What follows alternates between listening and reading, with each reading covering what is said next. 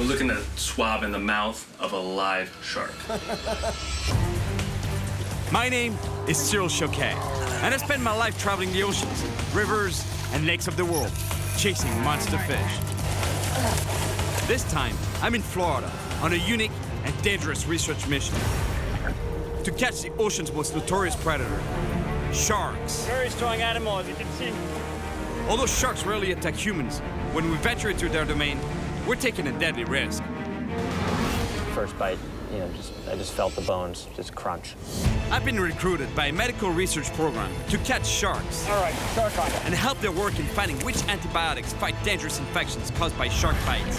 Infection is a significant issue here. The team needs me to help with the most perilous stage of their research. Got him.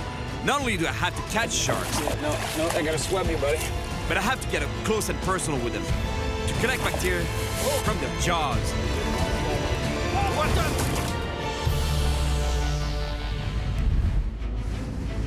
Usually when I catch sharks, it's by accident while I'm fishing for something else. But in this case, it's not, and it's for a good cause.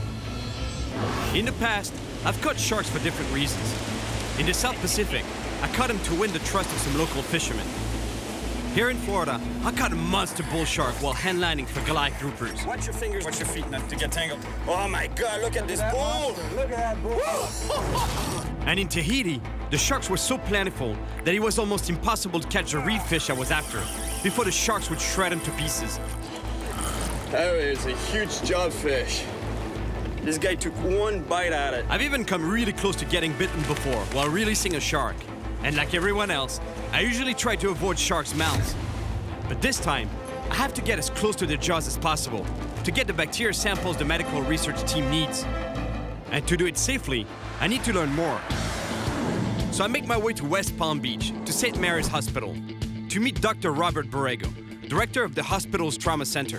Cyril. Doctor. Hey, thanks to you. He's the one who recruited me to join his research unit to help identify the bacteria found in the mouths of sharks. So this is where you treat your shark bite patients? I had a recent one not too long ago that was real bad. Once he got here, we did everything real quickly. Fixed his vessels, fixed his muscles, his nerve, everything. But yeah, he stayed 5 weeks in the hospital. And the main part of that stay was dealing with infection. I thought that a shark bite was mainly a trauma situation, but it's way more than that. The infection is a big deal. Infection is a significant issue here. Because you just don't know what bacteria are present in the mouth We of never sharks. knew that. And the reason why I started this study is a patient's family asked me, Dr. Borrego, what kind of bacteria are in the shark's mouth? That patient, a little boy attacked near the beach by a blacktip shark, almost died from the infection. In this area, blacktips inflict a lot of the wounds because people are swimming at the beach, that's where they are. I mean, by you coming and joining our team and helping us out to swab sharks, catch the sharks, you're part of an incredible study. We're trying to save people's lives. So I guess if I get bit during the swabbing thing, that's why I'll meet you again. You've been seeing me here. I hope not. You don't want to see that. Wow, let me tell you, seeing these wounds, I don't really like the sight of blood, and open wounds like that, it's quite intense, but at least it gave me a lot of motivation to help these guys. Dr. Borrego, he put me in touch with a pharmacologist by the name of Nate. Yes. He works with Dr. Borrego, but he's gonna be able to give me the swabbing kit and show me how to swab. We're looking at a swab in the mouth of a live shark. This can get pretty messy. We're catching sharks off the boat's rocking, the sharks are fighting. We're trying to get a good, clean swab in there, right in between the teeth and the gums, and that's where all the bacteria can be harbored. The mouths of all animals contain bacteria. When a shark bites, bacteria enters the wound and multiplies, unless it's stopped. The samples I'll collect will help the team determine which antibiotics will stop these deadly infections. Over here is our shark model that we're going to practice on. It's actually a mako shark, the mascot of Nova Southeastern University. So one of the first things is that our swab is sterile. And you don't want to put your mouth just like I did, right? Right, you want, You're gonna end up with the wrong bacteria. There's some goo on that. Oof, there's a lot of bacteria right there. All right, so show me how it's done, man. Again, this is sterile. You cannot touch any of the Q-tip parts because that's going to contaminate it. Nice and tight. So when we're swabbing, we're going to make sure we get both the teeth and the gums, the top and the bottom of the shark. Here I'm demonstrating getting the bottom teeth, again, back behind the teeth along the gum line. I'm pretty good at flossing normally. Yeah. My dentist tells me I'm pretty good at it. So. I'm impressed. Yeah, see you. I think we found the right man. All right, let's do that on a live shark now. Let's do this. That's all right. All right. Hey, you have more swabs for me, though. I got 50 more for you. Practicing on a fake shark is one thing. Now, it's time to try my swabbing technique on the real predators. Here's the list of sharks I need to target while fishing. At the top is the blacktip shark, because according to Dr. Borrego, they are responsible for the majority of shark attack injuries that he treats. I really want to catch some sharks for these guys and help them out with their research. And if there's one place where I'm pretty sure I'm gonna find sharks, because I've been there before, it's in the Everglades. And as far as I know, they run kayaks there, so kayaking out to a remote beach, catching sharks from that beach, that would be cool. How you doing, man? Can I help you? Yeah, sure. I need a kayak. Okay, so let's see. You're gonna be back, say 5 o'clock? If I'm not back by 5 o'clock, send a crew out there. Party. Yeah, we'll send the Rangers out.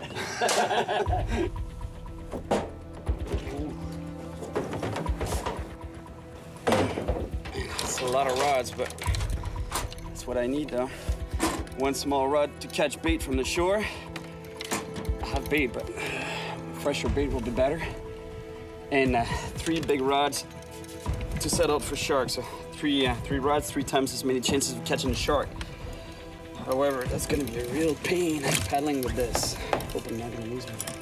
With so many rods in the kayak, I have to be very careful not to tip over. Sharks are not the only predators out here. I haven't left the docks yet, and already a huge croc is blocking my way out of the canal.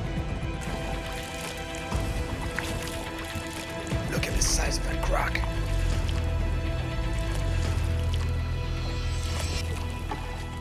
The croc takes a plunge. Time to go. I just hope it doesn't come back up as I'm passing over it. To reach my planned fishing spot, a remote beach on the ocean side of the Everglades, I have to paddle 5 miles into the wild. It's not the kind of trip you want to take too lightly. Besides crocs, several species of sharks patrol these waters, especially big bull sharks.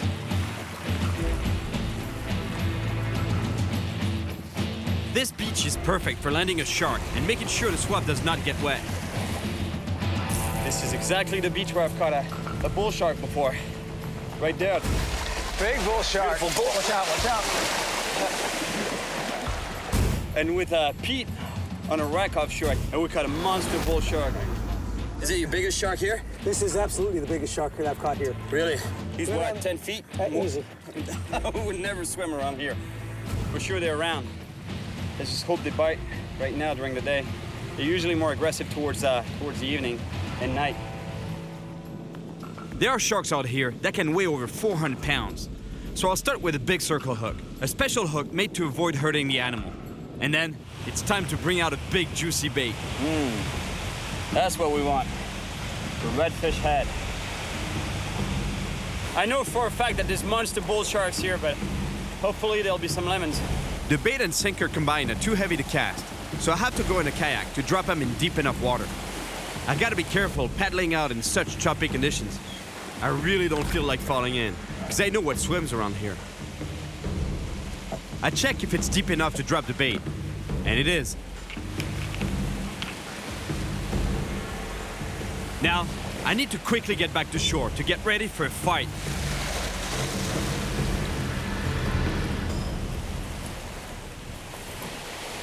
The rod is set, and the wait for a big bite can begin. I start rigging another rod to maximize my chances of catching a shark. Oh, shark there. He's taking off with the rod.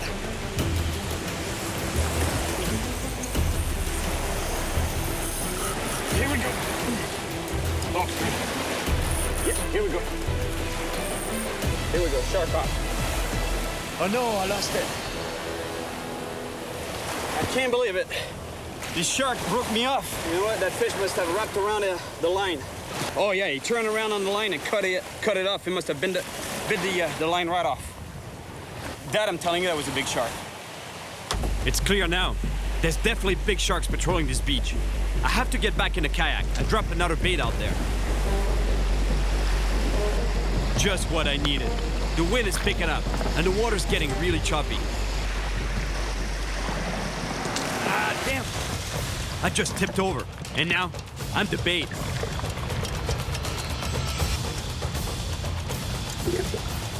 I've never gotten back into a kayak so fast in my life. But when you know what swims around here, you don't mess around. That was pretty intense. I finally get out to deeper water. Time to throw in the bait and rush back to the beach for some shark action. It's clear there are sharks here. Now, they just have to find the bait. I hope they don't take too long, because I have a long paddle to get back, and I don't want to get stuck here after dark. Here we go, another bite.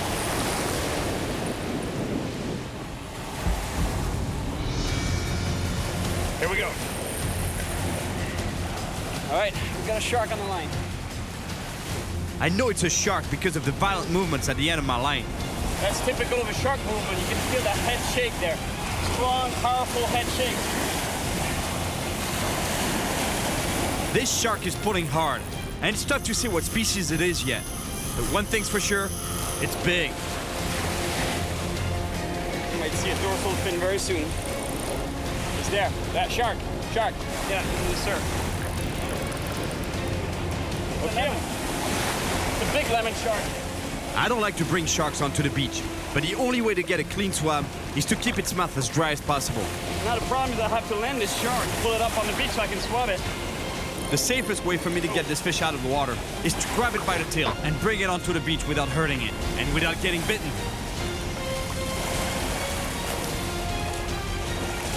This fight is almost over, but now the real battle is about to start. Getting the shark onto the beach. Come on, buddy. Lemon sharks are super flexible, and this one could twist around and bite me in a split second.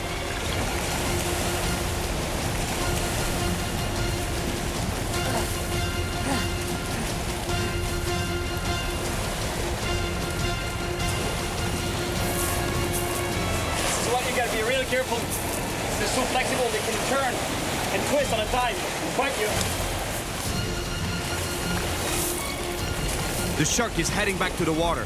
I have to stop it. Stay here, buddy. I have to swab you. In order to get a clean swab, I have to keep the shark's mouth open. Sorry, buddy. Just gonna take a minute. I think I'm getting a pretty good swab here. Okay, got it. The hook is out. The fish can go back to where it belongs. It's really important to remember that most sharks need to swim in order to breathe, so you don't want to keep this fish out of the water too long.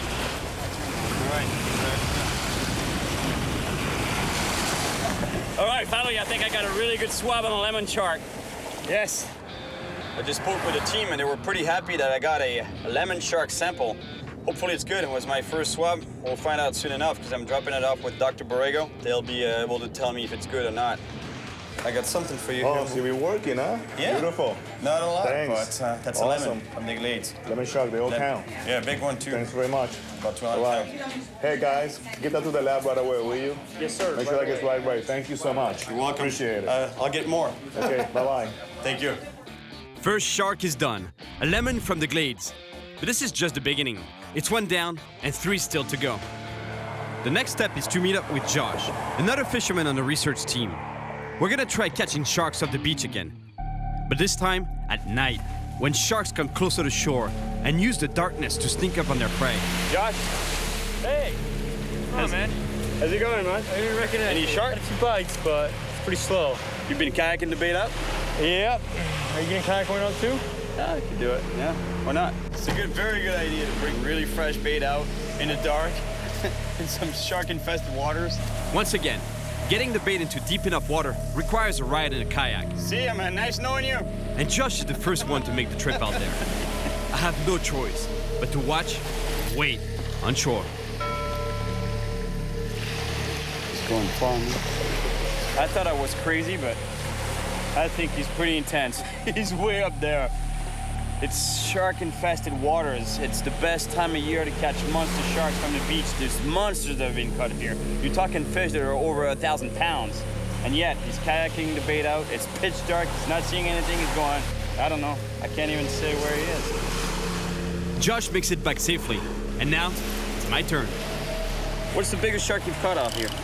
Over 1,000 pounds. Over 1,000 pounds, huh? Hammerhead? Yeah. Gosh. It wasn't me, it was my friend, but it was a very impressive catch. But it was caught here, in the same spot. It was caught, yeah, near here. Yeah. Where I'm kayaking the bait too, right? Oh yeah. I think we hooked a great white here once. We fought a fish for 50 minutes. Couldn't move it. Really, huh? Dude, that kind of freaks me out a little bit because they'll hit your kayak. Well, we're cool with one bait on the bottom, man. If there's a shark, you'll find this bait. Give me this thing. Are you scared? I'll drop it. Come on. It was stressful enough in the Everglades when I had to take the bloody bait out in the kayak during the day. But now, in the darkness, there could be a shark right under my kayak, and I wouldn't even know. Here we go.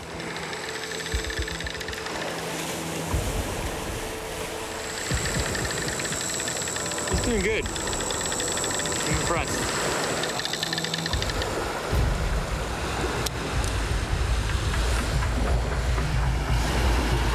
He's still struggling with the rock. He's tangled up. Let's go, drop the rock.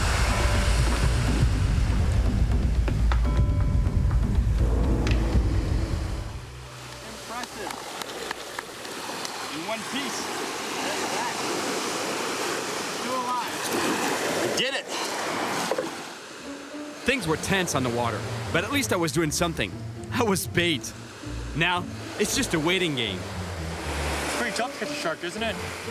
Yeah, it's not, you got to put that time to it, right? I spent out here many nights, never got a bite. So much work, you know, Yeah. bring the kayak out, drag it all out But here. then you see someone catch a nice fish, you're like, I gotta go back. Yeah. We now have 2 baits in the water, but why not another one? So I make a cast with one of my lighter rods, just to see if there are sharks even closer to shore. And they are. Oh, gosh, unbelievable. I'm way to this fish too. Here he is again. Oh, he's on there. He's chewing.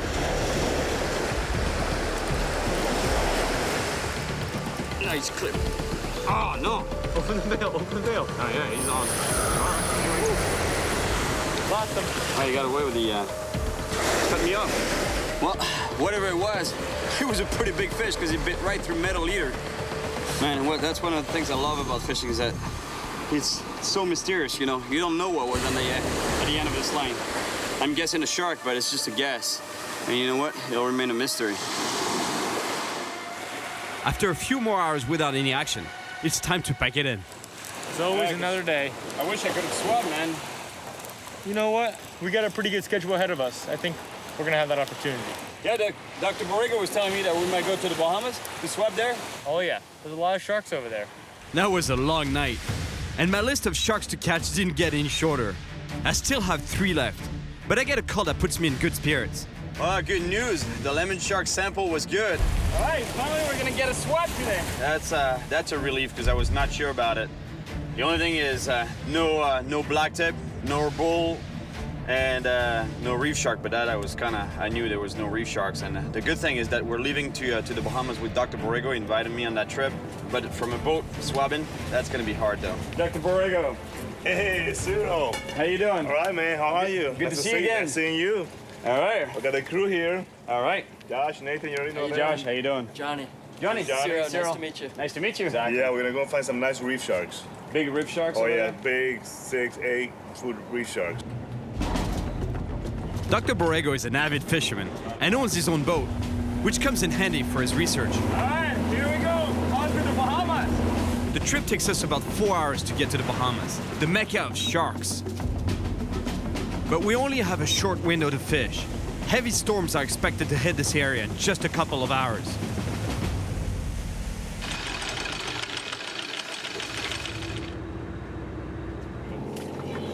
You're a pretty serious trauma surgeon there, huh?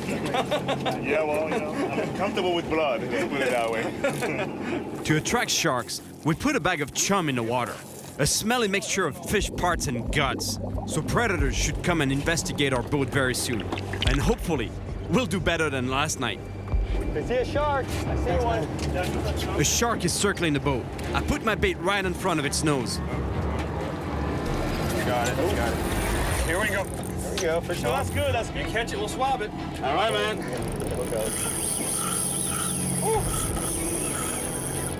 You be real careful, you know, when you handle a fish around the boat like that, because the line wraps just a little bit against the hull. It could damage the braided line. Good job. There you go, you got him. The shark is at the boat, but now the dangerous part begins. Getting a usable swab is really tough, with the crashing waves, the rocking boat, and the shark thrashing around. He's not covering so much. The shark is thrashing around too much. Nate can't get a good angle, so he passes me the swab. But then... Oh, cut us off. What happened? Break you off? Yeah. At least you got a little bit of something there. Yeah, something. No problem, we'll get the next one. All right. The shark broke us off. It broke the cable. Shredded the cable right here. We don't know if our first swab is good, so we throw out another bait. Here we go. And the shark takes it right away. This one's really not that big. Mr. Borrego, do you need a swab on that one? Cyril, the more samples we get, the better off our study's gonna be.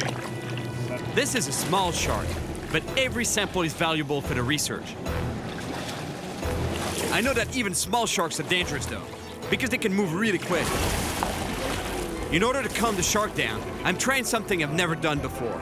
Holding the shark by the nose and turning it on its back to put it into a kind of hypnotized state called tonic immobility.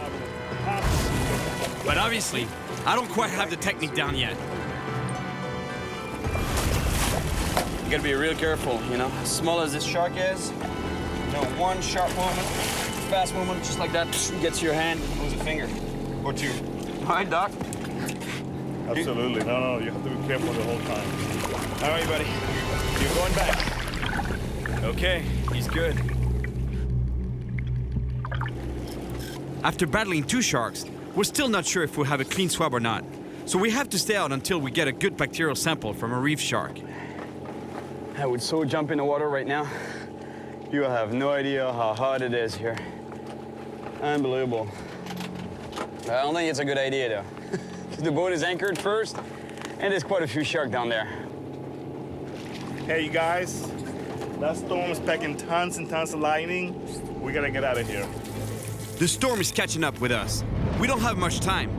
Josh sets up a gigantic bait. And now, let's just hope we catch a shark in the next 10 minutes.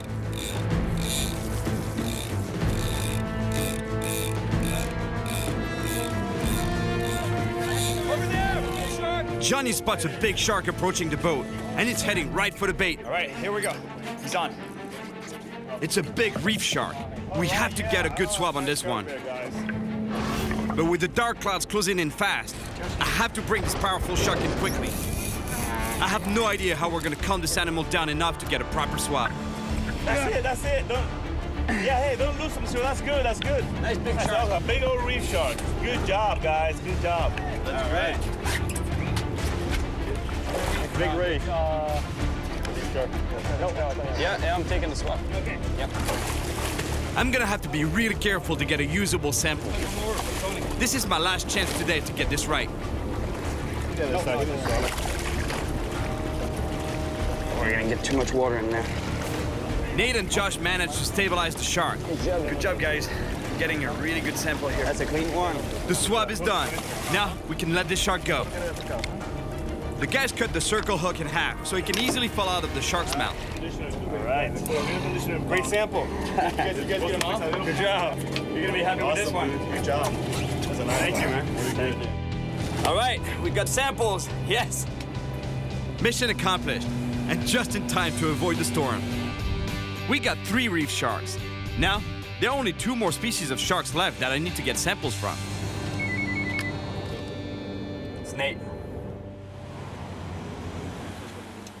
Really? Not good? Oh, just one? That was Nate. Imagine, he was telling me that out of all the samples that we got in the Bahamas, only one is good. Only one. It's funny, you know, he was with me there. You know, it's hard. You know, the boat is moving, the fish are thrashing their heads. Pretty hard getting a sample from a boat. So I have an idea. To get better at handling sharks beside the boat, I'm going out with some biologists I know who specialize in studying sharks. Nice meeting you, finally. Oh, I know. This is cool. Casey Bender. She's one of the students at Casey? UNF. Cyril, nice to meet you. These guys are pros at getting sharks as steady and calm as possible. Derek? Nice to meet you. That way, they can run tests on the animals before releasing them. How far do we go? Pretty close. We're gonna be about less than a mile, mile and a half from shore. Hell yeah. It's crazy how many sharks can be that close to shore. Yeah. Yeah. How big? And how big they are, huh? They can be 10 feet. 10 feet long, huh? The biologists intend to catch and study as many sharks as possible today. And if I'm lucky, we may catch a bull shark and a blacktip. What we're doing here is we're baiting about, you said 50 hooks, right? Yep. 50 hooks to put on a long line. It's used commercially for offshore fishing and all kinds of fishing, actually. And but in this case, it's going to be used for scientific purposes. Right now, we're about to pull the main rope to which we'll attach all the baited hooks. It looks like we've done that a couple of times, huh? Yeah. Yeah. Well, I'm standing in a pool of blood, so it's a little slippery. Hey, Derek, you did the good job, huh? Absolutely. you know how to not get dirty there. Sorry. All the baits are set. Now, it's time to see if we have any sharks on the line. Well, I say we're gonna have some luck with this long line. I think so. Long line should be good, yeah, I agree.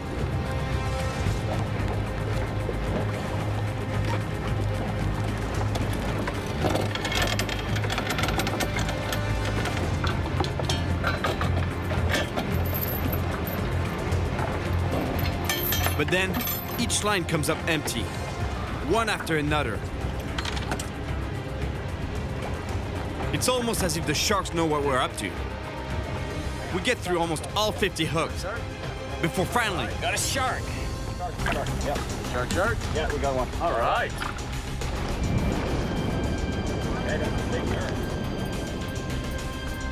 He's a big nurse shark. Nurse sharks are not one of the species I need to swab. But the biologists are very excited because they can do an ultrasound for their research. And to do that, they want to bring it on board first by lifting it by the tail. So while Derek clears the deck to run the test on the animal, Jim clips the shark onto the boat railing.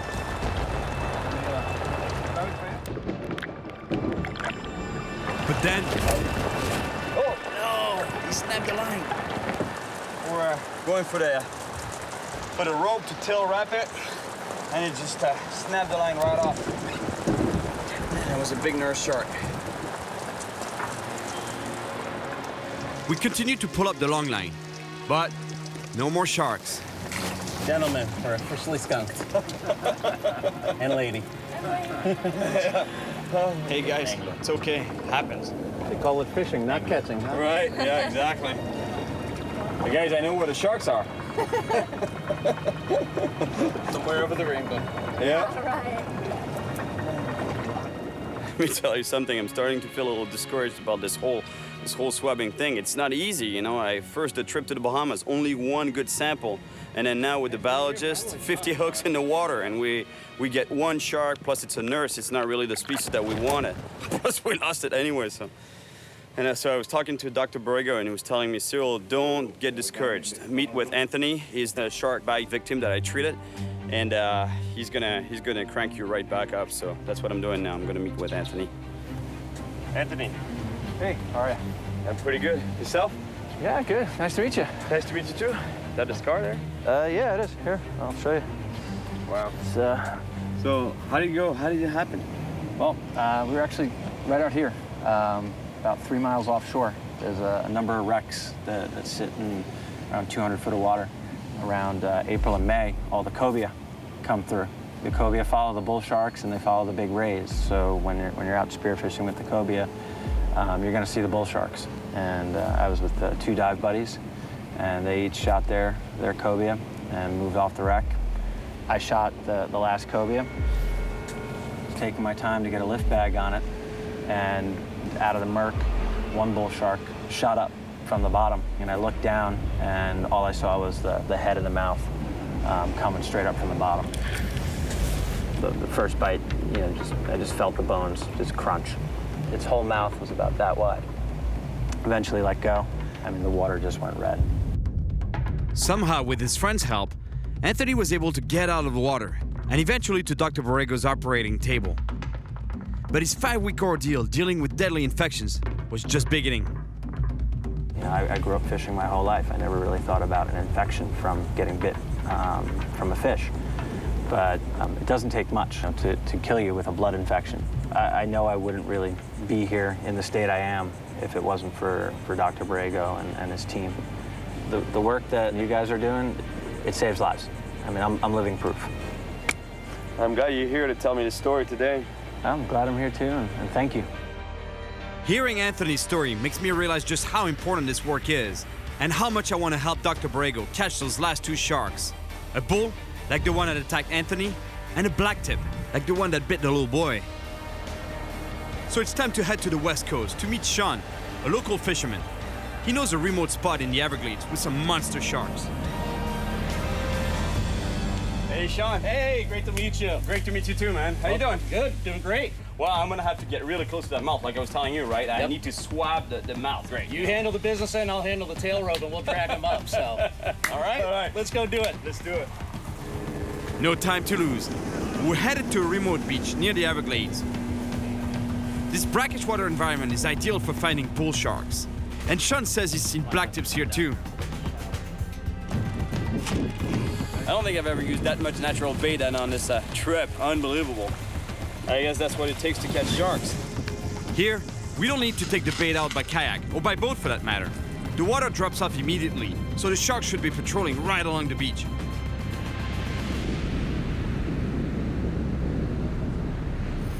All right, here we go.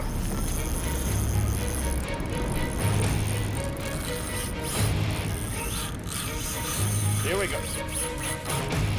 Hey, Sean. I hope it's a bull shark or a blacktip.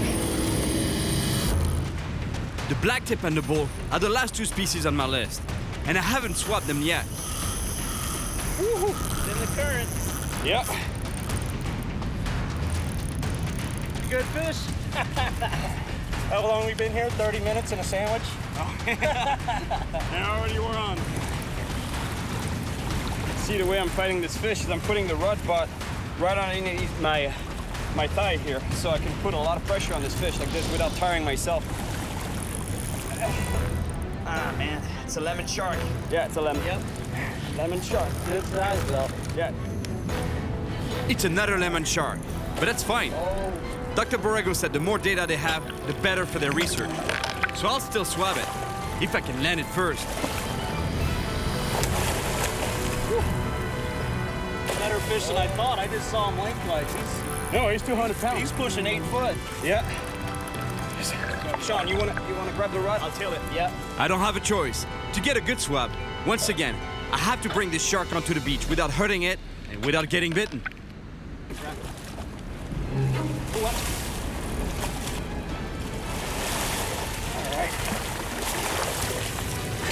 Look at that. Yeah. Right in the corner of the mouth. Yeah. That's a big lemon shark. That's not what I want, but That's not the right species exactly, but that's a pretty nice shark. I think Dr. Borrego will be happy with that, guy. So this is how it's done. Right here. I have to rush and get the shark back in the water. oh, what?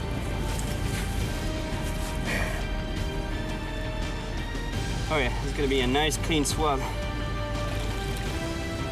All right, I really gotta rush to put this fish back in the water. It's gotta get swimming. Thank you. I didn't grab the de-hooker.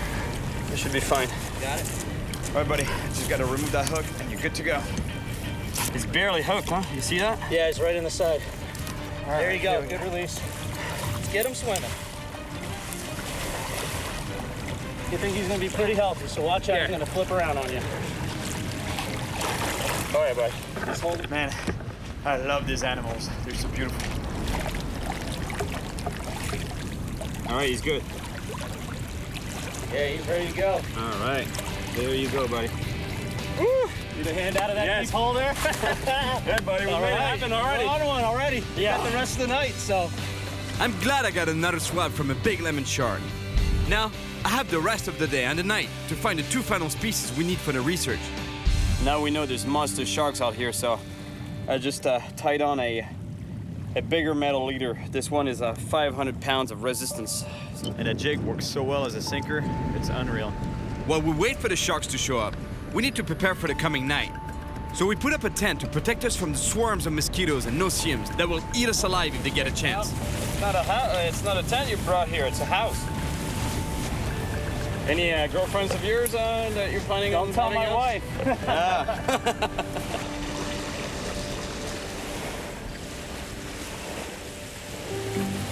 Sharks usually get very active when the sun goes down, and I'm just hoping that bulls and blacktips will show up tonight.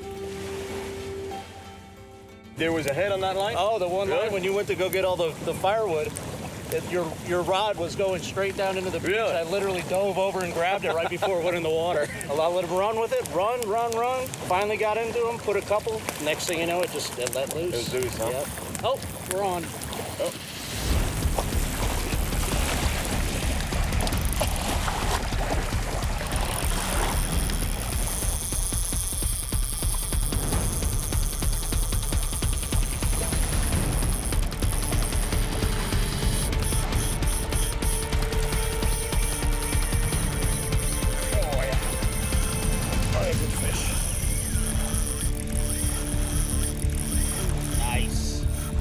We got a really nice shark on the line. Let's hope it's a bull shark. I don't know if we're gonna have to go swimming after him. Let's hope it's not a lemon. Let's keep our fingers crossed. Bull would be fighting more than that, though. All right, you see some color? That's a lemon. Looks like a lemon shark again. Yeah, another lemon.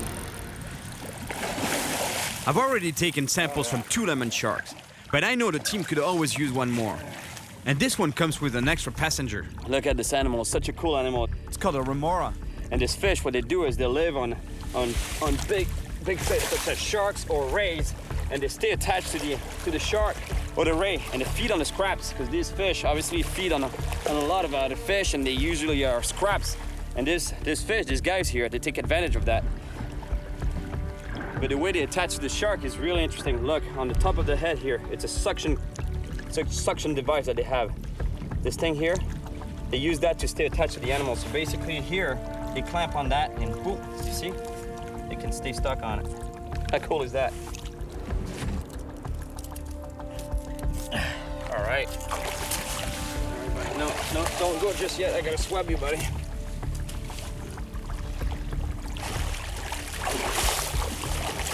There you go. Over there, buddy. That's the 3rd swab done on the lemon shark. Still no sign of bull or blacktips though. 2 of the most dangerous sharks off Florida's coast. According to Dr. Borrego, although the blacktip is generally smaller than the bull shark, it's responsible for most of the shark-related injuries that he treats at the trauma center. Here comes Captain Kevin Bellington. So he's coming to our rescue here, maybe take you out the rest of the day and get some of those bull sharks that we missed last night. Morning, fellas. How you been? Good to see you, bro. Thanks for getting out here. Hey. Hey, this is Cyril. Cyril. Nice to meet you. How do you do? I'm pretty good. And we're off. I'm feeling the pressure here. This is my last chance to get the sharks Dr. Borrego and his team need for their research.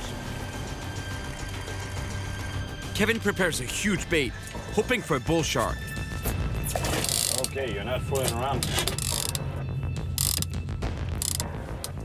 I'm using a slightly smaller bait. I hope to catch a blacktip, as I know it's the priority for the research. The baits are doing the job. Predators are showing up. Oh, a big barracuda. Oh, you got it. You got your bait. The barracuda goes for the bait, but he's not alone. There's a shark with it. Yes, it's a blacktip.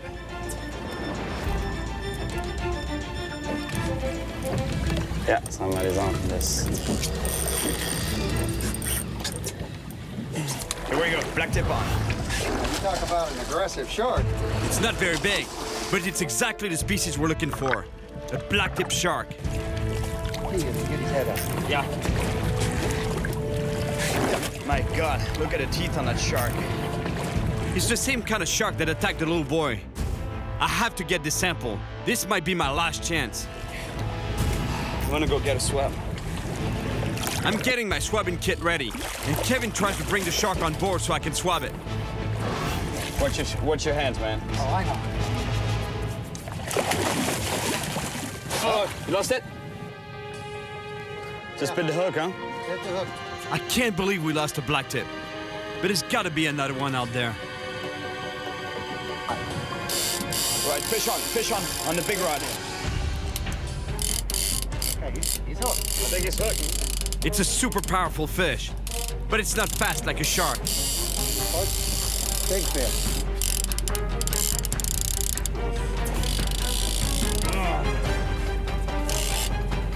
Big fish. Might not be a bull, though. He's not making the fast runs. No, I think it's a Goliath. All right, here we are. It's not a bull shark. It's a Goliath grouper. Oh, no, that's not you at one, buddy. There's some huge fish out here, and this is definitely one of them. I usually love catching these guys, but it's not what we're looking for right now. We have to set him loose as fast as possible so we can keep fishing for a blacktip shark. He's a beautiful Goliath grouper, but unfortunately, it's not what we want. All right. Got the Goliath. The bull sharks just did not show themselves. And we've got a big storm brewing here about 10 miles to the east of us. We're gonna have to start pulling things up and making our way back to the dock before we get caught in the middle of that. We don't have much time. I have to catch a blacktip or a bull shark before the storm reaches us.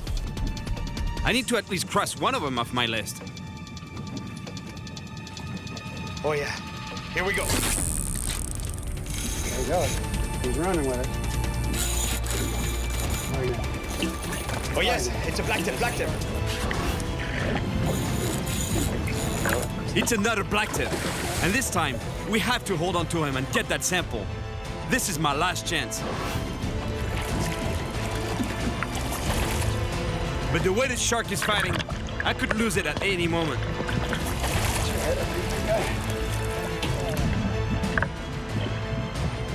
Get your swab. Yep. This blacktip shark is fighting ferociously. I don't know how we're gonna get this swab without getting it wet, but we have to try. Almost there. Almost there, Kevin. Almost there. All right, here we go. The shark stops fighting. Now's my chance. I lost one. It's ruined. I need to get another swab super fast. The line could snap at any moment. I don't want to take too long because he's not happy. I know, Kevin, I know. All right, shark. Keep steady, just like that. All right, that's Okay. good swab. It's good swab, man. The precious swab is sealed. Two of us will leave. There you go. All right. Good job. Swab. Good swab. I came to Florida to find the most notorious predator in the ocean and to help with a research project on antibiotic treatments for shark bite victims. I had to put my hands right next to the jaws of live sharks and almost got bitten a few times while I was at it. Even though I didn't catch a bull shark, I caught all the other sharks on the list and definitely helped Dr. Borrego's research. Along the way, I made some good friends. Good job. And hopefully, future shark bite victims will have a better chance at recovery. The work that the guys are doing, it saves lives. I mean, I'm living proof. Now it's a matter of knowing if I can bring you a clean swab. Worst case scenario, I'll do my own. Bring you. Ah, man, come on. You won't see the difference, really? Yeah, we might notice the difference.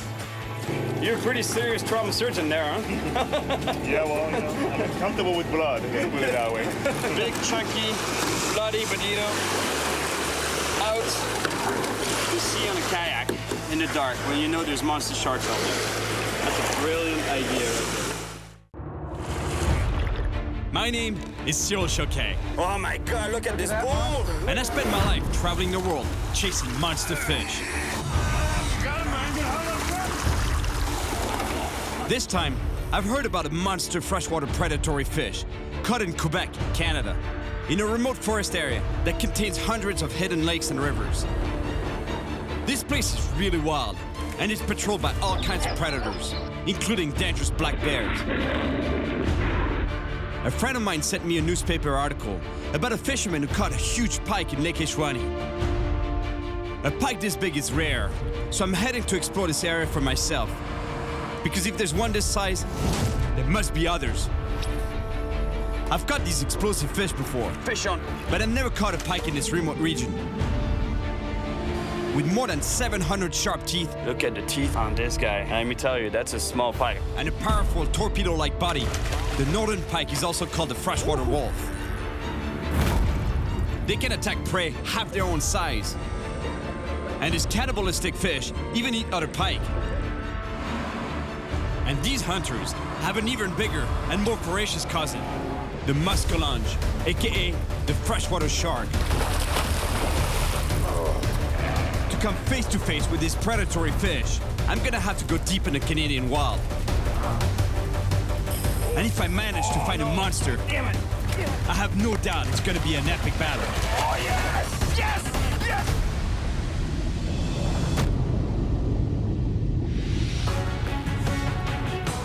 I'm heading to a remote fishing camp, located 6 hours northwest of Montreal, Quebec, Canada. This is the perfect place to catch a huge pike. In fact, at about 30 pounds and 4 feet in length, the giant pike I heard about was caught right here on Lake Ishwani. It's gonna be a challenge, but I'm hoping to get one just as big, and maybe even bigger. I've been deep in the wild Canadian forest before, and I can tell you, it's rough and so remote, barely anyone ever ventures out here. Woohoo! And that makes it ideal for monster pike. Fish on, yes. Check out the size of this pike. And the pike I want to catch this time is much bigger than that. It was a long drive, but I'm finally here. This place is wild and pretty far from civilization. It has to be a good spot to find huge fish. Hey, salut! Ça va bien? Ça va et vous? Bienvenue au pavillon Rocher. Jessica, Farid, and Eric run the camp here. And Farid explains to me that the local pike specialist, Nicholas, will only arrive tomorrow. So in the meantime, he's got a plan for me, if I'm up for it. There's a distant lake where few people have ever been before, and there might be some massive fish in it. But I'm gonna need precise directions, because this forest is huge and filled with wild animals. Cet après-midi, si tu veux, c'est de prendre le side-by-side. Farid shows me how to access the remote lake. A road goes partway there, but then I'm gonna have to walk through the woods and find my own way, because almost no one ever travels there. J'ai aucune idée, ça fait combien d'années qu'il n'a pas été pêché. Il y a du brochet. Il y a du brochet. Du gros? Il y a du gros brochet. That's exactly the kind of pike I want to catch myself. Je vais prendre 5 minutes de jaser avec mon guide de chasse à l'ours. Ah ouais, moi Je montrer comment, du coup, t'en croiser, comment... les probabilités d'en croiser, c'est parce que... The risk of coming face to face with a bear is pretty slim. But Jack, a bear expert, is gonna teach me about these potentially dangerous animals, just in case. Like if I was to walk in the woods, like would it be possible to get attacked by a bear, by a black bear? It's possible. There are some very, very, very infrequent attacks. Usually it's in an area where there is a very good bear population like and here. very small and a very small human population. In other words, you come out and there's a female that has cubs. She's never seen a human before. You're a threat. She may not attack you. She may just do a bluff charge just to move you away. Okay, and what do you do in that case, for example? Slowly back away from the bear. Don't turn and run, because then you're an object to be caught. Bears will normally stay away from humans, but if they find you alone in the woods, they can definitely attack. Jack's warning was a bit frightening, but I spent a lot of time in the Canadian woods, and I'm sure I'll be okay. I need to focus on my goal and find that lake deep in the forest where there might be some huge pike. To get there, the guys told me I could have fun with their buggy.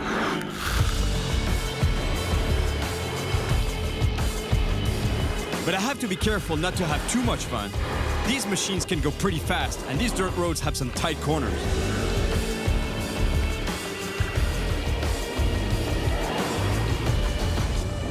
Look, that's gotta be the lake. Now, I have to leave the buggy and walk to get down to the lake. Man, I ate a lot of dust. Let's put it this way. Ugh.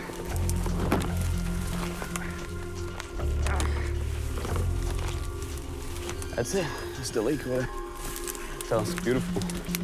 It's so much work to get here. I think there's a good chance I'm the first one to fish in this lake in a long time. And that can only mean one thing: big pike. Oh yeah, baby. It's been a long time.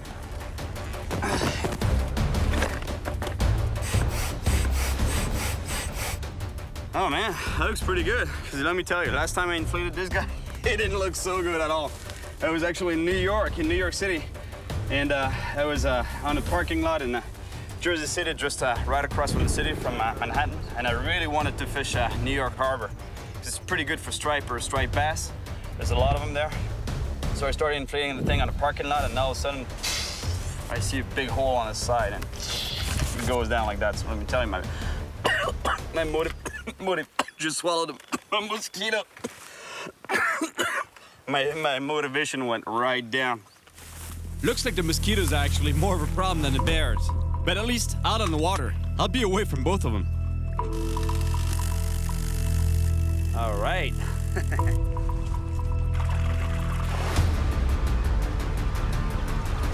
Oh yeah, dinghy boy. I've been missing this boat, let me tell you. This tiny boat. I've explored so many lakes and rivers that normally would be impossible to get access to if you don't have a tiny device, floating device like this. Caught a lot of fish from this little guy. Big fish too, but this time I hope I'm gonna catch this big pike. Huh, buddy? And here we go. First cast.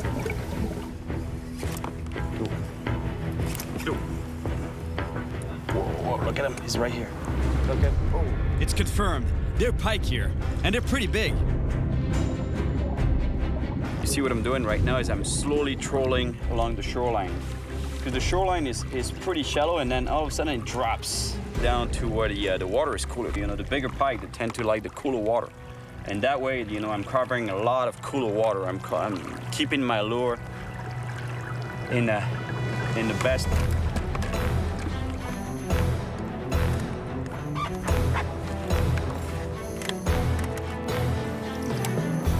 I hit the bottom with the motor, and I really hope it's not completely broken. But I'll deal with it later, because right now, I want to cast again. They're pike around. Fish on. What a bite. This feels like a big pike. And I'm in for a fight. I try to follow the fish with the boat, but the motor's not working. Woohoo!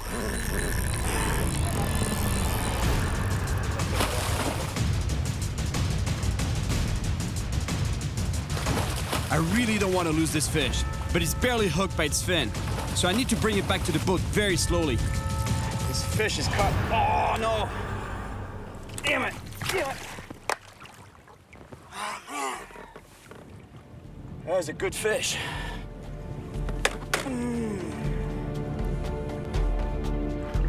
That was a big pike. Honestly, that was a big fish. And what happened is that this fish must have missed my bait. You know, when it turned on it, he missed it from in the mouth. I must have jerked on the bait at the exact moment when he was attacking it, and he got caught on the fin. So the fish, the wind blowing this way, the fish going this way, and putting a lot of strength. I was kind of slacking up a little bit on the drag, so not to put a lot of pressure on the fish, but still it got away.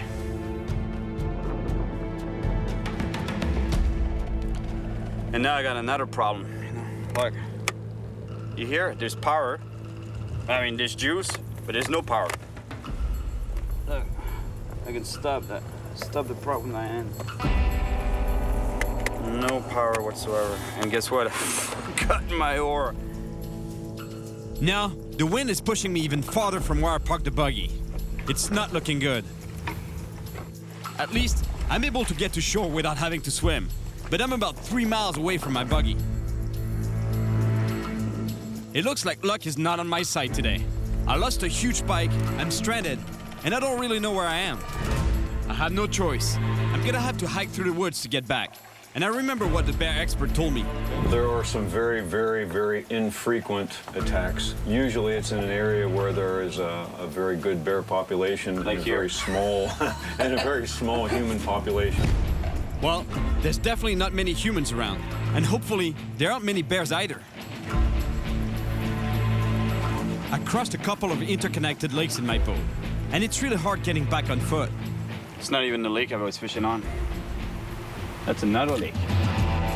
Well, I was looking for a remote and wild place, far from civilization, and I definitely got it. The shoreline is so rugged. I think the fastest way for me to get back to my buggy is through the woods. I want to get there as quickly as possible, especially because I have a weird feeling that I'm being watched. There's a bear. Either the bear doesn't know I'm here, or he doesn't care. Either way, I'm not sticking around. So I take the bear expert's advice and back away slowly. After 2 hours in the forest, I finally find my buggy, but my boat is still somewhere on the lake. Luckily for me, a friend of Ferry just dropped by the camp, in his float plane. Ah ouais, Cyril, on va retrouver ton petit bateau. Ouais, tu penses? Oh, oui. Bah, tu le connais, toi, ton territoire? Ouais. Hey, je suis désolé, les gars, je me sens vraiment comme un con avec cette histoire. Tu viens d'avoir ton brevet? Non, bah, on n'a pas besoin de brevet encore. Non. I feel so bad about this whole thing, you know, losing my boat and having to use the plane to find it. But at least they had planned to use the plane to go scout something in the territory. I don't know what exactly. Getting a ride in this float plane will give me a great view of all the lakes around here, and maybe I'll find a good fishing spot. But more importantly, I hope we find my dinghy, because I've been all around the world with it, and I really don't want to lose that little boat.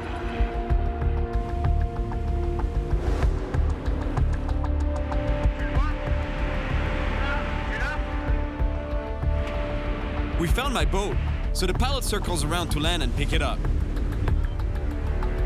This flight showed me just how vast the wilderness really is. Huge pike could be hiding anywhere. Bravo les gars, merci beaucoup. Mission accomplie. Ouais, vraiment cool. I found my dinghy. How cool is that? No more fishing today, but first thing tomorrow morning, I'll be back out on the chase. Today's the day. Nicholas, a fireman and local pike specialist, has just arrived. He knows this area like the back of his hand, and he also knows where to find huge pike. Salut. Salut. Comment ça va? Pleine forme, toi? Ouais, ouais. C'est toi alors le fameux guide? Effectivement. Le pompier guide? Exactement. Excellent. Pompier guide. Nicholas doesn't mess around. He takes me directly to one of his best spots.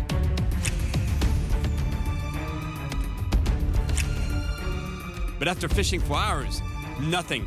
Not even a small bite.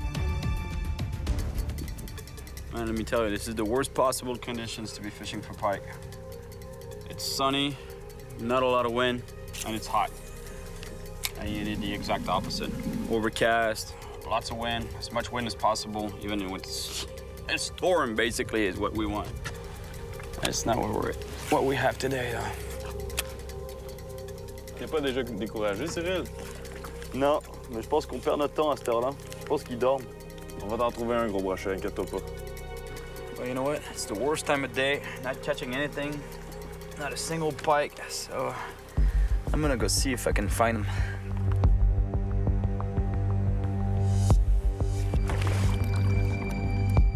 Oh, man, we're in Canada, no doubt about it.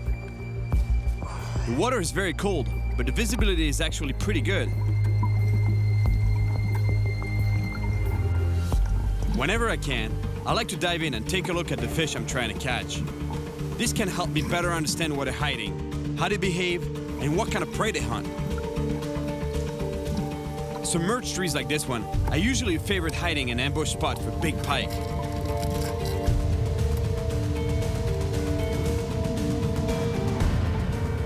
There, I just found a big one, and it looks like it's on the hunt.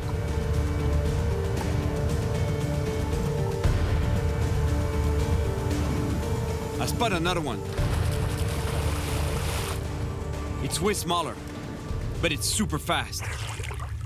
Well, yeah, for sure there's pike. You know, I saw one right on that tree, actually. It was swimming around the branches. Now, you know what? If we're not catching, it's because we suck, because they're here.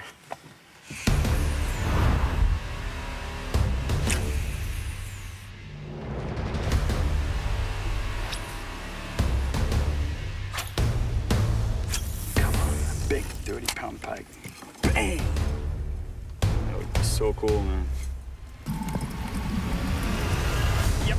Yes. Fish on. Yep. Nice. Woohoo. Finally, we kept casting, and it paid off. You see? If you keep insisting, eventually you catch fish. Although really, you know, let me tell you, it's not the size of the pike I'd like. Woo! Hein? Yeah. La taille moyenne, ça ici, hein? Ouais, exactement. I can't believe how much this pike is fighting. He doesn't want to get close to the boat.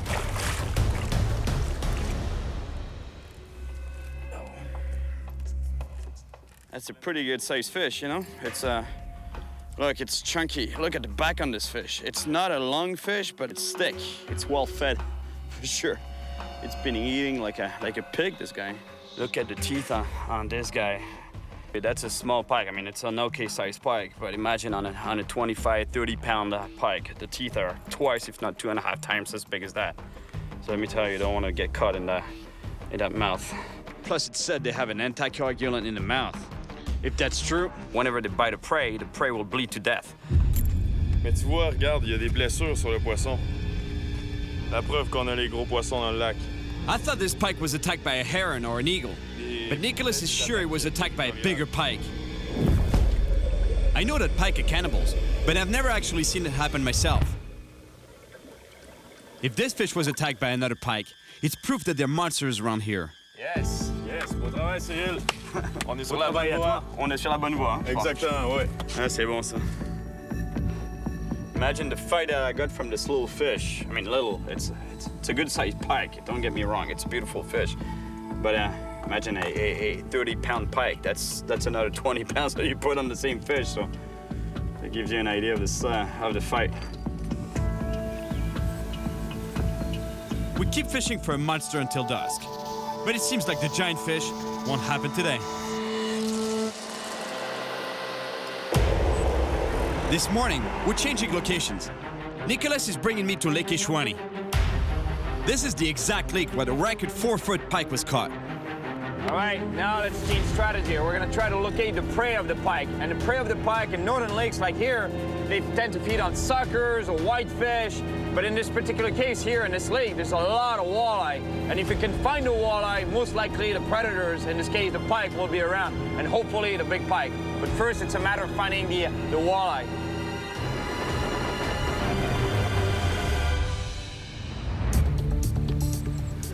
Fish on. Yep. Yeah. Good job, man. Walleye. And imagine the pike, they feed on that. That gives you an idea how big the pike can be. You know, there's one thing that's really cool about the walleye is this. You know, you see the white glow in the eye? It's called eye shine. It's actually the result of a light gathering layer in the eye that allows them to hunt in the dark. That's why one of the best times to fish for walleye is at night, actually, or early in the morning or late in the evening when the light conditions are really, really low. Now that we've found walleye, we're ready to catch a monster pike. And I have the feeling there's one nearby. Fish on! Yeah, man. Yeah! Oh! Oh non, c'est un pike! C'est un gros brochet, non? Un gros brochet! Ouais. Yes! Oh! Come on! See what we told you? Oh! Looking for walleye, we can find big pike. And that's exactly what's happening. This guy's feeding on the walleye. This pike is big, and yet it's barely half the size of the fish I'm looking for. He doesn't fit in the net. No! Yes! Oh! Yes! Yes! Yeah! Excellent! 13 livres. It's still not the monster we're after, but it's we're definitely on the right path to it. 13 pounds of pike right there. I'm sure that fish was here feeding on the walleye. Yes! Yeah! Bravo! Merci, merci, Hey, beau travail d'équipe. C'est à mon tour maintenant. Excellent, vas-y. Come on, there's got to be a bigger pike around here. Bigger northern pike, monster. 28 pounds. Imagine, that's more than twice the size of the fish that we just got. He's here somewhere, swimming in peace. But the day's almost over, and we need to get to a camp deep in the forest if we want to go fish an even more remote lake tomorrow. Check this out. Looks like the Amazon, only in Canada. This is really cool. I love it here. On est là.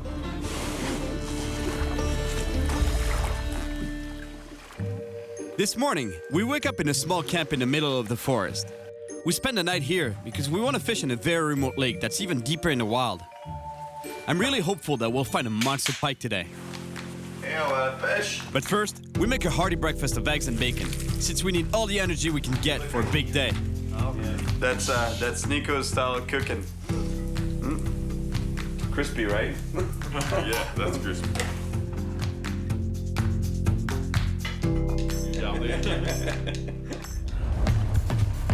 Here we go, on our way to the remote lake where we hope to find really wild fish, some which might never have seen any humans before.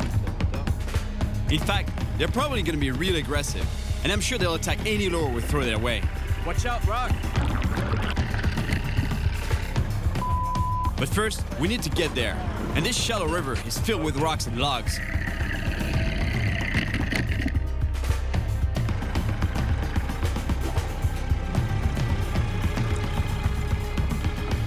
To get to the remote lake, we need to make it through this river. It's not very deep, and that's the problem. If we break the motor here, like I did the other day, we'll never make it to the spot and catch a monster pike. And it would definitely take us forever to get back to the camp.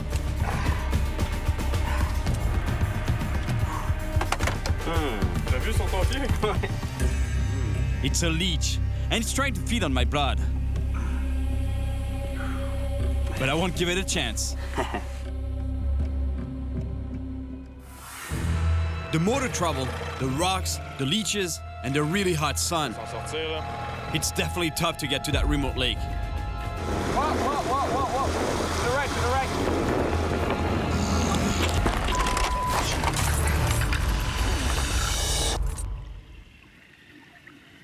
Ouch. That was a serious rock right there. When we finally reach the distant lake, the idea is to find some walleye, because they're prey for the big pike around here. So we get our jigs out and start bottom fishing for walleye. And as soon as we find some, we'll switch to pike lures. Fish on. Un poisson? Ouais. It's a nice walleye. We found the walleye, so now it's time to start fishing for pike. J'ai trouvé les brochets maintenant. Yeehaw. Man, we're looking for pike and we keep catching walleye. Can you believe it? On spoons, spinners, jigs, you name it. Walleye all over the place. The waters are infested with hungry walleye, but no pike yet. Fish on. At least, we're getting a little bit of action, and it definitely feels good to be catching something. We can't get away from him. Look, to the size of the spoon I'm using. Look at what he attacked. We've fished all day, and we did everything we could. But no matter what kind of lures we've tried, we're only catching walleye. Since we're so far from the camp, we have to leave without the monster pike. But I haven't lost my motivation to catch a huge one. And to do that, I'm gonna head to a different region. So now I'm on my way even further north. I'm gonna fish another outfitters there. It's called ferocious, which is horseshoe in French. There's a lot of pike there, and that's what I've been told. So hopefully there'll be a monster pike for me. So far, I've caught a few small pike, and only Nick caught a bigger one. Oh non, c'est un pike! C'est un gros brochet, non? Un gros brochet! And that one was only half the size of the fish I'm looking for. But I've heard that the next lake that I'm going to is famous for its big pike. It's even deeper in the forest than Lake Ishwani, and I hope my luck is gonna turn around soon, because I'm not gonna stop until I find a monster. We don't waste any time, and Francois, the owner of the outfitter, takes me to one of his favorite spots for big pike. Francois tells me that there are a lot of small pike in this lake, but there are also huge ones, and the trick is to get to them before the small pike attack our lures. So I try a few different lures to find out which one works best.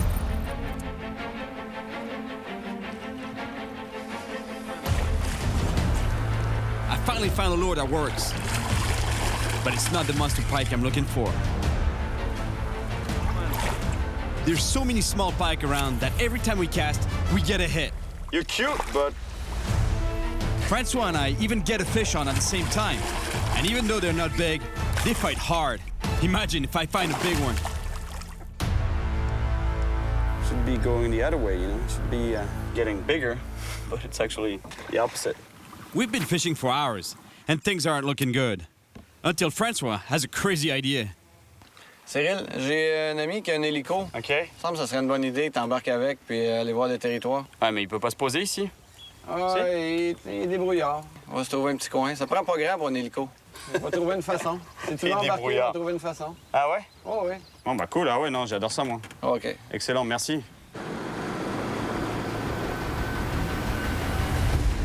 A trip in a helicopter might be a good idea. This place is so huge, we'll be able to cover a lot of ground super fast. And from up there, I'm hopefully going to be able to find the best spot for big pike. Francois gives his friend our GPS coordinates, and it doesn't take him long to find us. Et il va se poser où? Parle-toi, ouais, mais prépare. Mais va au bord, il va se poser là-bas, non? Oh, ça va rien ici. Non, tu rigoles. Sérieux? Dans la chaloupe. Francois actually wants me to get in a helicopter from the boat. The co-pilot has a hard time getting out, and now it's my turn to get in. This is a bit crazy.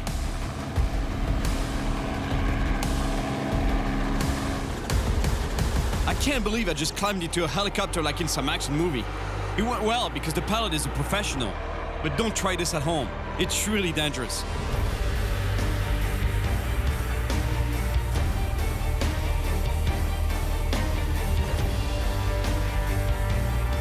This is it.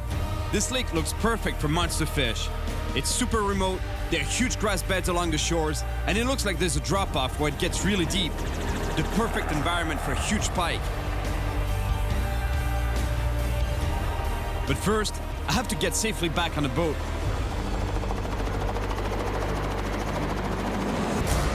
I'm not exactly graceful, but I made it. Now, the helicopter needs to come back for the co-pilot. The pilot is so good.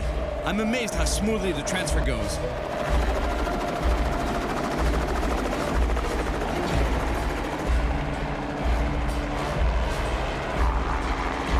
Yes! A James Bond arrival! Let's go fishing! Oh, c'est proche de nous faire rire. Je pensais que ça y était. J'ai failli finir à l'eau. Oh ouais, c'est bon. We don't waste any time, and we head straight for the lake I just found. I hope this plan works, because it's my last day in this region. On veut plus gros, on va trouver. On veut toujours plus gros, hein? Ah, on va trouver.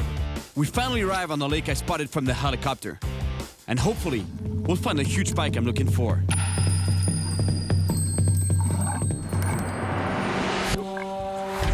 Fish on.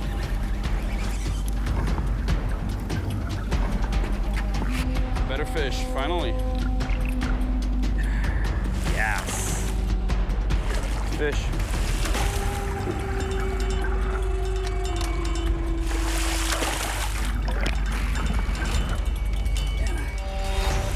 It's a good-sized fish, but it's far from the giant I came here for.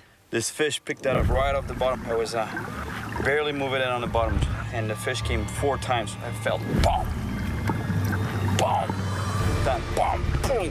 Come on here, buddy. We've tried it all the techniques and all the lures, and I'm running out of ideas. It's not hard to get an average-sized pike, but a monster one, that's another story. This is my last night here, and I think I'm gonna have to find a plan B if I want to catch a monster fish on this trip. Oh, I didn't catch the big pike, but, you know, look what I got as a trade-off. Yeah, it's beautiful. Got a lot of fish, you know, not the monster one, but that's pretty cool. It's beautiful here.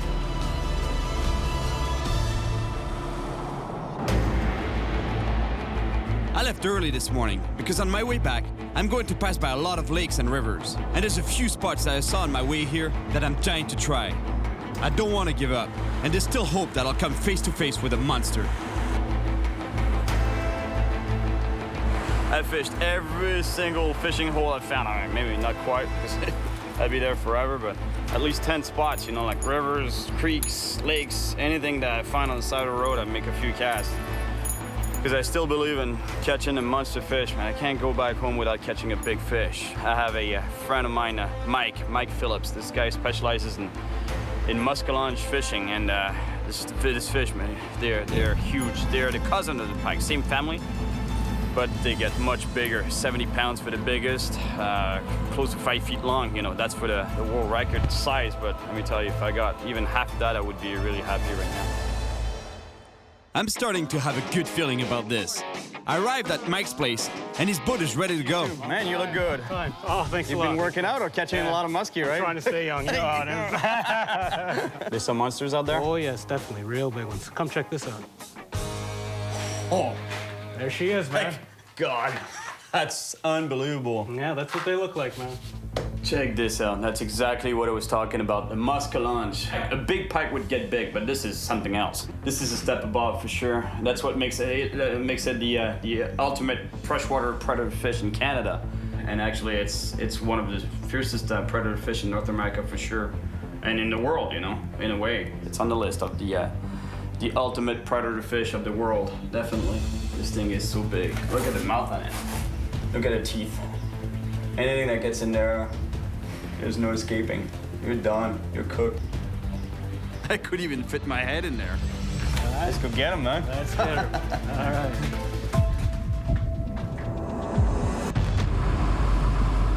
I'm heading out on the St. Lawrence River near Montreal, Canada, with my friend Mike, chasing a massive freshwater predator. Holy, look at this thing. Oh. Yeah, I think that right now I'm throwing the heaviest lure, or if it's not the heaviest lure on Earth, it's certainly not far from it. This thing is incredible. It's a pound, right? It's a pound, right? It's a pound, yeah. The muskie is the bigger cousin of the pike, and it's often called a freshwater shark. It's a real predator and is incredibly voracious. I'm hopeful that we're gonna find a big one, because Mike knows this area very well, and he's so good at finding muskie, his nickname is Muskie Mike.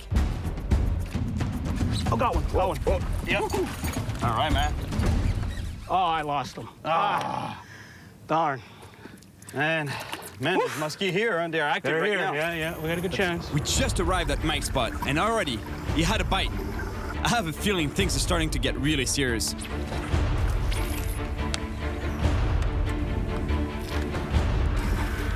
Oh, something there. Oh, geez. See him? He went that way. But they're here, huh? Yeah. Mike got chased by a muskie. He was coming fast for it. We were pretty sure he was going to take his bait, then turn around. Just lost his interest, I guess.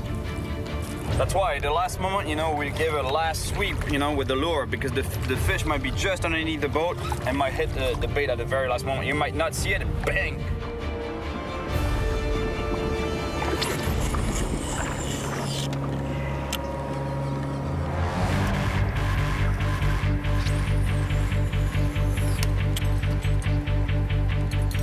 All right, Mike, let's catch a muskie, man. Oh, yeah, here we go. Here we go. Fish on. Oh, no. Got away. Oh, my God. Had it on. Right here. Look at the fin. Was it new? Yeah. Look at the fin. Almost. Yeah. Almost bit it off. Let's get them while they're hot.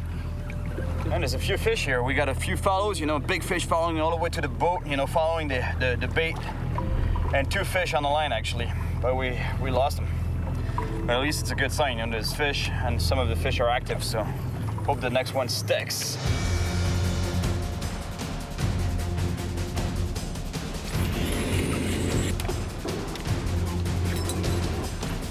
It often takes a lot of casts to catch this freshwater shark.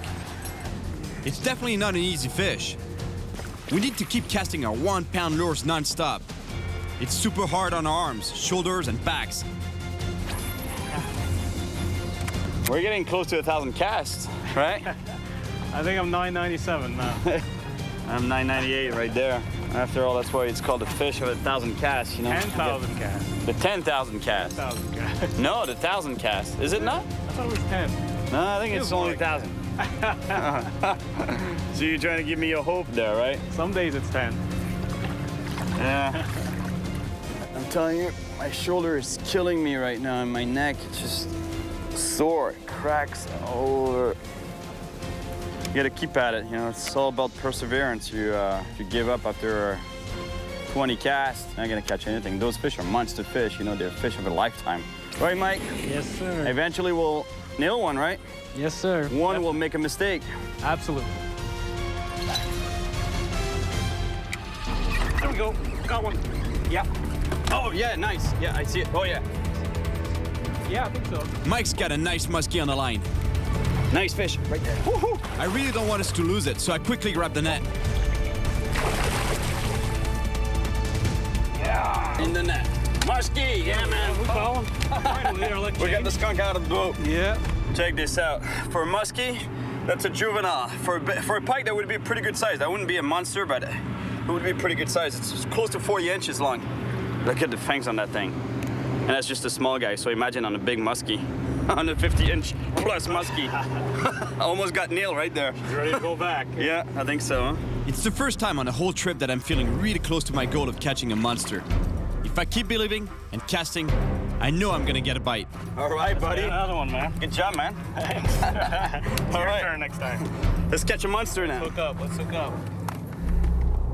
Let me tell you, this fish, they've seen a lot of these lures swim on top of their head. They're smart. That's the reason why they got so big. They've seen all kinds of shapes, patterns, colors.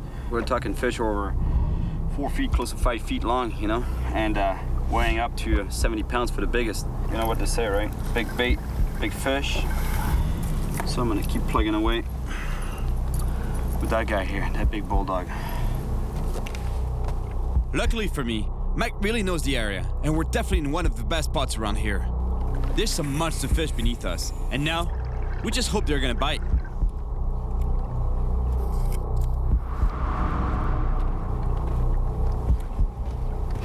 Yes, fish. Okay, here we go. Fish on. Here we go, Cyril. This is it. A muskie just attacked my lure. All right. I'm gonna go easy on him. Woohoo! This time, I'm not losing it. I need to land it, but it's not gonna be easy. It's fighting hard, and it's definitely the biggest fish I've had on my line this trip. Oh no, it's a good fish. It's a good fish. Oh yeah, he's a good baby. Oh yeah. Oh, that's a fatty. That's a fatty. That's a fatty. The fight isn't over. The fish is hitting hard with big head shakes. Oh yeah. That's usually how they get off the hook. Okay, slip him in there, man. All right. Oh yes, yes, yes. Yeah, man. Oh yes. I love you, buddy. Woo! Yeah. Oh yeah. That's what I'm talking about, right there. Woo! Oh, we can do better, man. 47. It's not a fatty. It's a fat fish. Yeah, it's not that long, but it's close to fat. 30, solid 30 pounds for sure. You think 30 pounds? Yes, sir. That's 30 pounds. Easy. Big fish. Look at the teeth on that. Thank you, man. Almost as long as me. And I'm not kissing her. Give it a kiss, man. Come on. All right. All right. There you go. Beauty. Its head is bigger. It's bigger than mine. Unbelievable. She's prettier too. Thanks, buddy. I want to catch a bigger one now. I couldn't get a big northern pike. They're there, They're there in the woods somewhere in the lakes of northern Outaouais, but let me tell you, I'm pretty happy I have that in my hands right now. Thanks, thanks a lot, Mike. Honor, man. Thanks, buddy. Beauty, man. We worked hard for her. Oh yeah. Good job, buddy. Hey, Thank you. congratulations, Thank you very much, buddy. God. Thank you.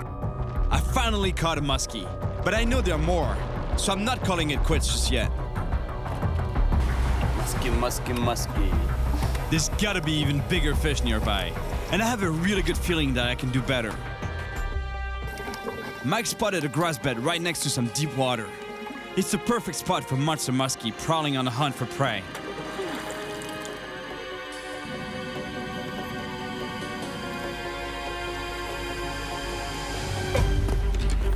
Fish up.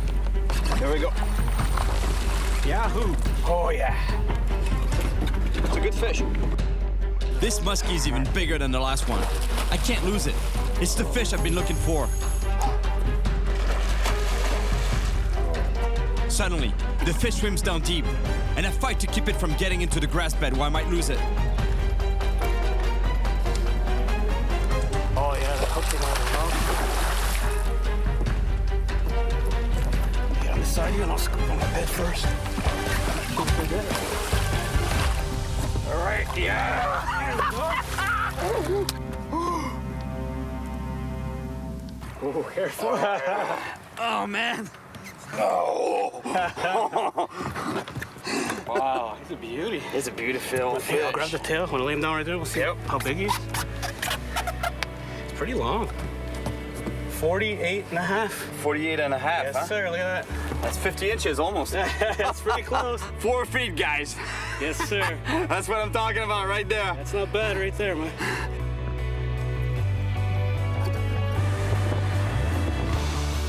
I began this adventure in western Quebec, Canada, because I heard there are monster pike swimming in the remote lakes and rivers of that region. And although I didn't catch a huge one, I know I'll be back there one day to finish what I started. What a trip! Yes!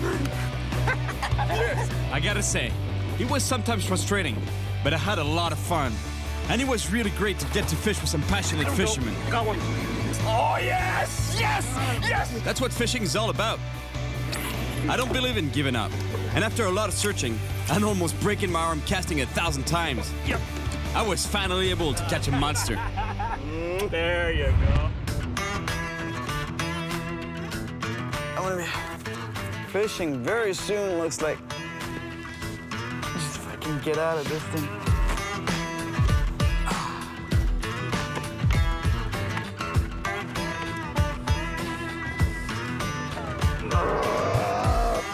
And I'm not kissing her. Give it a kiss, man. Come on. All right, show, right? There you go. Beauty. You guys saw that? Big gator here.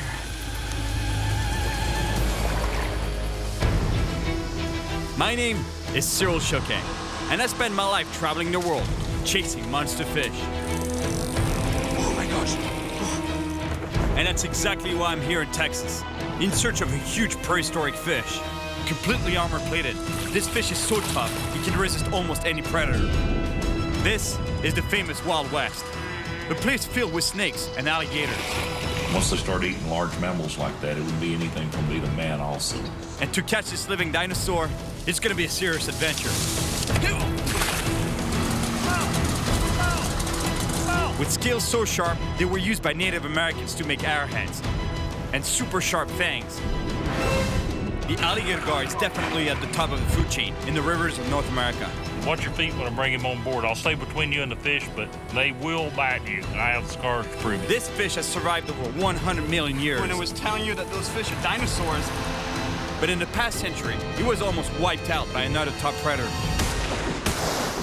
Feared and misunderstood, the alligator gar was hunted down and massacred without pity. I've heard stories of alligator gar becoming so big that they've been confused with real alligators. I don't want to spend too much time in this river. Big alligators. I want to see these monsters up close. I can't lose this fish. And my ultimate goal is to catch the biggest one possible, alone and from the shore. Look at this monster. I'm here in Texas on a mission to catch a huge prehistoric fish, a beast that can grow bigger than me and actually longer than me. Imagine catching a fish like that in a river from the shore alone. That'll be the fight of my life. I've been to the south before, chasing monster catfish. With my hands. It's called noodling, and let me tell you, it was pretty intense.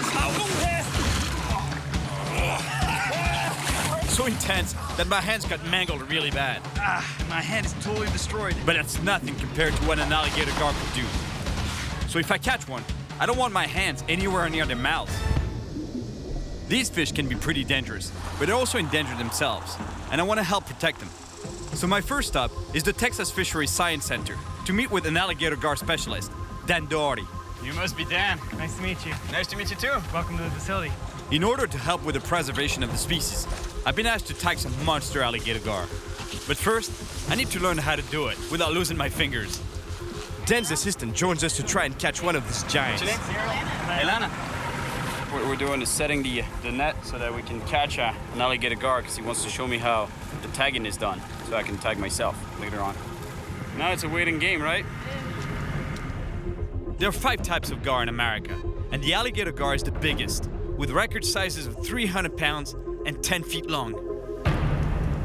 So why do you think that they have such a bad rep, you know? What makes them such a terrifying fish, you know, like in the mind of most people? I think it's the teeth. The teeth, huh? And size. And size, because yeah. they get humongous. In the early 1900s, they were considered a nuisance fish or a trash fish. They weren't any good for market meat, and there were actually many programs in a lot of places to eradicate gar from systems. Yeah, it's crazy because this fish, they've been around for what, 100 million years or so, right? And yet, in the last 100 years, we've almost decimated the species. Yeah, it's crazy how fast things can happen. It's pretty sad, I'd say. Oh, we got something. Oh, we got. Yeah. Looks like it. I think there's some movement in the line there. There, you might get a splash. Well, I think we're just about to see an alligator gar. It's a gar, but just a baby. And it's the typical size they can catch in our nets. But Dan wants me to catch monsters, hopefully 10 times bigger than this one. All right, first alligator gar I ever see. Alligator gar can live outside the water using their air bladder to breathe, sort of like a primitive lung. Whoa, look at the teeth on that thing. Obviously, the bigger the fish, the bigger the bite. You gotta be careful handling these. Everything on them is sharp, poke you, stick you, or cut you. Wow, that's an amazing looking creature. Yeah, very prehistoric. It's almost 2 feet around and almost 4 feet in length. 4 feet in length, huh? And yeah, that's still a baby. Still a baby. Pretty good sized fish would be a 100-pounder. Oh yeah. That's what you want me to tag, right? Big fish, bigger the better. The bigger the better, huh? So how do you tag this guy? We tag it right here at the base of the dorsal fin, just above the scales. Just insert the needle. Push in. Pull the button, pull the needle out, and the fish is tagged. Shall we put him back in the water? Yeah, let's let him go. There are 2 reasons for tagging this fish. To help keep track of their growth rates, and to find out where alligator gar travel throughout their lives. Oh, you're a pretty slimy fish. Just put a lot of pressure on me. He wants me to catch a monster gar, not the little guys, you know? This is it. I'm heading to the famous Trinity River. 700 miles of muddy water that still hides some huge gar. Some of these fish could be more than 7 feet long. But these wild animals are tough to find, and even tougher to catch. All right, let's go catch a monster alligator gar, alone. The path is long and really rough along the river. And I have to keep in mind that while I'm looking for alligator gar, there's something else in the muddy water, watching my every move. Hey, buddy. I brought 3 rods with me in order to maximize my chances of catching a huge gar. But I only have 1 pair of hands, so I have to improvise some real fancy rod holders. A good old carp head. Still have the brains in it, the eyes for maximum juices and odors.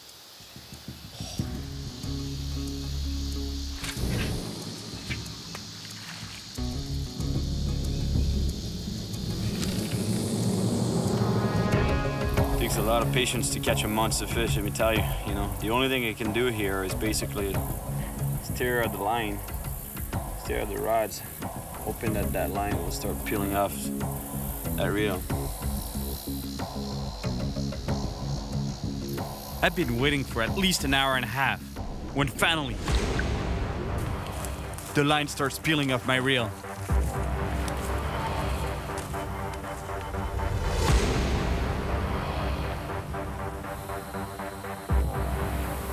I'm getting a good hit here.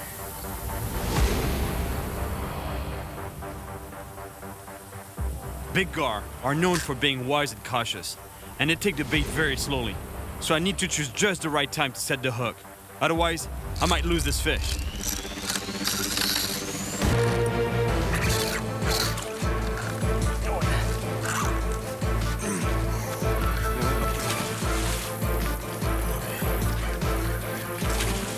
Here we go.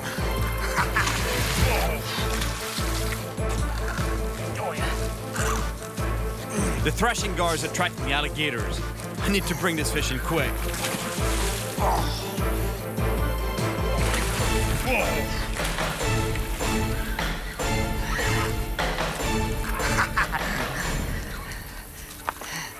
To get a gar. Now, the dangerous part. Although it's not the monster I want, I still have to tag and measure this gar. At any moment, this fish can spin around and bite me, so I put my gloves on to protect my hands from its sharp scales and fangs. It's not a monster fish, but pretty decent sized fish. Oh, man, I'm stuck. To tag this fish, I have to bring it onto the shore, and I'm afraid we're both gonna get muddy here. Plus, my feet are really stuck, so I'd better watch out for gators. Nice. It's not a monster alligator gar, but it's a good sized fish. Gar can breathe outside of the water, but I still want to put it back quickly to keep it healthy. And I need to hurry to tag and measure it. I really don't like the gators getting too close. Now I gotta get a measurement on this fish. A length and a girth. If I can reach the measuring tape. I'm trying to get a measurement of an alligator gar, and before an actual gator gets too close. It's not like there's no alligators in this river too, you know. I don't want to sit here too long. 56 inches. My God, look at the hook. That is just a small fish. Totally bent it. All right, alligator gar, you're going back. Beautiful fish, beautiful monster. All right, buddy, you're going back.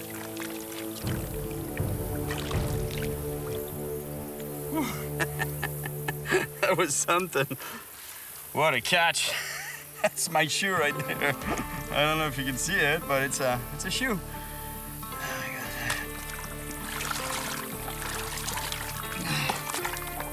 What a mud bath here. I caught a nice alligator gar, but after being hunted for so many years, the monster ones have become really rare. So I've decided to go to Crockett City, named after the famous trapper Davy Crockett. I'm here to meet a professional gar fisherman who has the perfect boat to access the most remote stretches of the river. There, I really hope to find the real monsters I'm looking for. Steve?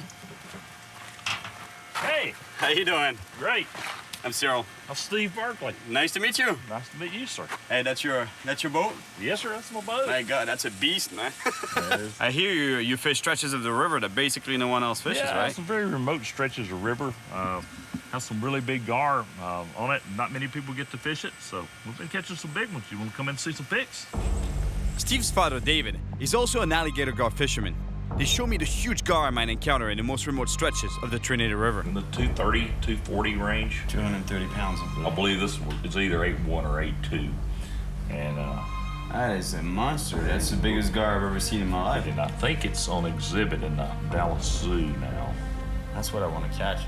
I know. David hunted alligator gar back when the fish was relentlessly slaughtered.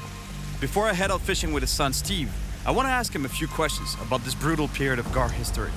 So David, I heard you used to hunt for alligator gar? Actually, we did more to eradicate them than we did to hunt them. We shot them with shotguns, and we caught them on hooks, and they caught them in nets and what have you, to the intent of diminishing the numbers to where the game fish were not so in peril, so to speak. So now you like them? Yes, we like them now because they are considered valuable. David explains that although the alligator gar is still sometimes frightening to the locals, it's now respected as an apex predator that balances the ecosystem it lives in. Here we go. Steve's taking me to a spot so difficult to access that the only way to get there is by airboat. And out there, away from everyone, we're hoping to find some huge alligator gar. That's a steep ramp there. And that's one of the reasons I have a really exclusive access to this piece of river up here, is because I'm pretty much the only one that can get launched here. No, I don't think anyone would want to launch here besides you. Yeah. Yeah, you're my style. I like that. Let's go, baby. All right. True cowboy style. That's great. I can't believe we're gonna launch a boat here. It's so steep, but at least it looks like Steve has a plan. This will get you to get in the truck. Yep. And hold tension against it. When you hear me powering up, the easier put off the brake, and I'll just gradually put the truck in reverse and I'll pull it backward. Well, let's see if this will work. All right. All right. Now you're gonna understand what I'm talking about when I tell you that it's a powerful machine. Here we go.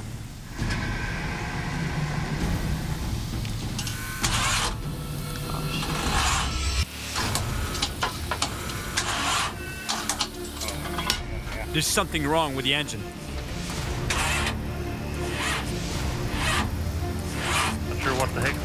here, but I gotta find out. That's exactly why I don't have a boat. I use other people's boats. I'd love to be able to do something about it, but honestly, I don't know much about mechanics at all. Well, I guess that's about as close as I'll get to the alligator gar today.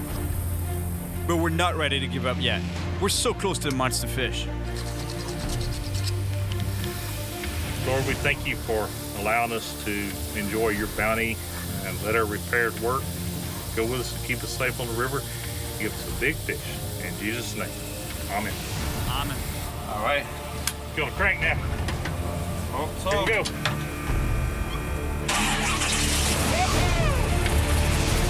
Thank you, God.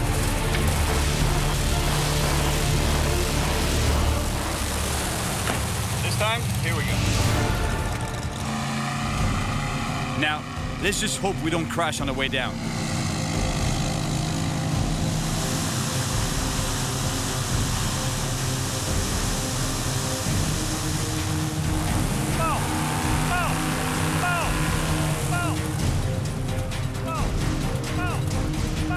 We're almost there. All right, Steve. We're in. Well, we made it. I had to put my shades on because this thing, you know, was blowing so much dirt, twigs, branches, everything. You know, like I couldn't even open my eyes. I couldn't see where I was going. The best spot for huge alligator gar is far down this rugged river.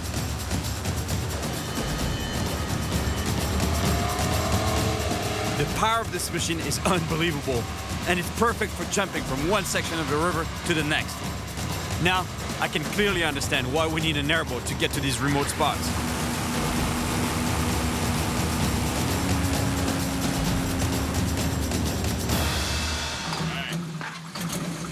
I told you it'd be quite something.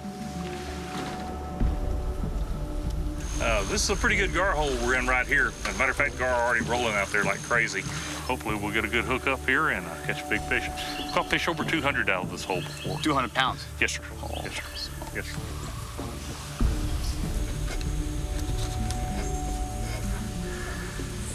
Turn a bimini twist. That allows you to double the end of your braided line before you actually attach it to the metal leader. I tell you, it's not gonna go anywhere. You know what? Even if I was lost in the middle of the desert, I have nothing else to eat but this. I don't think I would touch it. It stinks so bad, you know, like you have no idea. It's awful. But the stinkier the bait, the better the chances of getting the attention of an alligator gar. While we wait for a big gar to show up, Steve tells me how he got bitten by a gar right after he brought it on the boat. Side, I had her on the deck of the boat, and I was standing there. I had just boated the fish for the client, and she just slung her head around and grabbed my leg, and only her top teeth penetrated my leg. So if she had actually been able to grip onto my leg with both jaws, then would have lost a large chunk of flesh there without a doubt. When we get a big gar on the boat, you know, we want to really handle that head with care. God didn't give them those teeth to eat moss. Yeah, I know for sure. They're not vegetarian, right? No, they're not. No, they're not. There's some movement on the line. Look, guys, I've got a gar on the line. Look, the line is peeling off my spool. He's taking off. He's taking off with the bait.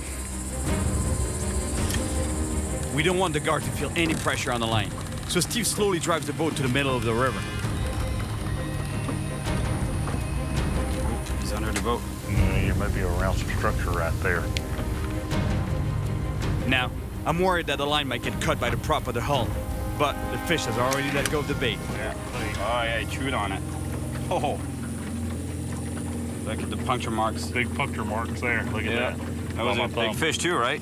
Looks like it was. We'll look up another one, or maybe that one will be back, pick up, you know? Oh, yeah? He's hungry. He might have got a taste of it. He may be ready. Some stinky carp fillet. I really need to tag a big alligator gar, but they're pretty smart fish. This is not going to be easy. Oh my God, look at the puncture marks on that one. Oh my God. We're going to catch him.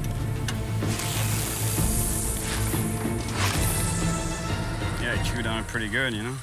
Had it for a long time. He just left us the skin. Ah, he got all the good stuff. Just left you the skin. This fish are pretty smart, man. That one beat us at our game, I think. All of a sudden, I feel another gar on the line. It's actually the first time I feel some tension on that line. There's a fish on that line. I'm about to set that hook. He's getting brave. He stole a thing last time.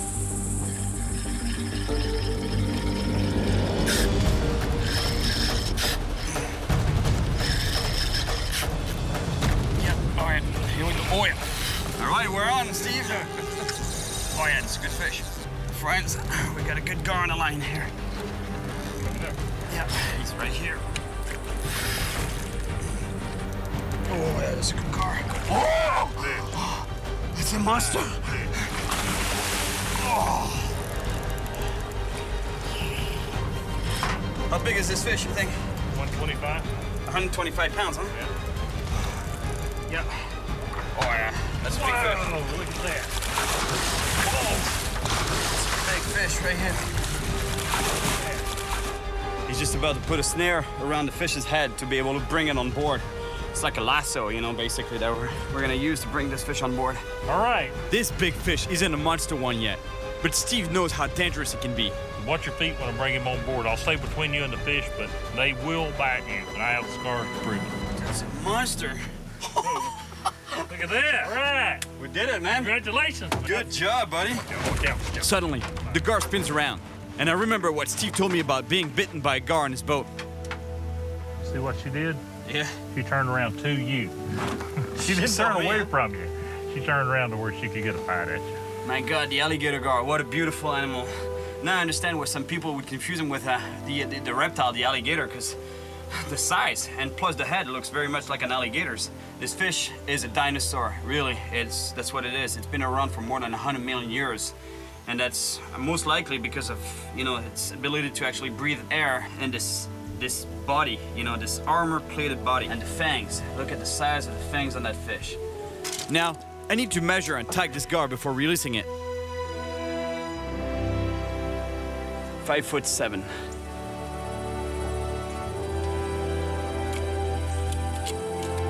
Ten, 823. Let's put this fish back in the water, no? Yep. Pretty healthy. Good job. Man, good job to you. Good job to you. That was a beautiful gar, but I know there are even bigger ones around here. But for now, it's getting late, and since there was a problem with the engine earlier, and also because we're really far down the Trinity River, we decided to call it a night and come back tomorrow for the monster fish. And now that we've made it back, we still have to get the 5,000-pound airboat up the steep slope.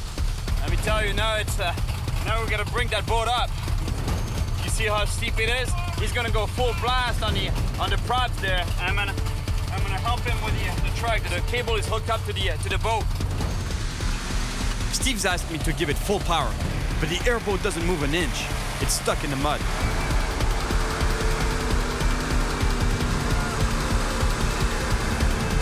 And just when I'm starting to gain some ground, I hear an explosion. That's no good.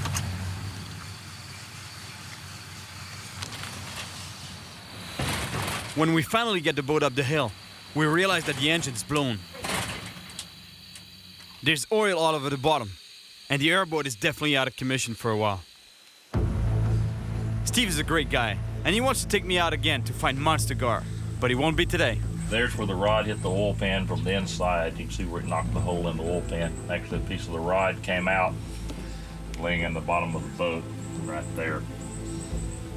While I wait for Steve's boat to be repaired, he's put me in touch with another fisherman who knows where I can find some huge gar. On my way, I decide to stop at an alligator preservation park to meet with the owner, Charlie. How you doing? I'm good. How are you? Good to meet you. Good to meet you. I want to see if it's actually possible to mistake a gar for an alligator, like David told me. Have you ever heard of anyone mistaking an alligator gar for a gator, for the actual reptile? Yes, I have heard of a few instances where people thought they saw an alligator and it turned out to be an alligator gar. Are we close to the gate, or shall we leave it open just in case we need to run? I think I'm gonna leave it open if you don't mind. That's all right. I'm actually pretty excited. Charlie doesn't let many people inside the fence to feed the gators. Look at this guy. Man, Charlie's pretty hardcore. And feeding gators.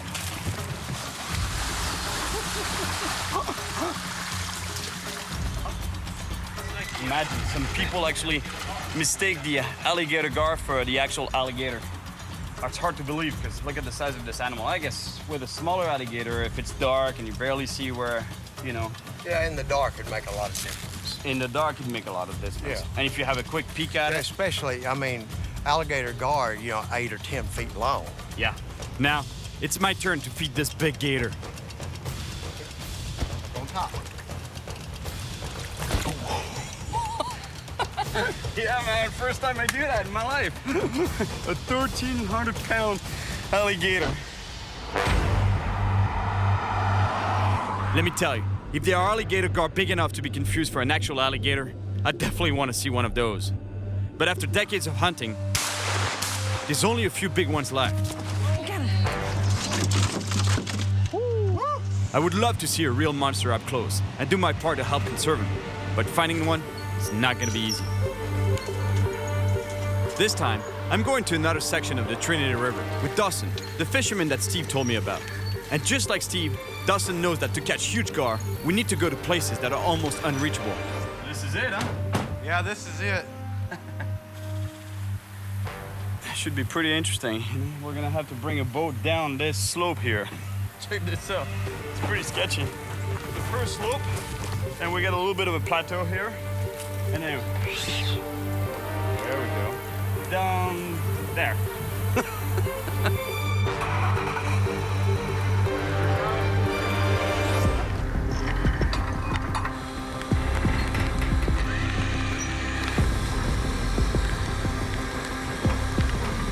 Once again, access to the river is steep and rugged. And we gotta move slowly so we don't tip the trailer.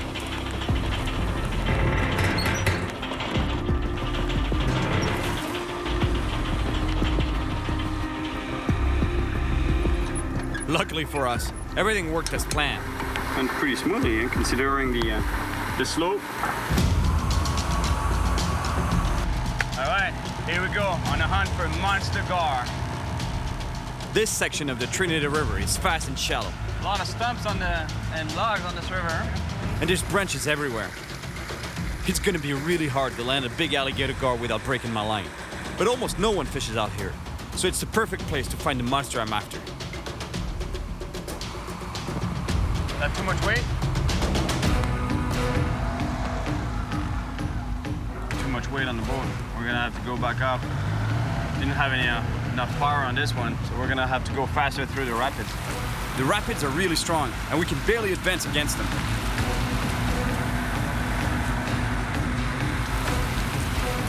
We get pushed back again, so we have to take another run, with more speed this time. We made it through, and we're finally at Dawson's favorite gar spot. Let me tell you, it's pretty remote here. There's gotta be some big gar around.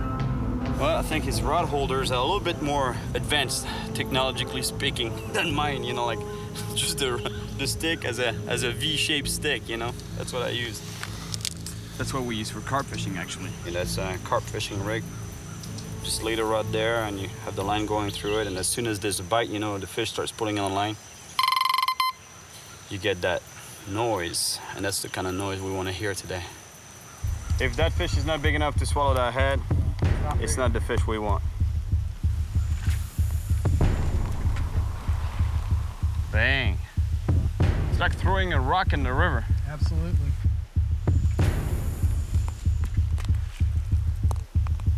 All right, I'm ready. Now, we just have to wait. But not for long. Fish on there. Yeah, fish on. Very big fish. This fish is big, but it's not an alligator gar.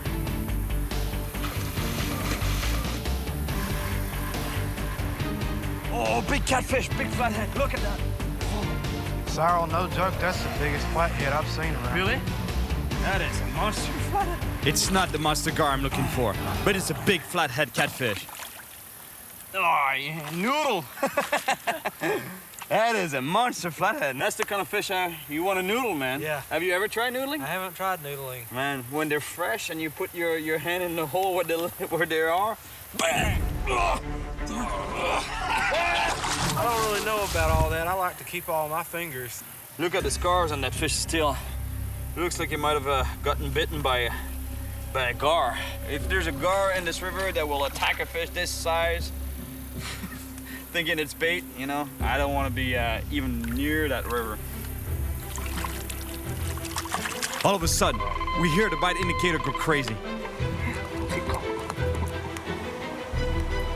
So as soon as you have a bite, the idea is to get tight before you set the hook. Get tight, make sure you're in contact with the fish. Fish on pretty good one there. Yeah, that's a good fish. Yeah, huh? Feels like it. It's acting like it. Look at the size of this thing. Oh my gosh. Whoa.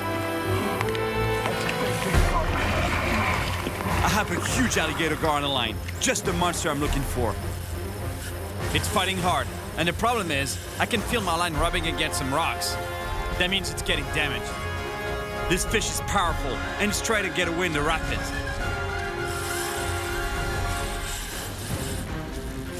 My line is pretty damaged. I don't want to put too much pressure on this fish because I'm afraid of breaking off. I gotta find a good place to land it. The line has rubbed against a rocky ledge on the bottom and has weakened. And now, the gar is using the rapids to get away. If I don't stay with it, I'm gonna lose this monster. Yeah, I might lose it there. I don't want to lose it, man. My line is damaged, and now I can't put too much pressure on it without breaking it off. This fish is smart, and it's trying to escape down the rapids, which is putting even more pressure on the line. We're gonna get this fish, Dawson. I don't have any choice. I need to follow it down the fast water. I think it's good now. I think we should be able to land him here. I know, man. I've never seen anything like running down those rapids after that. I can't really do too much, man, because this line, I don't trust this line. No, that's No! Damn it! Damn. That was a big fish. After all that. We knew it! That really sucks. You know, the important thing is to keep a positive attitude about it. And, you know, still, it was a pretty cool fight. In a few years, I'll come back here and I'll say, Dawson, we gotta go back for that monster that's out there. I just lost a monster gar. I'm running out of time. I really need to find and tag at least one big gar to help the biologists with their conservation work.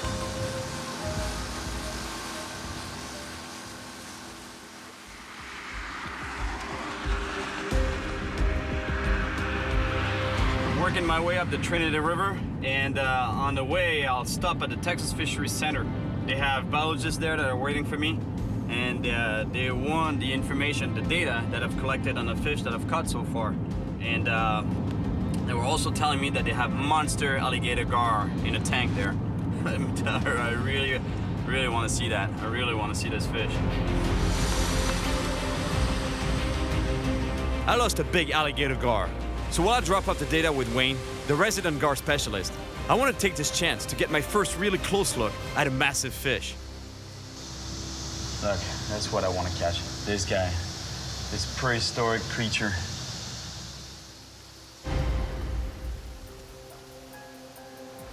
Now, there's some pretty big gar in here. You sure you want to do this? Yeah, they won't attack me, right? No. We haven't had any yet. Before I get too close, Wayne feeds the gar, just to show me how fast and aggressive they can be.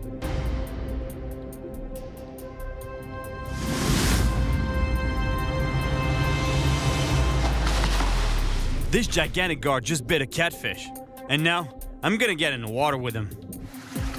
Oh man, I always love to swim with fish, any kind of fish, but here I'm about to swim with some monster gars, alligator gars, fish that are over 200 pounds in here in this pond. Let's go check it out.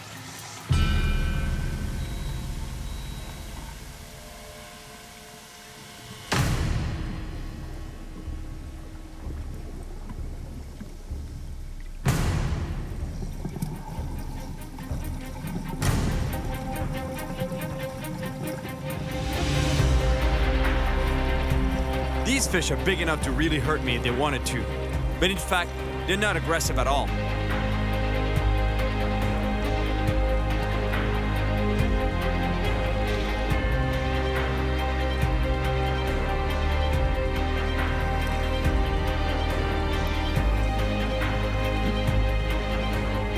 It is sad that these giants were so misunderstood and massacred. They're really incredible animals.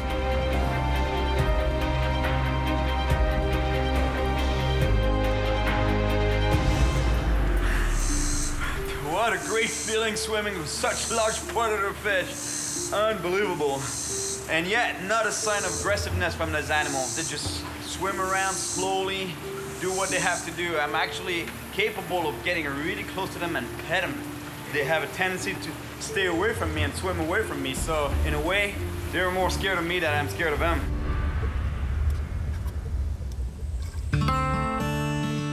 This is my last day in Texas, but Steve's airboat is still out of order. Looks like we're not going anywhere. The engine's broke entirely. The entire thing is broken. That's why there's oil all over the place. It looks like if I want to catch a big alligator gar, I'm gonna have to go by myself.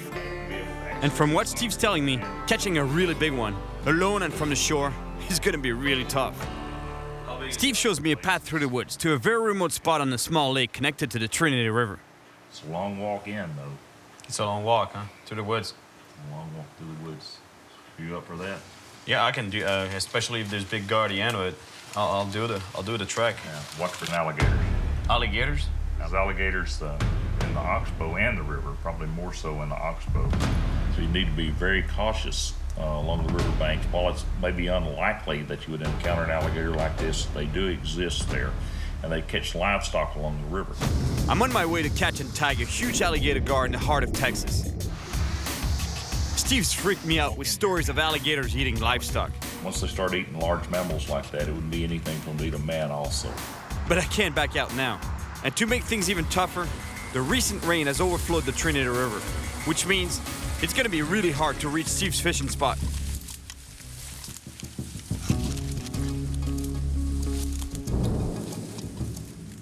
But the first obstacle I come to is a cliff. Check this out, I can see it. The river is right there. But let me tell you, getting access to this river is almost impossible. Look how thick the woods are. After thinking about it for a second, I decide to leave 2 rods behind to make this easier. Now that means one thing though. I only have 1 rod, so just 1 chance of catching fish. I'll get the rods on my way back. Ah!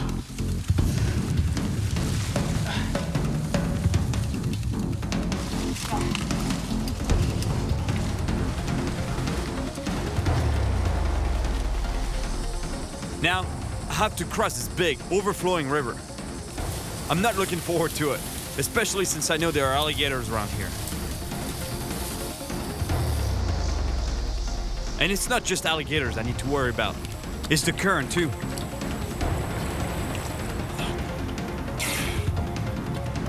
I can barely touch bottom, but eventually I make it across. But I still have to keep an eye out for alligators.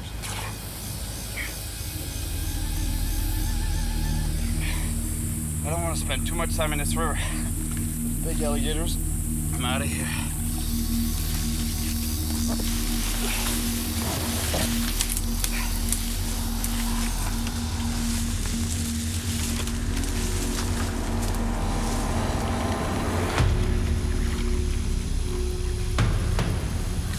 Yes, huh? Big gator here. Steve was right. I gotta be really careful around these oxbows.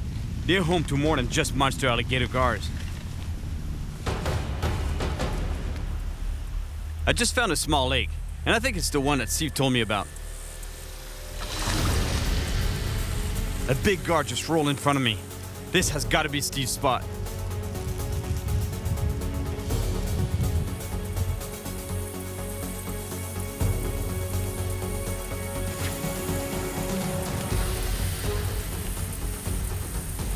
Looks like there's some monster fish in here.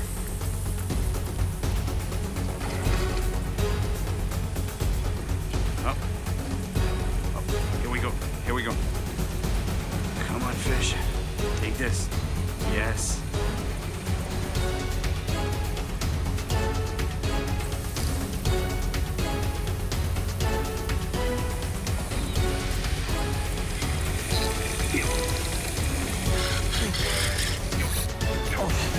Oh yeah. Oh man, it broke me off. That was a giant.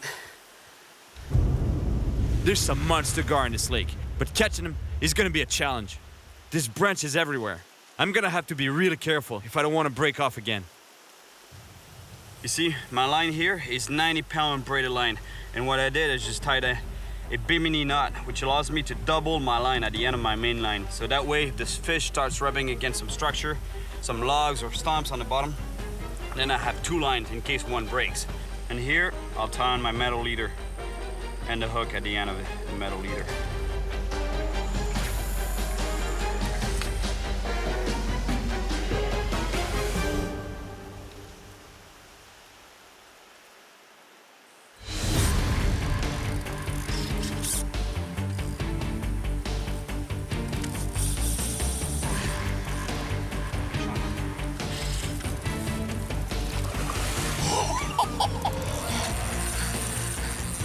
I can tell I have a massive gar on the line, but now I have to avoid breaking it off on the snags along the bottom.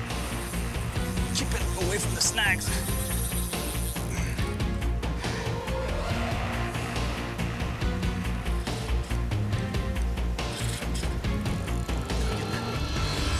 Oh my gosh, oh, it's huge.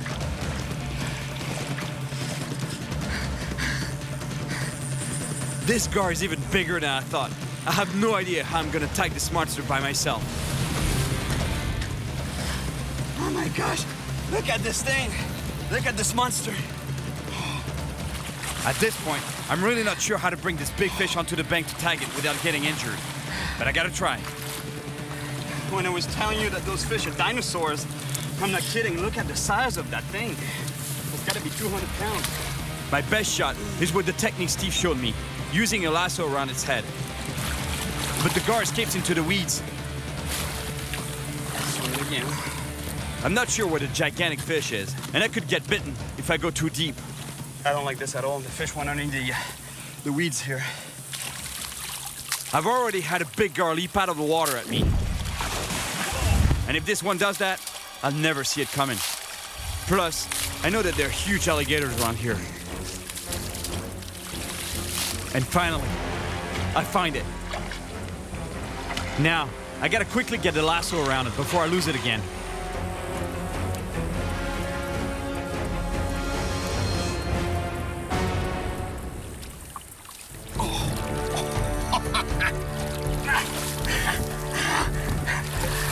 Look at the size of this beast. That's exactly what I've been chasing. A monster gar, and I got one in my hands right now. It's gotta be over 200 pounds. That's a monster. But I'm not finished yet. I still need to tag and measure this fish for the biologists. My measuring tape is in the bag there. I think I'll use the rod though. That fish has gotta be 7 feet. 7 feet long, for sure. My rod is 7'8".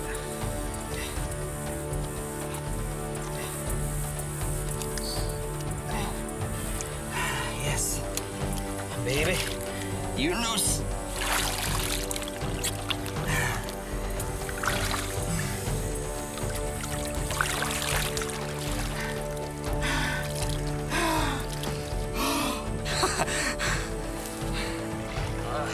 I was finally able to catch a monster gar from the shore and tag it.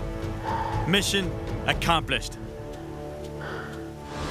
I came to Texas to find a living dinosaur, an amazing animal that doesn't deserve its bad reputation. Look at this beautiful animal. Almost completely wiped out, I found that instead of fear, this beautiful creature should inspire respect and admiration, and needs to be protected. The Trinity River was full of obstacles. The best spots were super remote and filled with predators. But I finally came face to face with the monster I was after. Oh my gosh, look at this thing. A fish I'll never forget. Alligator gar, yeah.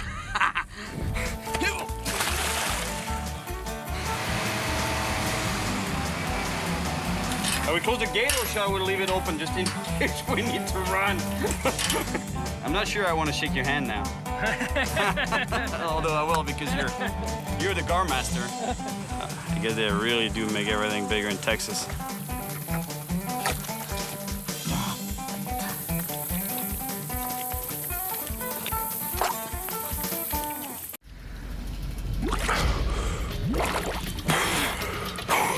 There's a big cat in there. I got bit again.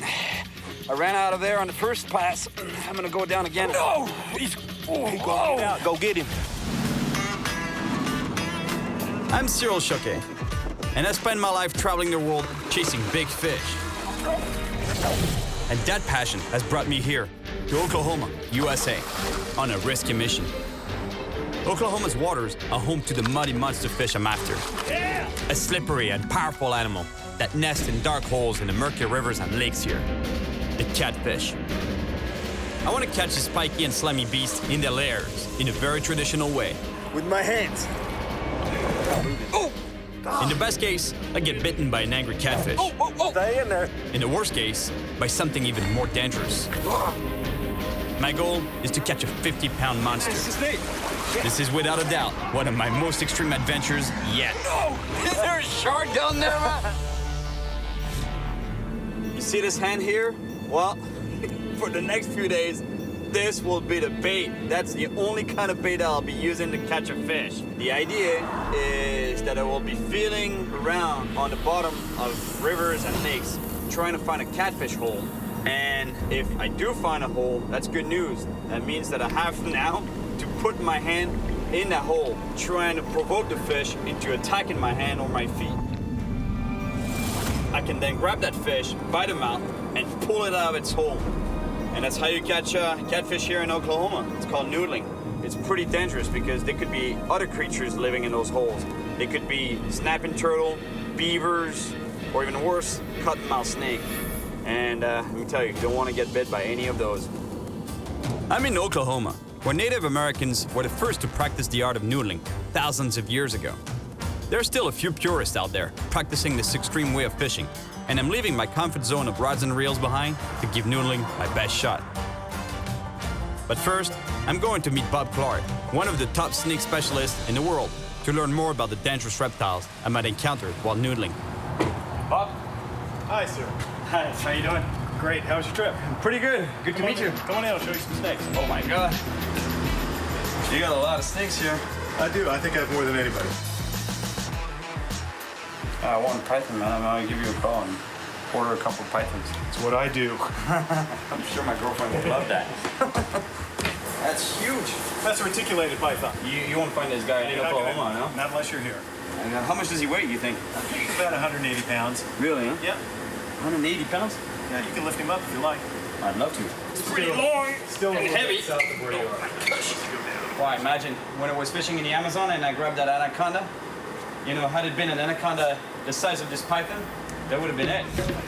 Oh, anaconda!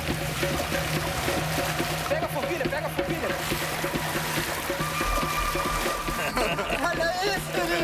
Check out this beautiful anaconda. Well, luckily the snakes I might come across, you know, while noodling are not as big, you know, here for sure, but they're pretty dangerous. They're just as dangerous as this guy, just in a different way. This guy is a constrictor. The ones that I might be facing are venomous, highly venomous, actually. What kind of snakes can I run into, though, while noodling? I think around the water, it's likely to find some water snakes or maybe a cottonmouth. The cottonmouth, yeah. Mm-hmm. That's the one I've heard of. It's bad. Do you have any of those here? I don't keep any of the native species here, but I think if you want to go out in the field, I'm pretty sure we can find some. Really? I want to see that. I want to see the expert in action. The rivers of Oklahoma are filled with a lot of different snakes. Hopefully, an expert like Bob will help me understand the difference between a venomous snake and a less dangerous one. And what do they look like, cottonmouth? Stocky, not too long, dark color. Dark color. Okay, see? Can you see them there coming off? Yeah. See the weight? Okay. Watch out, you can get bit. I don't care. Oh, it's a water snake. It's not. Yeah, that's a water snake. Okay. It's not a cottonmouth? I can tell. Ah! You got bit there. I didn't get me yet. You got up his head. Okay, watch the sharp end. Oh! He got me. Okay. You grab him good. Here, grab this part. You don't want to grab the sharp end. Trying to grab it behind it. This part? Yeah.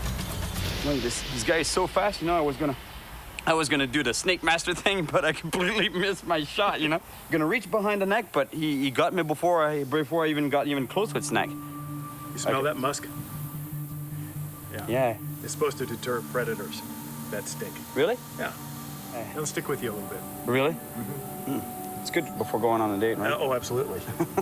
So that's what I can run into while noodling, right? I think it's almost certain that you will see water snake. snakes while you noodle. Cut mouth? A little less likely, but also possible. Yeah, but that's way more dangerous though, right? It is much more. So don't be doing this when you find a cottonmouth. Stay away from it, right? As much. I'd let him go his own way. All right, buddy. You're going back. Luckily, this is a non-venomous water snake, and I'll just have to clean my wound to avoid infection. But a cottonmouth bite can cause tissue damage and hemorrhaging, and if left untreated, can be fatal. Before putting my hand in an aggressive catfish's mouth, I want to learn a little bit more about them. So my next stop is the Fisheries Center, where I'm meeting a catfish expert. Two main species of catfish can be noodled, the blue and the flathead. Noodlers usually target the flathead, since it is more common, and the biggest can get over 120 pounds. But if I noodle a 50-pounder, that would already be a true trophy. Hey, Dan. Hey, Cyril. This is an awesome spot, man. Oh, thank you. Really? Wanna come see some catfish? Oh, for sure. That's what I'm here for. There they are. My gosh, you were not kidding about catfish. You got a lot of catfish. You got to be really careful when you're fishing for these guys, especially hand fishing, and you're sticking your hands in their mouths. They can be really tough to deal with, especially as the fish get bigger. Check this out. It's in these mouths that I'll be putting my hands or my feet. Avoid holes or sticking your hand in any kind of hole that has access to air, because those snapping turtles will sometimes get in cavities that have an air pocket up top, like the alligator snapper can just rip limbs off, and fingers especially. So. These catfish definitely look like they're ready to rip something apart. It's feeding time.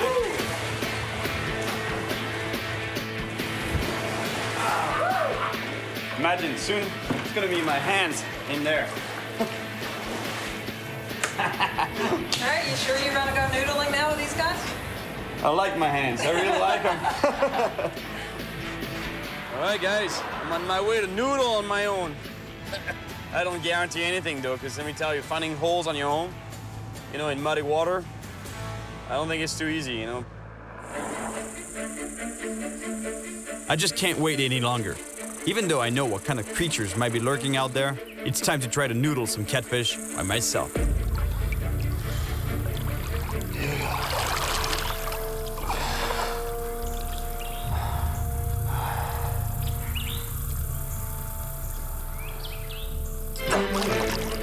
Whoa, just hit something right there. I'm feeling a little reluctant right now. I have to put my foot against that wall there, that ledge, and feel for any hole I could find. That's where the catfish would be hiding, in a hole. Let me tell you, as I'm feeling along the river bottom, I can't stop thinking about the warnings I've heard from the local wildlife experts. Avoid sticking your hand in any kind of hole that has access to air, because those snapping turtles can rip limbs off. So don't be doing this when you find a cottonmouth. Stay away from it, right? During the breeding season, the catfish seek holes along the edges of riverbeds. These cavities are usually dug by beavers and muskrats and can be pretty big. It's exactly the type of feature that I was looking for along the bank, A cliff like this, and then a hole, So basically, think about it, this is underwater, right? So I'm feeling with my foot here, and all of a sudden I find this hole here. When you're halfway there, you're not gonna get bit, so you really gotta go way in and feel all the way into the hole there. Because otherwise you're not gonna get that reaction strike from the catfish. That's the scary part, because your brain tells you, don't go in there, don't go in there, don't put your foot there, don't put your hand there. How stupid is that? Try to get bit.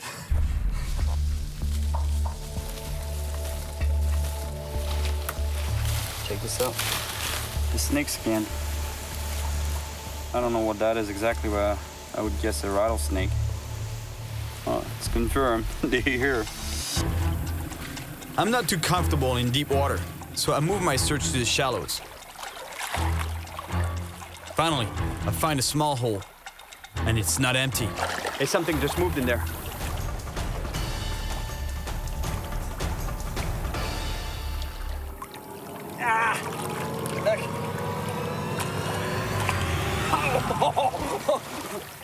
That's a common snapping turtle.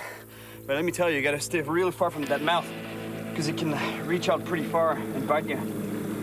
And these turtles, not only they have a powerful jaw, their beak is really sharp. This thing is like a dinosaur. So if you reach into a hole, let me tell you, you better grab it by the back like this, because otherwise, if you get the front end, you get bit, you lose a finger for sure. Or a hand, because these guys can grow to over 70 pounds. All right, buddy.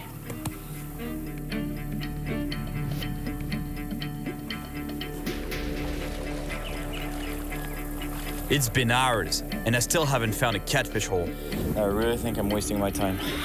Look at the size of the river, it's endless. There could be holes anywhere, everywhere, pretty much, but so far I haven't found any, because when I'm feeling the bottom and the banks of the river, I don't really go right in there, you know. I'm kind of scared, you know, to put my foot right in the holes, because it's so dangerous. There could be you know the drill, right? There could be a turtle, there could be a beaver, there could be anything in there, a snake.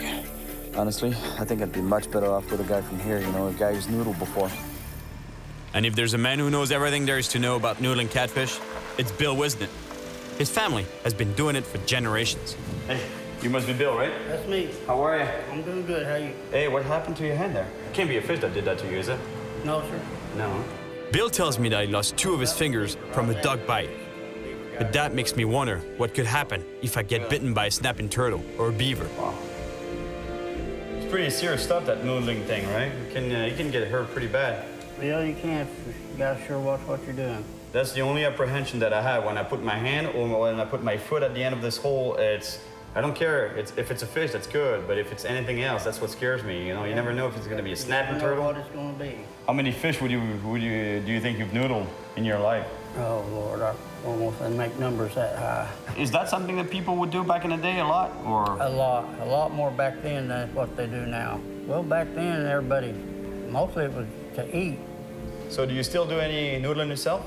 No, not anymore. My health just won't let me anymore.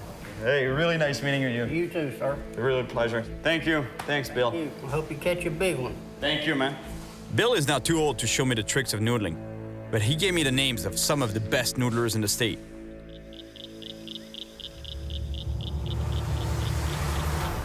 I didn't get much sleep last night. Today, I'm meeting the first noodler on Bill's list, and I'm starting to feel the pressure here. I realize I'm gonna have to put my hand in an underwater hole and get bitten by a catfish. So I just wanted to get a little mental training for what it's gonna be like fishing with those guys, noodling with those guys. And that's what I did, you know, I found a hole and I put a little surprise in it. Not a good surprise. Imagine this is underwater. It's all murky water, so you can't see anything underwater. Feeling around using your feet or your hands, and you're like, oh, there's a hole here. Ah!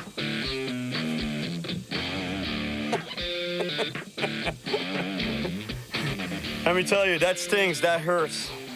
But I'm pretty sure that a catfish, if I wanted to mimic an angry catfish, it would take a rat trap, not a mouse trap.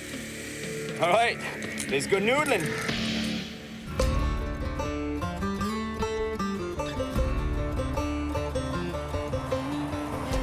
Let me tell you, I'm really in the middle of nowhere, USA. Temple, Oklahoma. There's nothing going on here. It's kind of cute in a way, you know? It's the far west. I like it. Cool vibe to it. All right, train. There's got to be my guys there. Skipper. Yeah, that's.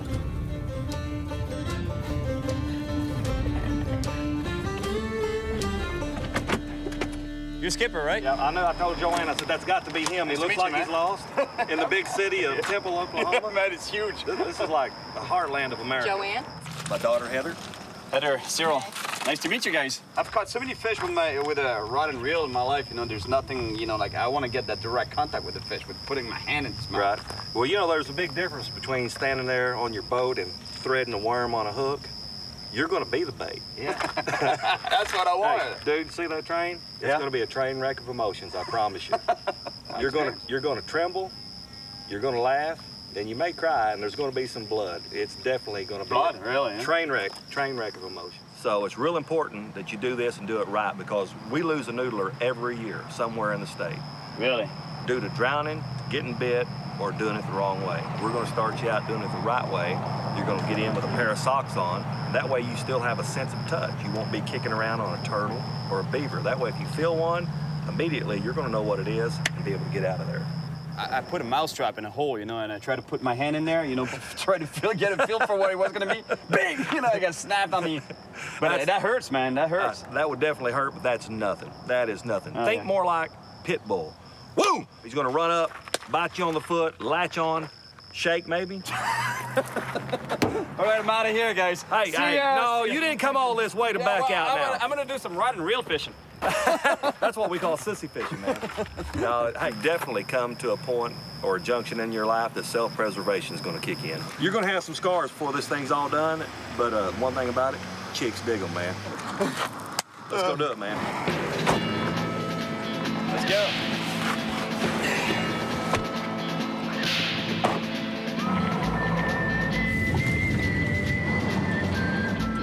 Man, I was telling you this morning that I felt the pressure last night.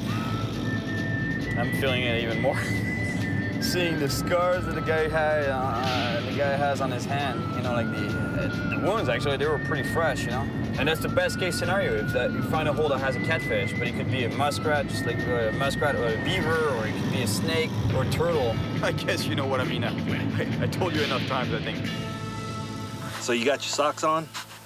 There's a beaver in the hole. Right. You've got to be able to tell. You don't want to be kicking around, agitating him, he might bite you. With socks, you still have your sense of touch, so you make can sure. feel the fur. Yeah, we're going to lose the shoes and put on some socks. I can feel the fur here, look. Oh, it's going to be like that, right? All right. Anything else we need to do here? Lord bless us and keep us, and he prepared a fish to swallow up Jonah, and we're looking for a fish to swallow up Cyril. Oh, nice, nice. In Jesus' name. All right. Let's go get one. It's these Oklahoma mud baths that I take on a daily basis. That's why you look so good, right? That's why I look so good. All right. Well, it's getting muddy. I'm glad through it. Remember that good old Oklahoma mud bath I was talking about? This is it. This is it. This is it right there. Oh, man. Almost feels nice. Oh, yeah, it does. I'm telling you, you'll be a real man when we get out of here. Noodlers usually work in pairs, so if we find a hole, Skipper's gonna stay by my side, just to be safe. And it looks like Skipper's found something. You got one? Yes. Over the branch there, right? To find out what lives in this hole, I'm gonna have to stick both my legs all the way inside it. Yeah. Oh, man. Now, how big a fish could be in that? Holy smokes, that's deep. Now, I haven't been in it yet. Feel to the left, feel to the right, feel up and down. Don't kick it, could be a turtle. You've got your first taste of a sure enough fish den. Yeah. All right, that's an empty one. Let's go find one. All right, let's go find some real fish, man. There was nothing in this first hole, but Skipper just found another one farther downriver. And I think it's up to me to find out what's in it. This is a little bit different kind of a hole. It's a little tight. It's one leg hole. It's a one leg one? One leg. This hole is really deep, and the entry is pretty small. It's scary, because I still don't know what kind of animal might be living down there. And in order to find out, I'm gonna have to put my whole leg inside it and get bitten. Nope, nothing coming this way. Stay in there. Oh. Stay in there. Stay in there. That's a cat, you think? I got bit, man. Did he bite you? Yeah. I got bit. Like that? Yeah, bang, bang, bang. Oh, that's probably a turtle. Catfish would have hung on. Oh, I know, so I'm not pulling out there. Stay in there till we know for sure. No, put your feet in there if it's a turtle. We gotta know for sure. That's why you took those shoes off. Push on in a little deeper. No, if it's a turtle, man, I don't want to get bit by a turtle. The catfish, I don't care. All I can think about is a snapping turtle ready to bite. But there's no backing out now.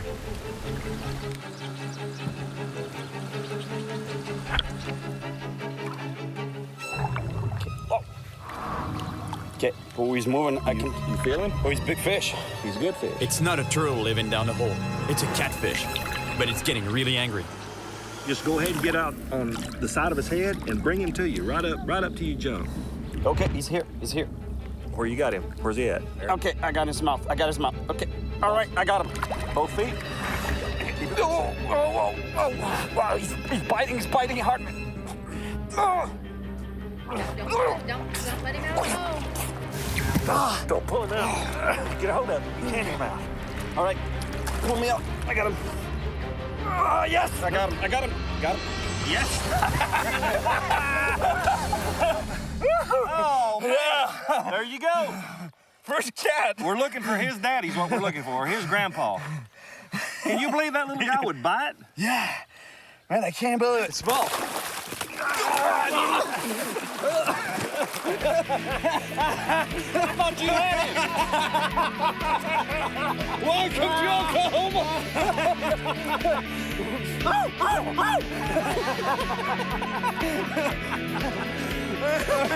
That's awesome. Oh, good Lord. I hope we find a bigger one than that. Yeah. That's a blue cat, that is right? a blue cat. Yeah, you're a man of massive size on the bank, but in the water, now you feel how strong he is? He's pretty strong, man. If that fish was any bigger, you would not be able to hold him. And did you feel him turn? He actually does like an alligator's death row. Right. And you'll have a hold of him, and then when he turns, that's when he'll break your hold. Imagine, this fish, I can barely hold him, and it's not even 10 pounds. The biggest one he's caught is what, 111 pounds. Already, you know, my hands are scratched here and there, almost nothing, but if it was a big fish, I would be pretty bruised up by now. Longer teeth, bigger fish, bigger bite. Bigger teeth. We'll get there. Yeah? We'll get there. That's just an introduction fish, right? Yep, that's it. Good starter fish. You had to kiss him bye-bye, right? Yeah, buddy. Hey, man, you've been baptized. You're officially a noodler. All right. That's pretty cool, man. Let's keep on noodling. Yeah, let's find a big one. I just caught my first catfish barehanded. But what I really want is a 50-pound monster flathead. Skipper knows that the bigger catfish are really powerful, and it's almost impossible to hold on to them. He wants to use a stringer, a rope that goes through the mouth of the catfish to keep them from escaping. But I still want to try to catch a big one with just my hands. After a long search, Skipper finds another hole, and there's something big moving inside it. I didn't get it. I felt a bite. It's a pretty good bite. Let's get him. No! He's... Oh, Get out. Go get him. I'm in 5 feet of water, blocking a deep hole inhabited by large catfish. To catch it, I'm gonna have to submerge and get inside its lair to provoke an attack on my feet. Then, I'll try to bring the fish to my hands and pull it out of its cavity. This water is murky, and anything could happen down there.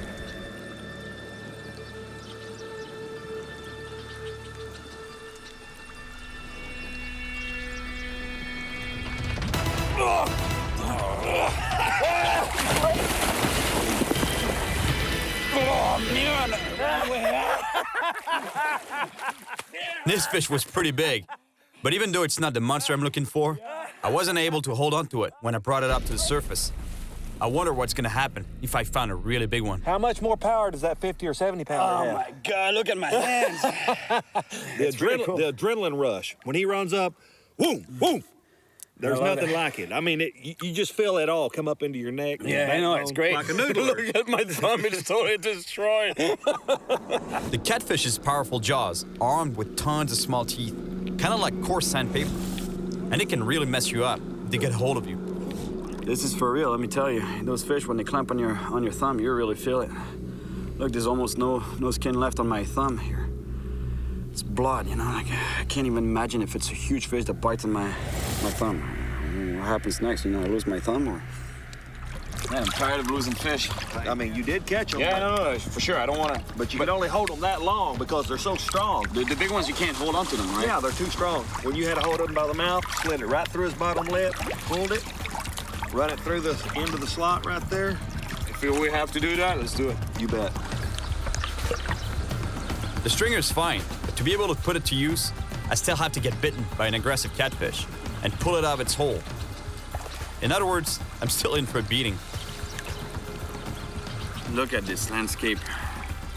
Pretty eerie, huh?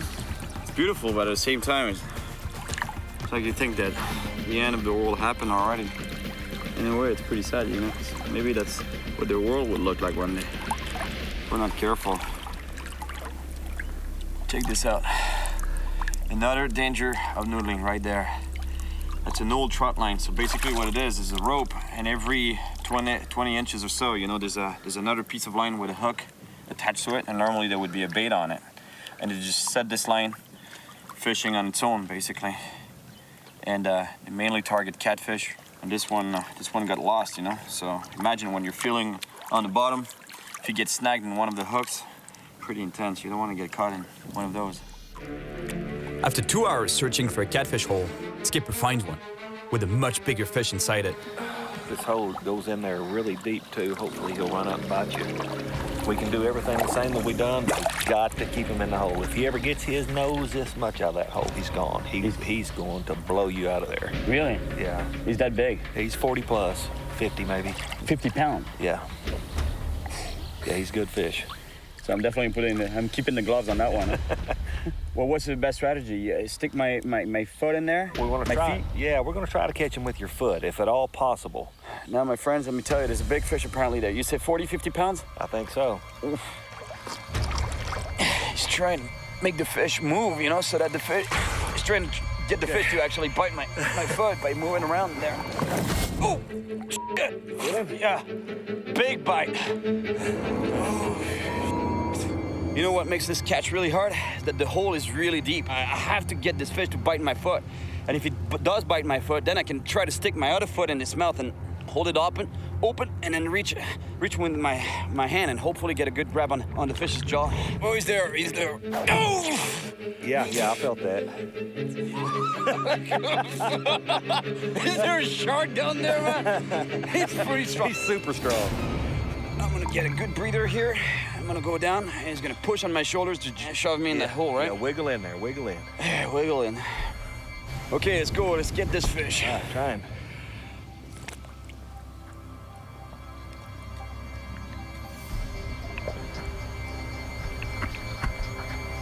He's working him. Yeah. Oh, he's thumping.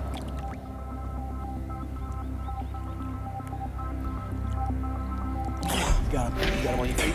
Yeah. Okay, keep him jacked. Oh, he's a good one. Keep him jacked. Tell me if he starts to come loose. After an intense battle on the water, I'm holding onto a big catfish. But I won't be able to hold it for long. You got him? So Skipper quickly ties the fish with a stringer. Okay. Shall we pull him out now? Yes, sir. I want you to pull him out. Get his hand in his mouth. I'm just about to bring the fish out, but it goes into a death roll.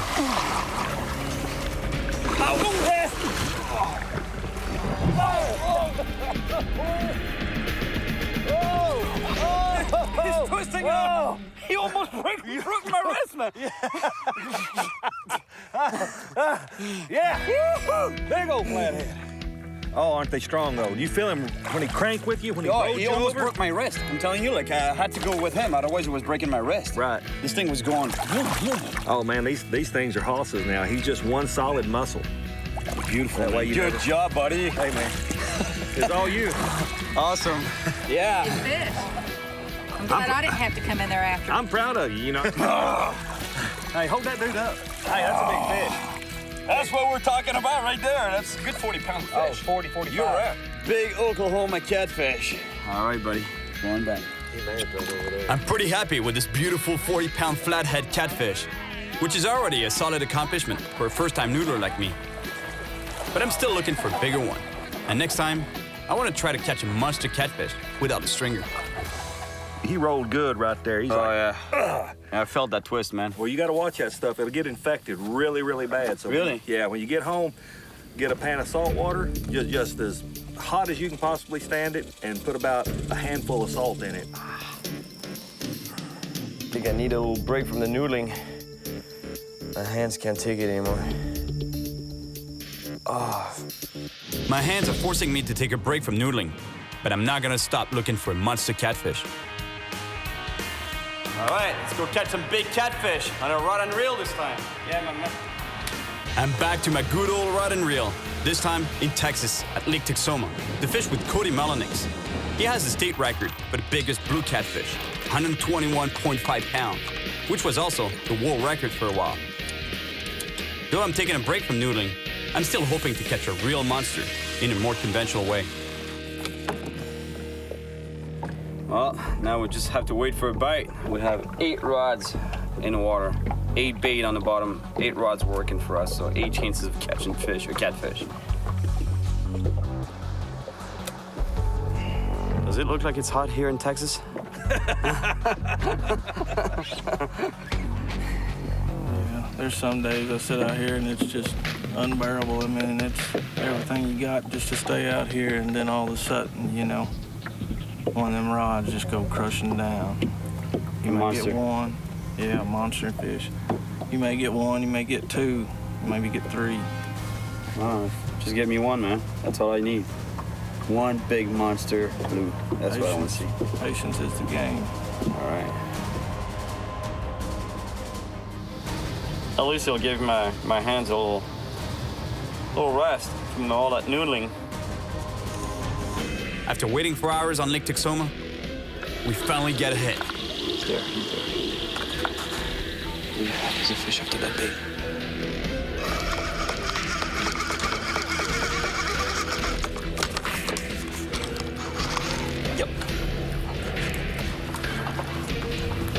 Come on over here, he's circling around.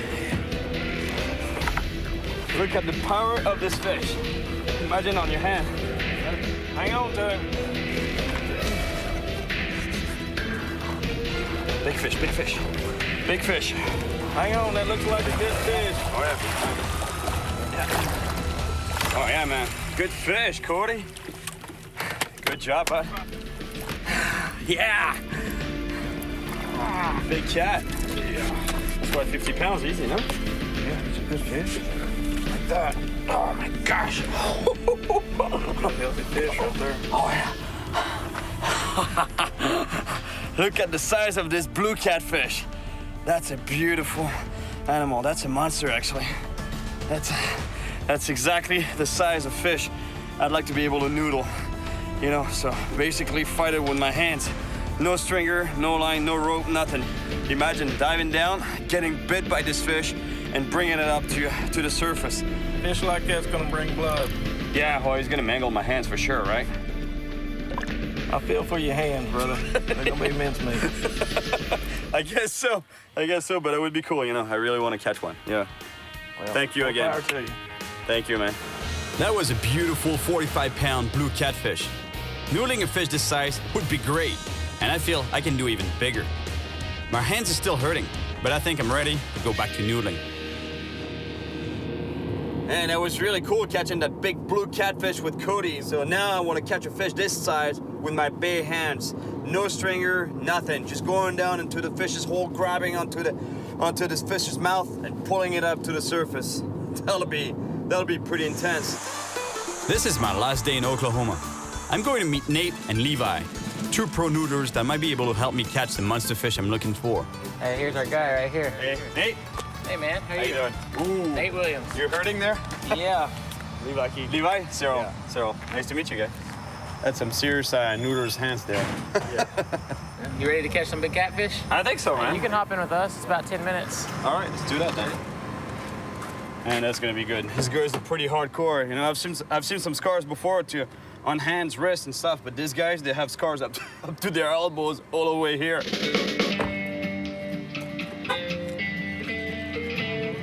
Yep. Let's go. Let's catch some catfish.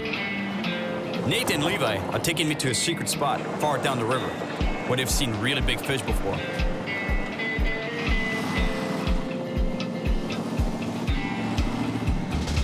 True American style fishing right there, you know, at the back of a pickup truck.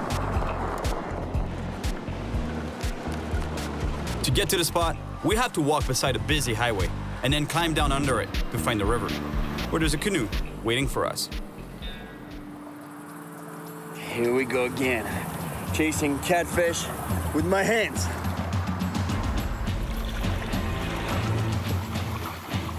This is my last chance to catch a monster catfish without a stringer. This time, it's gonna be even harder because the river's current is pretty strong. We find a beaver dam right away. There might be some catfish living in here. Beaver in there, saw the tail splashing on the surface. It's typically the kind of environment where you could have beavers and snakes and stuff. but no catfish here. We're just gonna have to keep looking. All right, let's keep cruising.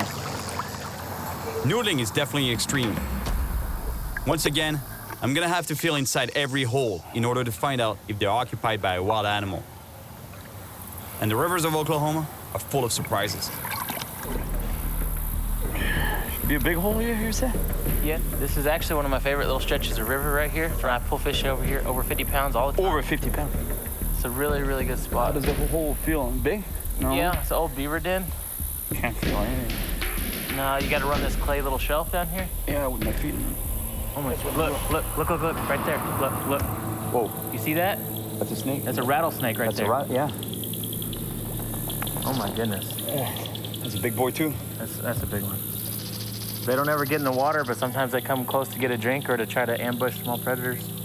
How much time do you get if you get bit by a rattlesnake like that? You can have it's anybody's guess, 15 minutes to 2 hours. At any point, you could become unconscious. Really? So basically, we're cooked. If we get bit here, by the time we get back upstream? Yeah, because it's a good 45 minutes back to the vehicles, and then it's a 45-minute drive to the hospital. So we're done, man.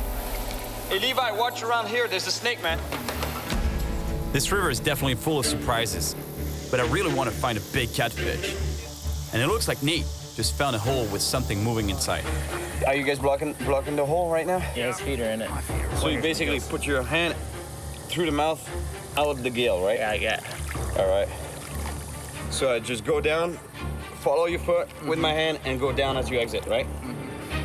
This is it. I'm diving down. I need to fight the current and reach inside a hole just beneath Levi.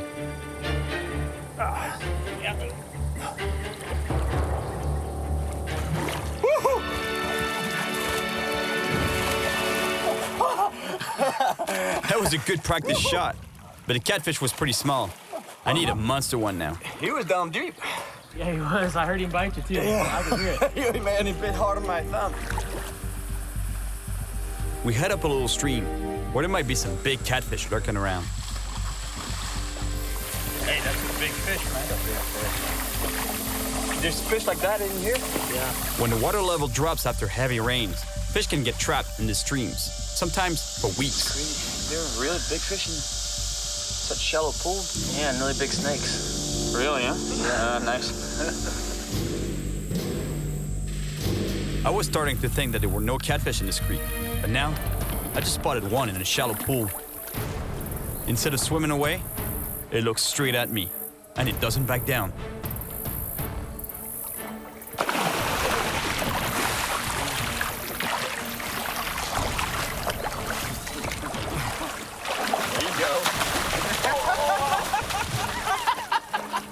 They're hard to hang on to, man. He's strong, man. You gotta get a hold of him. He almost broke my fingers.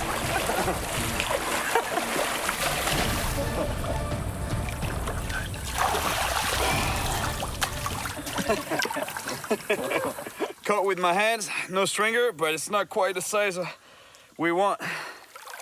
All right, buddy. We head back to the river. I managed to catch 2 small catfish, but I still haven't found a huge one. And if I do, I really wonder if I'll be able to hold on to it.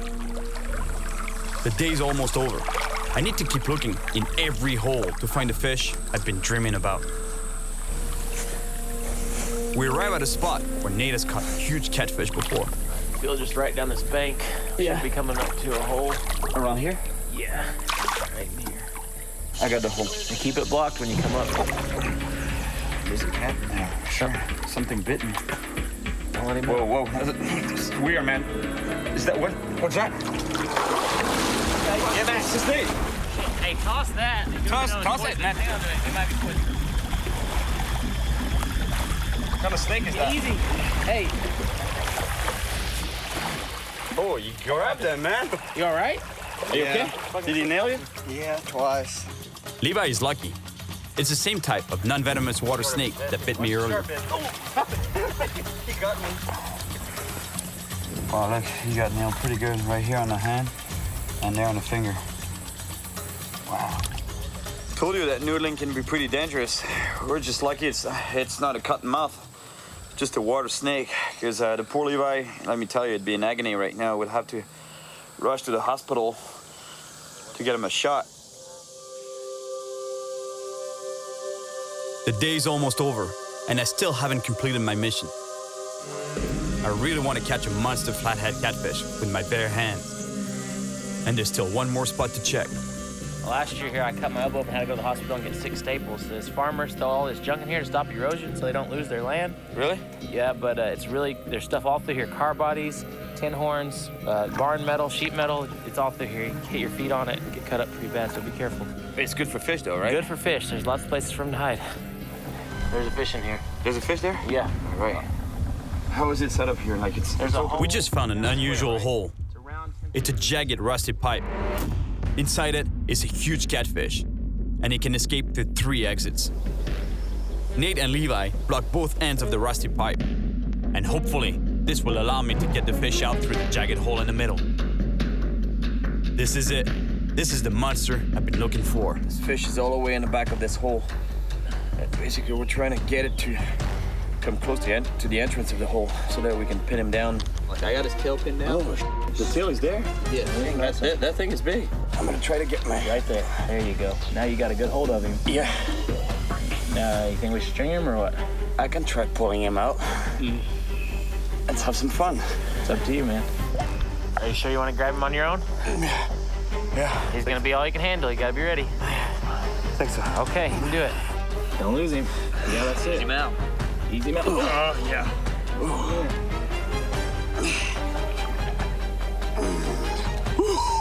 There you go.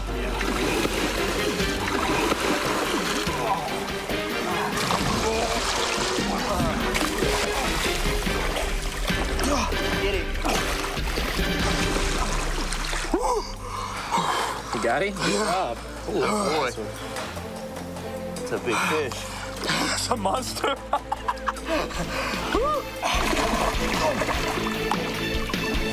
Yes! Woo! That's a monster. That's the fish I was chasing. Real big fish. No stringer, just bare hands. Really cool. Man, he's kicking me pretty good. 50 pounds? 50 pounder, yeah. Every bit of it. At least 50. 50 pounds. That's a monster fish. We almost always have to use a stringer. Being able to just grab one with your bare hands is pretty badass. Really? Really. Because they hurt, right? Yeah, they don't feel very good. I mean, you get ate up like that. That's what happened to you? Yeah. Well, you got me pretty good here. Oh, yeah. We're Twinkies now, all of us. Welcome to the club. Had our fun, buddy. See you, Big.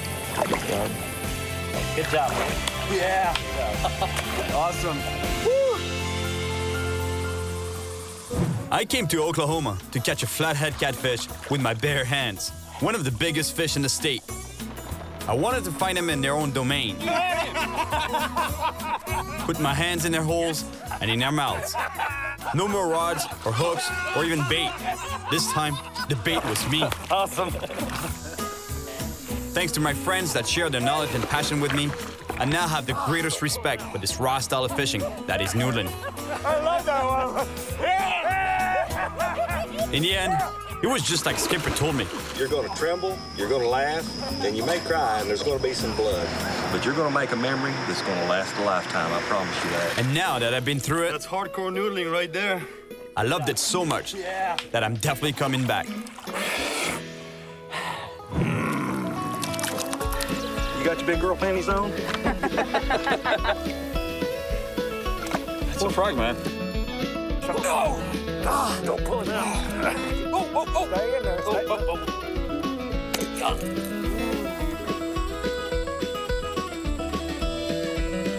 She's a big fish, and you really got to watch him. Oh, they do that. Watch him now. Oh. And these things are like 100 kilos. And then when it's grabbed you and decides to swim off, you're not coming up, mate. You're not coming up. Coming to you, coming right to you. Easy. Work him easy. Work, that was it? Yeah, hold him. That was a fish? Get a hold of him, Cyril. My name is Cyril Chauquet, and I travel the world chasing monster fish. But there's one monster that I really want to catch. A giant of more than 200 pounds and almost 9 feet long, the Wells catfish. I came to track this beast in France and Spain, where it's an invasive species and has earned itself a pretty bad reputation. When he grabs you, he can take your whole arm in. These cats are huge scavengers and predators. It's 100 pounds of dog that got attacked by a fish that's... And some say they'll devour almost anything that gets in their way. The smart thing to do would be to catch one on a rod and reel. What's going on in the boat? But I want to push the challenge even further. I want to grab one of these monsters with my hands.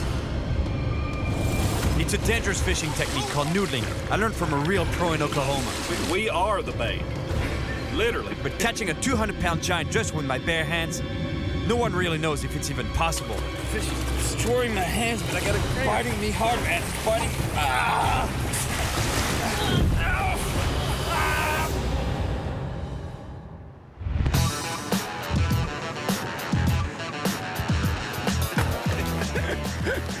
Paris might seem like a pretty bizarre place to fish, but I've heard that in the Seine River, right downtown Paris, there's monster-sized whales catfish, fish that can be over 8 feet long and close to 300 pounds. And that's exactly why I'm here in Paris, to try to catch one of those, the biggest one possible. Yep, that's right. I'm in downtown Paris, in search of the biggest freshwater fish in Europe, the whales catfish. Originally, whales catfish didn't come from France, but from nearby eastern countries. It's an invasive species that was introduced into the Seine River in the 1970s. My first goal is to catch one on a rod in Paris.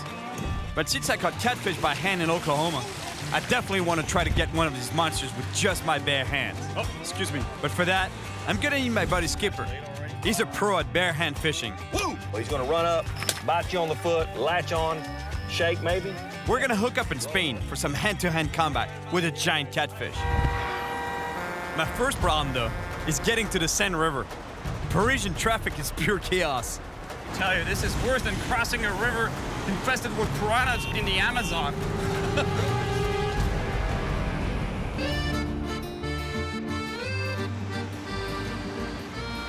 It's really hard to imagine that it could be monster fish living in this river. And yet, it's true, it's not a myth. There's giant fish down there. The more I look around me, the more I realize I'm surrounded by fish. And most of them look really strange and scary. The angels don't seem too comfortable either. In fact, it's not only the angels that worry about these monster predators. In the 90s, Brigitte Bardot wanted to eradicate all whales catfish from the lakes around Paris. She said that catfish were eating the ducks, swans, turtles, and even little dogs. While doing some research, I came across an incredible Spanish news story. Como los siluros cazan literalmente a las palomas que se aventuran a refrescarse o a beber agua. Estos peces pueden... The whales catfish silently stalk their prey. The pigeons have no idea of the danger they're about to face. And then suddenly, the pigeon's gone. Je croyais même pas. A friend of mine in the south of France told me another crazy whales catfish story. Il promenait son chien, il balançait des bâtons. Then he tells me that all of a sudden, the dog gets attacked by big whales that pulls it under the water. That's hard to believe. The story that he's telling me, it's 100 pounds of dog that got attacked by a fish. That's unreal. It just blows my mind. Pour moi, c'était conneries, voilà. Sauf que c'est arrivé à mon pote, voilà. The good news, the dog survived the attack with no injuries. Now I really want to catch a monster whales catfish. Salut Olivier. Salut Cyril. Salut, comment vas-tu? Ça va nickel et toi? Super. This morning I'm meeting with Oliver, a local fisherman who always has a few tricks up his sleeve. And this time, it's got something to do with pet food. I thought he meant, you know, like grabbing some cat food for a catfish, but no, it's dog food.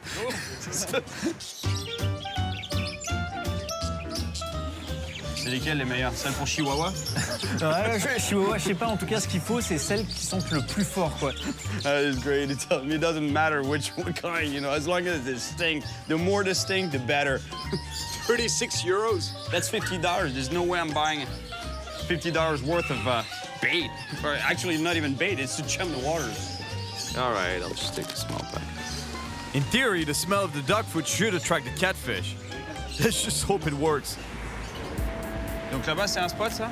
Alors ouais, t'as un spot là-bas, là, du côté des arbres. Oliver has to go, but he points me to one of his favorite spots. Salut! I love discovering new fishing spots. But I must admit, This one is particularly beautiful. I know there are monsters in this river, but my time is limited. In France, we're only allowed to fish up to 30 minutes after dark. I really hope this is gonna catch their attention. Dog food, I mean.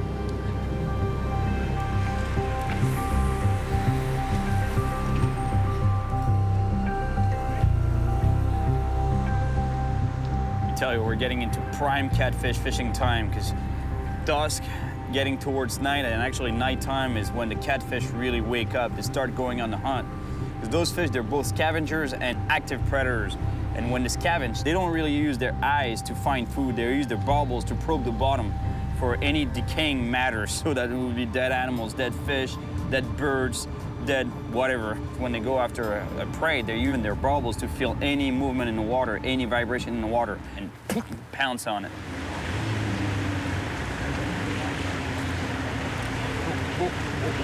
Fish on, fish on, fish on, fish on, fish on. Come on, come on.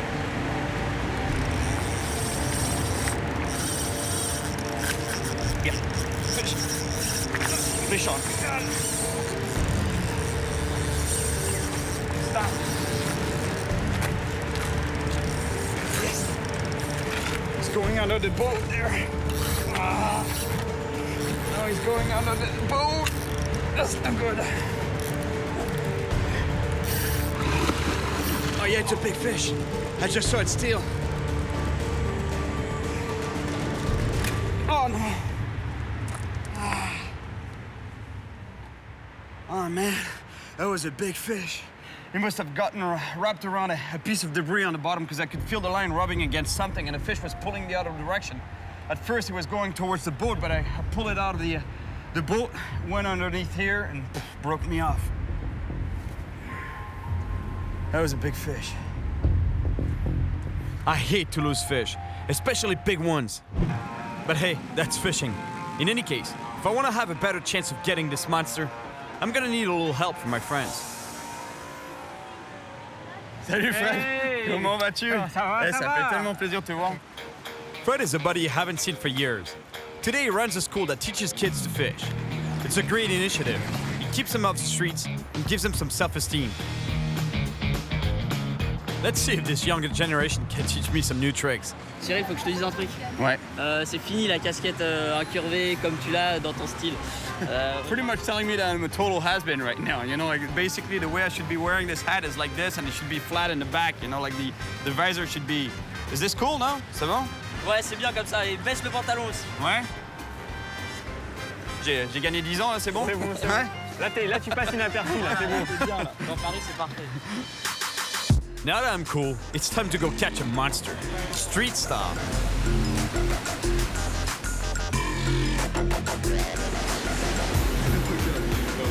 Eh ben c'est pas des poissons que vous allez pêcher ici, mais c'est des cadavres.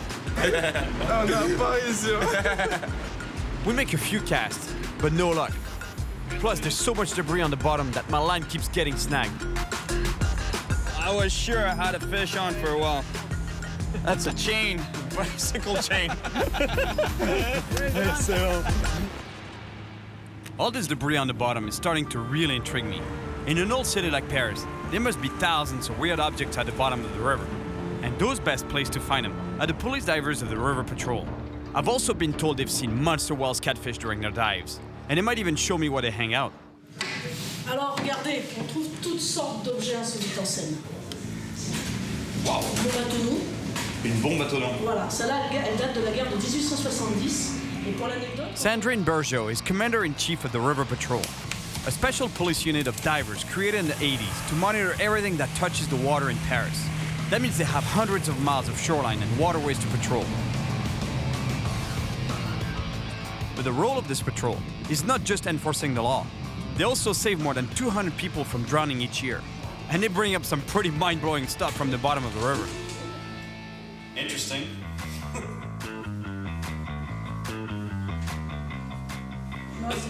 That is cool. Napoleon.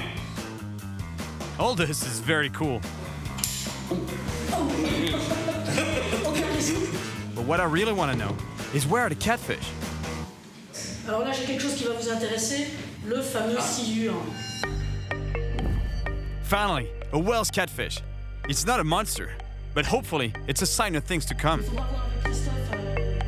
Now that's what I'm talking about. That's exactly what I want to catch. Even a fish this size, I'd be really happy. A whale's cat.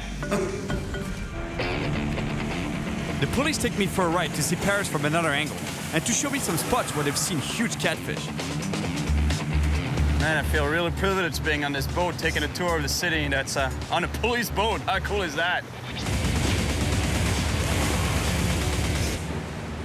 What's the biggest catfish you've seen in the river? Le gros spécimen de pêcher, c'est 2,83 m. 2,83 m dans la Seine? That's more than 7 feet long. That's a monster catfish, and apparently there's a lot of them there. Le pont de l'Allemand. I don't know if I should believe those guys. I think the cops are just worse than fishermen in terms of stories. They just make them. If whales catfish reach enormous sizes, it's because they're top dog in the food chain. That doesn't mean that they destroy everything, but they'll for sure feed on almost anything they can get their mouths on. L'événement particulier, en fin de compte, c'est une voiture qu'on a retrouvée un petit peu par hasard lors d'un entraînement de plongée. What he's telling me is that they got called in on a mission, a rescue mission of a car that had been sitting on the bottom of the Seine for a long time. So the divers went in, you know, they're looking, so it's murky water, they can barely see where they're going. They get in there, and they see this body, and all of a sudden, inside of the car starts moving. The diver is freaking out. What's happening, you know, is it the body that's coming alive? Et en fin de compte, on s'est rendu compte qu'il y avait un poisson, donc un silure, bloqué dans la voiture avec le corps. So apparently he got in through the car when it was small. I don't know how exactly, and got bigger and bigger and bigger in the car and got trapped in the car.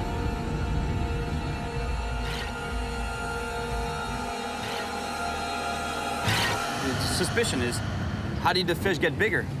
Well, most probably it would have fed on the body, the dead body, which freaks me out a little bit.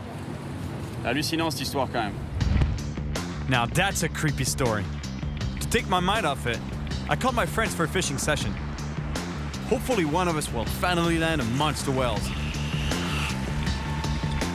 We returned to a spot across from Notre Dame. It's late afternoon and the catfish should be getting more active.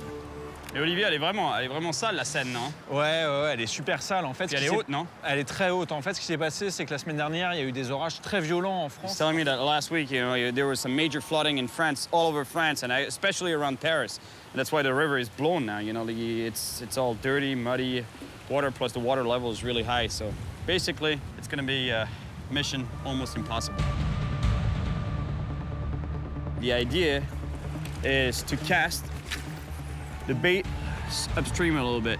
You cast upstream, and you see the current is going down that way. So I'll let the bait go all the way down to the bottom, and as soon as I feel the bottom, I start retrieving a little bit. So I basically bounce it off the bottom. And as it's going down, I move it up, goes back down, move it up, goes back down, move it up, goes back down. I'm in Paris, fishing the Seine River for a giant whale's catfish. Fish on, fish on. And I've got something big on my line. En tout cas, c'est lourd, hein? It's not a fish. I don't know what it is yet, but it's big. It's really big. I just hope it's not a dead body.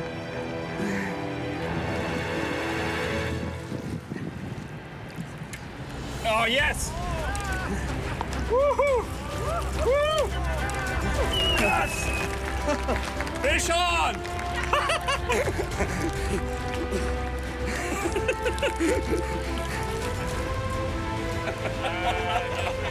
Honestly, I think it's one of the best catches of my life so far. Unreal. A bike ride downtown Paris in front of Notre Dame. Bike on! Fishing in Paris has been real nice. Fish on! And getting to fish in some amazing spots has been great. But apart from landing bite parts and losing really big fish, I haven't caught much. It's time to look for some better fishing conditions.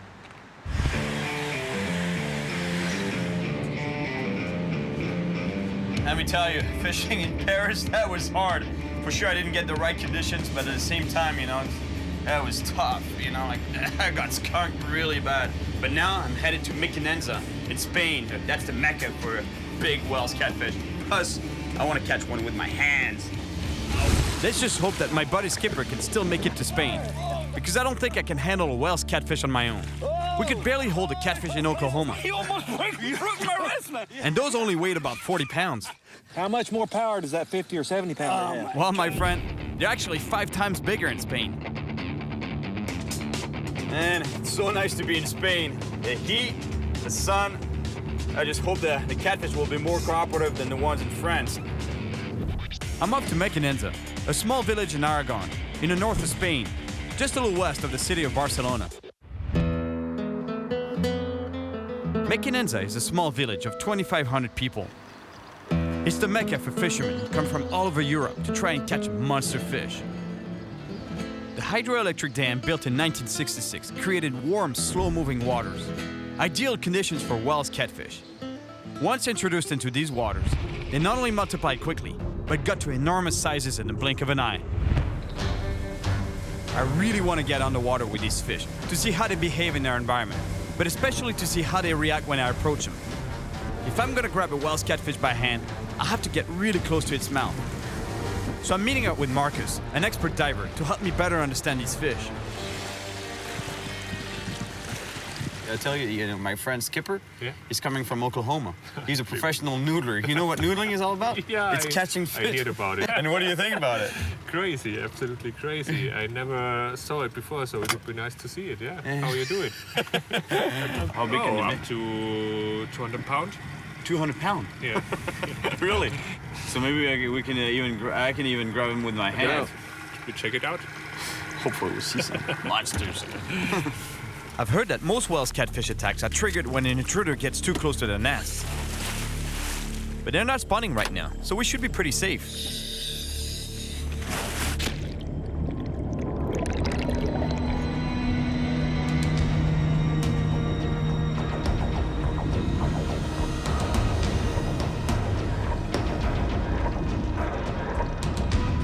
It's amazing how clear the water is. If there are any catfish here, we'll see them for sure.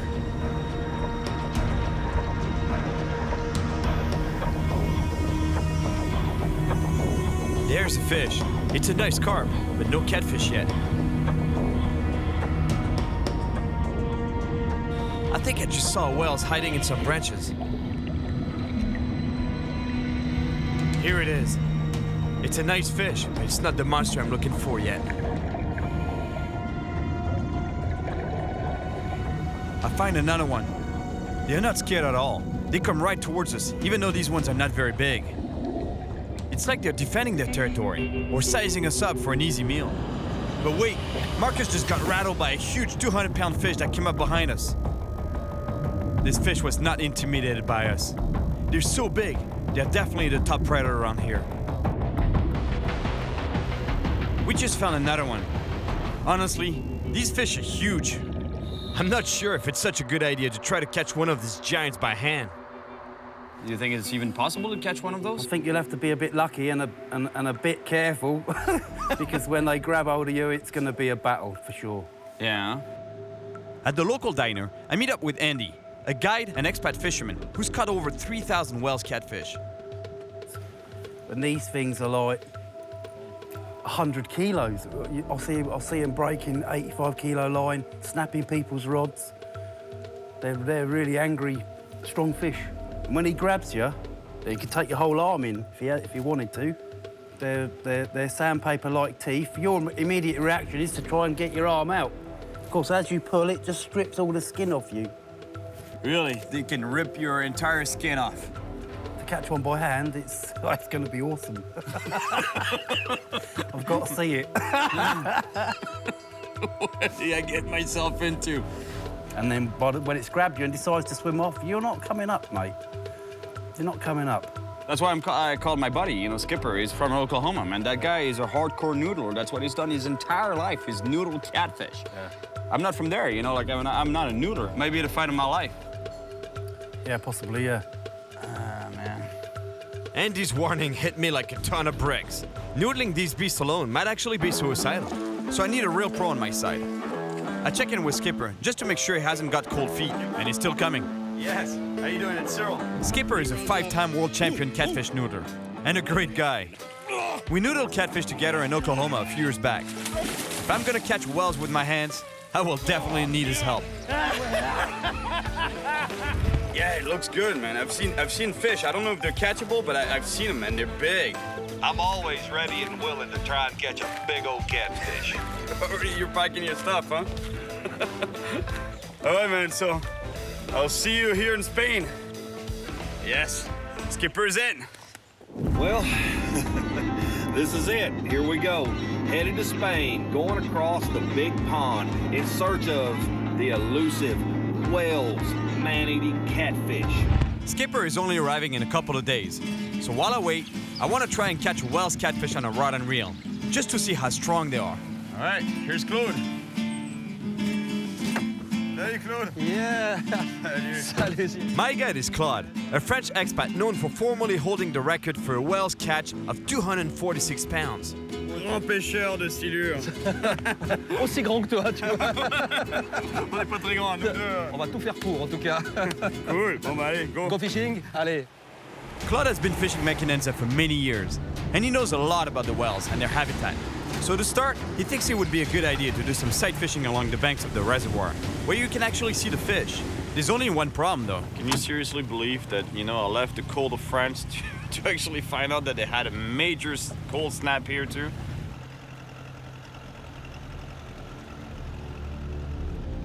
Right now, what we're doing is slowly cruising through the shallows, looking for monster Wales catfish, because what Claude was telling me is that at this specific time of year, huge catfish come after the spawning carp.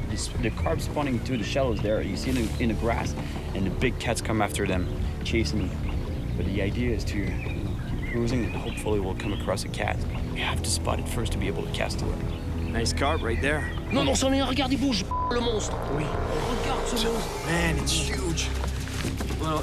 Oh, ça, c'est 2,20 m. It's too bad.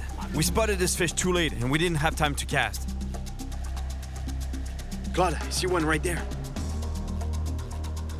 Man, it's gonna be hard to cast on these branches there. Ouch. Ah, the bait was so close. Didn't touch it. Man, this fish is sleeping or what? It makes me want to jump in and try to catch one with my hand.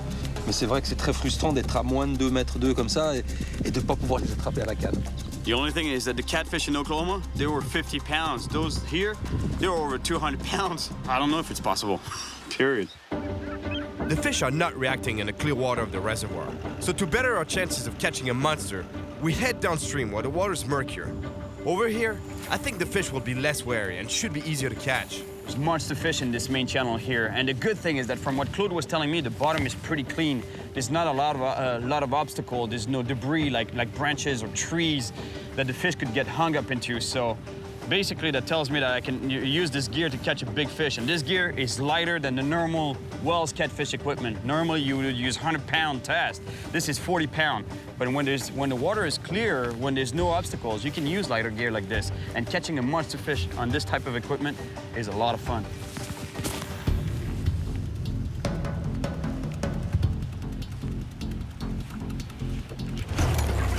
Fish up. I think it's a big fish. My God, what a hit that was. Look at the power of this fish. It's unreal. Il a mordu tout au fond de la rivière, 9,50 m là. 9,50 m de fond. Là, je le vois à l'écho. Oh, he's going out of the boat.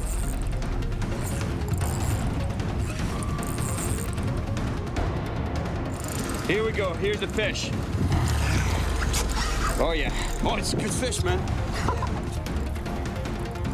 It's fish. Now, Claude, don't do that. Don't grab it. Lâche-le.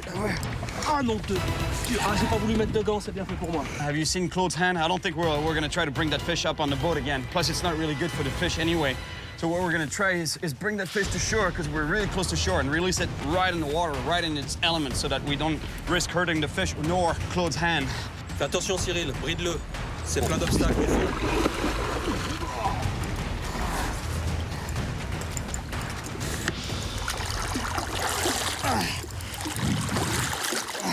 Yes!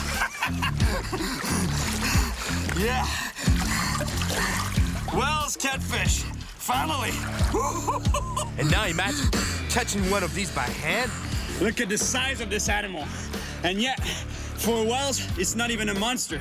These fish grow twice as big as this, even bigger. Look at the size of this mouth. And then way down at the back of the throat here, they have crushing pads. I don't know if you can see them, but they use that to crush their prey down their throat. This thing is an eating machine, let me tell you. And you see that lateral line that they have along the body? It's an organ that they use to feel the vibrations in the water. It's filled with thousands of sensors that can pick up any kind of vibration in the water. And once they locate their prey, they go towards it and boom, and attack it.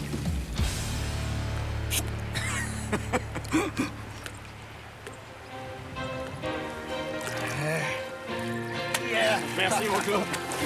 Merci beaucoup. Finalement, on l'a eu. Ça fait un petit moment que je cours après.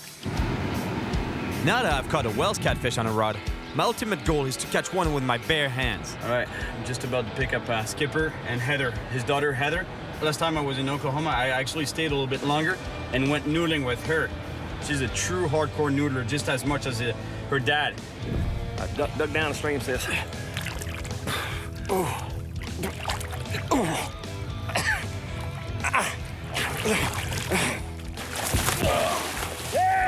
Here we are walking the streets of Mequinenza, Spain, making it happen, American style. Oh man. ¿Cómo está usted? ¿Habla inglés? Hey! There we go. Hey, man. Good to see you, my friend. Yeah. How are you, man? Good. Yeah, Skipper's here. That's awesome. I was just trying How to. you doing, Heather? Good to see you. Really cool. You guys made it all right? Yeah, we made a good trip. Yeah, a little bit of a language barrier, huh? Yeah, to say the least.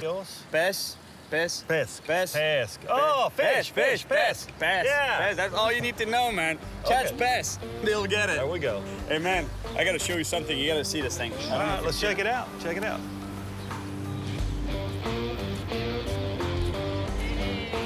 Holy smoke! That's what we want to catch. That is a huge monster. But that's a record for here. Yeah, I mean, if we caught that, it would smoke. be... Golly! Good lands. Look at the size of that. I've got to get my hand in that fish's mouth. Oh, yeah! I mean, from here to here, like the fish back at home, but from here back, I don't know about that. Let me tell you, I'm so glad they're here, because noodling a fish this size alone, it would be way too dangerous. I wouldn't have done it, but even the three of us, I think we'll get pounded. Even with Skipper's help, grabbing a Wells is gonna be a challenge. But with this group of experts, I think we can make it happen. Oh!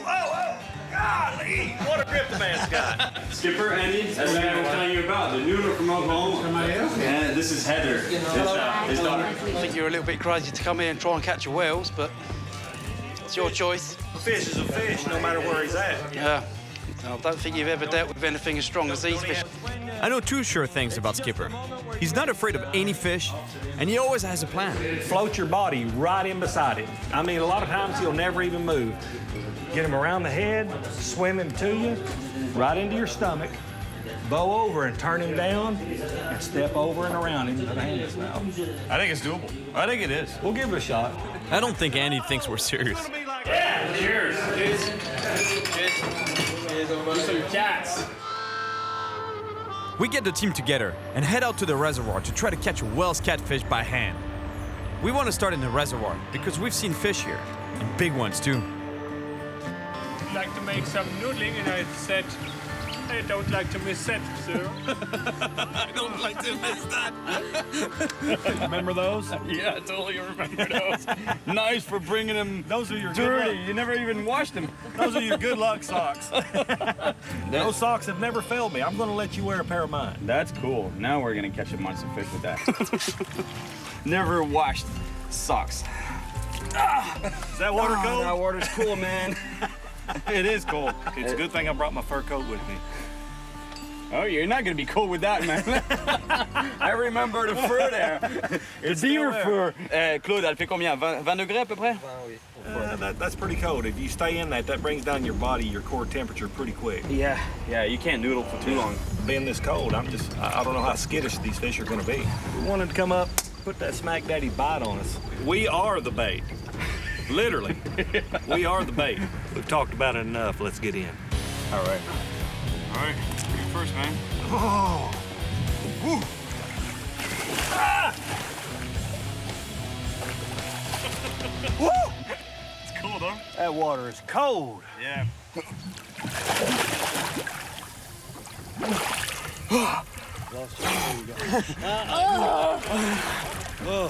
Yeah, thanks for calling me in.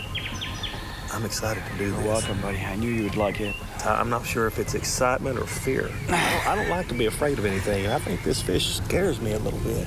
Yeah. Oh, that brush looks good, man. We keep looking around the brush, in the same area where we saw the giant fish while scuba diving the other day.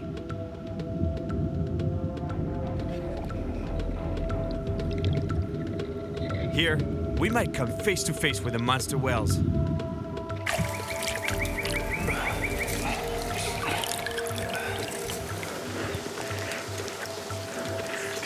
Is it the first time you knew the water this clear? Yeah, I've never been in water this clear before in my life. No. Back home, our water's brackish, dirty colored everywhere you go. Here, the whales seem to prefer to remain in sheltered locations like brush and branches. But I have a feeling that with water this clear, we're gonna have a hard time sneaking up on it. Maybe if the fish is really deep in the brush, maybe he won't see us coming, right? Well, the brush can kind of help us trap him. That's it. If the fish's head is really deep into the brush, there's a chance that this fish won't see us coming. And skippers caught fish this way, caught them by surprise, and he actually uses the bush as a fence, and the fish just gets stuck. So if it arrives from behind, that fish can't back up. He's stuck in that brush, grabs it. Maybe it worked in Oklahoma, but over here, it's a different story. That is the weirdest looking frog I ever seen. You know what he said? Huh? He just said, those guys are idiots. There's big catfish in there.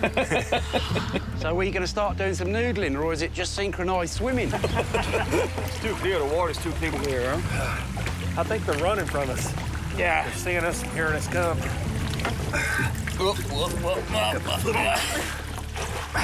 You guys didn't have to pretend to be noodlers. You could have come to Spain for a holiday anyway. The problem here is that the water is too clear, If we see the fish, they must see us first and then take off. We got to change clothes. Let's get somewhere, get dry, change clothes, and we'll make another go at it. It was great to finally get out and noodle for Wels catfish, but the clear and frigid water isn't helping our cause. So we're back in town to regroup. Most of the big fish get caught right in front of Mequinenza, right here, actually in this channel. C'est ça, hein, Claude? Ça est amené par l'afflux, déjà par le Cinca, l'affluent du sec, et depuis ici, tous les sédiments sont encore en suspension et l'eau est vraiment très boueuse. My gut instinct tells me we should try here. These smaller rivers that are feeding in. Yeah. These fish should go upstream, and maybe we can get a better chance of getting on a fish in a smaller area. That'd be good. Sort of like, it's gonna look more like back home, I think, around there for you, right? Yeah, I crossed the bridge and it looked really, really good right up in here somewhere. Oh, you already spotted the area, huh? That noodler's instinct kicked in. On the way in, I crossed that bridge and I thought, that's the spot. All right, man, I like this idea a lot. That sounds good. It's big fish, they seem to love that muddy water. Plus here, we're gonna be able to use the muddy water to our advantage. That means that the fish is not gonna see us that much getting close to it. So hopefully we're gonna be able to get close to it and grab it with our hands. Yes. Let's do this, guys. Hey. Hola. Buenas. Ya. Buenas. Hey. ¿Sabes lo que quieren hacer esta gente? Americanos. Quieren sacar siluros a mano. A mano. A mano. We're gonna catch a noodle. Kiro, noodle, catfish. No, siluro no. Hombre, show him what you got, man. He thinks we're joking here. Il propose un bras de fer avec lui. Oh, yeah? Un bras de fer? C'est vrai? Oh, yeah, now we're talking. Dile que tenga conocimiento, que no me rompa el brazo. He says he's gonna break your arm. No, you're a professional. He's a pro.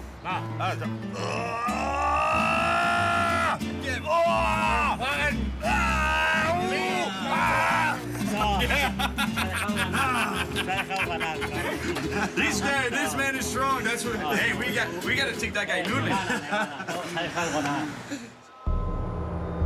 It was pretty obvious that Skipper let the old man win. But when it comes to catfish, he doesn't mess around. So we pull up our socks and head to another part of the river. Time is running out before we have to head back home. This is a last shot.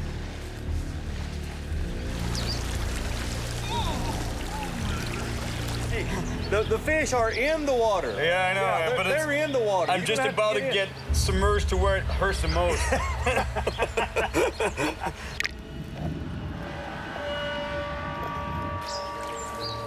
You feel all the way down? Yeah, I'll come under it. There's got to be a catfish in there, man. Mm-hmm. Oh, Cyril. Hey, I touched one right here. You did? Yeah, I touched one. Oh, the carp maybe, no? No, it's catfish. See the swirl he made right there? Oh, yeah. Big underbank. Go to right there. Maybe he didn't come out already. Go to there. I'll come under here. All right, Heather, get right here. Get under this brush. Get your feet under right here. Let me come around the back side and work it just a little bit. Get up in here, Cyril. Get right beside her. Yeah. Let me come in here and work it back to you. I'm slowly working that brush pile, you know, with my legs. I'm just trying to make a wall, actually, and as I'm going down, I'm making a wall, trying to push the fish towards the Skipper so he can grab it. If there's a fish underneath here. So he'll go and hold on to your feet, and then you'll hold on to mine. Just don't let go. It makes a chain all the way back to the surface. Right. All right, let me... Yeah, just don't let go.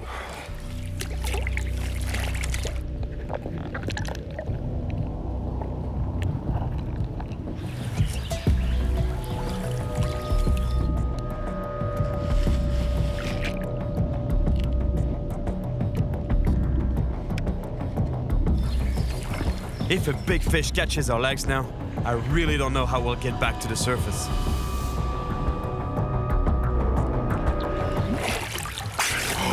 Did you hear that when we were under? There was boom. Yeah. We spooked one out somewhere. There's something spooked. Yeah, I heard there was something in there. I never touched him, but I got close to him because he thudded the bottom. Something big moved there. Yeah. We were so close that I could taste it. We must have spooked that big guy though, and he won't be coming back. So we moved further downstream. These waters are full of whales, and we're pretty close back there. Now we feel that catching one by hand is actually possible. As long as we move slowly, the murky water should hide us from the catfish. I told you I like noodling. Man, that's a perfect spot. You go to that corner. Go to that corner right there, and I'm going to come through here and work it back to you. Okay. Y'all set? Anything? Oh, yeah. Oh. Don't move. Come out easy. Big fish laying right there. Big fish. Yeah. He moved just gently, but he's not moving out of this brush pile. We need to figure out how we're gonna come in on him. What do you think is it still in there? Yeah, he's gonna stay right here under this heavy brush. He's not gonna leave, man. I'm telling you, if we get a shot at this fish, he's a giant. Let me move in behind him and send him right into you, okay? Let you come over to this side. Where was he when you felt it? He's facing this direction. Let me move in.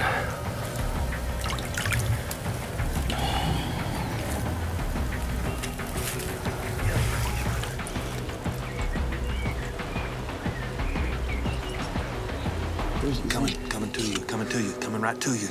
Easy. Work him easy. Work. That was it? Yeah, hold on. That was a fish? Yeah, hold on. Get a hold of him, Cyril.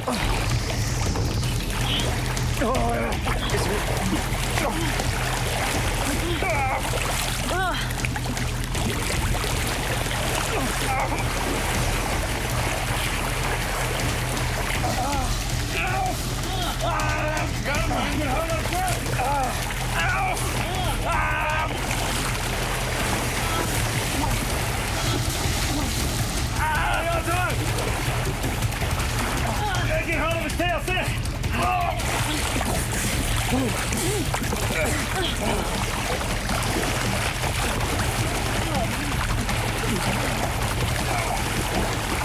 Watch out, my head!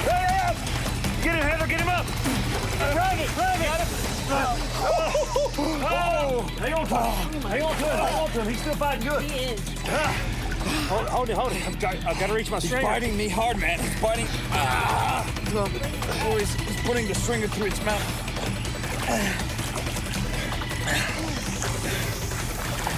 All right, I've got him. Skipper, we did it, man! You boom! Heather! Look at the size of this catfish! I cannot believe I'm this far away from you. And I'm touching the tail while you're touching the head. Hey, not a tail, a whale. Yeah. A whale. 7 feet? Yeah, good 7 foot. 7 foot or so. 7.5. Jack, look at the mouth. Oh, yeah. Whoa, baby. Oh. Whoa. Oh. Oh. It's like a snake. He's so strong. He's so strong. Unbelievable, the strength of that thing. I mean, I'm telling you, this fish is unreal. You could be holding the head here and getting slapped in the head by the tail. They can twist around like 180 degrees, like a snake. Only handhold you got's in the mouth. You can't hang. Can't hold on to him. It's all tail. Yeah, it's all. He's feeling good. He's feeling good. So long, pussycat. Yeah, there he goes. There he goes. Yeah, there he goes. All right. Yeah, man. Ooh, we did it. Yeah, Heather. Frozen Heather. Oh my gosh. That's the coldest fishing trip I've ever been on, Cyril. It was not supposed to be that cold, man. I'm telling you. What's up, vato?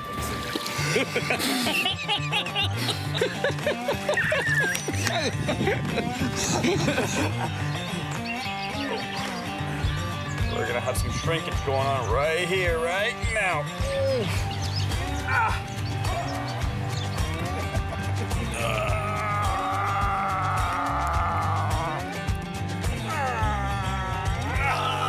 This guy's strong, man. We gotta swim across, and there's a lot of current. Então vamos? Você primeiro? Oh, that's not a good sign. He doesn't want to go first.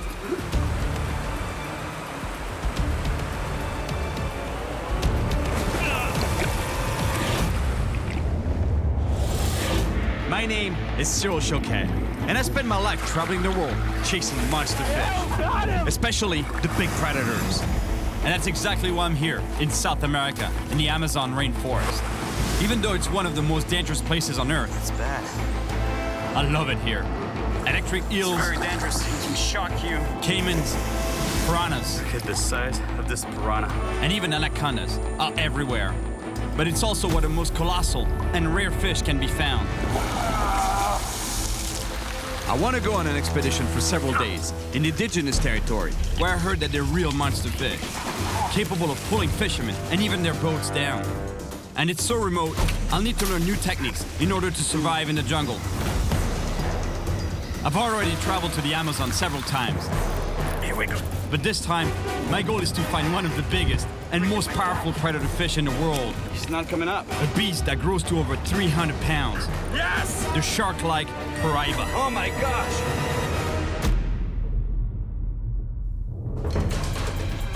I've caught monster fish in wild areas around the world. From the jungle coast of Africa to the deep south of Texas. Oh my gosh! And the lost islands of the South Pacific. But this time, I'm chasing a fish so deep in the Amazon jungle that I need to refresh my survival skills before I begin. Before I start my quest for the mighty piraiba, I'm here to spend a day at the Jungle Warfare Training Center. I'll be learning specific survival techniques of the Amazon. These guys, they're known as SIGs, and they train armies from around the world on how to fight and stay alive in the jungle. I know it sounds a little extreme, but I'm spending more and more time in distant places, and having a couple new tricks in my bag won't do me any harm. The SIGs are an elite division of the Brazilian army. They specialize in combat and survival in the Amazon. Armies around the world come to train here and learn their techniques. And my goal is exactly that, to learn new survival techniques for my trip in the jungle. Let me introduce you to Simba. He's the mascot of the SIGs. I don't like seeing animals chained up, but the SIGs insisted on taking precautions. All right, it's on for survival training. Obstacle 1, snakes. This is cool. They're gonna show me some snake handling. There's a couple of ways to grab a snake. They were telling me that the safety range of the snake is usually about 1/3 of its length. So you don't want to get any closer than that because otherwise they can coil up and get you. So 1/3 is the right distance. Diretamente posso com a mão? Sim? Sim? Só puxar. This is the right way to hold a snake. See, this is pretty safe. With my finger here under its jaw and my thumb right in the middle of its skull there in the back. And here, the snake can't really do anything. Posso ser SIGs? Yes, I cut the snake SIGs way, no sting. Obstacle 2, finding drinkable water. The water from the river is not drinkable if it's not boiled. So it's critical to find alternative sources of water. This is a water vine. It's critical when you're in the jungle and you want to find water, especially in the curvy part here. It's gonna be full of water, so that's why I have to cut it here. Can keep the vine up there without losing the water that's in the bottom part of the curve. It's tasty water too. Obstacle 3, sleeping in the forest. Pode ter serpente, mas assim, à noite, a selva, a gente não se caminha à noite. He was basically telling me that it's very important to set up camp before dark, because after it gets dark, the jungle comes alive. Snakes, spiders, all kinds of wild animals. Plus, you don't see anything at all. Fogo é muito importante. Muito importante porque animais, eles não se aproximam do fogo. Sim. Eles têm medo do fogo. Obrigado. Muito obrigado para você. Muito bom. Sempre bem-vindo aqui, viu? Muito obrigado. At least now, I have a few more survival tricks up my sleeve. Knowing how remote I'm going, I'm pretty sure I'll need them. My destination, an almost unreachable native territory. And from what I've heard, there are massive paraibas lurking out there. The Amazon is a huge wild place. It's almost the same size as the United States. 1/3 of the world's animal species live here. But the reason I love the Amazon so much is because it contains more than 3,000 species of fish. Look at the teeth on that thing. And potentially many more to be discovered. Suddenly, we're engulfed by clouds. There's no visibility whatsoever. It's crazy how fast the weather can change in the Amazon. The weather keeps closing in, and we have to drop close to the ground to see where we're going. Oh, it's very reassuring to know that you're flying over the Amazon with zero visibility and you're flying with minimal instruments. They have a radar, but it doesn't work. Our plane is practically skimming the treetops. And finally, we see the river where we're supposed to land. Out here, there's no room for error. I have serious respect for these Amazon bush pilots. These guys are real pros. Como vai? Tanto tempo. Amigo. Nice to see you. Como está, amigo? I've fished many times with my good friend Wellington. Last time, he even pulled a hook out of my leg. Paraíba grande. See? Wait on you, man. I was worried on the way down because I could see the water was brown and kind of muddy and the water had gone up, but apparently he's telling me that the Paraiba, they're still on, they're still hitting. That's a good thing. I have to admit, seeing how high the water is after all the rain, I'm a little concerned, but I still believe we have a shot at finding a monster Paraiba. Wellington takes me to his base camp. From there, we'll plan our expedition deep into the forest. It's pretty cool here. Wellington and his family have built a quiet little fishing camp in the middle of nowhere. Welcome to my island.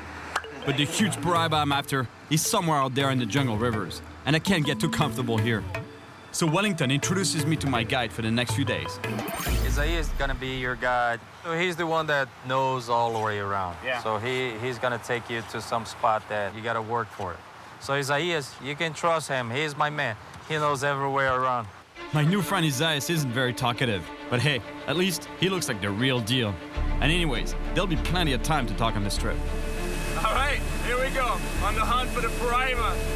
To be honest, I don't really know what I'm getting myself into. Wellington was saying that it should take 3 days to get to the spots. We'll see. I've been fishing rods to catch some fish, and he's got his bow and arrow. The guy looks pretty hardcore. He was already sharpening his arrowhead as I was talking to Wellington, so I'm pretty sure we won't starve.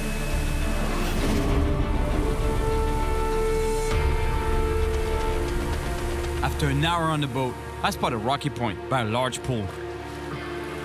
Big catfish love deep pools like this, and the Paraiba, growing to over 300 pounds, is the biggest catfish in South America. And this fish is super powerful too.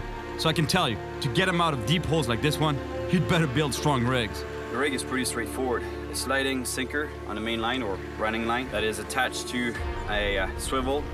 And the reason why I'm using a non-flexible metal leader is because of the piranhas. Here it's infested with piranhas. And so this keeps the piranhas and the piranhas' teeth away from the main running line and to avoid cutting you off.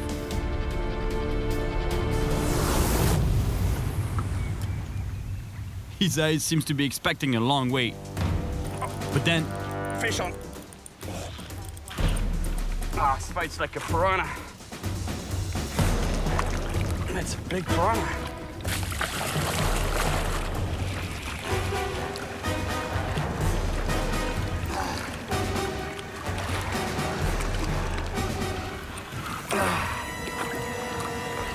The black piranha is a voracious predator, known for having a fast and powerful bite. The black piranha, the largest species of piranha in the world. Oh my. We brought some hot dogs to grill, but let's see how quick this piranha bites into them. The bite strength of this fish is equivalent to 30 times its own weight. This fish is about maybe a pound and a half, couple of pounds. That means it's about 60 pounds of pressure in the jaw. So if that was my finger in there instead of the hot dog, pretty sure it could bite through the bone. One thing is sure is I wouldn't go skinny dipping in there.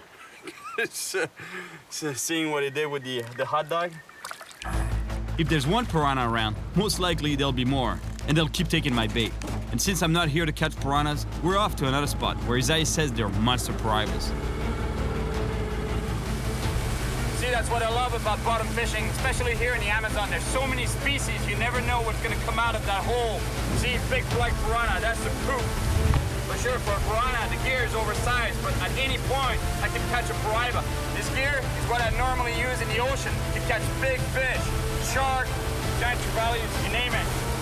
Now, if I catch a pariba, I'll be glad I have this, let me tell you. And like everything else in the Amazon, even the weather is unpredictable. It's starting already. Let me tell you, we're not out of the woods yet. Suddenly, Isaiah puts our quest for the pariba on hold when he spots a caiman. Out here, it's all about survival. I told you this guy was intense. We just spotted a caiman, and you know what's coming next. One of the caiman's favorite foods is fish, and even piranhas. But the caiman itself also happens to be one of the favorite meals of the indigenous people of this region.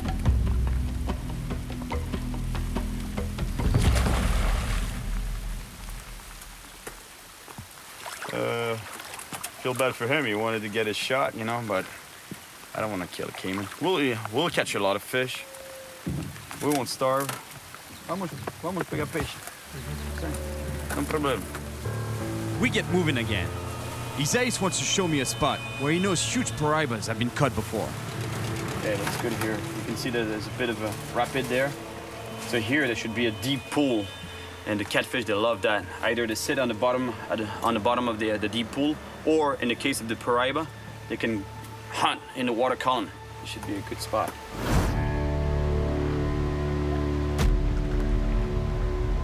Now, we wait and see if there's a monster pariba in this pool.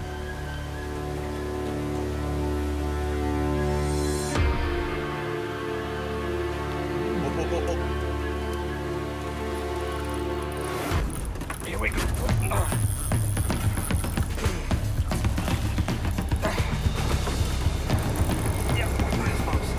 Fish on. Isaiah moves the boat towards the middle of the river so I can fight the fish away from the roots and branches along the shores.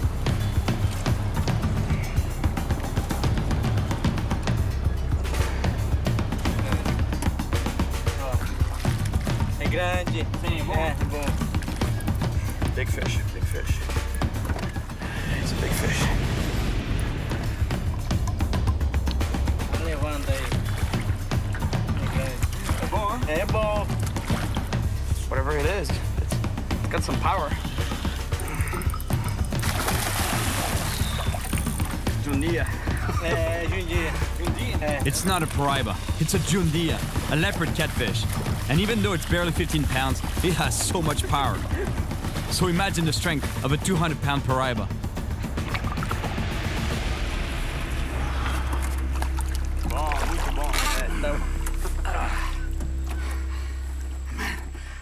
Honestly, this fish, I can't believe it. The power that they pack, it's unreal. I think pound for pound is the strongest freshwater fish I've ever fought. It's just unbelievable. And he bent my rod as if it was nothing, as if it was made out of rubber. Unbelievable. This guy is so powerful. Man, you're strong. The Jundia leopard catfish. Well, seeing the power that this small catfish had, I'm glad I brought my heavy rod. Because paraiba can be more than 20 times that big. Muito bon. At least Isaias and I are starting to get along great. We're not far from the native village where we're spending the night, but in order to get there, we have to navigate some big rapids. These rapids are too big for our small boat, so we need to find a safer spot to cross them. The bottom is a minefield of big rocks, and we can't risk breaking the propeller. We have no choice. We have to get out and push the boat upstream against the current. It's really hard to walk safely in this current. It's much stronger than it looks, and it's full of holes between huge slippery rocks. Very easy to get hurt here.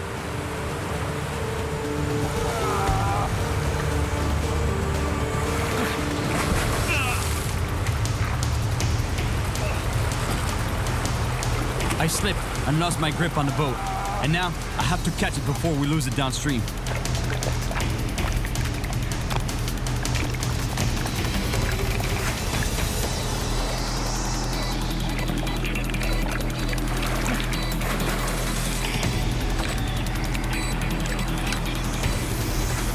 I just hurt my leg real bad, but we have to keep going and get through these rapids.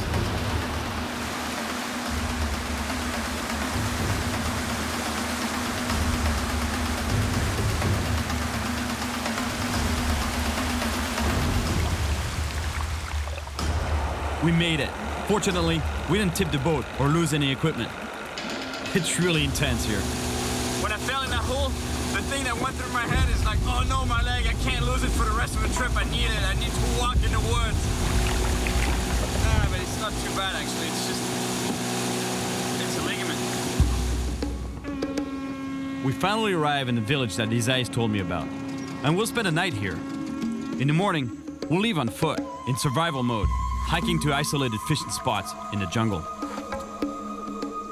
I love visiting remote villages like this one. The people here live so peacefully. And guess what? I must be getting closer to my goal. They're cooking a small paraiba, also known as a ferocious. Onde pega? No rio aqui? Nesse rio. Nesse rio? Nesse rio pega até lá em cima que pega. Lá que pega mais grande que mais. Tem muito grande? Muito grande. Esse filhote, mas tem grande? Grande. Sim? É cabeça assim. Cabeça assim? É. Muito grande. Verdade. Verdade mesmo. Wow, that's a good sign. Look, that's a filhote's head there. That's a baby paraiba. That's a really good sign. That means I'm in the right area. See, para pegar paraiba. The chief knows that I want to catch a really big paraiba, so he tells me a story about how their gigantic size and incredible power can make them very dangerous. Wow, that's a crazy story. He's telling me that one of the villagers was in a canoe fishing with a hand line, actually a rope, and he hooked on something that was so big he was pulling the canoe around and pulling him around. And at one point, it flipped the canoe. The canoe went literally down, and the guy got ejected from the canoe. He had to swim to shore. He had no idea what happened. A fish this big can only be a giant paraiba. That's the only species that could do that. Before bedding down for the night, the chief invites us to eat with him. Tonight is our last meal in civilization, so I don't want to miss this chance to have a delicious jungle barbecue. Too bad that the piranhas ate the hot dogs, otherwise I would have put a couple on the grill. The big day has arrived. See, when I was telling you that I hurt myself when I was pulling the boat through the rapids? Check this out. That's what you call a bruise. My leg really hurts, but the fishing spots we're headed to are inaccessible by boat, so I have no choice. I gotta walk. All right, here we go. This is finally happening. The true expedition is starting. After the paraiba. I know some survival techniques, but I'm not sure I would attempt this trip without his ice and his machete and bow. This guy is a real survivor. See? He's not just blindly cutting everything he sees in the forest, he's actually marking the trail so we can eventually make it back. But when we arrive at his ice's spot, it's a real disappointment. This spot is totally underwater and almost impossible to fish from shore. The water level has gone up, so we lost access to a lot of fishing spots. A lot of the shoreline is completely flooded. We're here though, so we're gonna make the best of it. Isaias uses a stick to fish for piranhas because we need to start thinking about dinner. That's what you call setting the hook. I think Isaias is better with a bow than a fishing rod. In the blink of an eye, he disappears into the forest. I guess he's gone hunting for our next meal.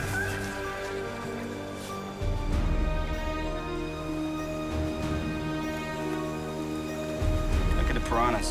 Tack, tack, tack, tack, tack, tack. Fish on. I think it's a piranha. What is it? Electric eel, electric eel. Man, I gotta get out of the water. This thing is really dangerous. It can shock you and knock you unconscious. Isai, can you por aquí, aquel? Por aquí. Releasing this eel could be dangerous. And Isaias clearly thinks it's not worth the risk. Huh? Para comer? Yeah. I knew that eels are dangerous, but I barely told him. I barely said the name of the fish. He was running down here, boom, boom on the head, killed it right away because they're so scared of this animal. Pega aí. Só agora. Não, você pega. Você pega. Não, você. It's good, it's good. See? É. Yeah? No. É, peraí. Experimenta.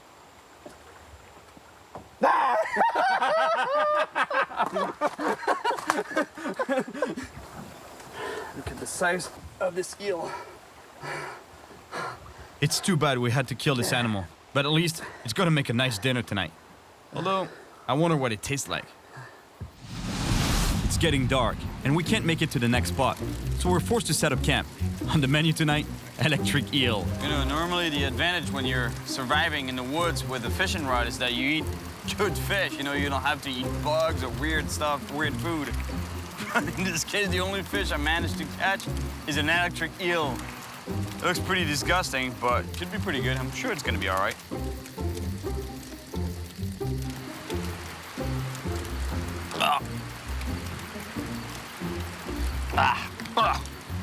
Você gosta? Não é bom,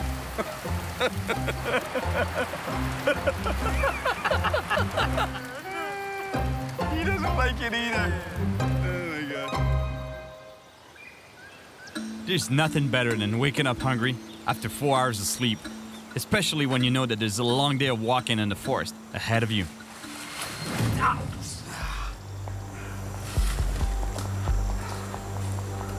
Tudo bom?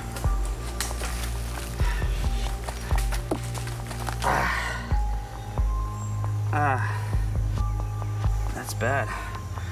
I just slipped under that log there. I don't know how I could cut myself like this, but God, the only thing that worries me is an infection. I'm not gonna let this cut slow us down, so I quickly disinfect the wound, and we keep going. We still haven't eaten this morning. Although that eel wasn't very tasty, it's kept us going until now. But it's time we catch something to eat. And Isaias found us a spot where we should be able to find some delicious peacock bass. But to get there, we have to cross the river. He wants to go fish in the rocks there.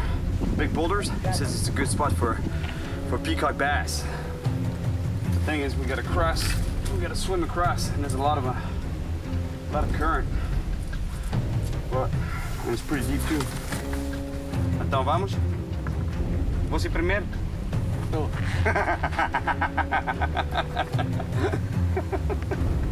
It's not a good sign. He doesn't want to go first. I'm always a bit apprehensive before getting in the water in the Amazon. I know what's swimming in there.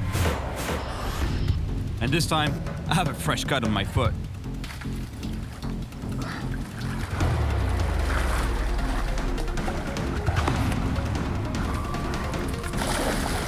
I'm hungry. My leg is sore from when I fell, and my foot is bloody. Let me tell you, I don't feel like staying in the water too long here.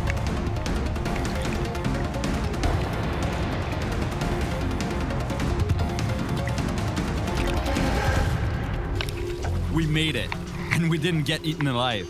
But we lost our metal pot that we used to boil water for drinking. That's gonna make finding drinkable water a challenge. But first, let's try to find some food. I tie on the jig to try to catch a peacock bass. Isaias goes fishing also, but he doesn't bother with a rod and reel. And I barely have time to make a second cast when... Pode ver? Tu parar? É. Hey, bom. He doesn't mess around. One arrow right through the head. That's it. That's pretty efficient. Now that we have a peacock bass for lunch, and since we're already out here, I'm gonna try to catch a paraiba. I'm gonna try a cast right there in the pool. Because you see the moving water? The action of that moving water digs a hole. Catfish, they like holes, and especially paraibas. After a 10-minute wait, I get a bite.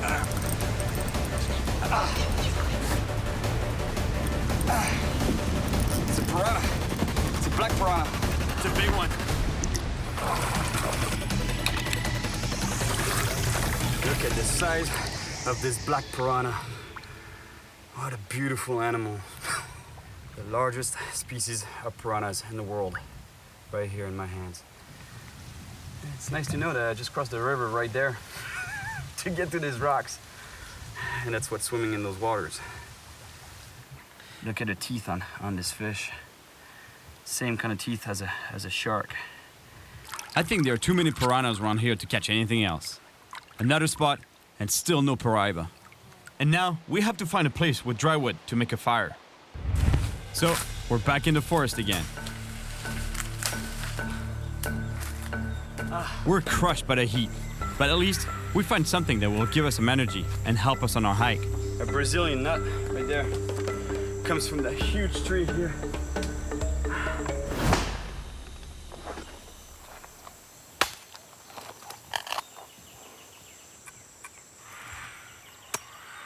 That reminds me of another time I was in the Amazon, in Brazil actually, and ate some nuts in which there was a worm. We had to eat the worm. Oh, muito bom, mas actually the taste was pretty good. You just had to forget the fact that it was a worm that you had in your mouth. Para vos. Bom. A lot of work for a little nut. It was worth the effort though, because apparently these nuts have so much protein that 2 of these will keep you going for the entire day. Bom, muito bom. After 2 hours of hiking through the forest, we come to a river crossing, and this one is easily 300 feet wide.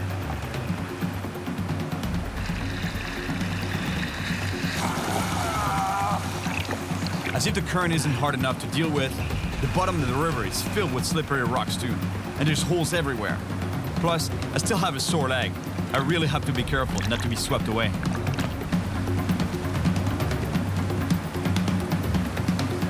Isaias is always in hunt mode, and he spots our next meal.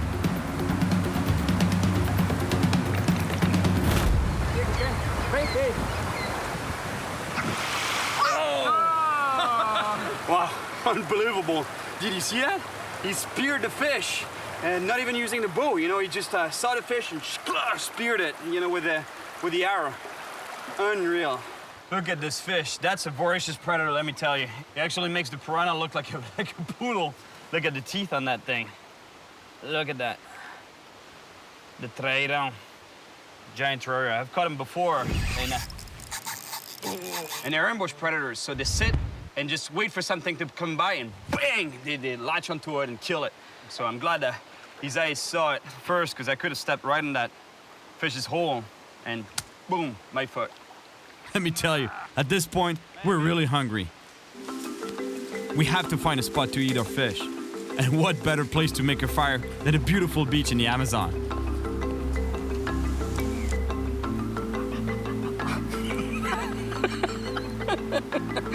The peacock is delicious, but not big enough for the 2 of us. Luckily, the trairão that Isaias caught, he's there to finish the job. It's way bon, hein? Não é por aqui, hein? Não. É gostoso. This makes surviving really cool. It's really hot, and when we crossed the first river, we lost a metal pot that we used to boil and disinfect water. So now, we need to find safe drinking water. But these water vines aren't very generous. I'm so thirsty right now, looking for water vines, but they're all pretty dry, the ones that we find. Suddenly, Isai sees his next prey, a spider monkey. His hunter instinct kicks in, and he takes off after it like a jaguar on a hunt.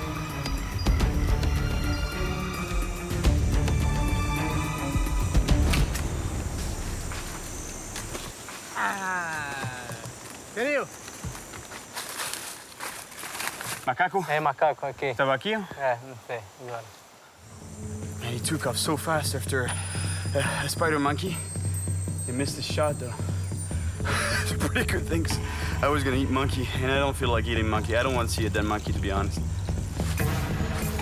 Now, it's my turn to catch the next meal, which will allow me to do two things. Get some fresh bait to fish for Paraiba, and save some monkeys from Isais.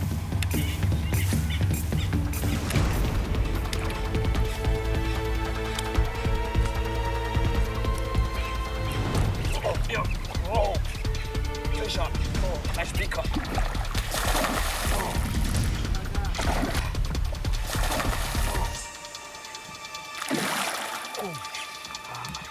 Look at that. Beautiful peacock bass. Beautiful animal. I really want to release this fish, but in the Amazon, you always need to have your next meal ready. Você tem com fome, não? Muito. The forest is dense, and there's just no way we can get to the next fishing spot before dark, which means we'll be walking through the jungle at night.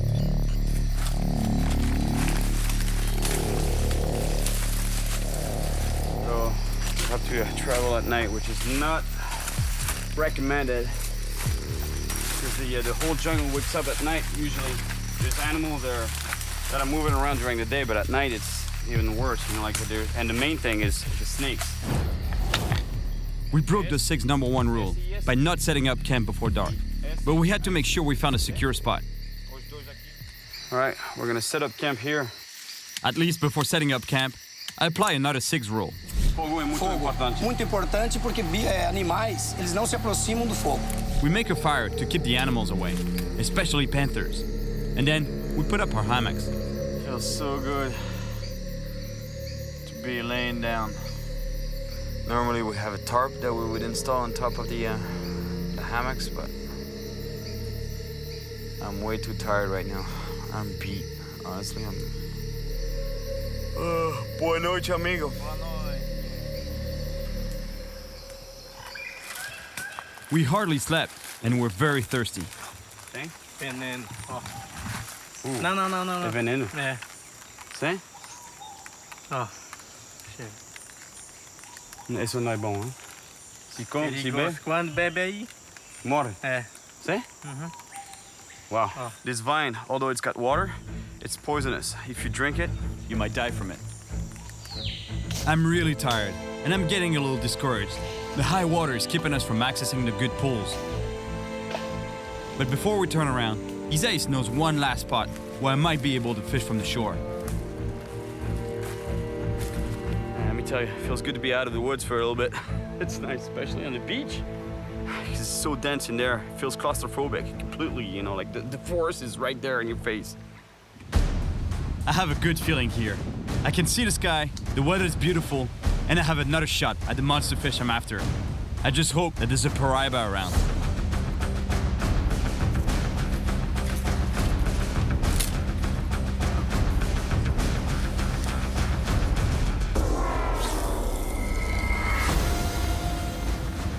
And once again, the wait for a monster begins.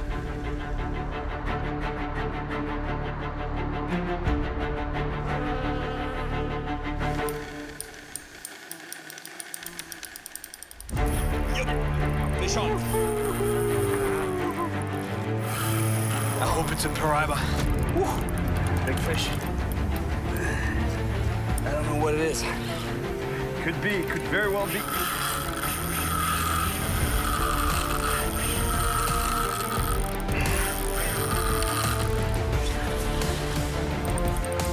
This fish has given me an incredible fight. He could be the monster paraiba I've been looking for.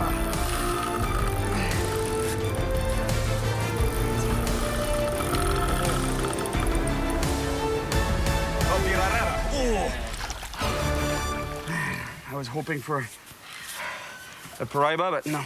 It's a red-tailed catfish. That's a beautiful type of catfish. The red-tailed catfish, or pirarara in Portuguese, in Brazilian actually. And the entire head of the fish is bony. Look, this is bone, all the way to here. And this fish is completely armor-plated. About 1/3 of the fish is pure bone. And this fish, it has all the attributes of a bottom feeder. It has the barbels here that he uses to probe the bottom for food. A big, wide mouth to be able to swallow whatever it finds on the bottom. And tiny, tiny eyes, because they're not used to feeding with their eyes. They're used to feeding by feeling the bottom, so they don't really need their eyes. Look, this is a big catfish already, but what I'm going after is at least 4 times as big as this guy. Nice fish. All right, buddy, back to the water for you. See ya.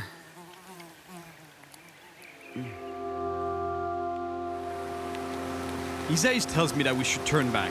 We've gone far enough, and it's really hard to fish from the shore. But I can't give up on the monster paraiba.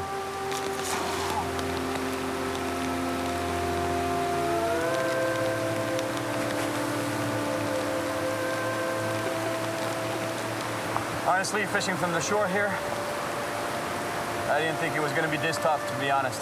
This river is great, but you know, there's a lot of good spots that I can see from the shore here, but fishing them from the shore is impossible.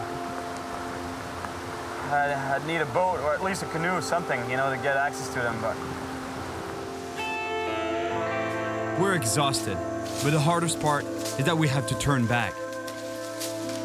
We're just on our way back to the camp now, to Wellington's camp, and I think we'll figure out a plan B from there, because this is not working out for sure.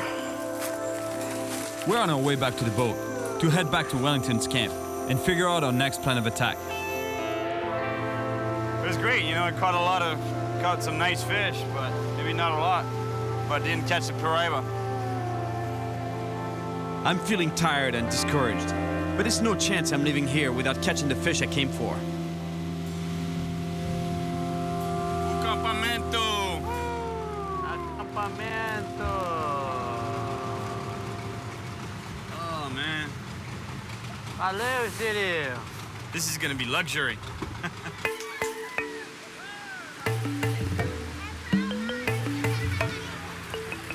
Hola, amigo. Hey! Tell me, how was it? It was quite a trip, man. I'm beat. Really? Yeah. Yeah, it was great. It was great. We caught some really good fish, nice fish, but no paraiba. The water level is so high. Yeah. We can't get access to a lot of spots. Yeah. Man, you know what? Just relax, have a beer, take a shower. I think you deserve. Do I stink? I stink, hey, man. I even smell myself. Yeah, That's you know, just relax. I took a nap in a tent, pretty luxurious compared to what we had for the last 3 days. And of course in Brazil, even in the depths of the Amazon, we play soccer.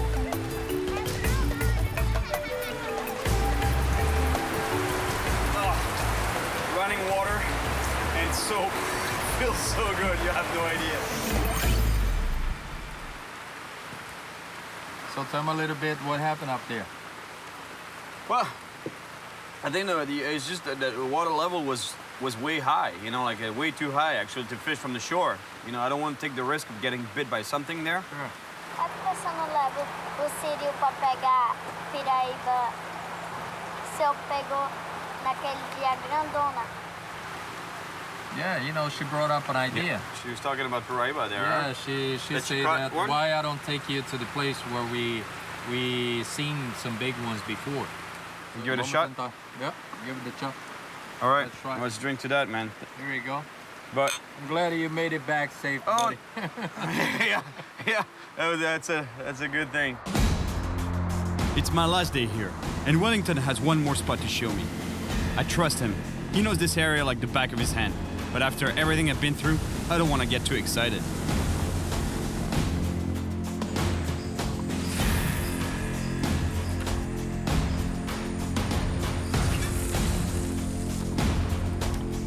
Wellington, pensa que vale a pena pescar aqui? Vamos tentar. Let's give it a shot. Can't believe it. Went so far to catch a monster fish. And didn't get it. Caught some nice fish, but that's not what I wanted. And once again, the paraibas are just not biting.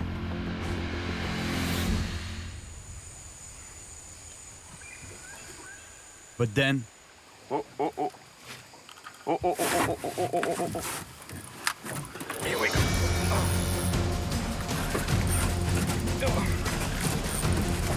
Yep, fish on.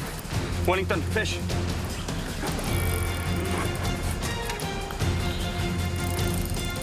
it heavy? Yeah. I don't know what it is. It's not moving much yet. This fish is seriously heavy and powerful. It's dragging our boat across the river.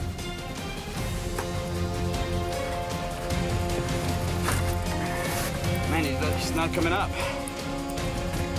He's not gonna give up. He's not gonna give up. I'm telling you, it's not easy. No, he's there. Oh, you see it? Yep, it's a good fish. Hey, honestly, even if it's a red tail, it's a pretty big red tail, and I'd be really happy right now.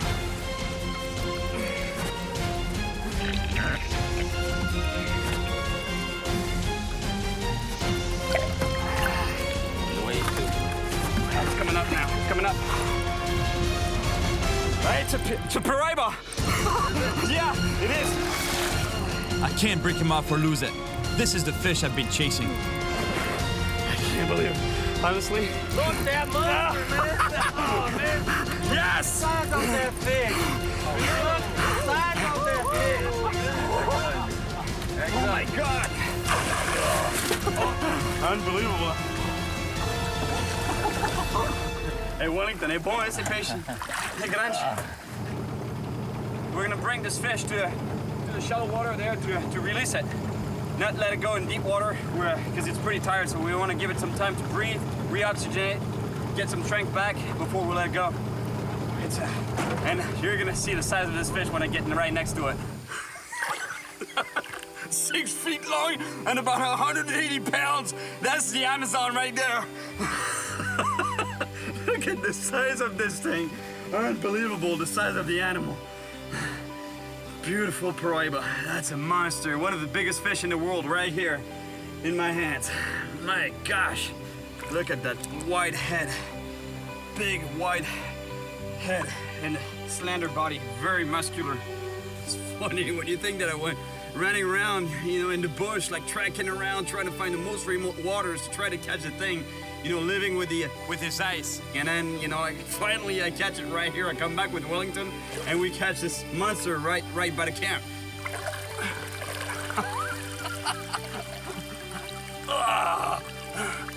That's great, man. I'm glad I came back here. You saved the day, man. Oh, he's ready. Look at him swim.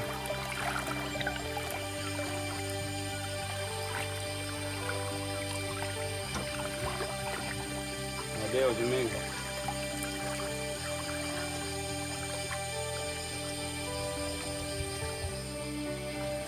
Yeah. Yes, Wellington. Muito obrigado, amigo. Muito obrigado. O melhor você. O melhor você. Muito obrigado, amigo. This quest for the paraiba was really something. I went on an expedition deep in the Amazon forest to catch a huge fish. Unbelievable. And along the way, I learned many new things about survival. Yes, I caught the snake 6 way. This is one of the most remote places on the planet. And I've got to say, it really wasn't easy. And just when I was about to quit, it was thanks to my friends Isais and Wellington that I finally managed to catch an amazing fish.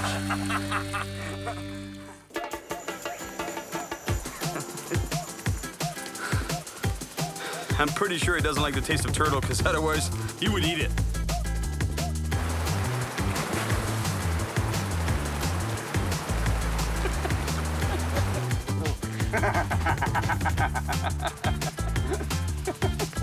It's not a good sign. He doesn't want to go first.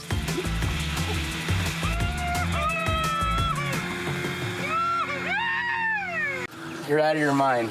You're gonna tear your hands up. You think so? Oh yeah, he's gonna rip every little piece of skin off. I'm Cyril Chauquet, and I spend my life traveling the world chasing monster predator fish. Oh my gosh. Oh, big shark! And there are few places in the world where fish grow as big as in Florida, USA. So I'm back here on a hunt for a fish known around the world for its legendary size, the Goliath grouper. Prowling in underwater structures, this colossal beast can grow to nearly 900 pounds. Get him, Cyril! Stay on it! Stay on it! And it has such a large mouth that it can swallow huge prey whole, even young sharks. Oh! You can tell he's sizing you up thinking, can I eat that? Not afraid of humans, Goliath groupers have even been known to attack divers. I've already caught Goliath groupers with a rod and reel, but getting these huge fish out of the structures they lurk in by rod has its limits. Which is why I want to try a more powerful technique. This is it. That's where we come up with the phrase man versus beast. He's on it. He's on it. He's on it. He's on it. I've tried it with smaller fish before, but I've never tried catching a Goliath grouper with a hand line. It's impossible. This fish is way too strong. I want to catch a Goliath grouper in a way I've never done before. Just a rope, a hook, and my hands. That's it. That's basically the rig. It's one of the most primitive way of fishing. But imagine, these animals are huge. They can get longer than me and much heavier than me. So imagine the tug of war that'll be on a rope. But there's two problems. There's a big weather system moving into the Florida Peninsula, and it's making the water really murky, so it's hard to find a fish, and the bite is not really good. And the other problem, and the main problem, is actually a lot of the wrecks that we want to fish are infested with monster sharks. And the Goliath grouper, they live on the bottom, so by the time the bait reaches down to the bottom, you never know what you're gonna hook. You might hook into a monster shark. Goliath groupers are real titans of the deep, and the big ones aren't afraid of people. As a local spearfisherman, Reef witnessed firsthand. Cyril. How you doing, man? Doing very well. Good to meet you. You as well. Yeah, that was some pretty impressive video I saw there. Thank you. It was intense. At the time, I didn't know that it was like a big thing for grouper to come up and attack people. So what happened exactly? You were spearing fish there? I shot a little lesser amberjack. I saw a big grouper coming out off the corner of the ledge. Right. We were just moved in too quickly. He came up, grabbed onto my foot, ripped my fin off, and then went up and snagged the fish off the gun. Honestly, I don't think that the grouper wanted to attack Reef. I think he really just wanted to take the fish that was on his spear. But unfortunately, Reef was in the way. Wow, I want to catch one on the hand line, man. It'd be insane. Really? You're out of your mind. You're gonna tear your hands up. You think so? Oh yeah, he's gonna rip every little piece of skin off your hands.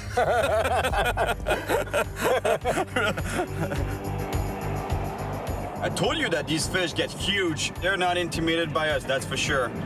And right now I'm on my way to meet with Mark. He's a good friend of mine. We fished together a few years back for Goliath grouper on a rod and reel. But this time we're gonna build together that hand line that I was telling you about. And it better be strong, because you've seen the size of fish, and also because they live in structures, underwater structures like wrecks. So it's very easy for them to break the line. I arrived in Fort Myers, on the west coast of Florida, right off the Gulf of Mexico. A place known for its large population of monster Goliath groupers. Hey, Cyril, how's it going? Hey, Mark. How you doing, buddy? Good, how you been? Good to see you, man. It's been a while. Yes, sir. You ready to get this thing going? Yeah, for sure, man. That gives you an idea of the kind of fish we're going after, I guess. Mike, do we have any roping back? That's half-inch. Feet of that. Definitely the half-inch is what we want to go with. Really? Yes. It's too thick, no? I've got a customer that was using real small line, and if you don't use something like this, what's gonna happen is you don't have anything, that line will slide through your hand. This cat that we know had to wrap small line around his hand, couldn't get the line from around his hand, and it cut his thumb off. You know what? I think we're gonna go with the thicker rope. Rope as main line, 1,000-pound rated swivel, 480-pound metal leader, a 6-ounce egg sinker, and a 20-odd circle hook. Whatever latches onto that is definitely coming out. Shall we test it? Sure, sounds good. Let's give this thing a tug. I think that'll be a pretty good test.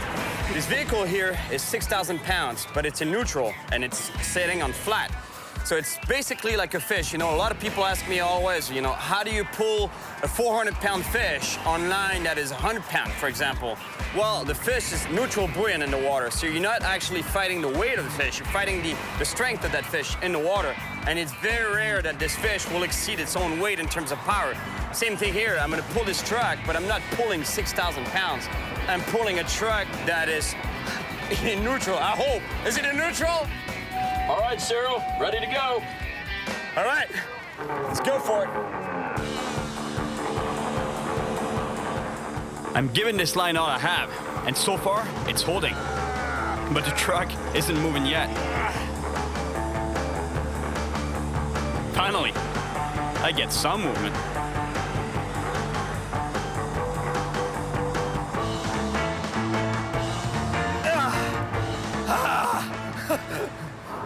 We'll let you know, Cyril, I was feathering the brake a little bit. Make you work for it.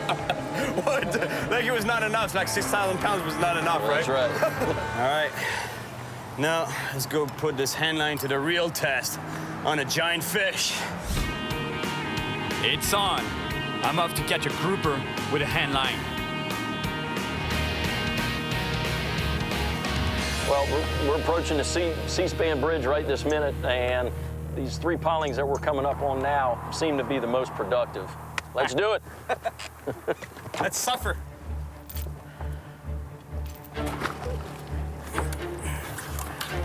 This is it. It may look like a sissy right now, but wait until we got a Goliath grouper on the line.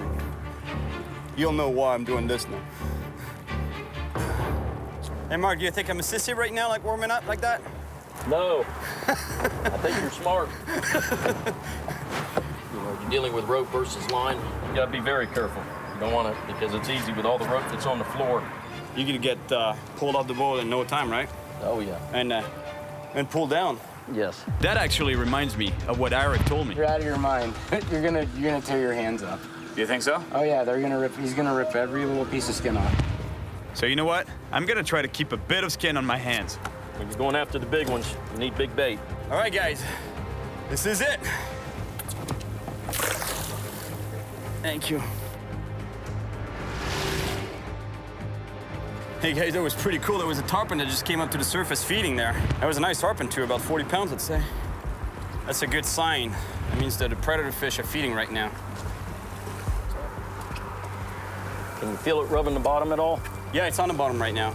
Okay. These fish are super strong, and an accident can happen quickly. Luckily, I have Mark watching my every move. If a big fish attacks my bait, there's no rod to absorb the shock. All its power will go straight to my hands. Ooh, I just got thumped. Did you? Yep. Okay, we got a fish on the line. Okay. Go. Hold on.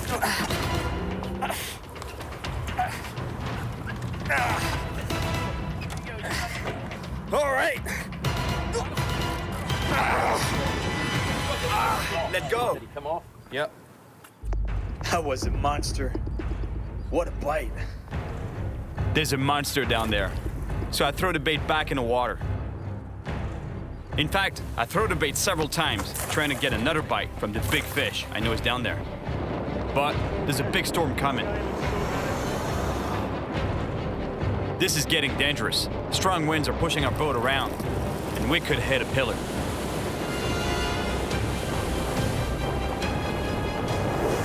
Hey, Cyril, this is the closest thing I've done to hand lining, pulling this anchor. We have no choice. To get away from the storm, we have to leave this spot and the big grouper we know is down there. Luckily, Mark knows another even bigger bridge where the pillars are home to huge Goliath groupers. You know, these giant fish, they love this type of structures, you know, bridge pillars or pilings, fenders. It provides, you know, think about it, underneath the surface here, it's the pillar continues all the way down to the bottom. So basically around that, you got a lot of barnacles, and those barnacles, they attract all kind of sea life. So not only they have a bunch of food around it, you know, like the food supply stays around those pillars, but it also provides shelter and a break from the current. You see the current is pounding on the bridge pillar, meaning that around it, you know, you got some sheltered areas so that they don't have to be struggling against the current permanently. So that's why they're in here. He's on it. Is he on? Have a bump? Yeah, that was a fish.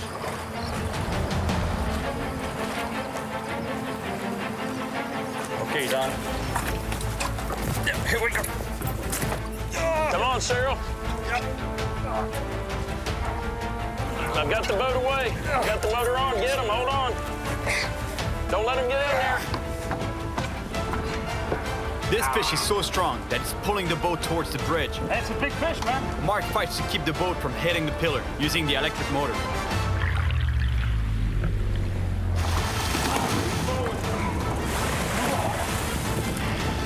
Good job. There you go. I see color. Yeah. Oh, yeah. There he is. Good job. Man. Good job. Thank you, buddy. This fish is huge. And yeah, they get much bigger than that. But still. Well, that's a big fish. And yeah, to show you how big it is, there's nothing like standing right next to it. But I can't bring this fish on the boat because it's not made to support itself, its own weight out of the water. We'll bring him to that sand bank over there, and I'll be able to get in the water with it to show you how big it is. All right, now you understand why I wanted to get in the water with this fish? So you get an idea of the size of the animal? Well, this is it. Look at this.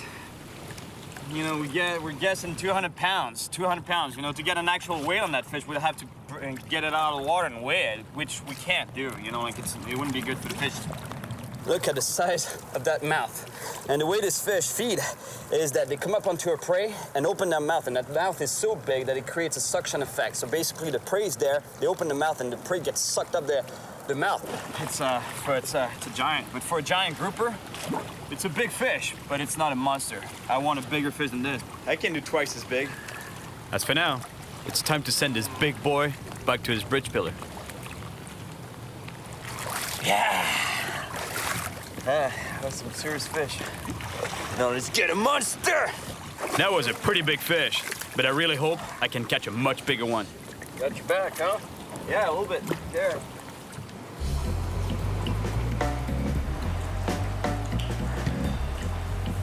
Let me tell you, fighting a monster fish on a hand line or on a rope, whatever it is, it's confirmed it's violent. You know, let me tell you, because this morning I came out of bed, I was like, oh, my poor back. You know, like, and I have a tendency to have back problems, a bad back in general, but at least today it's no fishing happening. You know, there's no going offshore, no going even inshore.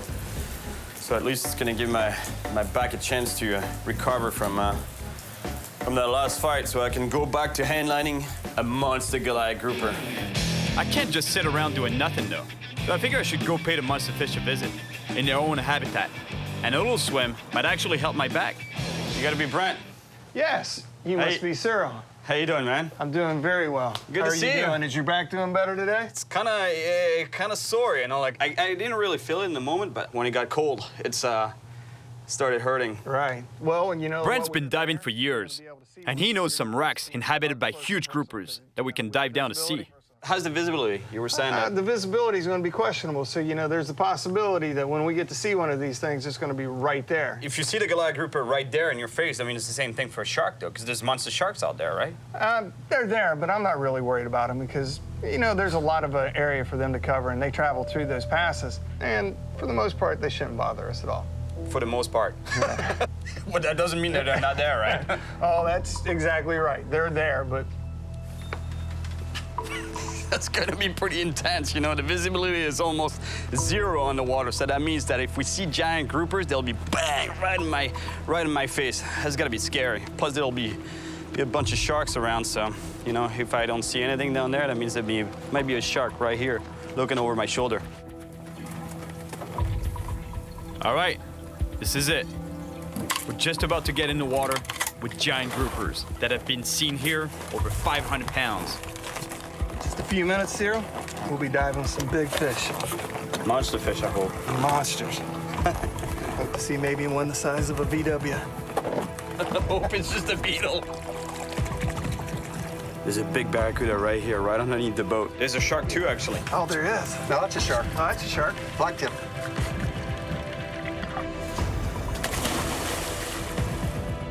All right, here we go.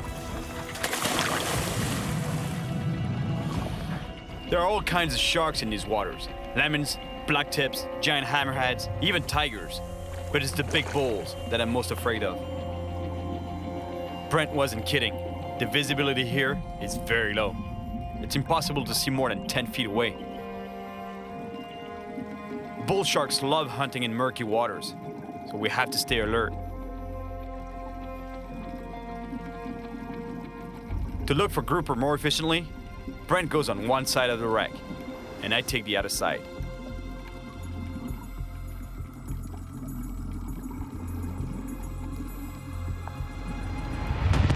I finally spot a grouper. It swims away. I'll try to chase it down.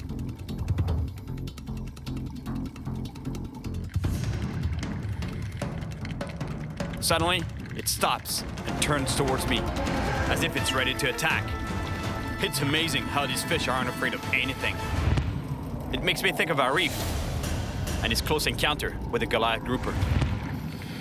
This fish isn't even that big, but it still isn't afraid of me at all. I really wonder what a monster grouper is gonna do if I see one. Some fish here can be more than 3 times my weight.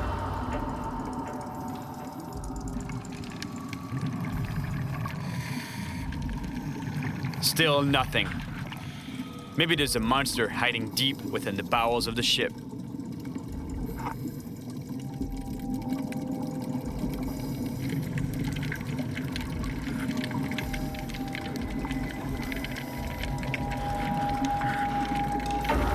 There it is. There's the monster.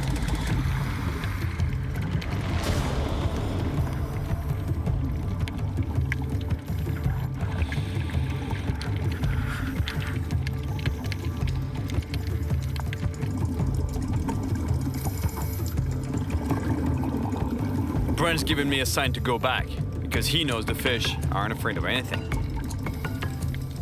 And the giant quietly goes back to the abyss.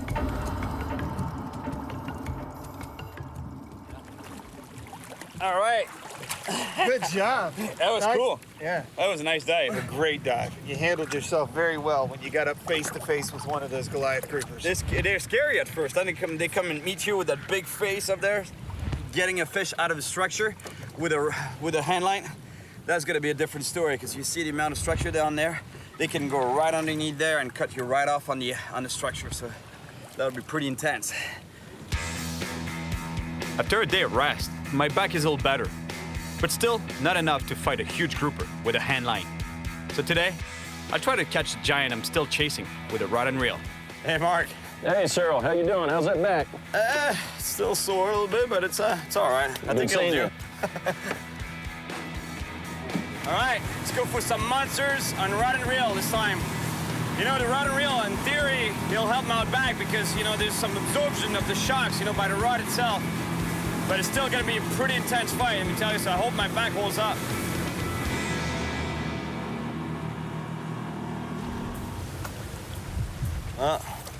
I think it's gonna hurt. Should be some monsters down here. Mark knows that true giants over 300 pounds hide in these old pier structures. But these pillars are gonna be a problem. Once hooked, it's almost impossible to pull the big fish out of the pillars. The rig here is pretty straightforward. An 18-odd circle hook, pretty big hook. A sinker here, it's a 6-ounce sinker, sliding sinker along the line, the leader actually.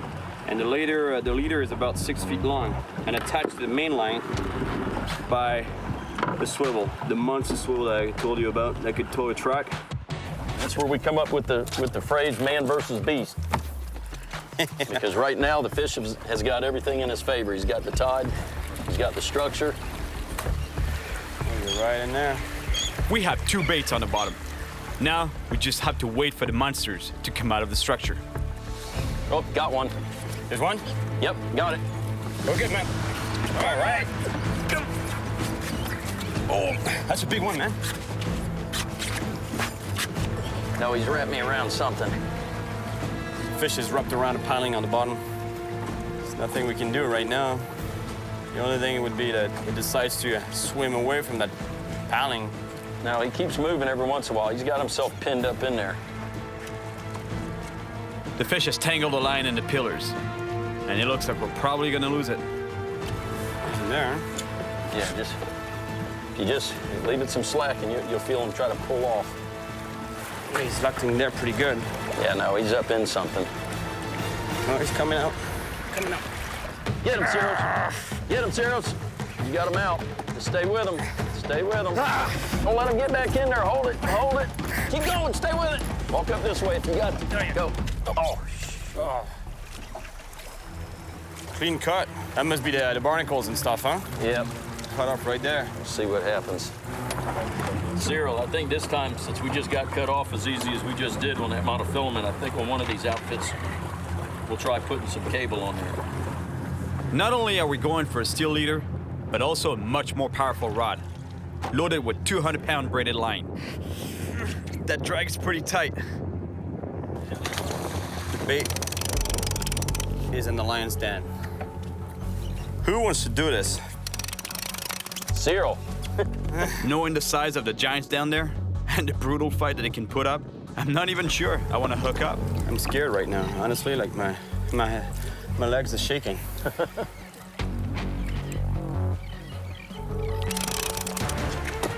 Go, go, go. You got him. Get him, Cyril. Get him. Get him. Hold him. Oh, it came off.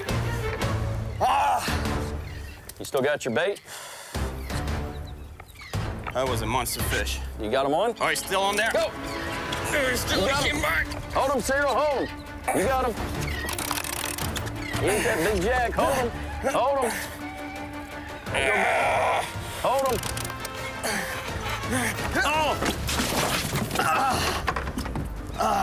Oh, you okay? Yeah. Man, it was a big fish. Good gracious. He ate that whole jack. Unbelievable. That was a monster. Yes. The line is rubbed on the pillars and may be damaged. The fish is excited and aggressive though. There's no time to retie another rig. So I throw in a bait on the only rod that's ready. The trouble is, it's my lighter rod. Someone's playing with him. There he is. Go, go. Get him, Cyril. Come. Pull it. Get him, Cyril. Stay on it. Stay on it. On it. Oh. Get him out. Keep going. Stay with it. Go on, Cyril. Don't let him have any more. Come on. Back up. You got it. Get him out. He's coming. You got him out now. Good job. The powerful fish is trying to swim back to the pilings. If it gets there, that's it. Everything will break. I don't know how much more that rod can take. Stay with it. Good night. Where is it? Oh yeah, he's a monster, man. Yeah, no, that's a good. Stay with it, Cyril.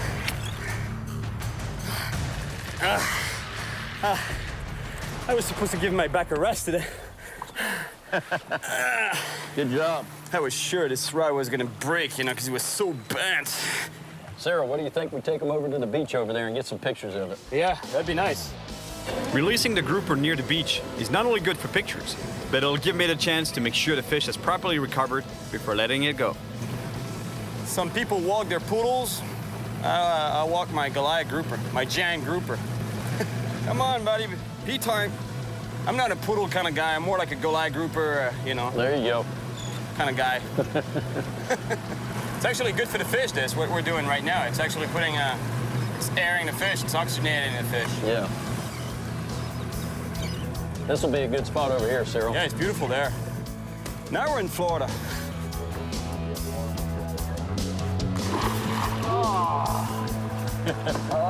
At about 200 pounds, this fish is really big. but the one I want is twice as heavy. Yeah, there's a feeling of deja vu here, huh? Yes, we've been here before. A few years back, actually, I was fishing with Mark right there by that rounded structure, and Mark got a really big fish. I only got a smaller one, like a 100-pound fish, but Mark got a giant, slightly bigger. But I wanted to get back and catch a bigger one, and that's done. Done deal today, man. Good job.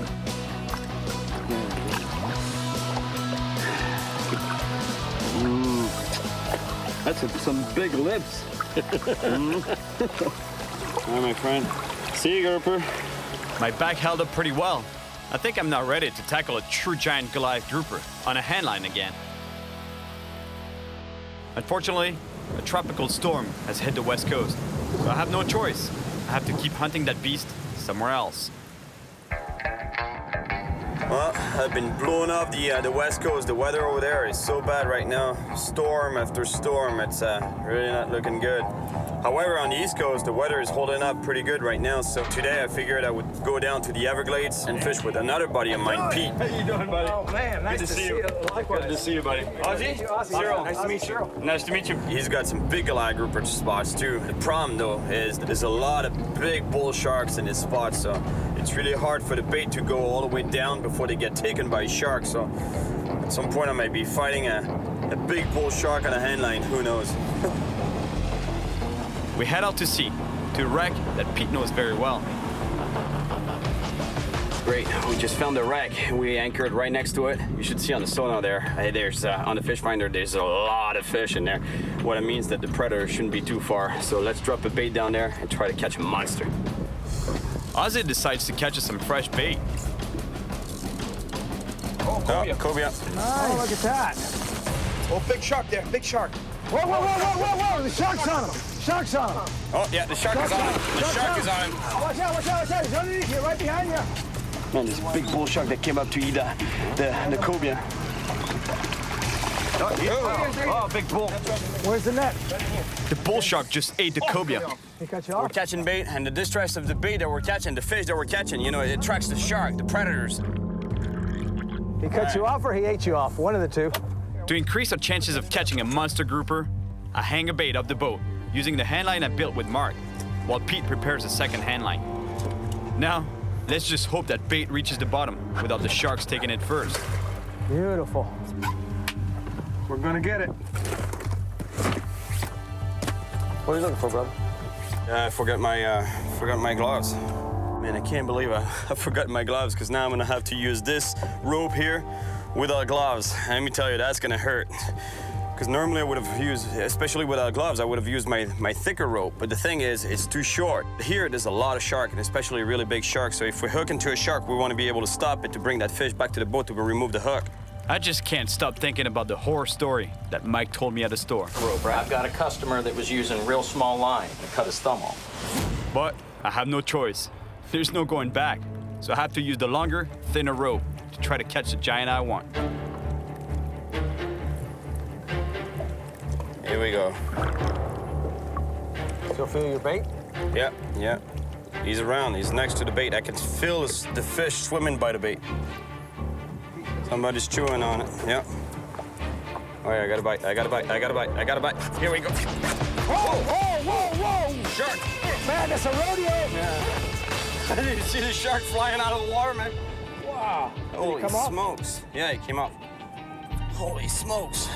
You see that? I hooked that thing like he went flying out of the water. He came out, completely out. All right, some more bait. We need another bait. Here, Cyril. Grab this, because you know somebody's going to take this right away. Still there. All right, here we go. Here we go. Here we go. Come on, take it. Here we go. You take it? Took him. Need the bait. We need another jack. Oh, it cut me right off. Wow! Man, they cut that. Unbelievable. Well, let's rig it again. There must have been some big fish down there. That's a big fish by the rocks. Whoa! Something just took the bait on the other handline. Because this guy wants a piece of this action. Yeah. There's a big shark down there, man. Yeah. Holy shit, they pulled the hook. Can you believe that? My gosh. Unbelievable. This is the hook that towed the truck the other day. That's the same hook that I used for the Goliath groupers. You towed a truck? Yeah. I'm not sure I want to fight this. No gloves, nothing. They tell on a people, rope. they tell people, you show that to people, they don't believe it. We're starting to run out of bait, so I'll try and catch some more while Pete rigs another hand line.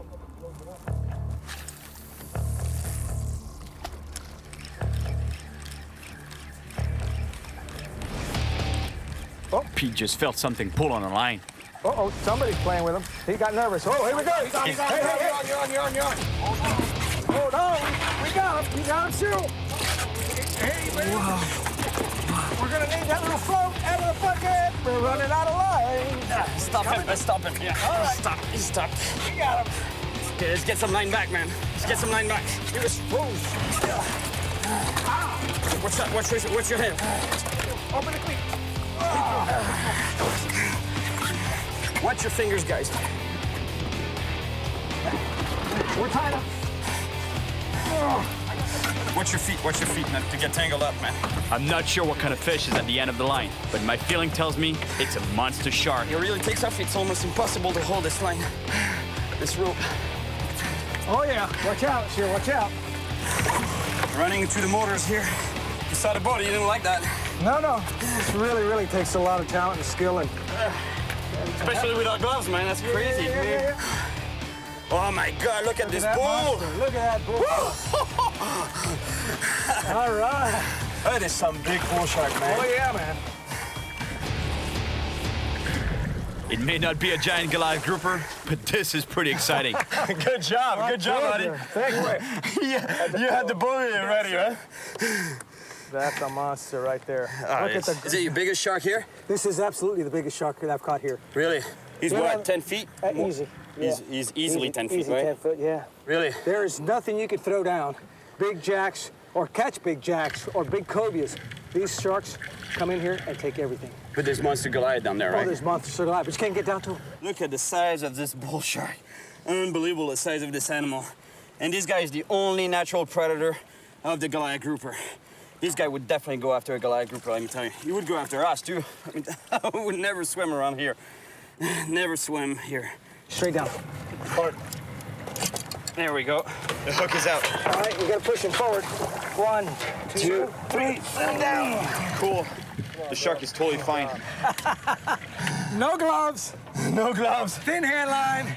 That was crazy, man. And a monster shark. Look at how I'm sweating. You were right. That tiny line works, man. Oh, man. Good job, buddy. Congratulations. Oh, man. Thank you, Ozzy. But there's something coming our way that's even more threatening than a big shark. The huge storm from the west coast has followed me here. We have to find shelter somewhere up in the river.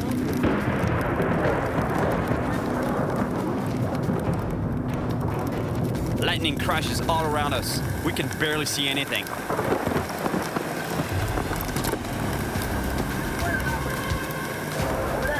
But then I spot the entrance of the river. We have to hurry. The storm is getting worse. We've made it to the coast, but we can't see any shelter. I've been stuck in bad storms before, but nothing like this one. Finally, we find a small shelter.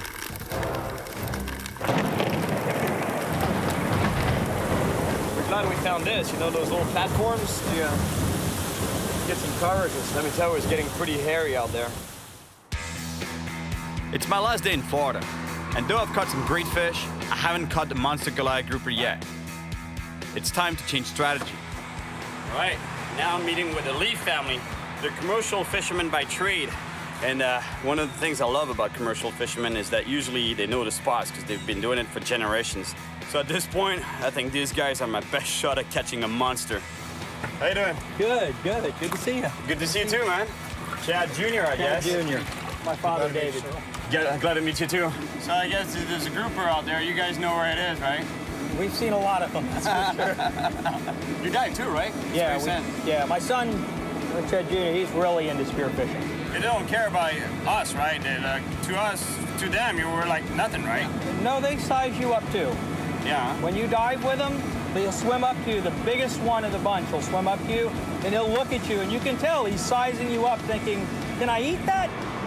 I got a good feeling about this boat. Good old commercial fishing boat, you know, it's dirty, it smells like fish in here. That's a pretty good sign we're gonna catch a monster fish.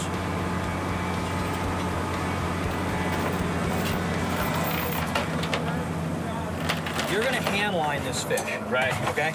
The reel isn't doing anything but just holding the line for you. All right. What we're gonna do is basically the bait's gonna go to this hook.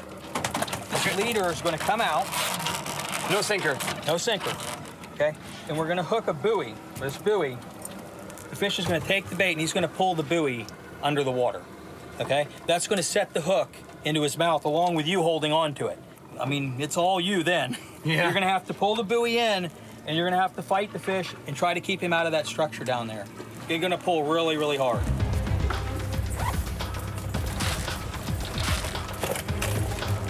After what these guys told me, I think I want to go safe here.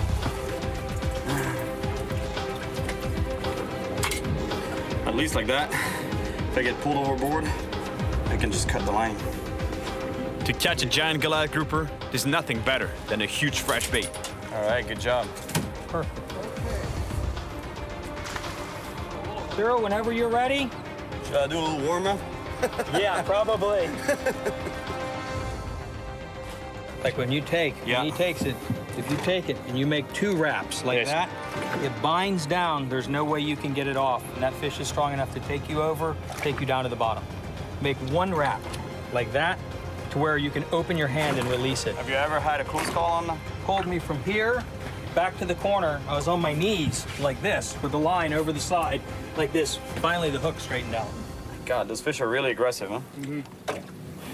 Look how big that buoy is. And yet it tells me that if a big Goliath grouper takes the bait, that buoy will go right down underwater as if it was a rubber ducky.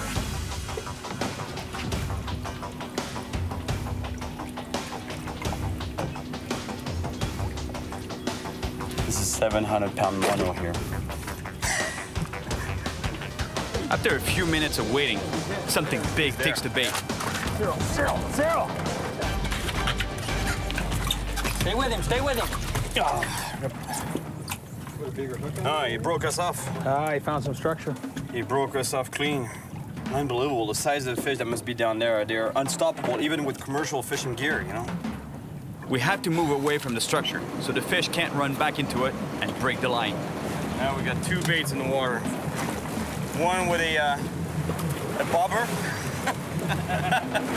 and one with no bobber. Hey guys, what's the plan if we get ahead on one of the line? Pull hard. Yeah. We don't care. We just want to get ahead. Right there.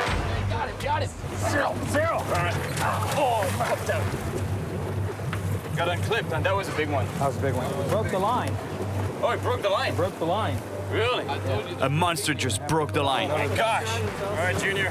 Fresh bait, man. So we threw another bait out right away. Oh yeah, something on it. Something's on it. Something bumped it. Leave it out there, Cyril. Let him take it. There you go. He's got it. Wait.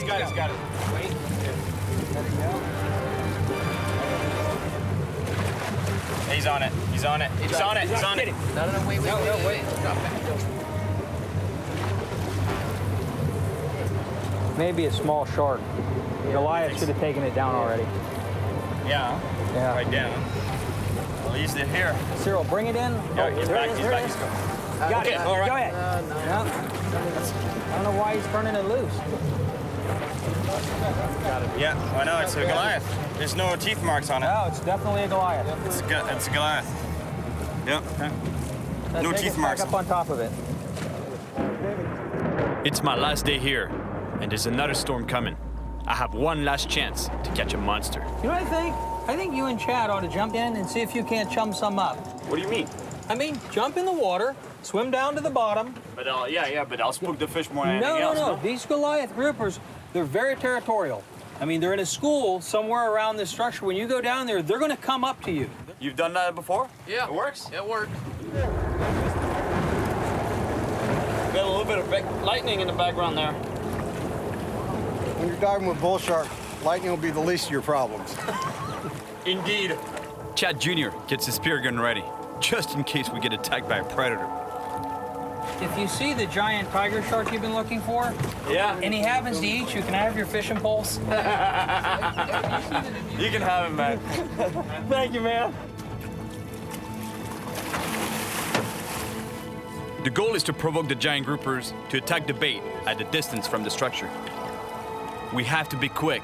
It's really not the barracuda that I'm worried about. It's the sharks. And not even this guy here, but the big ones, like bulls and tigers. Oh my God, look at this bull! Sharks like the one I caught in the Everglades are all over the Florida coast.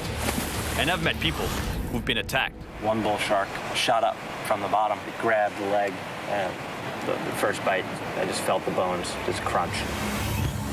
I'd better not think about that story though, because right now, I gotta go all the way down to the wreck and hopefully trigger an attack from the monster grouper. The wreck is 60 feet beneath our boat. We have to dive down to it, and I have no idea what we're gonna find when we get there.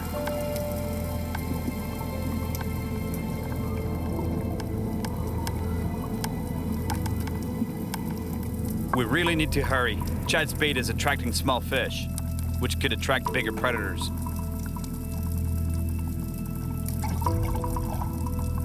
Chad Jr. heads down to the bottom with his spear gun for protection. And I follow right behind him. We find a shipwreck and a huge colony of Goliath groupers. The grouper turns and approaches. But then, we're suddenly face to face with what I was fearing, a bull shark. We have to go back up quickly. Let's just hope a grouper follows us back. It looks like our plan worked. The buoy is moving on the surface. Cyril! We need you, brother! We need you, brother! I race back to the boat. I can't lose this one. That's good. That's good. It's a big one. Good fish. This just might be the monster grouper I've been searching for. You got a sharp prop back there. Easy, don't want to get under the boat. You got a prop. You got a sharp prop back there. You don't want to cut him on the prop. Oh, that's a monster, sir. Oh, yeah, that's a monster. My God. That's what we were chasing. Yeah, man. Yeah, we got him. Hey, what we needed was live bait. We did good chumming down there, right? Side of this fish, we get next door. My God. Unbelievable. Look at the size of this fish. Look at the size of this animal. How many pounds do you think he is? I would say he's every bit of 400. Yes. That's what we were chasing. Man, look at that mouth. Yeah, bucket. Unbelievable. The size of this animal. Look how long it is.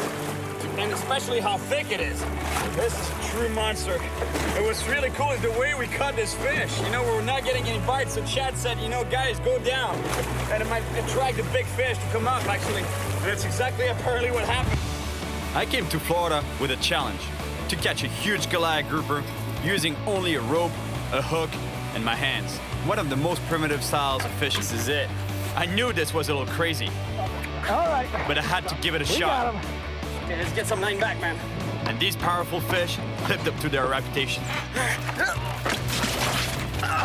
Broke the line. Wow! He broke us off clean. It was quite a challenge, especially for my hands and back.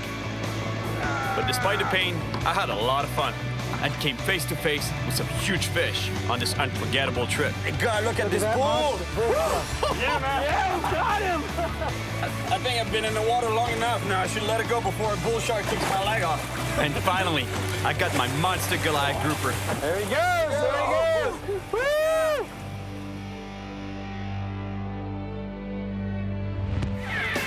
jellyfish got me pretty good. Look at it. You know what they say fixes that, don't you? Yeah, you gotta pee on my back? Yeah, but it's not gonna happen. I'd rather stick to my pain right now. I believe that. Some big lips. I will let you know, Cyril, I was feathering the brake a little bit. Make you work for it. Yeah, man, it's coming, it's coming. Catching you a big fish. Oh no, the line is wrapped around my foot. Aguas, aguas, aguas, aguas, cuidado. My name is Cyril Chauquet, and I spend my life traveling the world, chasing monster fish. And that's exactly why I'm here on the west coast of Mexico.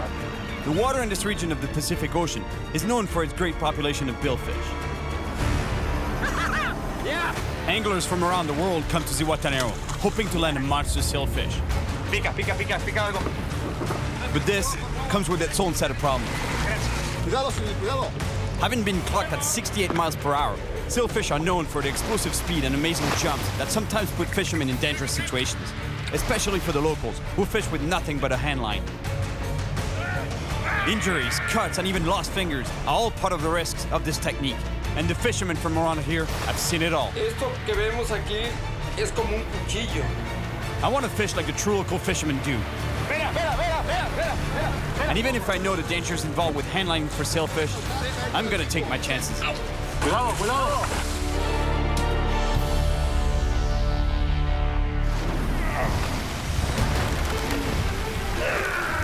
The story of the old man in the sea has always fascinated me. One fish, one man, joined together by a simple line, a hand line. I've caught big fish on hand lines before, and let me tell you, when you're fighting something like a big bull shark, it's extremely violent and almost unstoppable. But with the sailfish, it's like holding on to a torpedo. There's even stories out there of fishermen getting tangled up, pulled out of their boats, or even getting their fingers cut off. And I just hope that everything will be all right, and I'll be able to leave here with all my body parts. The west coast of Mexico is one of the best places in the world for billfish angling, especially around the town of Zihuatanejo. Located around 130 miles up the coast from Acapulco, Zihuatanejo has always been a sleepy fishing village until recently. Since the 70s, the population went from 7 to 65,000 people because of tourism, and the fishing in the area is still really good. I'm here to land a sailfish on a hand line, and there's no better place to find someone to do this with than the local fish market. Most anglers come here to fish on big charter boats, but that's not what I want to do this time. I want to fish like the locals do, with a strict minimum, a small boat known here as a panga and a hand line. No rods, no reels, and no belts, just my hands holding a line, and at the end of it, a raging billfish, just like the old man in the sea. I definitely seem to be in the right spot. Some locals show up with the fish that I'm looking for. Anda mucho? Poquito. Cerca, poquito. It's pretty good. At least there's some sailfish around. But if I want to catch a sailfish on a hand line, I'm gonna have to start by finding someone who will bring me out to the fishing grounds. Easier said than done. There's something weird here, you know, that I'm not getting. Normally, and I've done it a million times, you go see a fisherman, you ask him to take you out, and usually they're really happy to do so.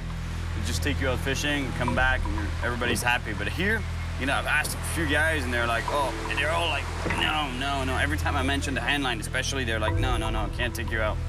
It's like they know that it's really risky, and they don't want to be responsible for an accident with a gringo on their boat. But these guys don't know that I've fought quite a few fish on hand lines before. I've even caught sharks on a remote island of the South Pacific. There, the local fishermen insisted that I catch one to get accepted in their group.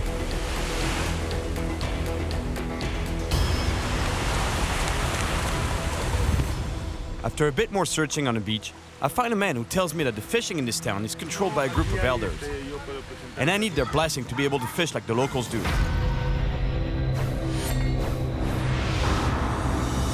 After offering a couple drinks, the elders accept to have a talk. La pesca que hacían antes era como la pesca artesanal, como la historia de Hemingway, del viejo y el mar. Así es, de la canoa. These guys have been handlining for years, and they know the risks.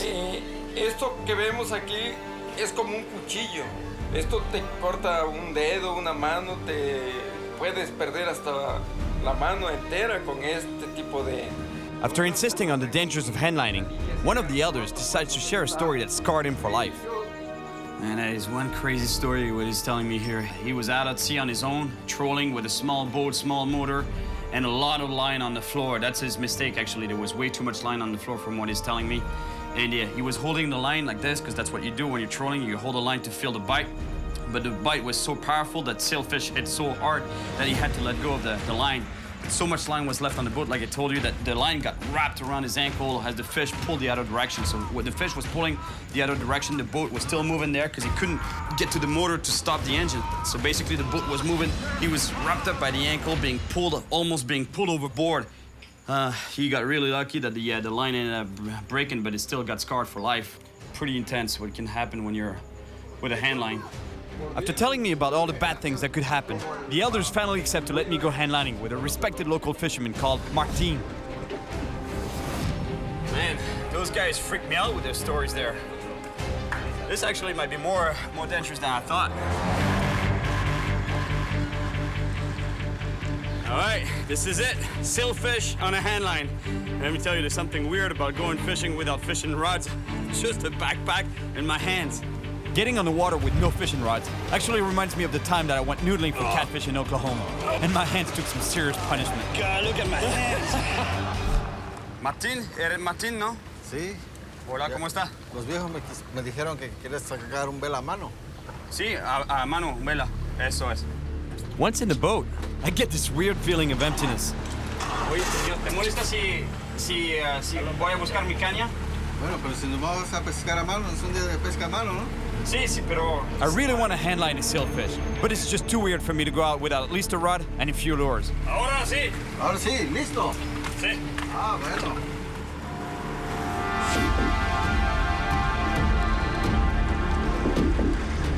It's a handline fishing day, but at least I have a fishing rod on the boat. I feel much better about it now. On the way out of the bay, I noticed some action on the water. Oye, mira, Jurel. Son Jurel, sí, cazando.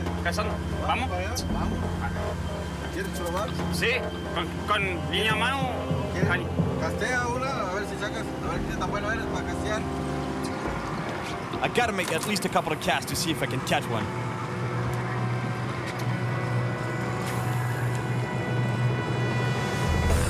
Fish on.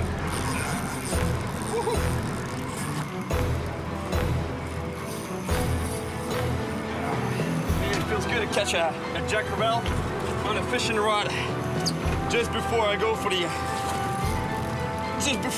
a fish on a hand line. This jack is just about 20 pounds, and yet he has a lot of fight. You see the fight of this fish on a fishing rod? Imagine a sailfish on a hand line. Puedes sacar pues. Con línea a mano. Línea a mano, a ver. Después. Weighing up to 220 pounds, more than 10 times this jack, pulling in a sailfish with my bare hands is not gonna be easy.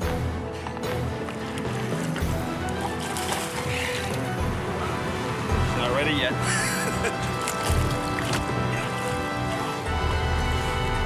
Yes. Woohoo!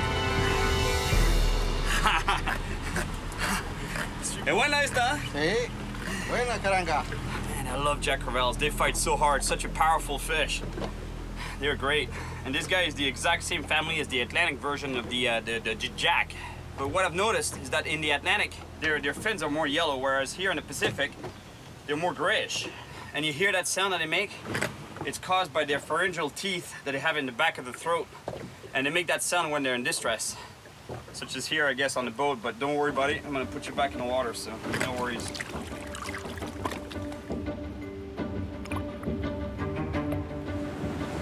Once we're back on the way out, I quickly realized that we're actually following the shoreline instead of heading out to the open sea. And I know that we won't find any sailfish following the coast. These fish are pelagic. That means they live in the open sea. Pero ¿por qué no vamos ahí? Al mar, ¿no? No, vamos, te voy a llevar primero a sacar un jurel o un gallo a mano para que practiques. Pero después al vela. Después al vela. ¿Me furras? Vamos a sacar un jurel. I'm pretty sure I was set up by the elders here. He's telling me that he wants to test me inshore with some roosters or jacks before he can take me out you know, catching a sailfish on a hand line.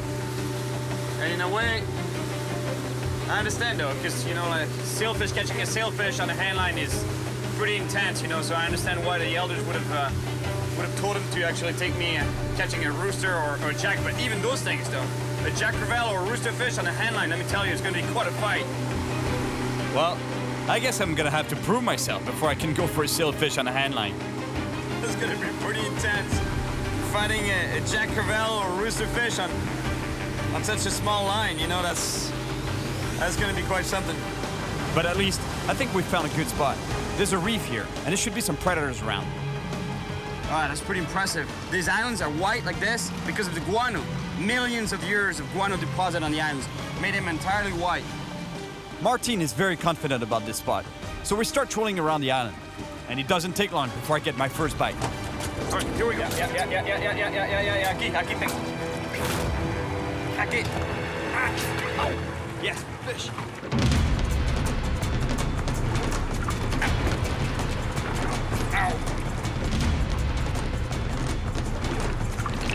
But the fish I'm fighting here isn't very big or strong for that matter.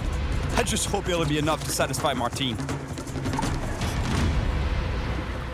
A needlefish. Not sure that counts as a fish that'll get me out there for sailfish, but I'll give it a shot.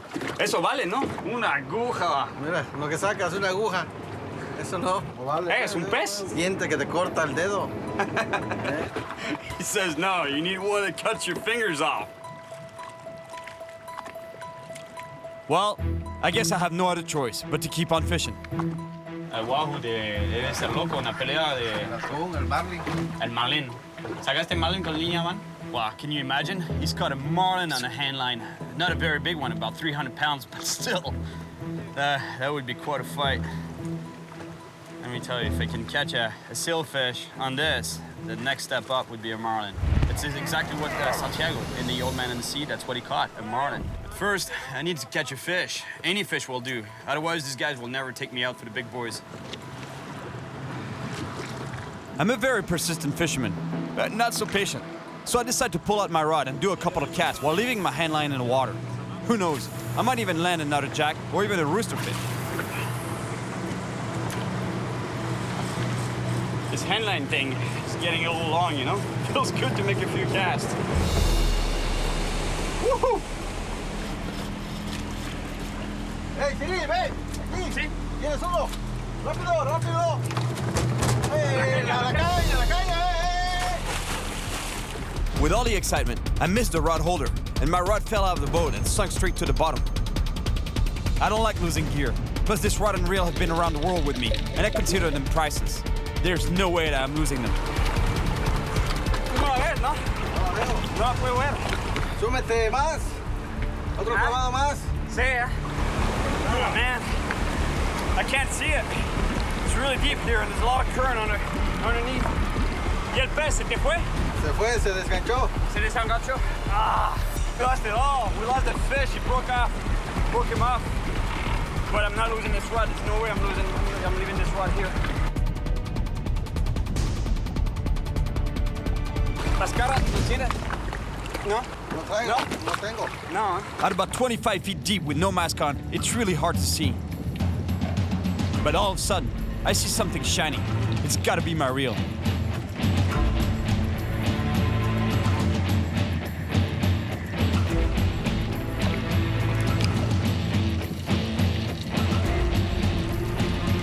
Hey, Cyril, ¿qué? ¿Ya tienes la caña? Aquí, mira. Oh, buena suerte. Eso es buena caña, no la quería perder, amigo. I lost the fish on a hand line, but at least I got my rod back. Martin's patience is starting to wear out, and if I don't land a fish soon, my chances to go handlining for sailfish will be gone. But finally, I get a bite. Oh, pica algo. Dale. Sí. Dale. Yeah. Fish on. Dale. Bang. Hooked up on a Dorado. That's a Dorado I have at the end of the line there.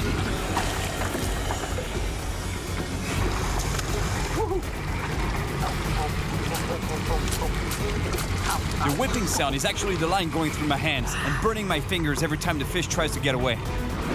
Really gotta gotta watch out not to get tangled up in the line, the loose line on the boat there. If you think this fish is pulling, that's nothing compared to a sailfish. Yeah. Dorado on a hand line. I don't care about the pain. It's a good-sized Dorado, and I'm gonna bring it in no matter what. This fish is what I need to prove to Martine that I'm ready for a sailfish on a hand line.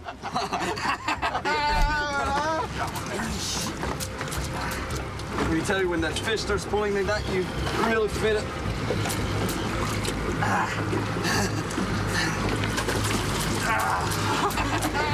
That cracks him up.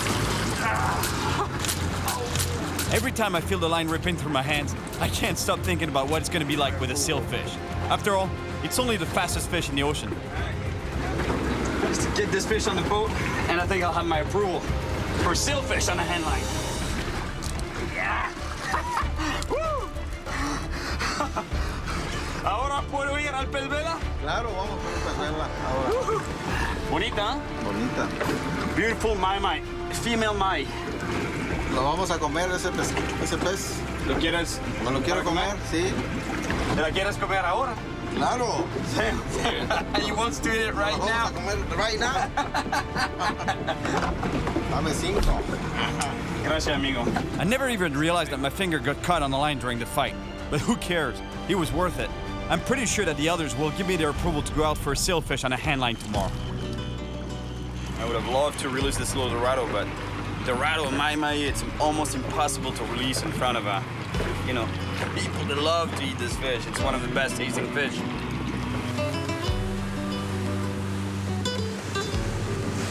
That's pretty cool. I think I got his full respect now. I'm even driving his boat while I was preparing something really nice there. A good fresh ceviche isn't hard to make. Strips of fish, onions, a little salt, some peppers, a lot of lime juice, so the citric acid cooks the meat. And here we go, a quick and tasty meal. Buen día. Oh, ¿qué pasa? Ah, la cortada. Today, I head back to the elders and they tell me that I have their blessing to go handlining for sailfish. But I have to wait 2 days before an outing is possible. But in the end, this turns out to be a good thing because that little cut that I got while fighting the Dorado has infected. And the pain is starting to be really intense. Nos podemos dar cuenta que tiene una infección. She's got a little tackle box, Barbie style. Pink and all. That's cute. Her tools might be cute, but let me tell you, they really hurt. I think I would have liked it better had she cut me straight, without the shot, the anesthesia. I can't wait to go handlining for sailfish, but this 2-day wait is gonna make me go crazy. I think I'm gonna have to find a charter boat to bring me out so I can try to catch one on the fly rod and show you just how fast and strong these fish are. Even though you've been in a car at 60+ miles an hour, let me tell you, it's really hard to imagine how fast a sailfish is. And actually, one of the best ways for me to show you how fast these fish are would have been to catch it on a fly rod, especially because I love catching sailfish on a fly rod, and you would see that reel spin like crazy. Then you would really have an idea of how fast they are. But the problem, I lost my flies on the way here. Number on your plane receipt. Can't believe it. I forgot the flies, my fly box. It feels like everything is trying to stop me from going fishing.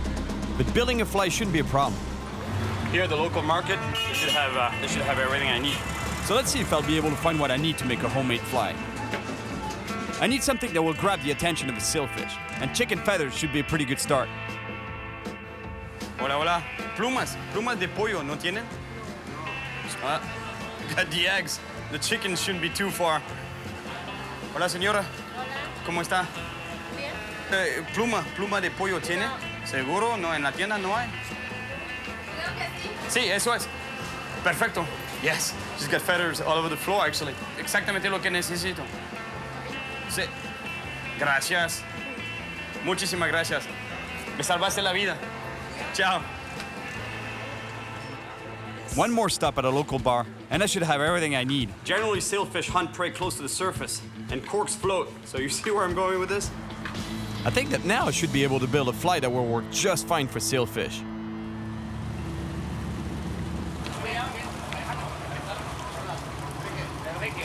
All right, it's nice to get some comfort for once. I usually like the more traditional kind of boats. The pangas, local style boats like over there, you know, the fisherman's village there. That's where I want to fish. Don't get me wrong, I like sitting in a comfortable chair. But right now, I really want to be with the local fishermen. I respect these guys. The conditions and equipment they fish with, and the fact that fishing is all they do, makes them true hardcore fishermen. Just like Santiago in The Old Man in the Sea. I've already caught a huge sailfish on a rod from a small boat, and I can tell you one thing, it's not easy. The boat is rocking non-stop, it's hard to stand up, and you can easily fall overboard. I can just imagine how it's gonna be with a hand line. So today, I'm gonna kick back, relax, and enjoy the comfort and safety of the charter boat. At least it'll give me a chance to catch a lot of fish here on this boat, I hope. And show you the speed of the fish, show you how fast those fish are. You'll see the reel spinning like crazy. I'll give you an idea of what I'm gonna get into later on while handlining. Today's conditions are perfect. The sky is beautiful and the wind is calm. But that doesn't mean it's gonna be easy. Hooking a sailfish on a fly is one of the hardest things to do in the world of fishing. Everything has to be perfect. The fish has to follow the teasers right to the back of the boat, and the fly has to land just in front of its bill. Sounds easy, but it's not. Come on. I really want to show you the speed and power of a sailfish. But before anything is gonna happen, I need to build a fly. The feathers that I put here and through some slits in the back, they add some texture. So basically it's like the tail of the animal, the squid or the fish that I'm mimicking. It's not mimicking much, but I hope it'll catch a fish. The idea of the cork is not only for the fly to float, to stay on top, because the sailfish are really attracted to what stays on top of the surface, but it's also to act a little bit as a popper. So when I strip, you know, the line will be running through the cork, and as I strip this fly, when I move it on top of the water, this front part is flat, so it'll act as a popper, so it'll make some distress sound, so sort of like poof, poof. Just like a fly that I used in Guatemala. Just hope it's a good year. It smells good. The crew members are not convinced that my fly will work. But honestly, as long as the action on the surface is good, I think I should get a bite.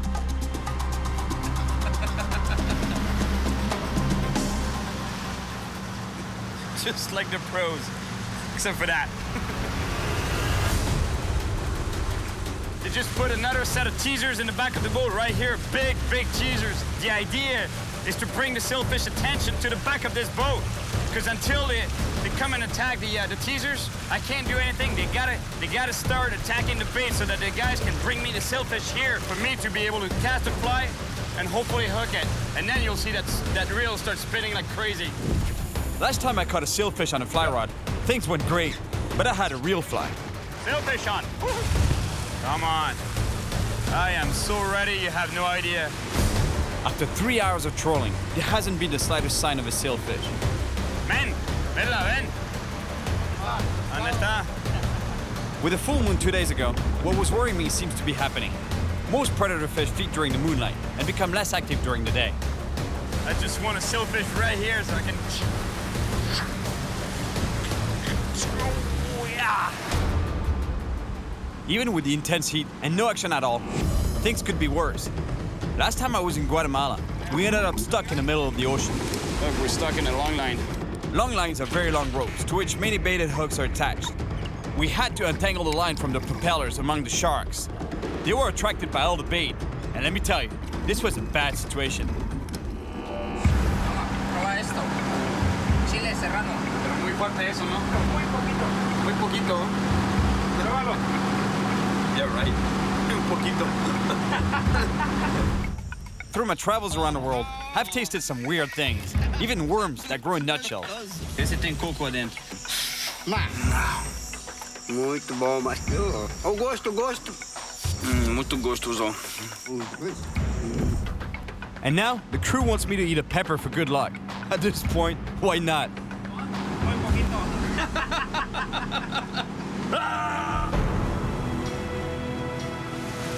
Well, I really hate to have to do that, but we had to bring in the teasers, the hookless teasers, and put some hooks on some bait, you know, in the back of the boat because we're not getting anything right. Oh, sailfish! Mira.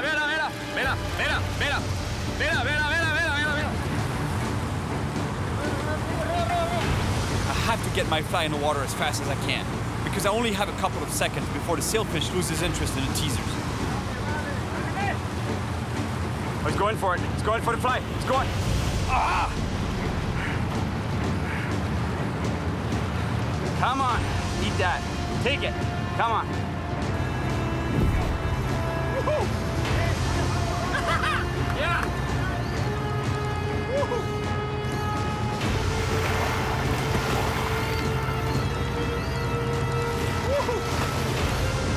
Beautiful. I start seeing colors, man. Vámonos. Ah, sí, guatanejo.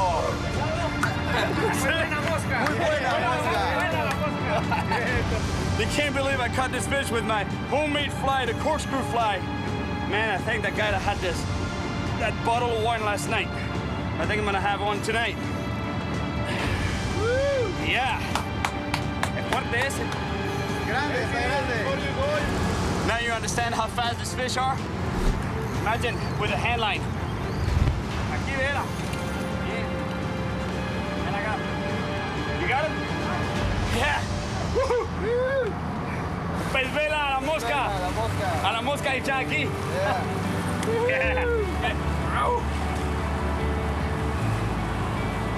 Yes.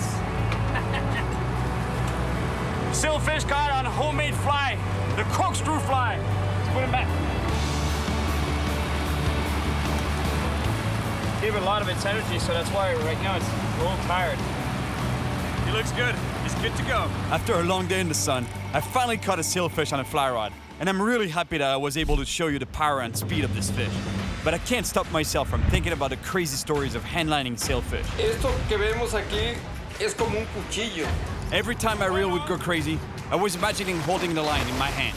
And this makes me nervous because tomorrow, it's my turn with a hand line. It was so cool to catch a sailfish on the corkscrew fly. I couldn't believe it, but it took it, you know. And in a way, you know, whatever floats in the back of that boat at that moment where the fish comes to the back, I was pretty sure it was gonna hit it, and it did.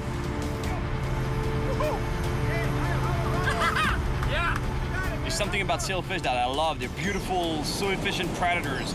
They use that sail-like dorsal fin to act as a wall, you know, and they circle around the bait to push them into a ball, and that's what we call a bait ball. And then once they have a concentrated bait ball, they go one by one into the bait ball with their bill, and boom, boom, you know, and they stun the fish or they kill the bait fish, and then they only have to grab them and eat them. Tonight, all of Mexico is celebrating the Lady Guadalupe. This is a national event that you don't want to miss. People from everywhere join up to parade and play music in the streets. They also lay out flowers and effigies of the Virgin Mary in front of the churches to receive her blessing. With what I'm gonna do tomorrow, maybe a prayer or two wouldn't be a bad idea. There's something about street food I love. For some reason, it's the only place to me, in my opinion, that you get the real taste of the country's food. Muy rico. After a little bit of street food, it's straight to bed for me, because tomorrow is the day that I catch a sailfish on a hand line.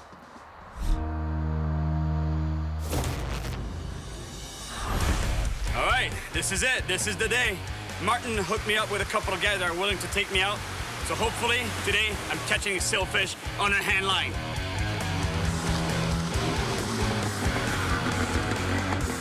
Hola, ¿cómo estás? Bien, ¿cómo estás? Tranquilo, amigo. Todo bien, todo vamos muy bien. Hola, ¿cómo estás? ¿Cómo te llamas? Arturo. Arturo. Encantado, Cyril. Arturo and Freddy are considered the best sailfish handliners around. With these guys, it's just a matter of time before I get to catch a billfish just like in the Old Man and the Sea.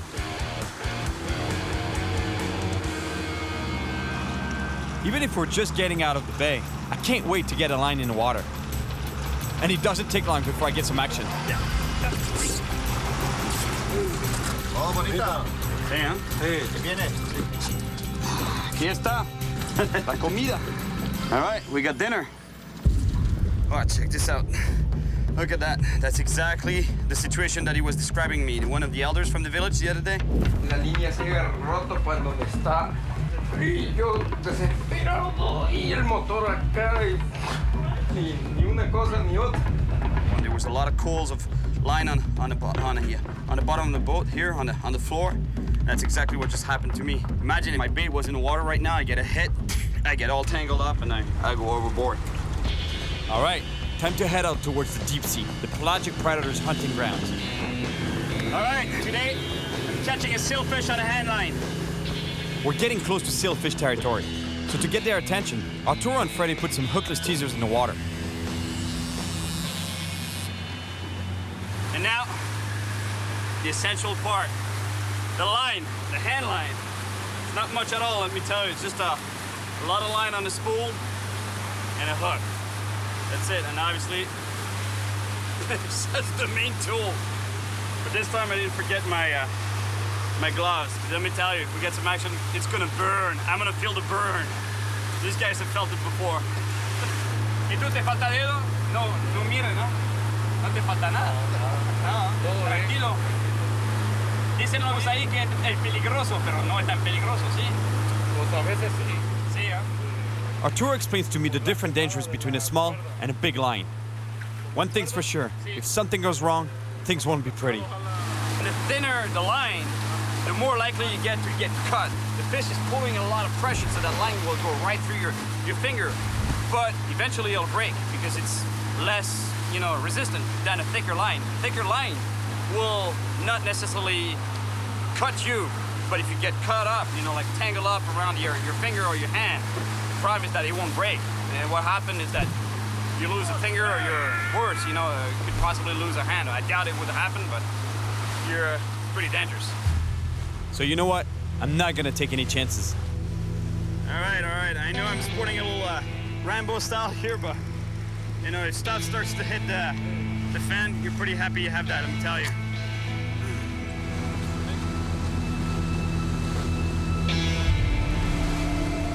The conditions are perfect, but the heat is brutal.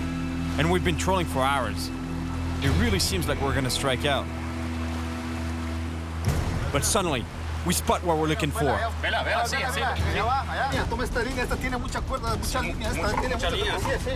It's pretty rare to see a sailfish with a dorsal fin out of the water like that. This is my shot. I have to move fast.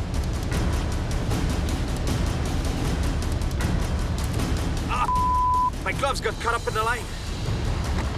I throw again as fast as I can. But it's too late. The sailfish is too far. I feel like an idiot. I just messed up the only chance we've had all day.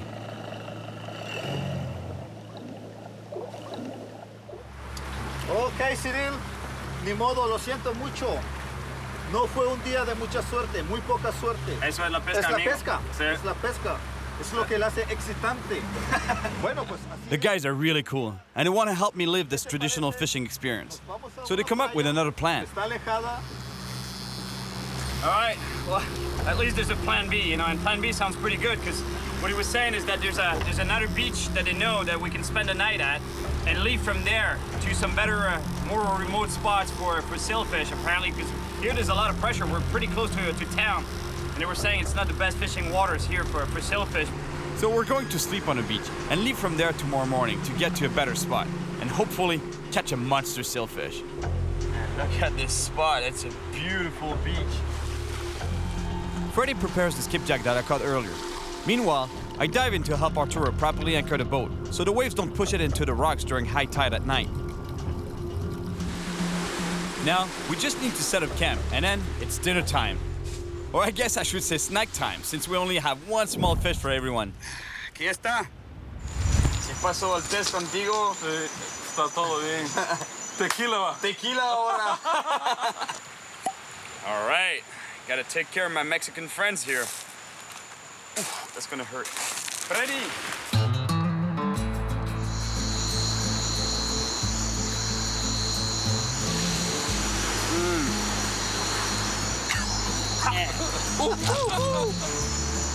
Buena tequila.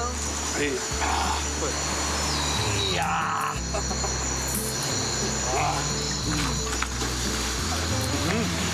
A ver. Bonita steak or skipjack steak. That's gonna be pretty good. A lot of people consider this fish trash fish, but I tell you one thing, it's pretty tasty. It's the same family as tuna, so tastes pretty much the same. ¿Cuál es la luz que vemos ahí? Aquella. Sí. el mar.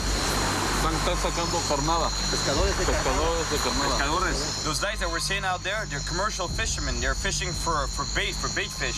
Little fish like this that can be used for any kind of fishing, but are really, really good for sailfish. We're gonna go pay these guys a visit, especially because they're fishing with hand lines, so it can be a lot of fun catching a few fish with a hand line, getting some practice for hopefully catching a sailfish tomorrow. Hola amigos, ¿cómo está la cosa? Bueno, más o menos la pesca. Más o menos. The fisherman is a really nice guy, and he even offers me one of his lines so I can catch myself some bait. Buena pesca eso. Cuatro. ¿Cuántos quieres? ¿Cuántos quieres? Buena pesca. Papezuela, Ese, bueno, buena carnada. I would stay here and fish all night, but it's time for us to get back to shore and get some sleep, because tomorrow is going to be a big day.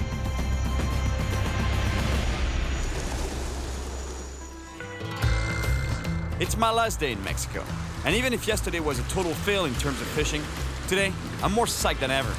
Hoy es el día. Hoy es el día, ¿acaso? Hoy sí. We head out towards the secret spot, and the guys are convinced that this will be the spot where I'll catch a sailfish. And we even have some great bait fish that I caught last night. Buena vibra ahorita. Sí, buena vibración. ¿Lo sientes? ¿Siente que viene el vela? Ahora sí nos vamos a... Ahora sí. All right, today is the day. We're getting really far from the town of Zihuatanejo. And what that means is that, in theory, we're getting to some areas that have almost zero commercial fishing pressure whatsoever. On my last trip to Guatemala, I witnessed firsthand just how damaging commercial fishing can be, especially when they use long lines. That's pretty sad. It's mainly the product of bycatching on long lines.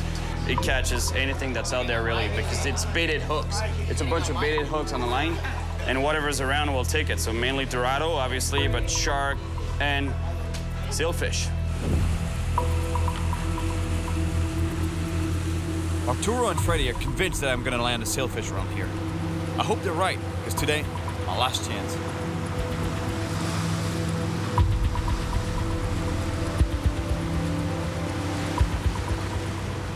We've been trolling in the area with no teasers for about 20 minutes. When finally...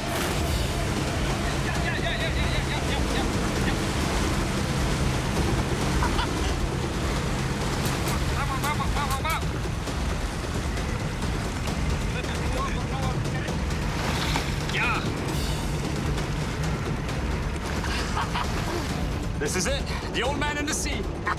Cuidado, cuidado. You see, just before they jump out of the water, they take off on a run. Cuidado. Es muy peligroso. Sí, ya tenemos uno. Told you it was better fishing around here.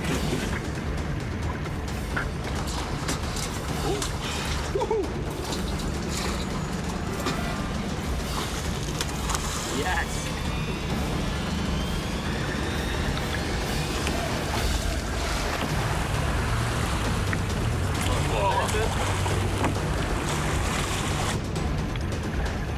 Yes, we're seeing it. Here we go. Sailfish on the headline. Just when I think the fight is over, the fish goes for another run. My wrist gets caught by the line. I have to follow the sailfish so the line doesn't cut through my flesh. I managed to get the line off my wrist, but I get caught again. Traigo a la niña a pegar en el pie. Viene. Con cuidado. Listo, la pegó en el pie. Con el pico. Aguas, cuidado. That's it, I'm free. But I gotta keep tension on the line to control the sailfish so I don't get tangled again. Or worse, stabbed. Cuidado.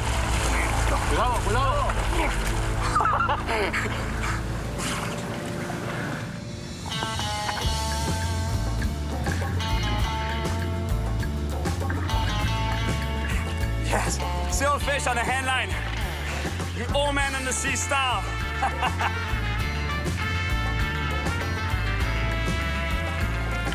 Now we're gonna unhook it so we can release it as fast as possible. Un poco de miedo tuve, yo preocupado cuando saltó. Brincó y saltó cerca de ti, muy preocupado, un poco de miedo. Sí. Pero todo bien. Now I'm reviving the fish before I let it go, and the idea to do this is to have the boat in gear going very slowly to get water to flow through its mouth and out its gills. And as soon as I feel that the fish is kicking and ready to go, I'll let it go. But I just hope that the same story that happened to Santiago, the old man in The Old Man and the Sea, is not gonna happen to me right now, because this marlin that he was bringing back to the village got devoured by sharks. I was towing the fish alongside the boat. So right now it's just not a good position to be in where I am.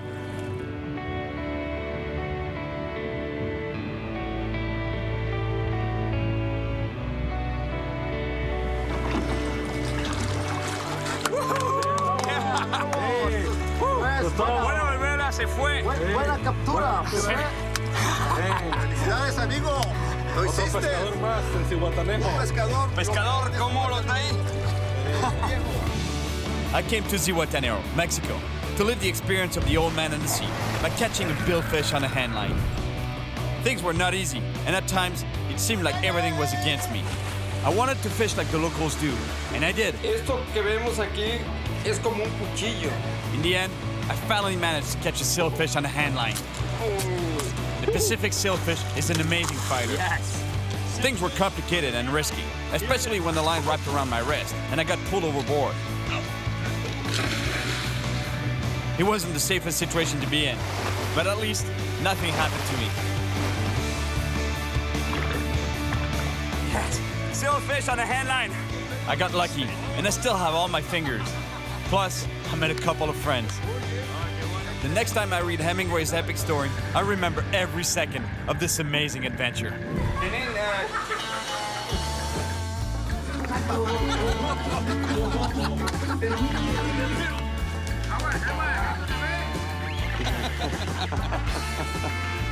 Hey, Cyril, I think you got a scorpion on your shirt. Yeah, he's my buddy, man. And with this, kills everything. You need a little bit of a bacteria, gone.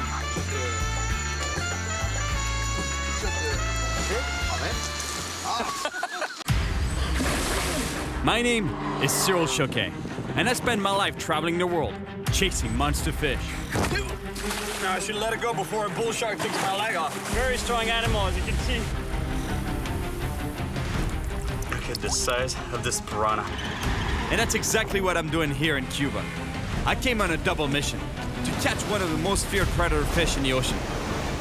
Lightning quake. Something, man. Oh! And with a mouthful of razor-sharp teeth, the barracuda is definitely one of the deadliest killing machines in the water and can cause some serious injuries. I've seen monster barracudas before. You guys want to see a big cuda? But they're true giants here in Cuba too, and I want to catch the biggest one possible. The second part of my mission is to catch another predator fish known for reaching gigantic sizes and giving an incredible fight, the tarpon.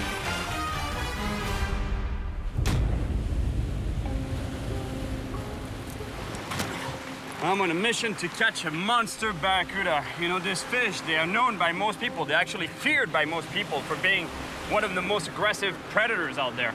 And in a way, you know, their reputation is justified because those things, they have nasty teeth on them, about this long. They can be almost as tall as me, really, like really, really big. And at the end of a run like this, let me tell you, it's the fight of your life. And also, while I'm here, I'd love to catch myself a monster tarpon. You know, those things also, they get really, really big. You know, close to 300 pounds. They're prehistoric animals. You know, the last fight I had with a tarpon, that was in Western Africa. It was quite a fight. But first, that over there looks like a really good spot to catch a big barracuda. I'm near the Bay of Pigs, in western Cuba, on the shores of the Caribbean Sea. The famous writer, Ernest Hemingway, would fish off the shores of Cuba, chasing enormous blue marlins. But the fish I'm looking for can be found pretty close to the coast and can actually be caught right from the shore. In fact, Cuba is one of the best places in the world to find the two predator fish I'm looking for. Plus, tarpon and barracuda can often be found in similar environments, along the shore and in river estuaries. See, when you're fishing off of rocks like here, You really got to be careful because it's really dangerous. You don't want to get too close to the water's edge, even though it's pretty tempting. You want to cast as far as possible. You want to have the best presentation for your lure as possible. Stay away from especially the wet rocks. You know, they give you a pretty clear indication of where the surf is going to break and where you might be washed by a wave or knocked out by a wave because you're going to get slammed back onto the jagged rocks. It's like blades. You don't want to fall on that. Let me tell you. A few years ago, on a deserted island off the Pacific coast of Nicaragua, I was caught off guard and knocked over by a huge wave that dragged me along some sharp rocks. Oh my God. The rocks here are just as dangerous, if not more. I have to be really careful. If I got hit by a wave here, it'd be really bad. But to catch properly, I don't really have a choice. I have to get close to the water.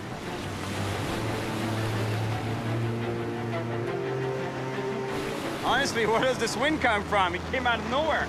You know, it was a little windy, but nothing like now. Now it just picked up like crazy. The wind is whipping around me, making it even harder to stand on these jagged rocks. I'm casting my lure parallel to the shoreline and close to the breaking swell, because barracuda and other predator fish will hunt the easy prey that are disoriented by the crashing waves. Yep, fish on.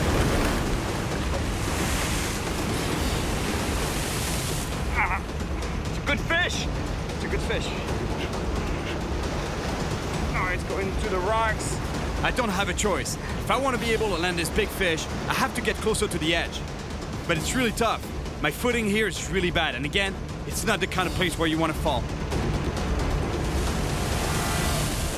I don't think it's a barracuda, because a barracuda would be running straight up to on the surface. That's a snapper, I think, or cabera. The problem is that the fish managed to get under a rock and the line is rubbing against it.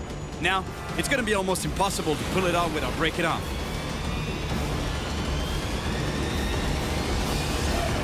Oh. Ah! Ah!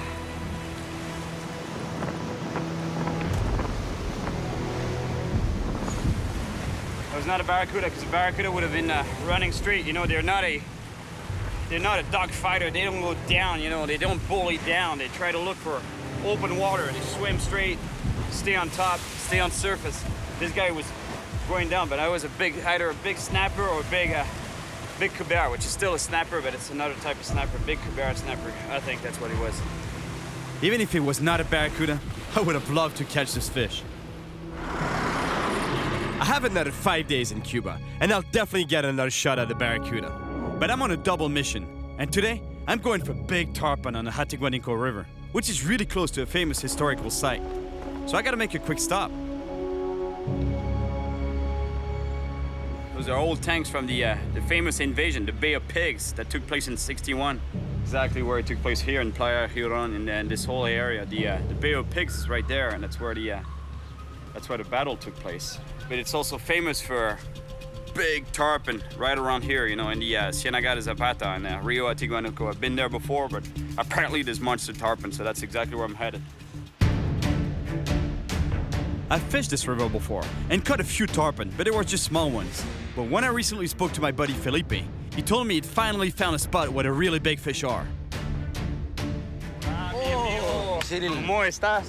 ¿Cómo cuenta, hermano? Muy bien. Mucho tiempo, ¿eh? Uf. Y ahora entonces entra grande, Ahora ¿no? han entrado grandes, ¿sabes? Cuando la otra vez eran sábalos pequeños. Sí. Ahora son sábalos Sí, de los 50, que escuche. 60, 80 libras, sábalos mucho más grandes. ¿Sí? Entonces lo vamos a buscar. Vamos, vamos.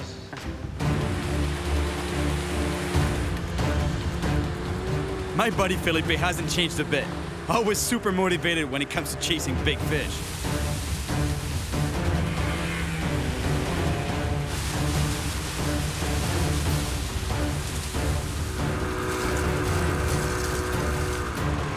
The Hatiguanico River runs through one of the wildest areas of Cuba. And here we are, right in the heart of crocodile country. I'm gonna try to catch a tarpon with a bucktail jig, tied onto an 80-pound leader. Sábalo allá, están roleando. This is it. This is the spot where they've been seeing and actually catching some pretty big tarpon. I always heard that this river was known for, it's actually always been known for smaller sized tarpon, baby tarpon we call them, but apparently there's monster ones as well.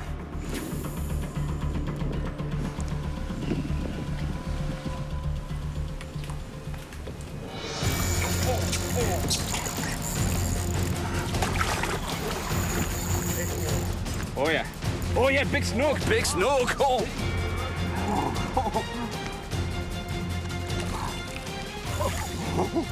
Huge snook.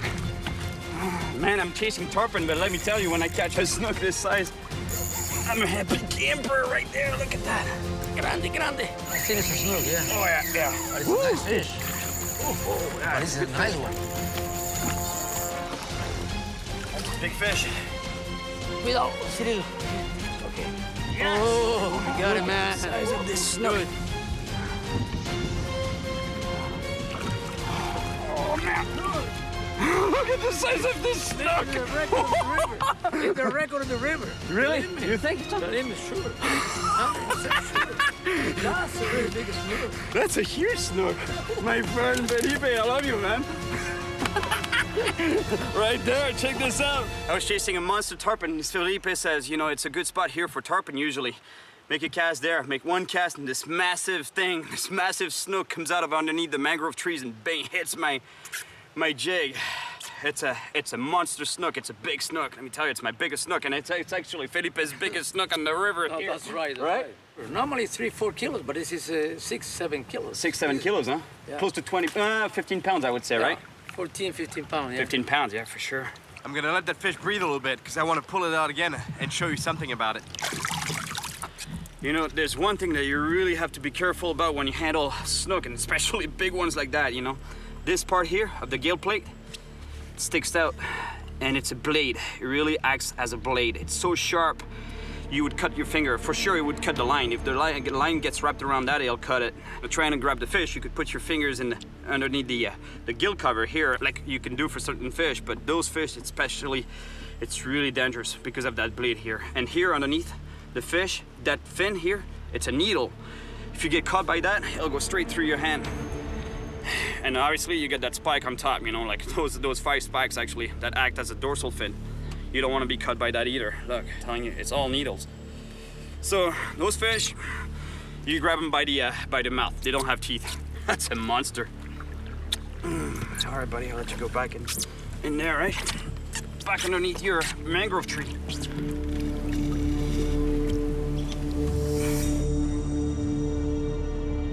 Mi más grande robado de mi vida. No, para mí también, ¿eh? Robado así, ¿no?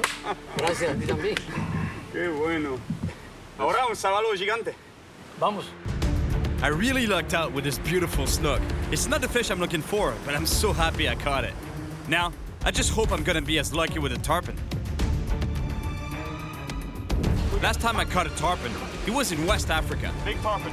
The fish put up an incredible fight. I managed to get the big fish right to the boat, but we lost it. So I just hope to be a bit more lucky this time. Cyril. Oh, you got one? Yeah. A snook. Snook, man. That's a regular size of the snook in the river. Yeah, that's what you catch most of the time, huh? It's good for compare with the other we're going to catch. Nice fish, man.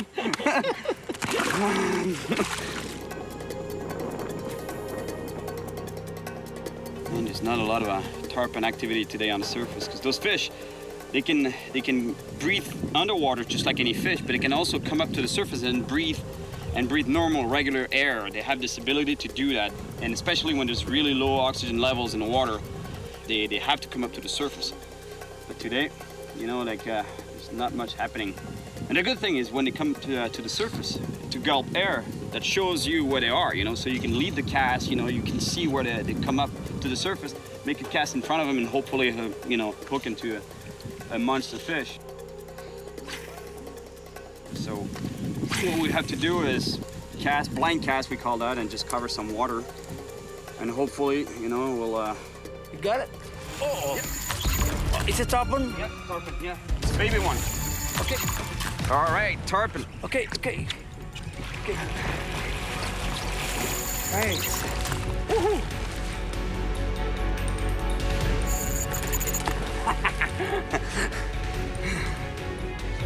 It's not what we want in terms of size, but it's a tarpon. At least it's the right species. Baby tarpon. There you go. Ready? Woo. All right. Baby tarpon. My God. Unbelievable, the power of this fish. I grabbed this fish by the mouth, you know, and the mouth is pretty much the only place you can grab this fish. You know, I don't really like grabbing them by the gill plate, but the inside of the mouth, look, it's like a fowl. You know, they don't have teeth per se, but it's so rough. When the fish shook its head, it got me in the knuckles here. Look, it's not the fish's blood. It's mine. So imagine this fish in 150 pounds on the boat. You know, we got a tarpon.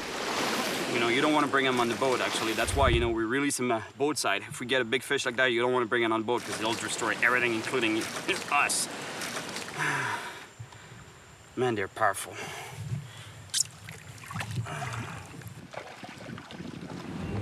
That's it. It's already time to head back. We have to get going since it's a long way back to the docks. It's too bad I didn't catch a big tarpon today. But catching that big snook is a good sign that I might get the monster fish I want. Third day in Cuba, and still no barracuda, nor big tarpon. But huge crabs though, redland crabs. In fact, it's hundreds and hundreds of them, migrating in order to reproduce. Millions of years ago, there were no roads. They could go back to their woods easily, and now they get crushed on the road. It's pretty sad. Yes, made it. Oh yes, still alive. I don't even... You hear the crushing sounds of the shells on their tires. Poor crabs. It's a rough trip getting back to their burrows in the mangrove forest. I'm now headed to another area of Ciénaga de Zapata. I heard that it's really good for barracuda. This is a huge wetland area, and barracuda love taking advantage of these warm, shallow waters to ambush their prey. I'm tying on a metal leader because this fish, let me tell you, this barracudas, as you know, they have nasty teeth, especially in the back here. They have sharp teeth. It's like razor blades. And if you don't have a metal leader at the end of your line, forget it. You know, they'll go right through your line and break you off, or cut you off, actually. ¿Y barracuda es grande? Sí, grande. ¿De qué tamaño lo más grande que viste? De un mes. Pequeño eso. Sí. Pero así, ¿no? Sí. ¿Se busca? Sí. A ver si quiere picar. Grandes las hay, pero son más malas para picar. Son difíciles. Sí. Porque ya fueron picados, ¿no? Sí. Tienen mucha experiencia. Suerte. Gracias, amigo. Nos vemos. Nos vemos a la noche. Ciao. What I really want to catch is a true monster fish. A huge barracuda like the one I saw in the South Pacific. You guys want to see a big cuda? A fish this big is pretty rare, but I know there are monsters here. But fish are not the only predators around. Crocodiles have also been seen in these marshes. I spent quite a while looking for a kayak and lost a lot of fishing time. In 3 hours, the sun will go down on these flats and my day will be over. The barracuda, they love those channels. You see that channel, that deeper channel between two flats? That's a flat here, so it's pretty shallow areas. And between shallow areas, usually you have a channel. In barracuda, they're ambush predators. So what they do is they sit there waiting for the small bait fish, and bait fish in general, bonefish, to pass by and ambush them. Bang, and they hit them. So that's exactly what I'm gonna do right now. I'm gonna giving them an easy prey.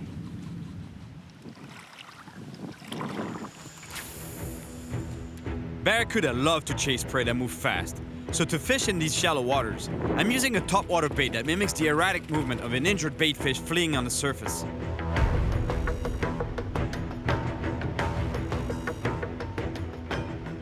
I'm gonna put this lure on, a popper silver color. Yeah, usually barracuda, they react to silver like crazy. They love that color because it mimics a prey, you know, a bait fish. When they show their flanks, it's silver flashes, and anything that silver flashes, bang, that's what they go for.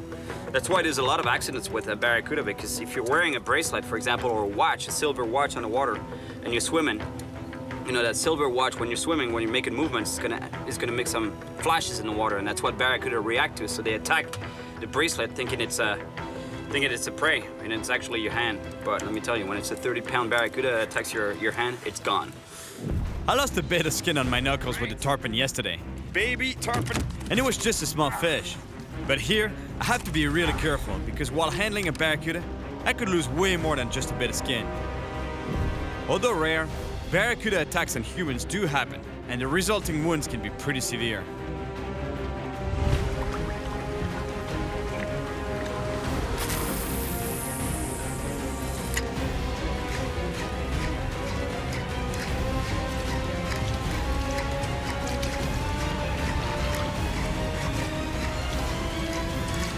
Here we go.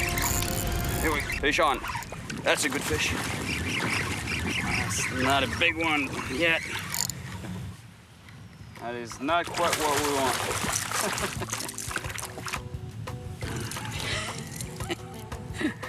Nice fish. Not quite, you know, for a barracuda. It's pretty much the same thing as for the tarpon, you know. That's a baby barracuda. Just no size to it, but that just shows you how aggressive these fish are. Look at the size of the lure compared to the size of the fish. It's 1/3 of the length of that barracuda. And look at the teeth on this guy. Nasty teeth. This first barracuda is so small, it's like a joke. But the good news is, they can only get bigger from now on.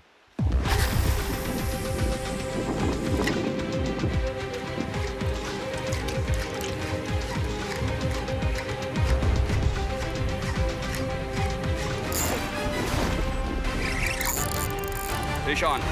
That's a good fish.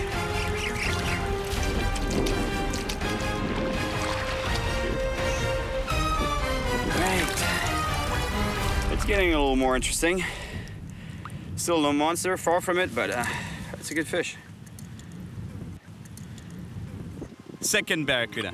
Just a little bit bigger this time. At this rate, I should find a monster at one by the end of this trip. Hey, come on, buddy.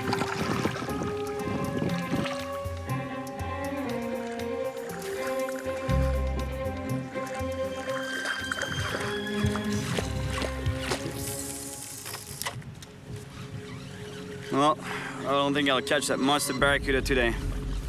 It's too bad because they are out here for sure. There's got to be monsters here. You know, fish like this long, like 3-4 feet long. Teeth on them, like this. Although that's not the end of the trip, you know. I'm here for a few more days, so I might still get a shot at a monster barracuda. Although now I'd better rush back with that kayak because the sun is setting fast. Fourth day in Cuba, and I'm still chasing a monster barracuda and a big tarpon. Well, it was cool catching this barracuda and the baby tarpon, although, you know, they were not really big. You know, that's why they're called baby tarpon in a way. You know, I want size now. I want a big monster barracuda and a big tarpon. Honestly, it's doable, you know. I still have a few more days in Cuba. Should be doable. Catching monster fish now. This morning, I'm headed to the Zaza River, which is known for its strong population of big tarpon. There, I'll meet up with Louis, who I've fished with before. It's pretty exciting to be back fishing on the Zaza River, especially since Louis was telling me that he's been seeing really big tarpons in the last few weeks. Hola, Luis.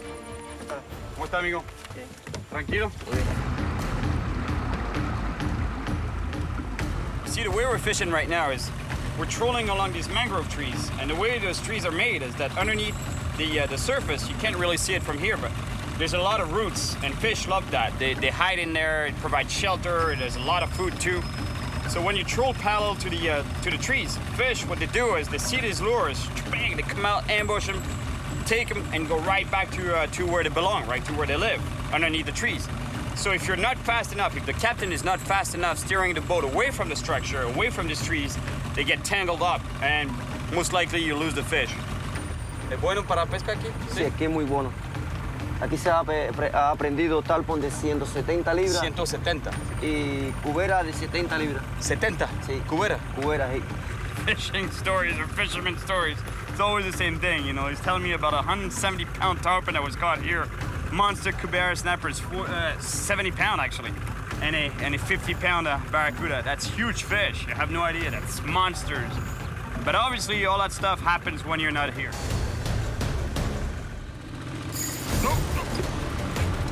Oh, good fish. Stop. Incredible. Fish on. Just to contradict me, I just got a huge hit. It's a good fish. It's not a tarpon because he would have jumped already, but I don't know what it is. It's a really, really good fish. This fish the fish wrapped himself around a log on the bottom or a mangrove tree. It's stuck. I don't want to lose it because I'm going to tell you it's a big fish. Under a log or something. Ah, no, it's not going to happen twice. Ah, damn it.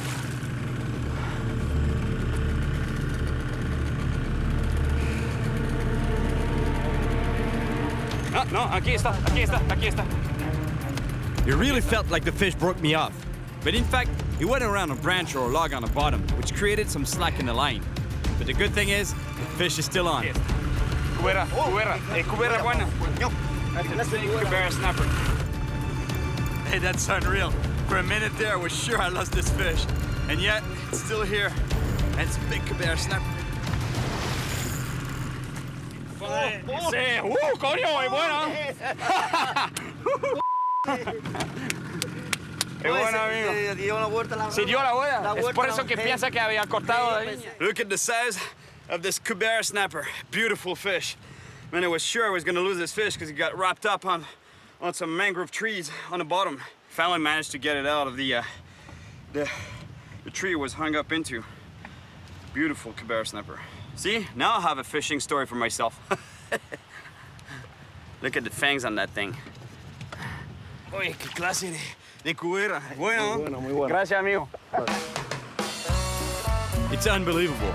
I caught some beautiful fish like that huge snook and that nice Cubera snapper. But no big tarpon, no barracuda yet. And I only have 2 days left in Cuba. Anyway, my buddy Luis has an idea. He knows a guy who knows another guy who apparently can take me to some really good spots. ¿Son dos pescadores? Sí, pescadores nativos de Casilda. Para agarrar algo grande, ¿no? Sí, exactamente. Está bien, amigo. Bueno, salud. All right, I have a couple of names of guys to go fishing with. The plan is to go out for tarpon later today with a guy named Nino. And tomorrow, I'm supposed to hook up with another guy, Guillermo.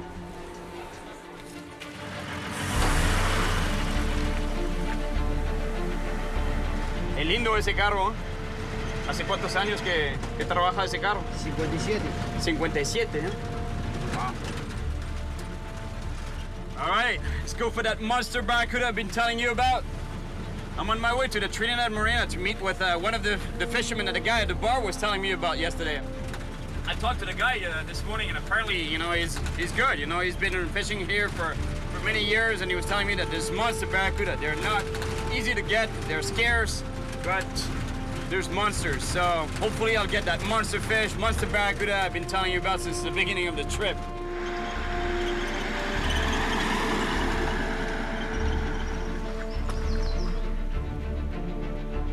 Hola, amigos. Hola, ¿cómo está la cosa? Hola. ¿Cómo está el sabalo?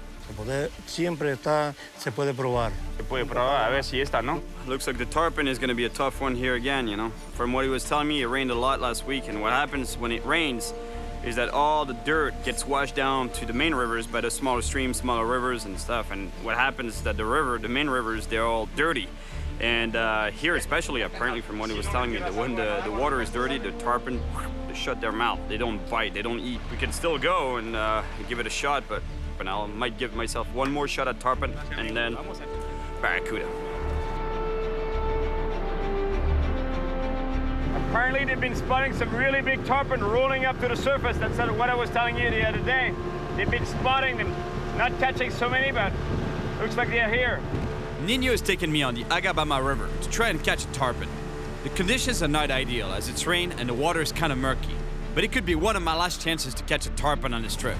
Eso le gusta aquí, ¿eh? ¿Es bueno eso? A ver.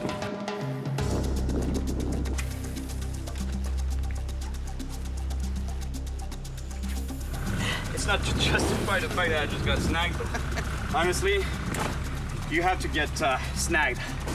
Because the fish, they live in structures, they live under those mangrove trees and stuff, So if you don't go in there, you're not gonna catch. But if you go in there, you might get snagged. But in a way, if you get snagged, it's a good thing. Because that means that you're fishing in the right places. I cast all along the mangrove trees, but no sign of any fish.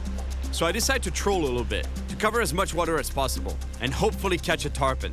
After all, the trolling landed me a big snapper on the last river I fished on. Look at the size of this Cubera snapper. As you know, it's my favorite technique, right? Love it.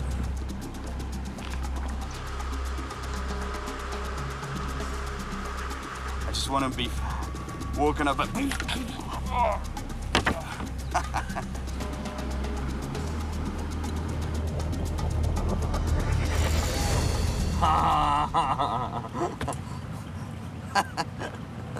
I'm trying to stay positive and keep thinking I'm gonna catch a tarpon. But I gotta say, I'm kind of losing hope here.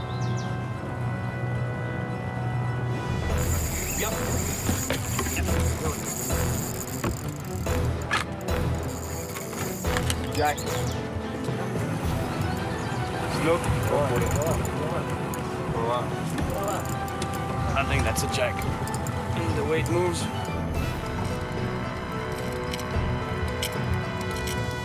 You know, a tarpon, I would know right away. If it was a tarpon, as soon as it's hooked, pretty much it goes airborne. It jumps out of the water to try to get the hooks off its mouth.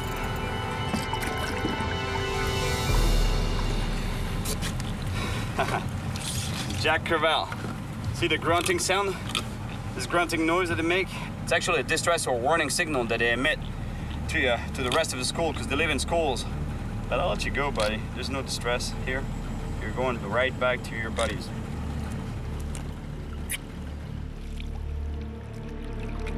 Bueno, no es el sábado, pero por lo menos un pez. Ahí voy ya. It's getting late, and still no bite from a tarpon. Nino proposes a change of plan. He thinks conditions in the river are not ideal, and we should go offshore to meet up with Guillermo. He's already fishing a spot that's apparently really good for big barracuda. Tiempo. Oh, ahí, mira, ponte a dar la vuelta por ahí, mira cómo está ahí la... The day's coming to an end, so I make the most of it. I keep trolling while we look for Guillermo.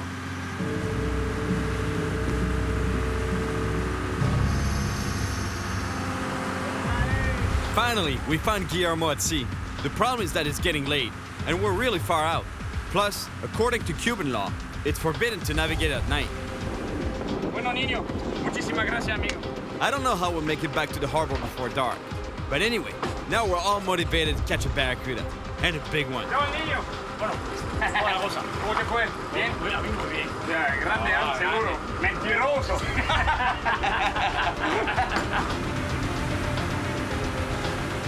Guillermo never goes out at sea without his friend and first mate Alberto.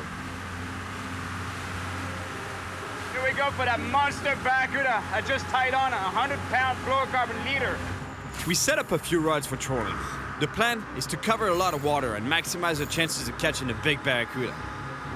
Speaking of barracuda, the last one Guillermo caught left him with a bad scar. Oramos con 2 metros de altura. 2 metros, así. 2 metros de altura, un ancho de cabeza. You know, they hooked into a barracuda while trolling. They fought it, brought it onto the boat. The thing was 22 pounds, so about this long. So the head on it was must have been about this thick. And those things, let me tell you, he was telling me that he was thrashing around. He got nailed, you know, like he knows fishing, obviously, so he got just time to actually remove his hand, but still, the barracuda got him on the finger and barely touched him, but already look at the cut. Para evitar la infección.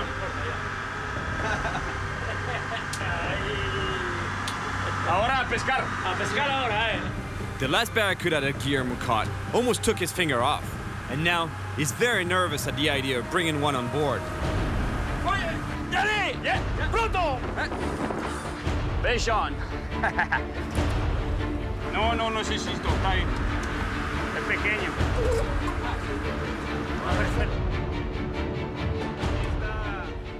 It's not the monster that I'm looking for, but at least it's bigger than the barracuda I caught on the flats. We barely have an hour left to fish, but with a bit of luck, I might catch a huge one. ¿Viste? Es ahí. Ah. Ahí donde está. Ahí donde está. Ahí. Look at the teeth on this monster fish. For a fish, it's a nice fish. But for a barracuda, let me tell you, it's still a baby barracuda. Bueno, padre, felicidades por coger el pez. ¡Coño! Gracias, amigo.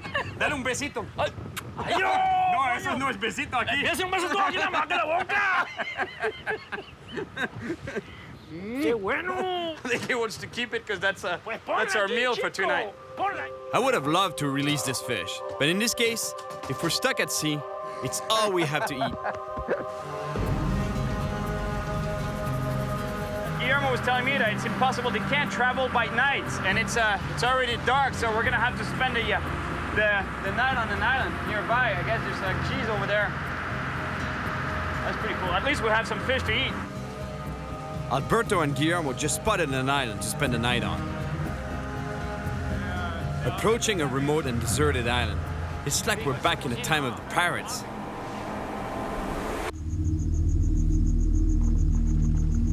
Guillermo and I decide to go explore this island to see if we can find something to eat. And more importantly, to see if we can actually sleep on it somewhere.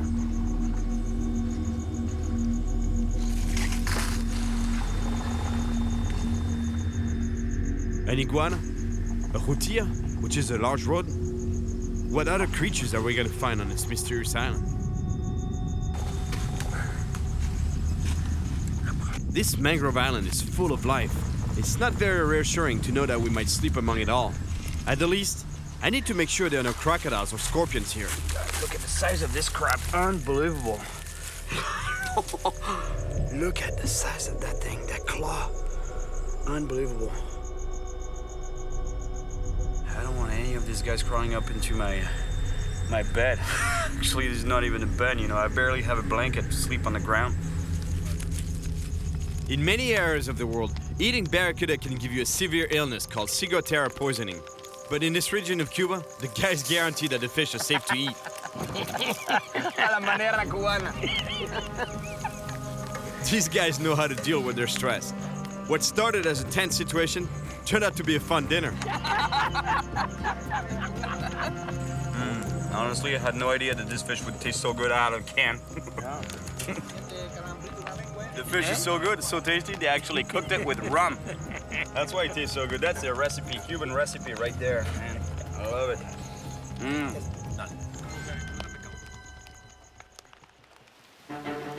Waking up on a deserted island is pretty cool. But last night, when it came down to choosing between adventure or safety, we chose to sleep on the boat. Sleeping on the ground of a mangrove island where you're not sure what kind of creatures are around is not the smartest thing to do. You really thought I was gonna sleep on the island? With the crabs and the whatever other animals live on there? Iguanas and stuff? Ah, mind them, but come on. Much better off on the boat here. Guillermo! Talking about a prehistoric animal, we got one right there. The iguana. Man, these things have been around millions of years. I don't know how old exactly, but I'm pretty sure it's not far from the tarpon. It's my last day in Cuba, and I have yet to see a monster barracuda. It's really time my luck changes. Brand new, just out of the box. I just tied down an artificial lure that mimics the movement of a bait fish swimming just below the surface, where barracuda love to hunt. All right, let's go find that big barracuda.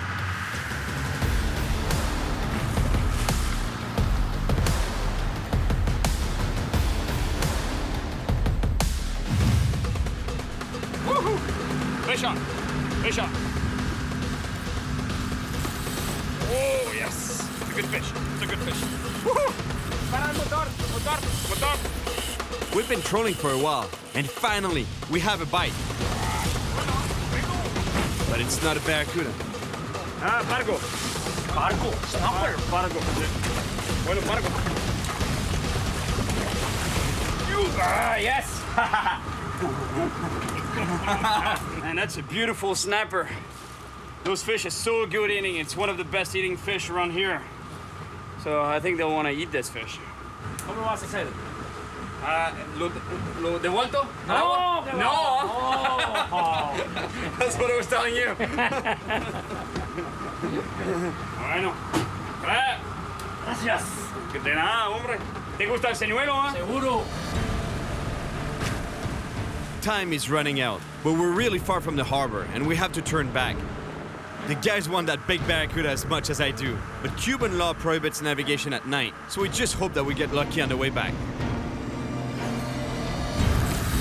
Oh, yes. Oh. Es buena esta. Es buena, buena, Es buena. Another fish on the line. It's a barracuda.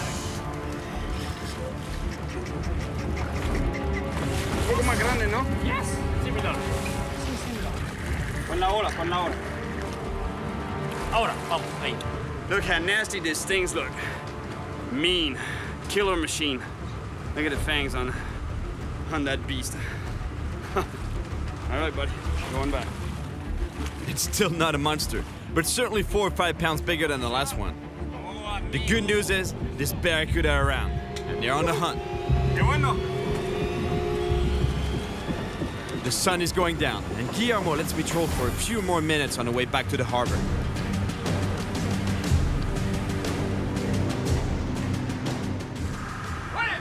Ok, otro. Otro, sí. Oh, despacio, relate, despacio. Fish, fish, fish. Fish on. That's a big fish. That's a big fish. That's the big barracuda we wanted. Right there. I think we got it. I hope. I get a little bit of line back, but I can tell this fish is heavy and powerful. And the fight is not over yet.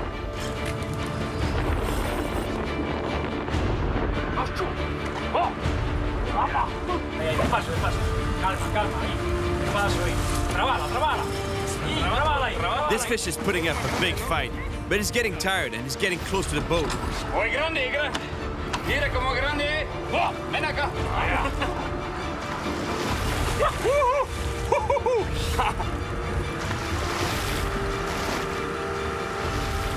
That is one big barracuda right there. Es grande, ¿eh? Oh. Tú toma la caña, Lotón. Dale, vamos, arriba, vamos. Arriba, Yes! Now we're talking. That's a big cuda. That's the monster I was talking about. Look at the teeth. Look at the fangs on that thing. They got hit by something, huh? Otro, huh? Yes. Otro que lo atacó, ¿no? Atacó, Aquí. Now imagine this thing going for your bracelet or your watch. When I was telling you that you'd lose a hand, now you know what I'm talking about, right? These fish are lightning fast, and they usually strike at full speed with that mouth full of teeth. So imagine, their prey don't stand a chance. 24. Oh, es bueno, huh? 24 pounds. Look how nasty it is down there.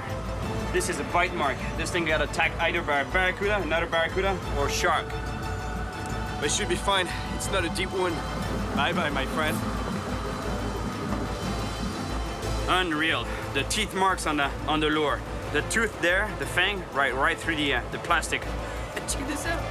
Look at the hook. Totally bent it open. That's a strong hook. Normally I change the hooks to even stronger hooks than that, but I didn't have time. ¿Ahora lo quieres? Muchas gracias. Pero regalo Sí. lo querías, ¿no? Claro que sí. Está muerto, disculpa. No importa. No tengo otro. No importa, pero que voy a sacar de buen pez, Qué grande ese barracuda. Qué grande barracuda. Es bueno. Te felicito. Gracias, amigo. No hice nada, solo puse el señuelo en el agua. No importa, y pusiste el amor del corazón. El amor del corazón. I came to Cuba to catch a big tarpon and a monster barracuda.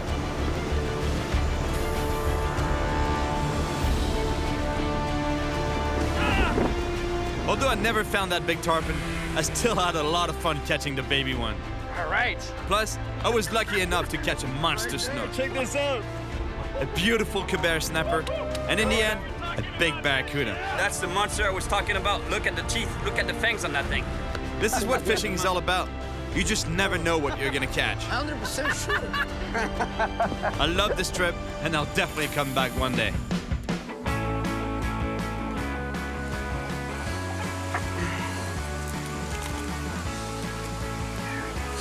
The way to hold these things, you know, you have to grab the claws first, obviously, otherwise you get nailed. Yes, made it. Oh, look at him. Oh, yes, he's still alive.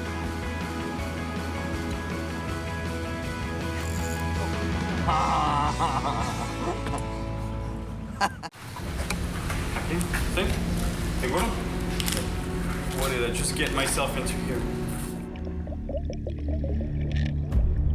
Here, oh yes!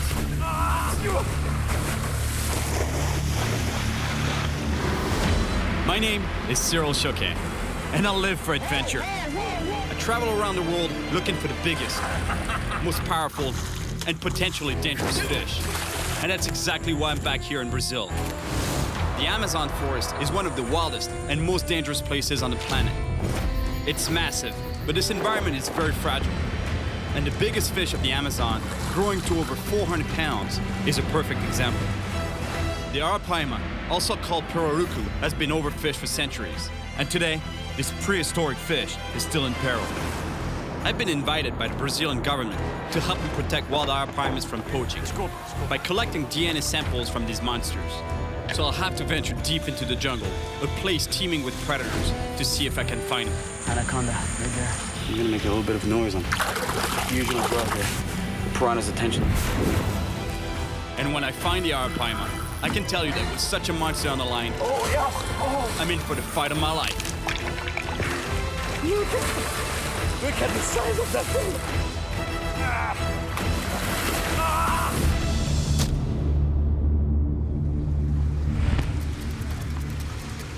I'm back in Brazil, in Manaus, a city with a population of over 2 million people, right in the heart of the Amazon forest. I've been coming to Brazil for many years because the Amazon is home to some of the biggest and most powerful fish in the world. Like the vampire fish, the explosive peacock bass, and a massive shark-like paraiba. It's a paraiba! Yes! But as wild as this place is, pollution, deforestation, and poaching are putting a lot of pressure on its ecosystem. And the arapaima is one of the most affected species. Before I start my search for arapaima, the government has invited me to spend a day with the police so I can witness for myself just how strong the demand for wild arapaima meat is on the black market. In 2001, the government passed a law making it illegal to commercially fish wild arapaima.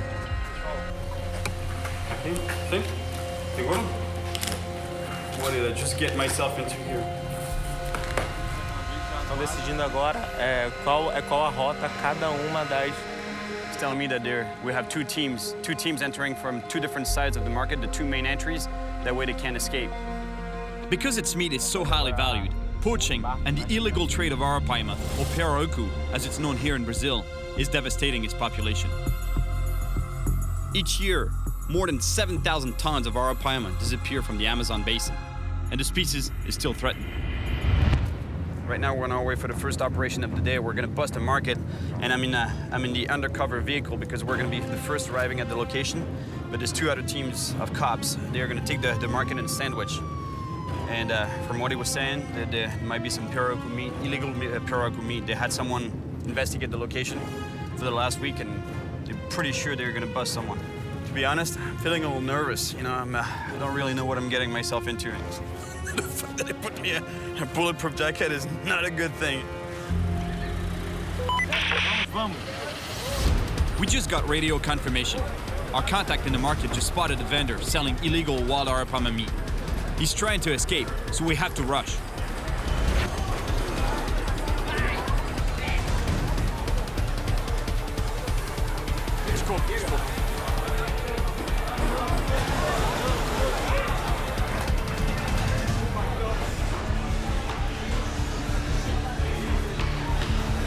Illegal. That's illegal pirarucu meat right there. Last week only, they caught 2,000 kilos. That's about 4,500 pounds of pirarucu meat here. That's why I wanted to show you this. You know, like I don't really take any personal interest of going into the market and busting people, but I just wanted to show you how bad it is, how bad the situation is. We found the arapaima meat, but we're still looking for the suspect. And the officers start questioning the vendors. Let me tell you, I've done quite a few markets around the world, and usually it's good vibes, you know, high-fiving, a lot of people there, but today it's not the case. The fact that I'm wearing this is, Esse é o lago. Essa guia, ela fala o que ela autoriza, que é o pirarucu. You see that tag there? That means that it's legal. It was raised in a fishery, in a farm. If it didn't have that, that means it's wild fish, and that's what they're trying to find here. After a long search, the officers finally find a suspect, and while they arrest him, we collect the illegal meat. Muito pesado. It's actually a lot of bags, and those bags are really heavy. They're at least 100 pounds each. Instituições de caridade que vai fazer a doação. Okay. At least the meat is not going to get lost. They're going to use it in hospitals and daycares and a lot of good things. It's too bad that people don't realize the consequences of their actions, especially when it comes to killing wildlife. Tomorrow, I'm meeting with a scientific research team that is working to save the arapaima, and I'm going to help him in any way I can. But in the meantime, I want to see for myself if there's any arapaima left around the city of Manaus. I hiked to a remote section of river, where the police told me there might still be wild arapaimas.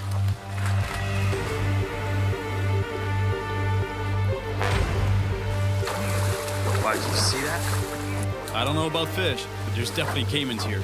I'd better watch out. Caimans are great at sneaking up on their prey. The slow water on this side looks like a good fishing spot, but it's not ideal for arapaima. You know, the only thing that seems a little bit off to me is that moving water there. It's not fast moving water, but still, there's a little bit of current. Normally, arapaimas, they don't like moving water. But since I walked all the way here, I'm still gonna give it a shot.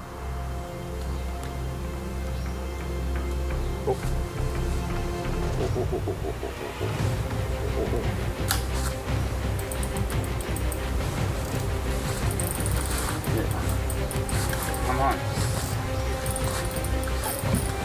Get this one. It's a big fish. Whatever this fish is, it's really strong, and it's pulling me in. But with caimans around, I don't want to get too deep in this river. He just caught me by surprise. This fish was not fighting that much, and then all of a sudden, boom! I still don't know what it is, but it's huge. The drag is almost locked on my reel, and the fish is still headed for the underwater branches. If I don't stop it, I'll lose it for sure. I want to keep him away from that log. Right here. It's a really big fish, but I know that arapaimas tend to jump in combat, and this fish isn't even coming close to the surface.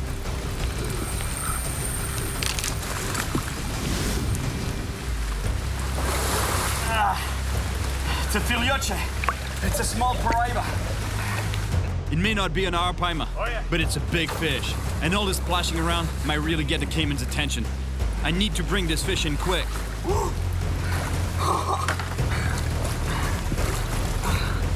Yeah, beautiful fish, beautiful paraiba.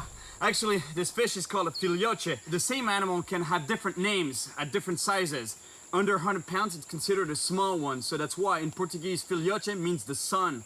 And over 100 pounds, it's a paraiba. The only problem is that the fact that this guy's here means that I'm not in a good arapaima spot. I think the water's moving too fast. This guy's like moving water.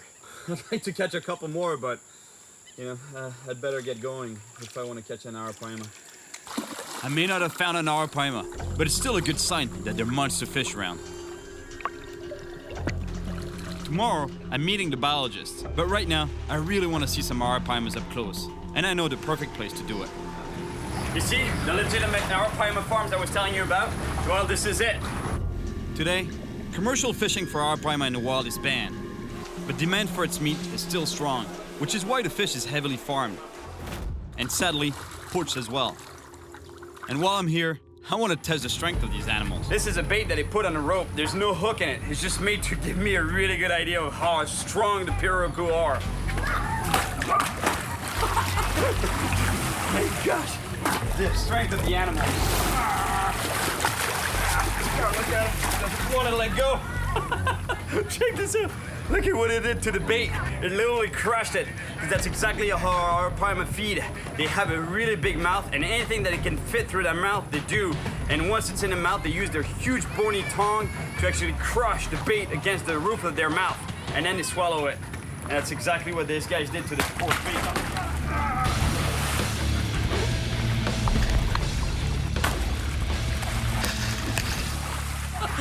Now let me tell you, I can't wait to get one in the wild. That was a lot of fun, but it's kind of sad that it's easier to find arapaima in the farm than in the wild, which is why I'm meeting the biologists to help with their work protecting the species. The last time I was here at the Institute of Biological Sciences, researchers asked me to go deep into the Amazon rainforest. They needed help collecting samples of peacock bass fins, and they know I love traveling to places where it's difficult for them to go themselves. That's exactly where it was a few years back, right here. Isn't he? Hey, oh, ¿cómo estás? Estoy bien. Mucho tiempo. Again. Come here, I was waiting for you. this is someone. You're Thomas Herbert. You're Thomas. Nice to finally meet you. Nice to finally talk to you too, of course.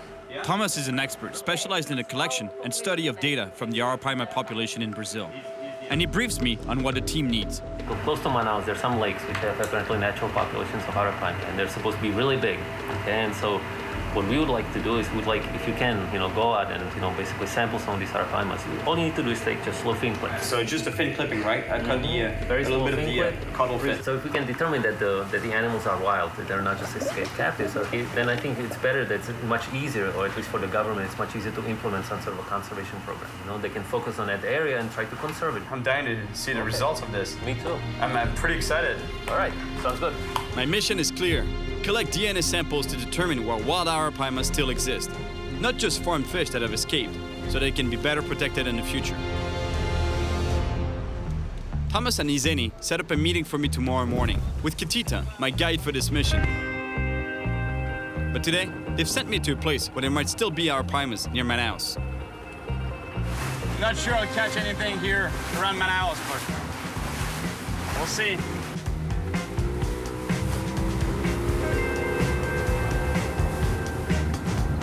Pretty good in there. Looks like it would even be a good spot for our Arapaima. It's pretty calm waters. I'm tying on a thin but strong leader to help my odds of getting a bite. The best way to catch an Arapaima is using bait. The thing with bait is, once it's in the water, there isn't much to do but wait. It's so hot and humid right now, you have no idea.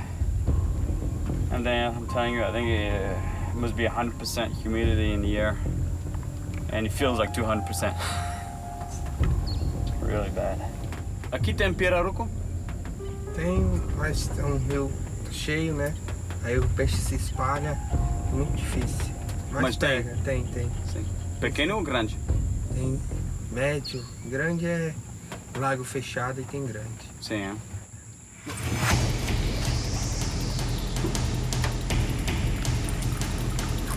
Yeah. Oh. Fish on. This fish is really strong, but I can't tell what it is yet. That's a big fish. Come back here. I was really not expecting that, but... These fish are really strange. They're part of the same family as piranhas, but they barely eat meat. Still, they're super powerful. The boat is really high off the water, and it's a pain to land this fish. Yes. Yes. Tambaki. Let me tell you, this fish is really unique. Look, it's got human-like teeth. It's pretty weird, huh? Isn't it? Its diet mainly consists of fruit and nuts that fall from the trees, and I'm pretty sure that this fish was here feeding on those little berries that you see here in the brush there. I'm pretty sure that there must be a few tambakis down there feeding on that. But those fish are also omnivorous because they'll take advantage of any kind of food that they can find. Proof is, he took my bait, and my bait was fish. The fight they give you for this size of fish. Do you see that? E esse fruta se come? Come também. A gente pode comer também? Pode também. Toda uma fruta que um peixe come, a gente pode comer também. Ah, faz então, bem, faz bem pro peixe e faz bem pra nós. A ver se você está dizendo a verdade. Muito bom. Well, at least I caught something today, but I doubt there are any Arapaimas around here. Anyway, it's getting late, and it's time to head back to Manaus. Tonight, there's a big party in town, a kind of carnival. It's my last night in Manaus, so might as well have some fun. Check this out. I asked for whiskey and Coke. That's a whiskey and Coke Brazilian style. Put me this of whiskey and that room for Coke.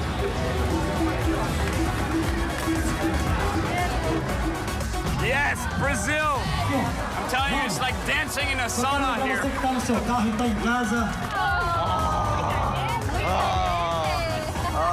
Que bom! Obrigado! Last night finished pretty late, actually early this morning, but I'm super excited to meet Kitita. He's the guide trusted by the research team to take me out to some remote spots where huge arapaima have been seen. Hey, Catita! Olá! Tudo bem? Você é Catita, sim? Como está? Bem? Muito bem. Muito bem. Fica lá 2 horas e meia. 2 horas e meia. According to him, it's about 2.5 hours to get to the first spots where the arapaimas have been spotted. Look at this. This is a truly unique phenomenon. It's called the meeting of the waters, encontrar das águas in Portuguese. And that's exactly what it is. Here you see the Rio Negro's waters. They're dark, acidic, and they meet with the Rio Solimões waters that are more muddy in a way. You know, that's why they have this color. But what's unique is that the waters, both rivers, don't mix until a few miles downriver to form the mighty Amazon River because of the difference in density, temperature, and velocity. As for us, we'll be heading up the waters of the Solimões River in search of the wild arapaima. Here we go, on a mission to catch the wild arapaima. But before we start, Catita explains that we have to get permission from a local village chief to access some remote lakes on his territory. Samuel, boa tarde. Tudo bom, Samuel? Olá, Manuel? Muito prazer. Trouxe esse senhor aqui para estomatar e pegar um pirarucu grande. Pirarucu tem, a gente indo pescar provavelmente a gente pega. E pirarucu grande tem? 100 kilos, 100 e tal quilos. The chief explains that the arapaima had almost disappeared, but now that efforts are being made to protect them, he's seeing more of them around. That's confirmation that this pirarucu here, arapaima, he was telling me that back in the day, actually, there were way more arapaimas around here, and huge ones, but there was a lot of commercial fishing that was done around here in the lakes. And apparently now, there's fewer fish, but he says that there still might be monsters out there. It's just, he's just unsure. Muito obrigado, muito. Now that we have the chief's approval, he and another villager help us drag a boat to a closed lake where they've seen huge arapaimas in the past. They're gonna give me a heart attack. Yeah. I can't wait to fish, but before we do, we have to catch some fresh bait first. And here, one of the most common bait fish is piranha, because the water is teeming with them. I'm preparing a line right now. Metal leader, metal on a hook, on a tiny hook, to catch the ultimate predatory fish of the Amazon. Look what we're using for bait. Beef. Chunks of beef. Get a little bit of noise on the surface like that. Usually draws the piranha's attention. They think it's a prey in distress on top of the water, or fish or bird or whatever, and usually draws their attention that makes them really aggressive.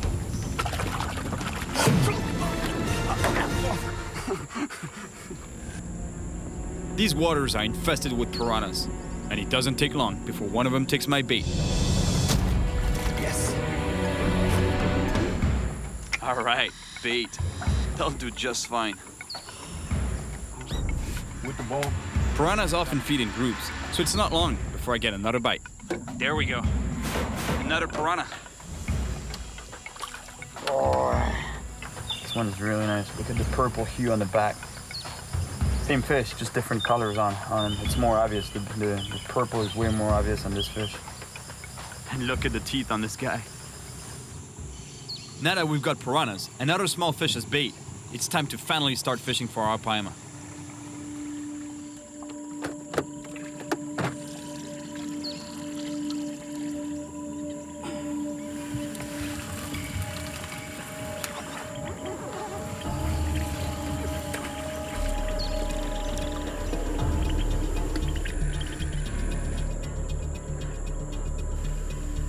To know that there's some piranha, live piranha in the bucket there, and I totally forgot, and I put my hand right in there looking for another type of bait. O piranha come? See? Check this out, what the piranha has done to the bait. It was you who did that, right? No good. Mean guy. Mean little guy. I think I'd better let this piranha go before he eats all the bait in the bucket.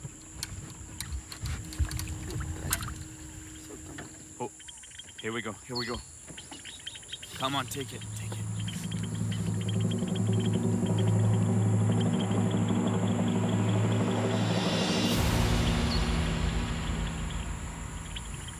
False alarm. I really thought there was something on this line. That's exactly what I thought. The piranhas took care of him. You know what's really amazing about the Amazon is that you could be burning up in the sun, literally, and I'm not kidding. 5 minutes later, solid rain. Sometimes it lasts though, sometimes it doesn't. Luckily, this time it doesn't last. Hours pass, and still no bite. I'm starting to doubt that we'll ever find an arapaima. But then, finally, I get a bite.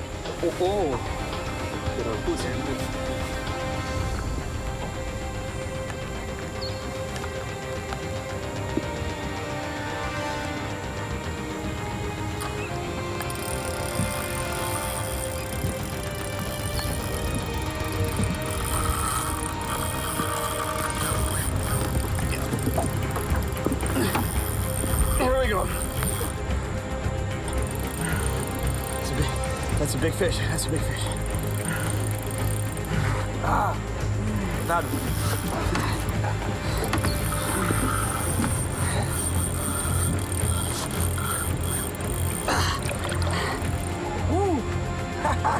Hey, bon, grande.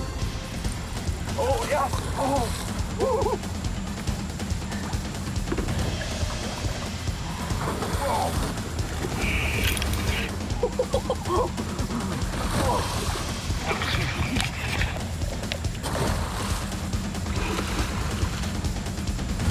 Arapaimas are big, but can be fragile, and I have to release this one quickly before it gets too tired. I gotta put this fish in the water really quick. The water is really warm. And the stress of the fight. This is the species of fish I'm after, but I can tell the fight really tired it out, and I don't want to risk taking the time to collect the fin clipping. I put this fish back in the water right away. He felt like he was really tired already. He was going on the upside down, and that's not a good sign, so that's why I put this fish right back into the water. But it's confirmation they're here in this bigger arapaima. But let me tell you, that was not a monster one. It was still a decent sized fish, but that's not the monster arapaima I'm looking for. Obrigado, amigo. Bom peixe. Sim, valeu. Não é um monstro, mas é bom. Sim. Even if I didn't have time to take a fin sample, at least now we have proof that arapaima are around here. But it's been a long day, so Katita invites me to have dinner at his friend's ranch. It's a beautiful place, and everyone around here is really friendly. The food looks delicious, and they've grilled one of the most popular fish in Brazil. The same fish I caught earlier, the tambaqui. Yes, tambaqui. The fish is so big, look, it looks like I just got some ribs. This is so cool, honestly. I'm so privileged right now to be invited for supper. É muito bom. We've barely finished eating when the owner of the ranch, Norberto, wants me to try one of the local products. Guaraná? Sim. Pode ralar e Afrodisíaco? Dormo com ela? Sim.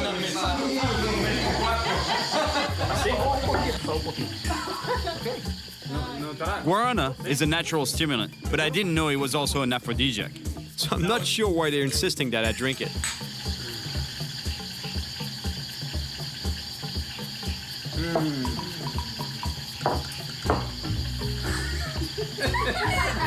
I'm not sure that was a good idea, you know? I'm gonna end up spending the entire day tomorrow just like that.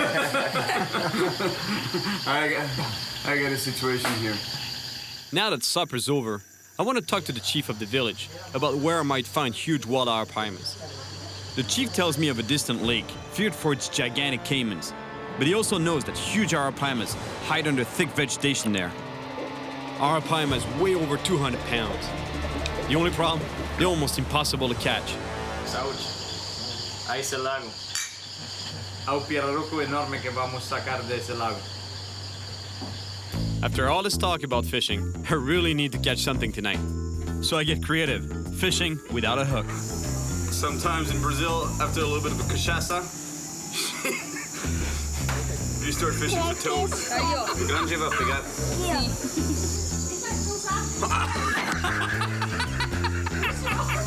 I get so wet.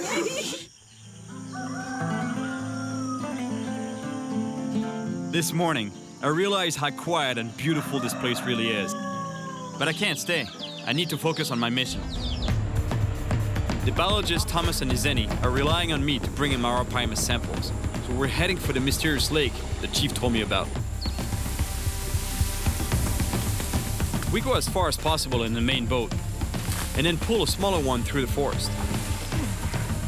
Guarana works. I didn't sleep all night. Today I'm real strong. Considering there are big caimans here, and the Arapaimas are almost impossible to get to, I'm beginning to understand why hardly anyone ever comes here. That's the mysterious lake they were telling me about. I love isolated lakes like this one. Since they're barely accessible, they're usually the places where you find the most fish, and especially the big ones. Did you hear that splash? They're telling me that this monster Arapaima is in this lake. The problem is that they're not in the open water of the lake. They hide. They hide always underneath that mattress. You know, like here, it's an island made of vegetation, but underneath they can swim underneath, all the way to those trees there. I'm still gonna try to catch a monster, but it's gonna be really tough. The fish are hidden under thick vegetation. Even if I get a bite, I'm not sure how I'll be able to get a huge fish out of there. Now I understand why the locals can't catch this fish. It's just almost impossible, honestly. It's just unreal. To have any kind of chance in this thick vegetation, I need something that will allow me to pull even harder than a rod and reel. The only thing I can think of is going with this 200-pound line, monofilament, directly, and a hook. So basically a hand line.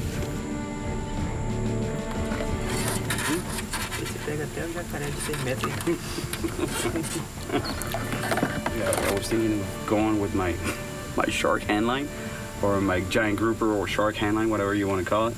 And they were like, maybe that's a bit overkill. Yeah, it's the same line I used to catch a huge bull shark in Florida. And the Arapaima here can grow to the same size. We're moving deeper into the grass beds, but the guys are getting really nervous. And I quickly understand why. Aquí pasa o caimán, o jacaré. Jacaré. I never actually thought a caiman would be able to attack people in a boat, until one of my last trips in the Amazon, when a villager told me a crazy story. Na beira da canoa. Beira da canoa. Pegou na canoa. Pegou na beira, assim.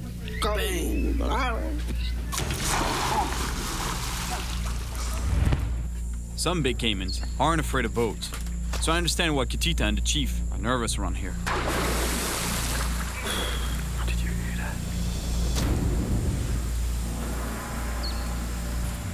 I tell you, that's one of the weirdest fishing situations I've ever been in.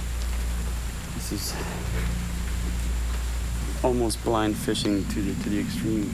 Arapaimas have the amazing ability to breathe air outside the water. So when they come to the surface, it's usually to breathe air in low oxygen waters.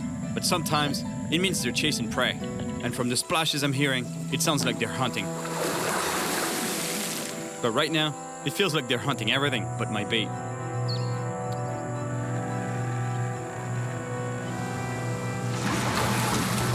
Here we go, here we go.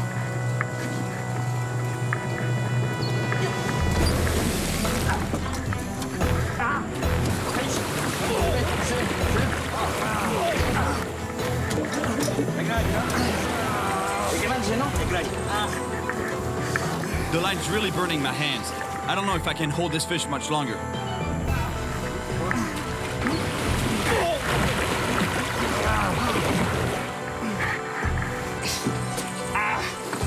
I'm fighting a huge fish somewhere beneath this vegetation, and it's so big I can barely stop it. I use all my weight to try to get some line back. Oh no! Oh no! No! Wow. The size of that fish. Unstoppable. There was nothing I could do, honestly. I was just pulling a bit. Unstoppable. The boat. This thing moved the boat all the way here. He got off the hook. I was pretty sure this fish broke the line, but no, he got off the hook, which is a good thing because he's not swimming around with a hook in his mouth. I don't think they're farmed fish. They're definitely not farmed, those fish. Look, this is as wild as it gets. It's pointless to try to catch an arapaima in these holes because they're almost impossible to get out. These fish can be well over 300 pounds, and that's probably why people rarely catch them here. Yoroku, I'll be back.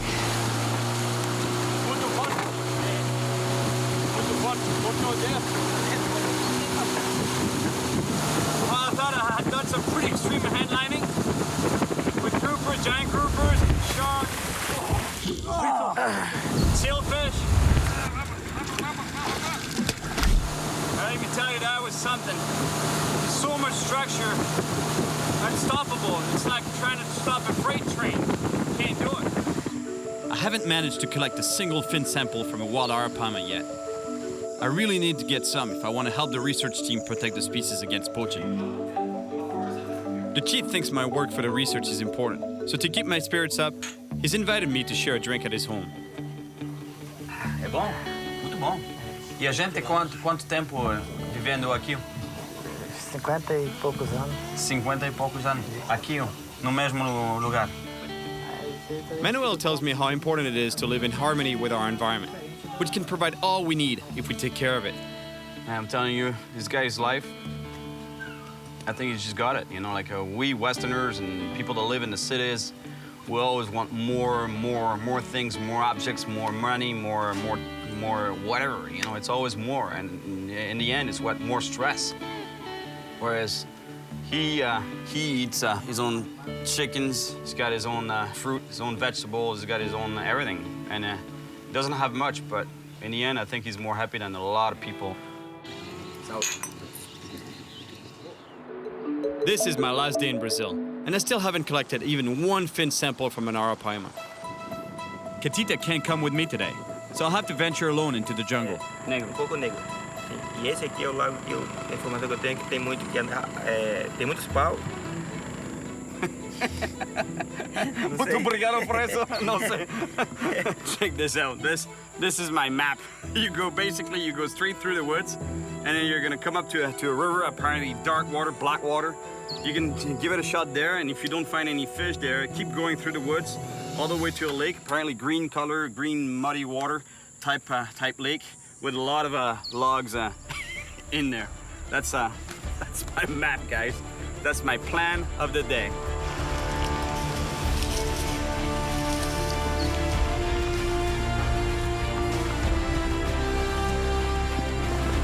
Just to show you how hostile the environment is here. Even the plants have a way to defend themselves. Look at the thorns on that thing.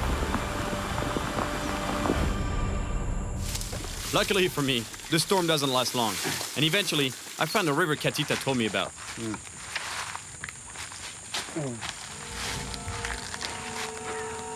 Anaconda, right there. That's a pretty big one. Beautiful animal.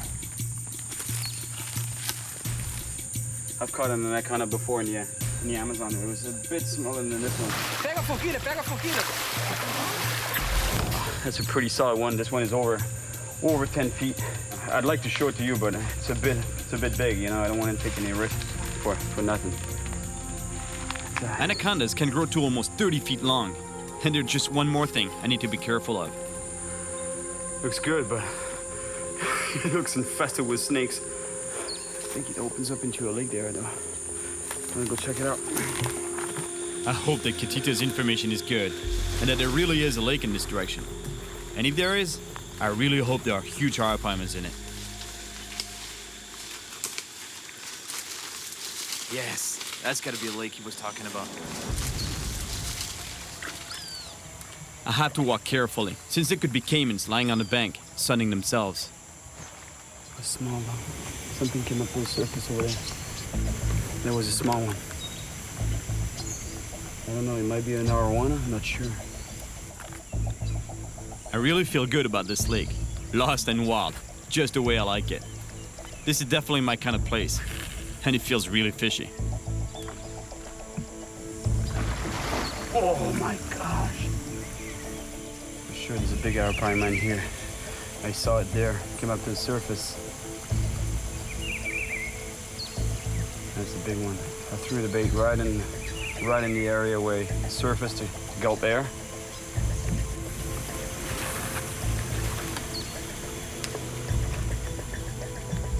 I keep throwing my bait in the spot where I saw a fish breathing on the surface, but no bite. There's something that's happening with this fish. They're not taking the bait, so they must be seeing either the hook or the leader and the leader material. So I think I'm gonna downsize to 80-pound fluorocarbon leader, which is way more subtle, almost invisible in the water, and a smaller hook. So I'm going from this to that, and a much smaller line, much less resistant line, but at least I'm pretty sure they won't see it.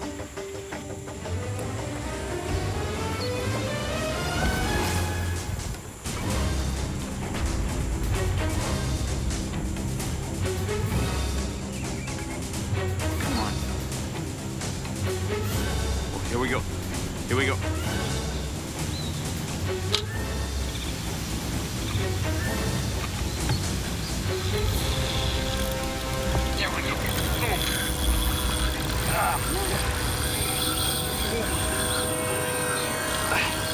Right here. Oh yeah. It's a big fish, but there's a problem. It's stuck under a tree over there. But it's a monster fish. The fish swam around a branch, and that's bad news, because the line could break or the fish could spit the hook. I know there are more than just fish in here, but I have no choice. I have to wade in and try to unsnag the line.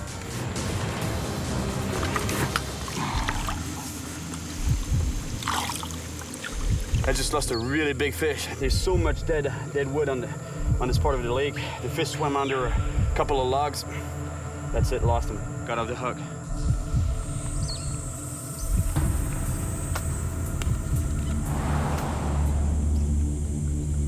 After waiting for more than an hour, I finally get another bite. Yes, fish on. Oh yes! It's amazing the power this fish has, and yet he's just a small arapaima. This one may not be that big, but I'm sure that there are enormous ones in this lake. That's a baby arapaima, but I've seen a much bigger one there surface. This one's still nice, you know?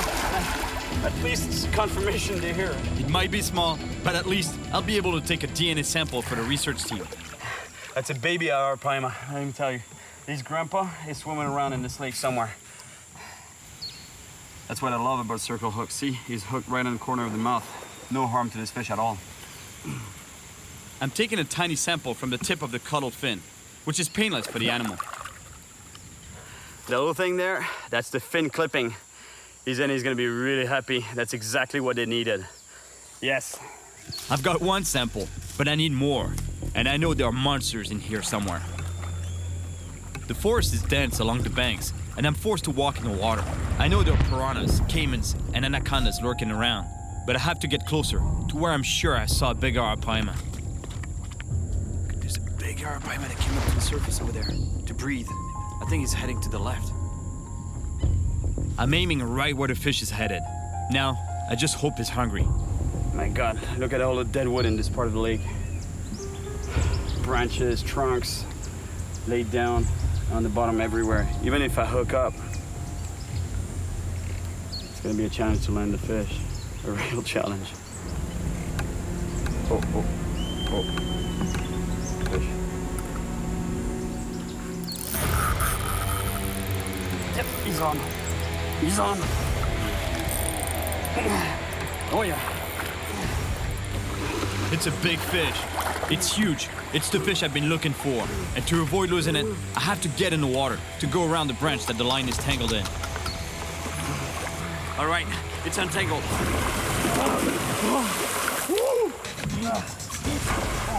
Now, I can't give this fish any room to maneuver, or it could get wrapped around a branch again. But the problem is, it's super powerful and pulls me in with it. Oh yeah.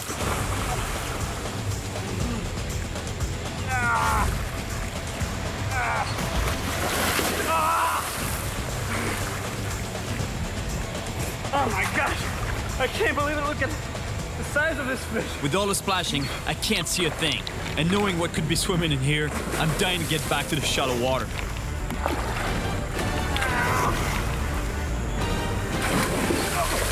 I can't believe it! Look at the size of that thing! That's what I've been chasing.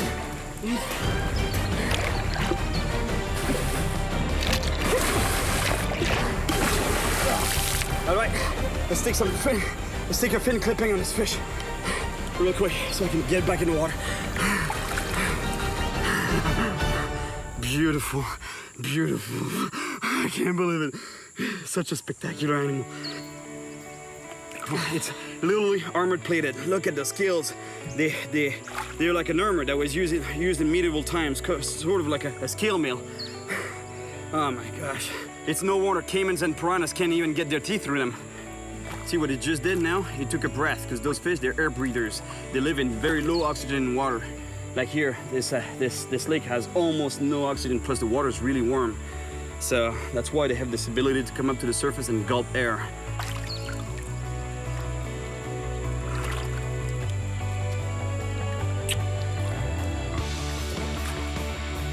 All right.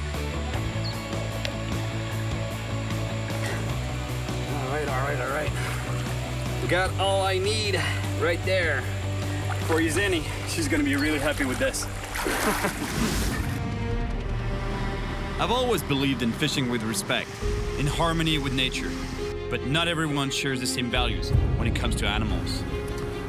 I'm glad to see that countries like Brazil are committing to protect their natural resources and wildlife. I came to the Amazon to help protect the arapaima, a powerful and prehistoric fish. And it was definitely a great adventure. Finding wild arapaimas was tough, but it was nothing compared to the incredible fight they gave me. I was really happy to help the biologists and the research institute, and I hope their work will lead to greater protection for the arapaima in the future. Around the world, there are amazing fish on the brink of extinction, but there's still hope for their survival. And whenever I can, I'll do my part to help their cause. After catching that arapaima in the wall, I said to myself, I have to go back to the farm.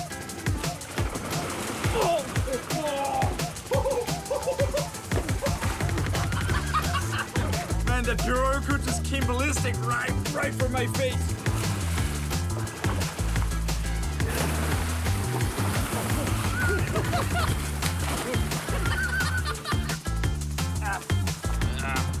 I'm stuck. Minus 40 degrees, winds over 60 miles an hour. That's the great north of Canada. Yeah. My name is Cyril Chauquet, and I spend my life traveling the world chasing monster fish. I love pushing my limits, and that's why I want to try surviving conditions that I've never seen before. Canada's Great White North. Everything is complicated here. It's cold, the ice is very thick, but also dangerously unstable in certain places. The distances between fishing spots are very long, exhausting, and risky. It's also the territory of some of the world's most dangerous predators and wild animals that can sometimes be a threat to humans. Ice fishing is an ancient technique that's been used for survival by the native people of the North for generations. I've fished on ice before, but never in such extreme conditions as in the Great White North. Oh yeah, that's a big one. I know that some monster fish can be caught in these icy conditions.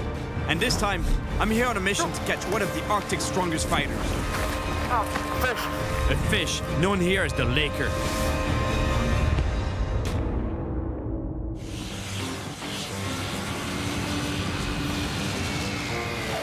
I'm arriving in Shefferville, a small town located in the far north of Canada, more than 1,000 miles north of New York City, on the Quebec-Labrador border. Shefferville is in the heart of the territory of the Innu First Nation, the native people of the region. I fished here before in the summer and got devoured by bugs. But I loved it, and I caught some beautiful lake trout. Around here, they're called lakers. But this time, I'm back on a mission to catch a real monster lake trout on the ice. It's cold. I'm meeting up with a group of Innu fishermen. but they're already at their camp, and they didn't leave me much info on how to get there. Apparently the guys told me, you know, we left you a pickup truck with a skidoo in it. I mean, that must be this one there, because otherwise, you know, like pickups, that's all they drive here. You know, like there's just pickups everywhere. And the key should be in the gas. Oh my gosh, my hands. Ah, it's cold. What am I doing here? Honestly, I could have gone anywhere in the Caribbean and Mexico. Crystal blue water, turquoise waters, you know, big fish, everything. No, I just had to come here and freeze my you know what. But it's beautiful though, and it's gonna be cool. Yes, it's gonna be cool, really cool. No kidding. Today's temperature in Shefferville, -40. Well, welcome to the Arctic. By the way, dog sleds are barely used here anymore. Nowadays, people use snowmobiles. I have to stop at a local restaurant to get the exact coordinates. In addition to the language spoken by the Innu, people here also speak French. Quelqu'un qui m'a donné un bout de papier là, pour toi, là, pour ça, je sais pas trop. Ils ont dit d'aller le joindre à ces coordonnées-là. Aucun problème. They're sending me 70 miles into the woods to meet someone I don't even know who that is exactly. But, the only thing I have is GPS coordinates and a snowmobile. I gotta get going because I have 70 miles to travel and no idea what condition the trail is in. It should take me about 5 hours to get there, and I need to make it before dark. But at least I have GPS coordinates and some experience with snowmobiles. But it's been a while. That's gonna be epic. And here we go, Canada's Great White North.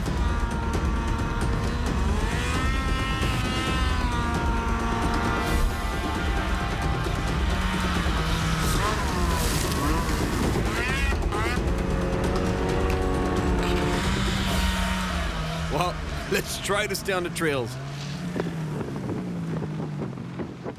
All right, it's all good. Straight ahead, another 50 miles. Here we go again. I've still got a good ways to go, but I'm taking a beating from this ride, and I'm really starting to get tired. At this point, there's nothing I can do except go forward. I have to get there before nightfall.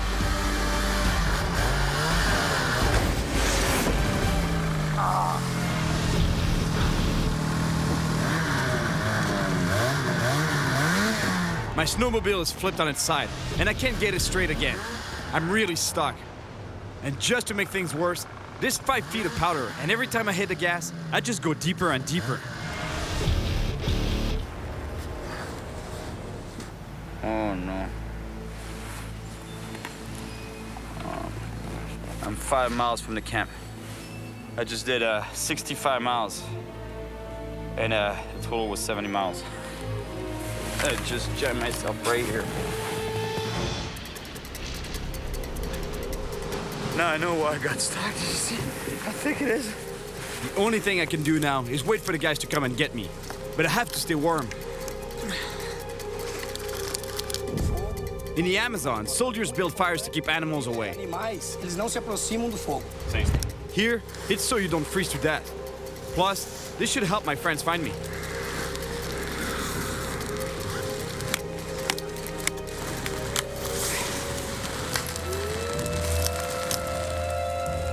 I just hope that wolves are scared of fire, because they don't sound very far.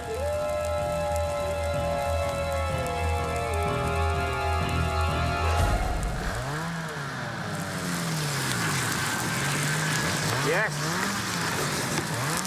Let me tell you, I've never been so happy to hear the sound of a motor. Wow! Oh! Hey, venez pas là, vous allez vous prendre. Content de vous voir, les gars. Ouais. I'm telling you, I'm really happy to see these guys, because I was pretty sure I was going to spend the night here. Et là, au moins, t'as-tu des armes? C'est pas avec ça que tu vas défendre des loups, là. Il va s'approcher à l'entour du feu. It freaked me out because they're telling me, I always thought that wolves wouldn't come close to you to fire, but actually they tell me otherwise. They tell me that they will come. Et en tout cas, je suis content de vous voir, les gars. Ouais, merci beaucoup, c'est vraiment cool. Comment c'est ton toi? Chani. T'avais pas fait ça à moitié, hein?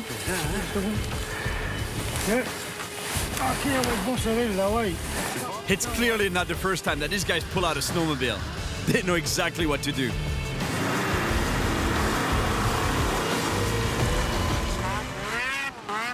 I got really lucky.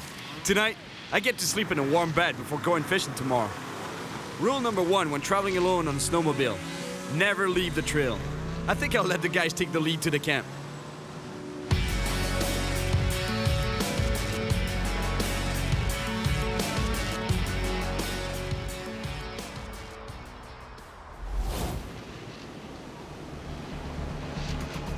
It's actually hot this morning. Minus 30. It's so beautiful. So peaceful and quiet. You can't hear a thing at all. Except for the nasty cold wind blowing in my ears. Cyril. Hi. Tiens. Quoi? Ça va être bon pour toi, là. Je t'ai pris. This morning, the guys decided I should have my own gun while I'm here. He's boss. They want me to have a gun with me because they say it's good for 2 reasons. If you get stuck in the woods like I did yesterday, you can have that for protection. Because you could be attacked by wolves, or even actually surprisingly, they were saying a moose could charge you. And if you get stuck for a long period of time, then you can start hunting for survival purposes. I've fished in remote places a lot, but this is the first time that I actually need a gun. I might as well get some practice.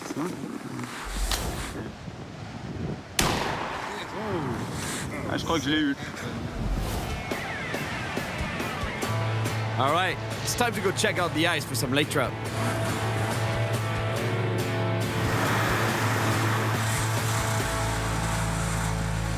Andre does all his fishing using a traditional technique. He puts beta lines through holes in the ice, and he'll come back later to see what he's caught. First Nations people are the only ones allowed to use natural bait in this part of Quebec. And traditionally, they keep the fish for the community. Check out the size of this laker that he's pulling out of this hole. Yes.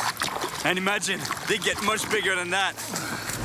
You see, the technique that they're using is pretty smart. You know, they attach the line to the tree. At the end of the line is the baited hook. And when the fish takes the bait, he's gonna start pulling on that line. And they make that special knot so that first they can tell that there's a fish, because if the knot is come undone, that means that there's a fish that's pulled on the line. But what it does is that when the fish takes the bait, it's gonna start pulling some line. The knot is gonna come apart, giving the fish some slack, so it goes, it takes off, and then all of a sudden, bang, he's gonna reach the end of the line. Bang! Oh, right. Ça marche, la technique. Oh, look at the size of that lake trout. That's a beautiful fish. Just barely jigging that piece of bait in the hole. He pulled a little one. The bait stayed overnight, and he dropped that same bait again in the same hole and just barely jigged it. Boom! Hooked that big trout. That's gotta be 15 pounds for sure. Man, that's frustrating to have to fish with this. Plastic bait. Vraiment, ça, si je te claque une 30 livres, là. This little rod is actually made for ice fishing, because if I was using a regular rod, I'd be at least 6 feet away from the hole and not be able to feel the bite so well. Surprisingly, these rods are very strong and can handle a lot. Oh! Encore! Oh no! This guy's killing me! I can't believe it! We're gonna try a different spot, and this time I'm starting to fish first. Because if they put any bait in the water, I think I don't stand a chance at all.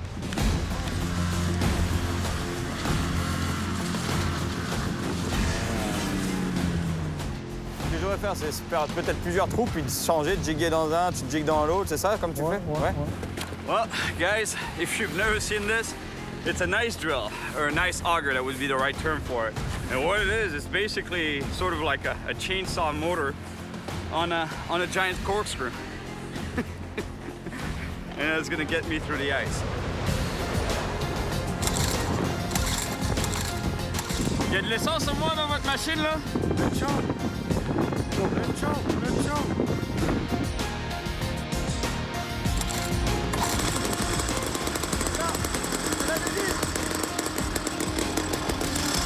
All right, here we go.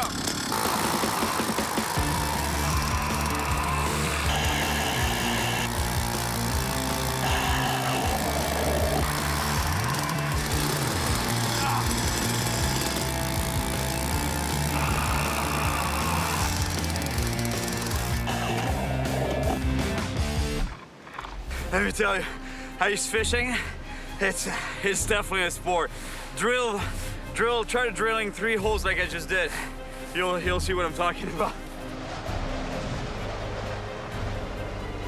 You don't want to leave your hands exposed to the wind too long. Even if the wind is in my back, it's still nasty.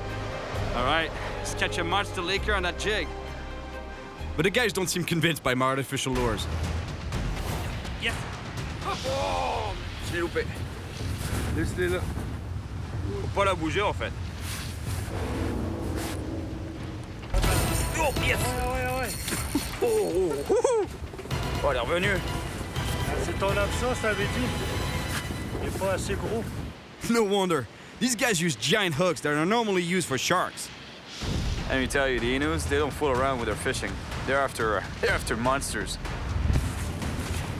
Comme ça, Jules, comme ça. Oh, c'est elle que j'avais au bout de la ligne. Tu me l'as piqué. Sometimes fishing is about patience, but in this case, let me tell you, it's about willpower, because it's cold.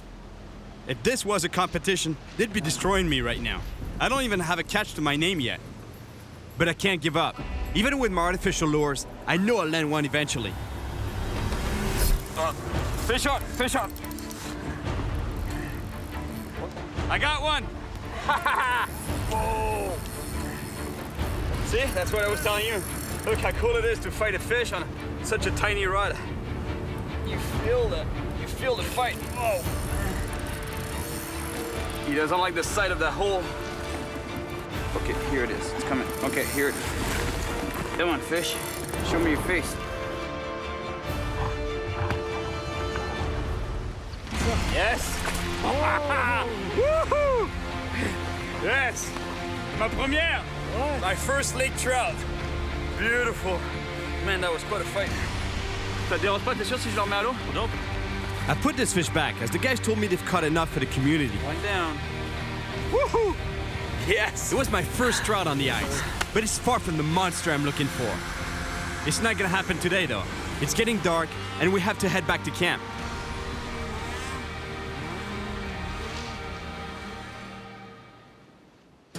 Andre caught half a dozen lakers today. And guess what we're eating tonight? Grouse, or ptarmigan to be exact. Man, that's gonna be good. That's a wild ptarmigan right there, and I've never tried it before. And caribou filet mignon. That's gonna be awesome. Pas l'énergie pour retourner à soir, là. À soir où? À Superville. The guys have been here for a few days and are starting to get tired. They want to head back to Shefferville tonight. But at least we have a great meal to recharge our batteries before our long and very cold ride back. Caribou is so good. Hey, you want to see how cold it is here? Like, I'm not joking. I opened the door earlier today, and now look. Now you know what I'm talking about. That's not smoke. There's no fire outside. It's too cold. It's like you open a freezer. Thank you very much, guys. Honestly. It's too bad that my friends want to head back tonight. I was really starting to get the hang of this ice fishing thing. Well, I guess I'm gonna have to figure out a plan B. After a long snowmobile ride, I'm back in Shefferville. I may not have caught that giant lake trout I was hoping for, but I have a good idea where to find it.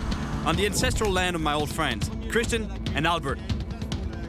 I fished with them during the summer, and the action was crazy. And the flies were even crazier. I got in touch with Christian, and I'll be heading out to their camp by snowmobile tomorrow. So today, I've got a little time to kill. Ouais, on y va maintenant? Ouais. Excellent, ça. All right, the kids want to go riding some powder. And they even want to tie a rope to the skidoo and do some snowboarding in the back, of which I've never done, but that'll be cool.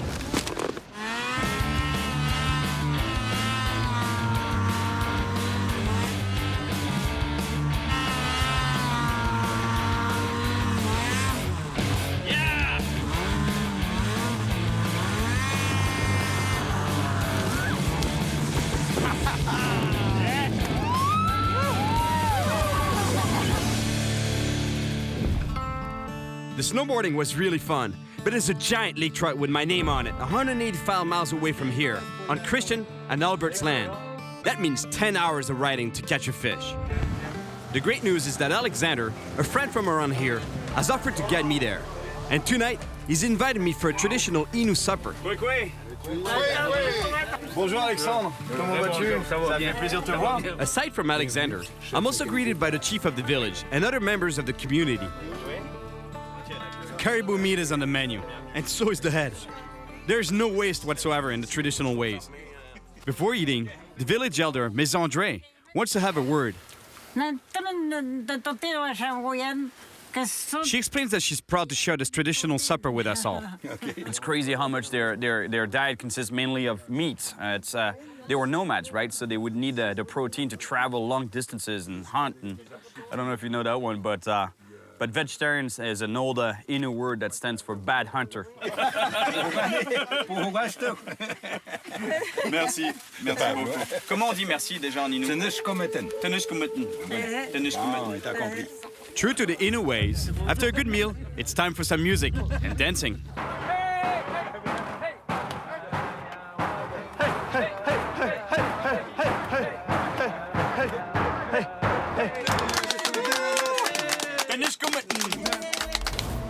I've got a very big day tomorrow, but I'm also a fisherman. And Chani, one of the guys I was fishing with at the beginning of my trip, has invited me to do a night run for Lakers nearby. Yep. It's a Laker. All right. Nice fish, man. Nice Laker. You're gonna eat it, right? Because the snow is not good for the trout. I'm pretty sure there's another one down there. Come on, man. Come on, give me a chance. Let me check a little bit. You're getting all the fish excited. Yeah, that seems to be how it works around here, right? I tease them and you catch them. Fish on!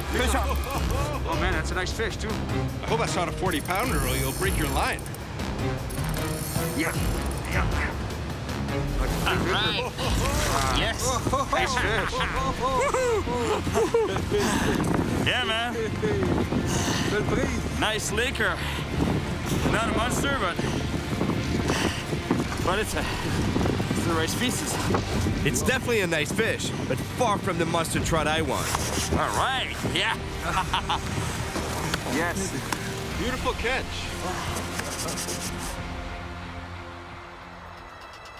And here we go for a very long 185-mile snowmobile ride. If we're lucky, it'll take us 9 or 10 hours to get to the camp. The ride is brutal, and there's absolutely nothing on the way there. Not even a trail. We only have a GPS and a satellite phone, just in case things go bad. Alexander is a great guide and really knows his way around here. But when you're in the middle of a huge lake, sudden blizzards will sometimes hit you out of nowhere. There's nothing you can do but stop and wait for it to pass by.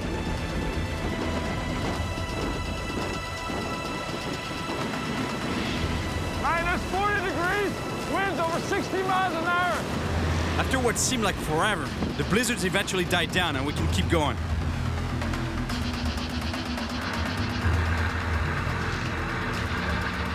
I'm completely exhausted from all the non-stop riding, but for Alexander, it's just another walk in the park.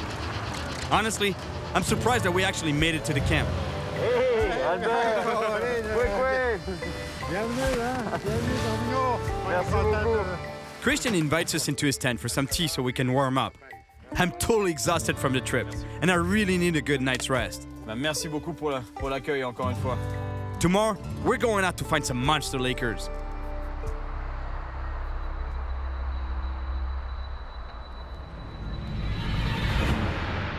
This is how every day starts in the north. 6 layers of clothing are needed to create the insulation necessary to be able to spend 10 hours on the ice. This adds about 40 pounds to my body weight. Looks like I'm about to climb the Everest. No, I'm going fishing. Christian knows a really good spot for lake trout just at the foot of some rapids, but we have to be careful here. The thickness of the ice varies because of the underlying currents. Now, let me tell you, this is one of the most extreme fishing conditions, if not the most extreme fishing conditions I've ever faced. I think if you get stuck here, your life expectancy, not very long. Aside from being extreme, ice fishing is also very tricky. It's truly the definition of looking for a needle in a haystack. I'm fishing in a 10-inch hole when the lake is about 10 miles long. So the fish could be anywhere. We drill another hole, hoping to hit the right spot. but the thickness of the ice is just ridiculous. We can't even go through it with that drill. It's more than 45 inches thick. 100 yards from here, we drilled another hole there, and it was this thick. That's it. You know, only this much ice. And here, we can't even go through it. Toi, tu voulais même pas y aller là, vers le rapide, hein? Non, carrément pas. This kind of ice is extremely dangerous and has taken several Innu lives. Tu connais des gens qui sont tombés sous la glace? Oui, des gens de Farville qui sont disparus sous la glace. See, what he's telling me is that they lost a few people from the nation actually under the ice over the years. It's scary. My friends have to set up their net under the ice, so they send me upriver to a spot where there should be some huge Lakers. I'm a little stressed now that I'm alone. If the ice breaks and I go underwater, I'm done.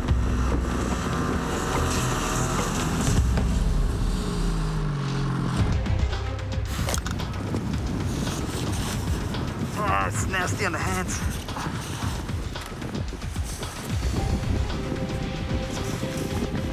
After the stories I've been hearing, I'm kind of nervous to drill holes on this river. But there's supposed to be some big lake trout around here.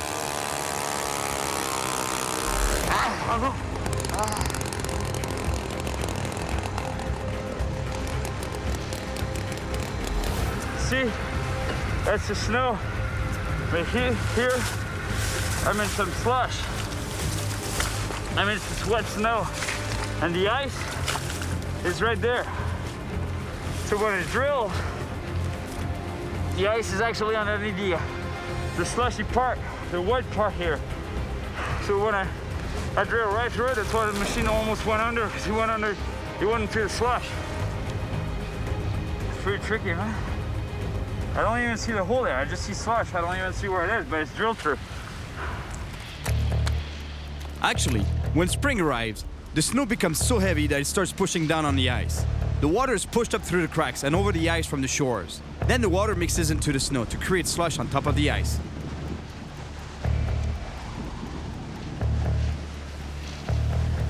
Hey, anybody down there? Come on, wake up.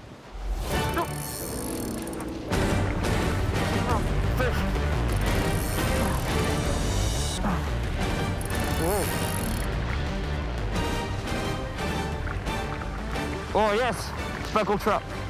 Brook trout. Ah. Yes, beautiful speckled trout. It's not what I was looking for, but it's a really nice speckled trout. It's so cold. I have to get this fish back as quickly as possible. Sorry. All right, back to the water, beauty. Christian and Albert told me that Lakers and speckled trout don't really get along that well around here. So I think I'm gonna go drill some holes a little further downstream to see if I can find some Lakers.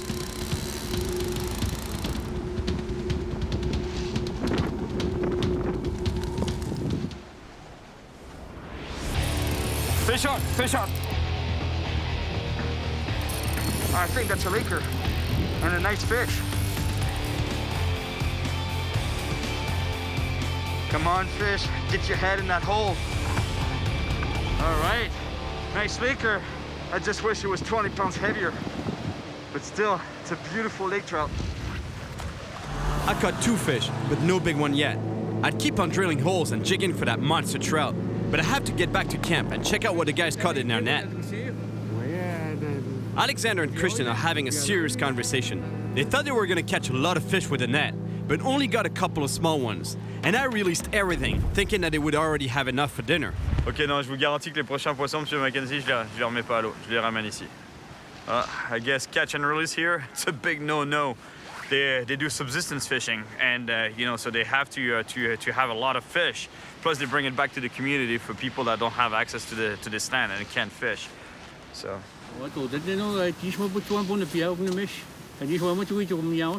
We have no choice. We gotta get some food. So Alexander decides we should go hunting for grouse with Bernard, another guy staying at the camp. Juste là, elles ont descendu des branches, mais elles sont là dans les branches, juste au bord de la rivière. Ok, super. On the way, I went around the wrong side of a broken tree trunk, and now I'm stuck again. One thing I've learned so far is when your snowmobile is stuck in powder snow, you have to bring down the front end so you can get some traction in the back. I understand the theory, but clearly I'm not quite there in practice yet. Quelle idée t'as sorti de la piste? Il voulait faire son dur, et puis là, il est pris, là. I feel really bad because I'm just slowing everyone down. Okay.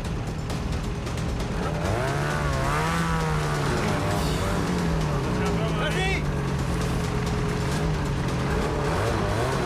Vas-y! Vas-y! Vas-y! Je peux pas te passer. Vas-y! Avant! Un vrai trappeur! Pas le choix. Merci, mon ami.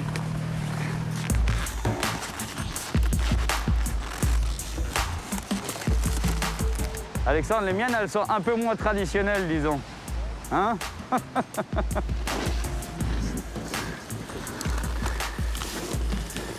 C'est là où mettre tes raquettes, Cyril. Toi, tu les as mis en littéralement 5 secondes chacune. C'est ça.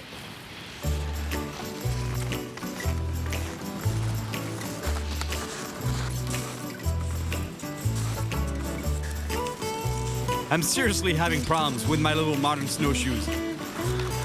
What kind of snowshoes are these? He went right over it and I went right through it. Oh my God. Useless. While I'm rolling around in the snow, Alexander is not wasting any time on the hunt. Man, the old man can shoot.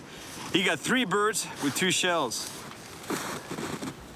Man, I feel a little bad for this bird, you know? Had I kept the fish, it would still be running around in the snow. Now that we have enough for a meal, it's back to camp. Life here is very simple. You eat what you hunt or catch. Nothing's wasted. Life can't get better than this. Good food, good friends, good fishing, good times. Merci beaucoup, les amis. Oui, tu viendras n'importe quel temps. Hein? Ouais, bah, l'été, je pense. L'été, je pense que la prochaine. Today, I'm gonna catch my big laker. But before heading out, we have to do the daily chores. If not, we'll have nothing. Nothing to drink, nothing to burn, and at minus 30, nobody lasts very long. My chores for the morning are pretty straightforward. Chop some wood, and get some water. Usually on fishing trips, I try to stay away from the heat. But on this one, I gotta make my own. Because let me tell you, it's cold here. In the summertime, finding drinking water around here is very easy. It's everywhere. But in the winter, it's a whole different story. I should have drilled a new hole. Because opening this one is a pain. That's a workout. The kind of thing you take for granted at home, you know, when you turn on the tap and you get some water here. Not quite the case. You could do it with snow, but it has no volume. So you gotta go back to the holes, drill a hole, or use the hole that is used by the camp. Unreal. Everything freezes around here.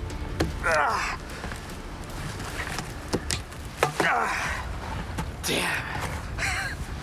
What am I doing here? Honestly. Beautiful. It's hot today. Weather's nice. Blue skies. Those are not pine trees. They're palm trees. Albert and Christian also fish the traditional Inuit way. And just like André, they use natural bait. Faut faire bien attention quand on fait des apports. On dit que la grise est fière.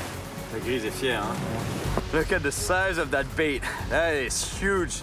We're in freshwater here. We're in Canada. We're not catching sharks. We're trying to catch a lake trout, a monster one though. Because those fish, they have huge mouths, very big mouths. So what's gonna happen is that the lake trout is gonna turn around the whitefish thinking, that looks good, I wanna take that whole, you know? And it's exactly what's gonna happen. The lake trout is gonna turn around that whitefish thinking, I really wanna eat that. And usually, they take the fish, they swallow the fish head first.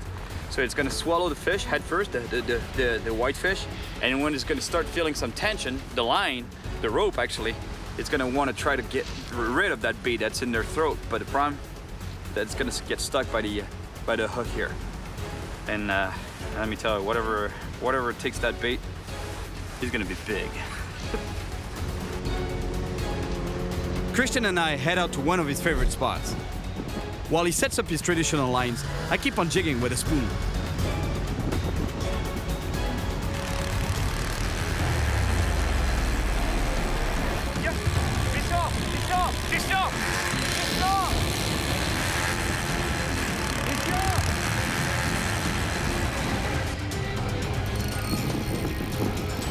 Big fish. Ah ouais, t'as pogné? Ouais, viens voir. Yeah, it's definitely a nice fish. Wow. Hey, c'est une belle truite, ça. Oui. Oh. It's either a big lake trout or a really big pike.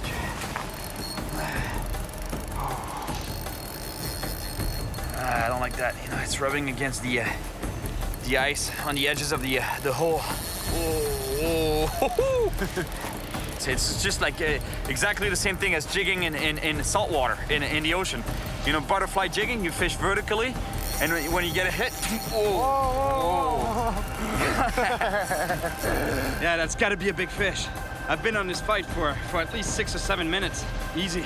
Une chance qu'ils n'ont pas cette technique-là, les Inuits, ils seraient gelés de...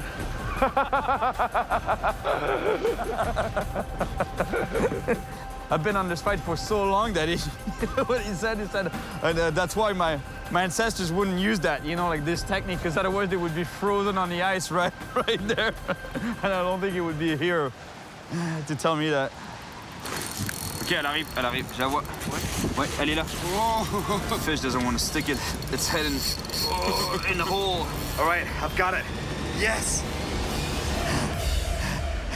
Yes, beautiful lake trout. Look at the beautiful colors on that fish. The yellow hue on the fish's flanks, beautiful. Tu la veux? Ah, certainement. On la ramène pour Alexandre, non? Oui, pour Alexandre, oui. A beautiful lake trout, but I'm sure I can catch a bigger one. As for now, it's time for lunch. The guys are preparing the fish for a traditional shore lunch. Meanwhile, they sent me out to get some wood. Let's just say that this part is a little less traditional. I found a perfect tree that is already dead, dry, and still standing. But to make sure I don't lose an arm falling through the snow with a chainsaw, I have to pack down the snow around the trunk to be more stable. You gotta be motivated here. Put down a tree.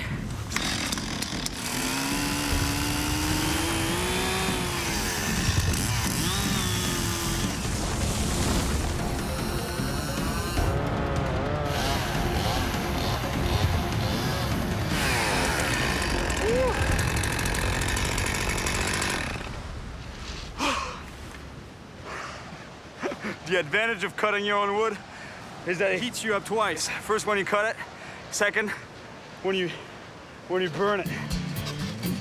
As much as I like to release my fish, it's pretty hard to pass on a nice lake trout fillet. Plus, it really helps to fight the cold. La belle.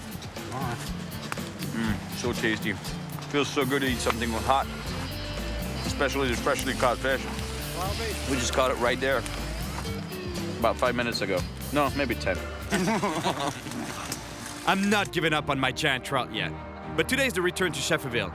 We don't have enough gas left to make it back though. But that's not a problem. There's a bush pilot flying out towards East Labrador, and he's dropping off a barrel of gas for us. In this kind of environment, the only way to survive is by helping each other out. And that's what people do up here.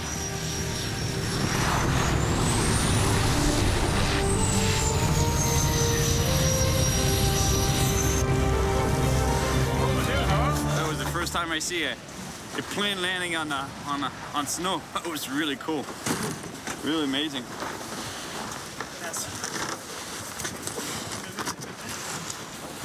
C'est quoi, c'est un fût de bière? Yeah. Ah, c'est bon. Je vais regarder les autres d'abord.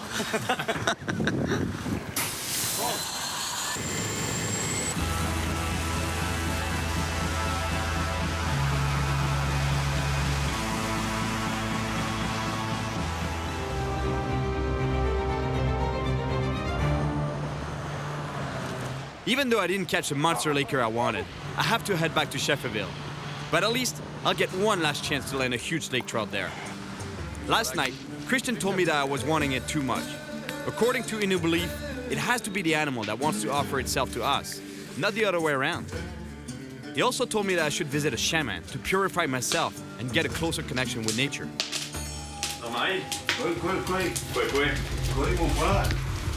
I'm hardly in the door, and the shaman is prepping me for a sweat lodge ritual.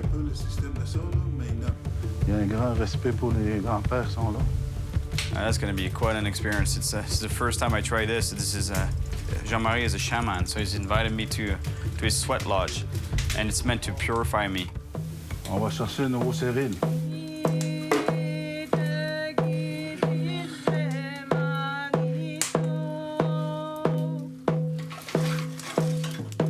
Heated stones are brought into the tent so that the shaman can splash water over them and create a lot of steam.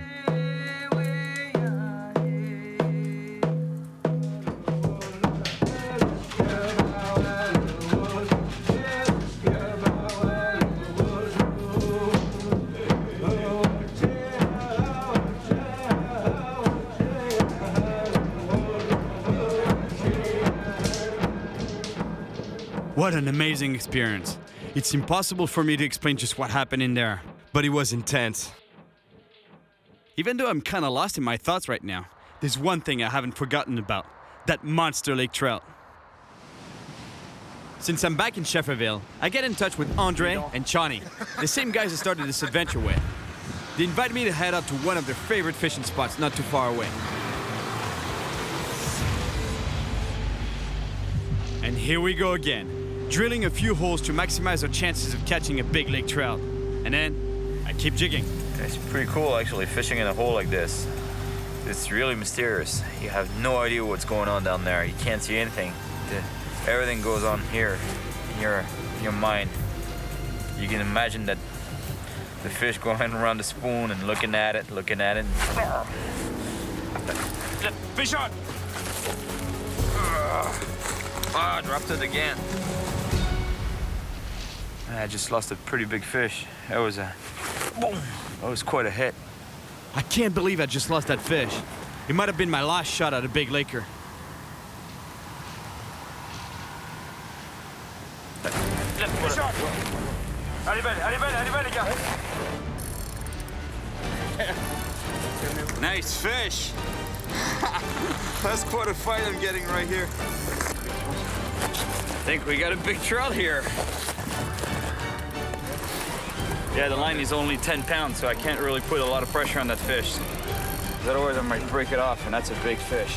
What I don't like is that the line is rubbing against the ice at the bottom of the hole, and it's pretty sharp, so that might cut me right off there. Hey, c'est marrant, hein? J'avais froid aux mains, mais là, je sens plus rien. I think that fish is right there. Yes, its head is right by the hole. I think it's a monster trout, really. It's fighting like crazy. Come on, get your head in that hole, fish. Oh, yeah. That's a nice one. Oh, yes. Oh. Yes. Yes. Yes. Now I'm happy. That's a nice lake trout right there. Nice fish. Avec une canne à pêche d'enfant. Vous êtes sûr que ça vous dérange pas si je la remets? Non, vas-y. Oh,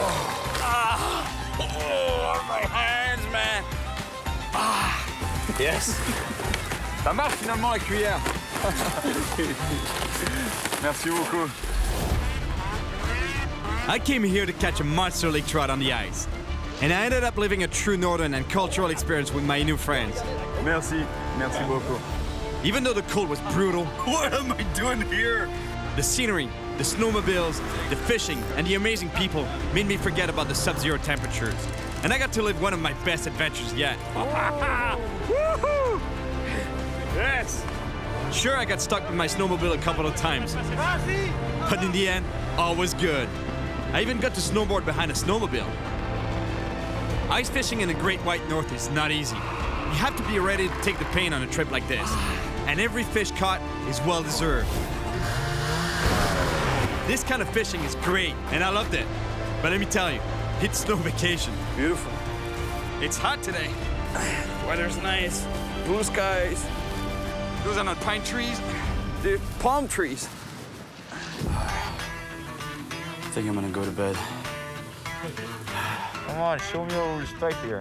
Came all the way here, drilled a hole, showed you some light. The light of the sun. This is the light of the sun. You should be coming here and checking it out. I'm a walking popsicle.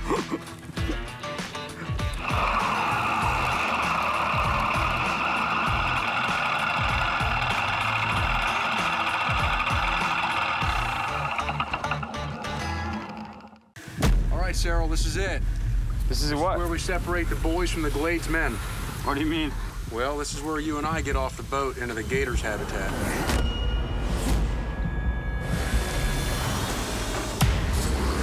My name is Cyril Chauquet, and I spend my life traveling in the wildest areas of the world, chasing monster fish. You don't want to fall overboard here. They'll eat you. In North America, there are few places more wild than the Everglades. Welcome to the promised land. In the far south of the United States, this vast wetland is more than 80 times the size of Manhattan. Almost 2,000 square miles of rivers, lakes, and mangrove forests, teeming with wildlife and dangerous predators. There's 4 alligators right in front of us. Oh, there he is. Watch out. This is some bad fish. I've fished the edges of the Everglades before, but I've never explored the interior of this huge no man's land. There are all kinds of wild and dangerous animals here. We got a big one. It's big enough to kill. And some, like the vicious snakehead, are invasive predators that threaten to take over the Everglades.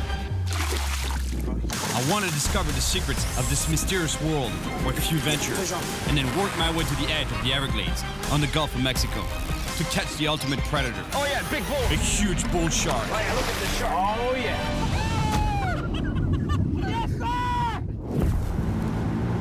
I'm starting my trip on Florida's east coast, at the edge of the Everglades, or the Glades, as they say here. Then, I'll travel to the heart of this immense wilderness, and finally, to the west coast, and the frontier of the Gulf of Mexico, where the water is teeming with sharks. All right, I'm on my way to the Everglades to see what kind of monster fish I can catch over there. But let me tell you, this place is wild. It's pretty dangerous. You just don't want to just venture into the Everglades on your own, not knowing where you're going. That's why I'm meeting with some guys that really know the Everglades like the back of their hands. We call them the Gladesmen.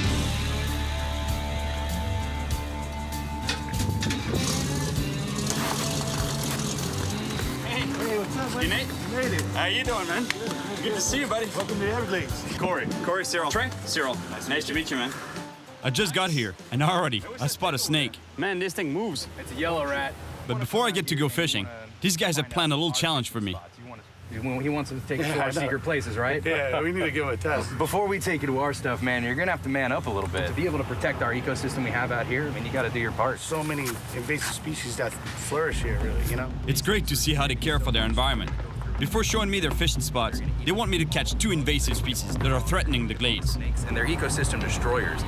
One is a fish with a really bad reputation, the snakehead. They wipe out everything in the ecosystem that they are until it eventually becomes the point that the only reason they even survive is by eating each other. I mean, this is a bad fish. They'll even eat baby alligators. Yeah, they all swallow them up. Mm-hmm. My gosh, yeah. But the first invader on their list is not a fish. We should go get him catch a python. Lazy stuff. Really? Yeah. They're really hurting the fur-bearing population of animals down here in South Florida. So that's really what you guys want me to do, right? If you want to go to secret spots, this is the Why not? you gotta You know, jump like in. that's all right. Looks like these guys are gonna make me work for it. The python, why not? So I don't know if that car of yours is gonna make it. We gonna have to jump on the airboat or the Yeah, I was swamp looking buggy. at this thing, man. What is that thing? That's a swamp buggy. Can you drive this thing on the road? The tires like that, what's gonna stop you? Yeah, what? The cops maybe. Drive right over. Man, you got some horsepower on this thing, huh? It's about 410 horse. Here we go. We head out to catch a python with James and his daughter. Let me tell you, the Everglades is really one of the wildest places in the world. Besides the Gladesmen, not that many people venture out here. This place is crawling with poisonous snakes, massive alligators, and huge invasive pythons, which grow longer than 16 feet and are powerful enough to take on an alligator.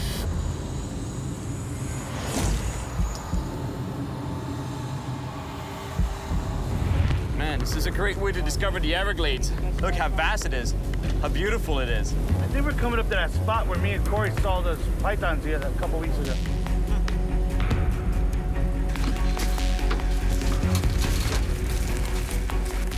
James is the smart one. Huh?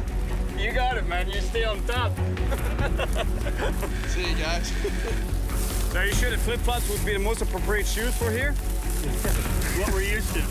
Oh, I see that. Keep looking through the brush here. You know, I was reading a little bit on python. There's been several attacks. The good thing is that none of the victims died. But the bad thing is that none of those victims ever saw the snake before it attacked. After hours of searching, We got a big one. Holy this thing is big. Can you get around him? I'll try and get right behind the neck, and then everybody gets the body, because this thing's big enough to wrap me, and if it gets me, it's big enough to kill a human. Really? This can kill a full-grown man. there's a big one here. Before I can even get ready, Trey lunges towards the animal. I think so. Get the body. Get the body. Move it forward. Yeah. I got my face in your spot, though.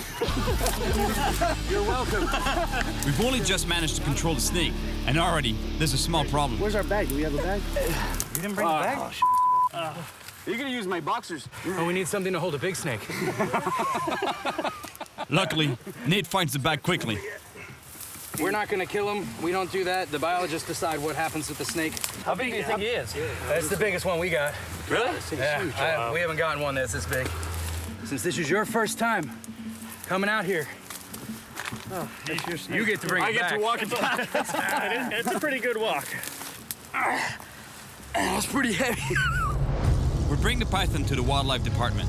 Then it's back to the edge of the glades for my second challenge, to catch another invasive species with a violent reputation. The Everglades is a wild and dangerous place, but at the same time, it's a very fragile ecosystem.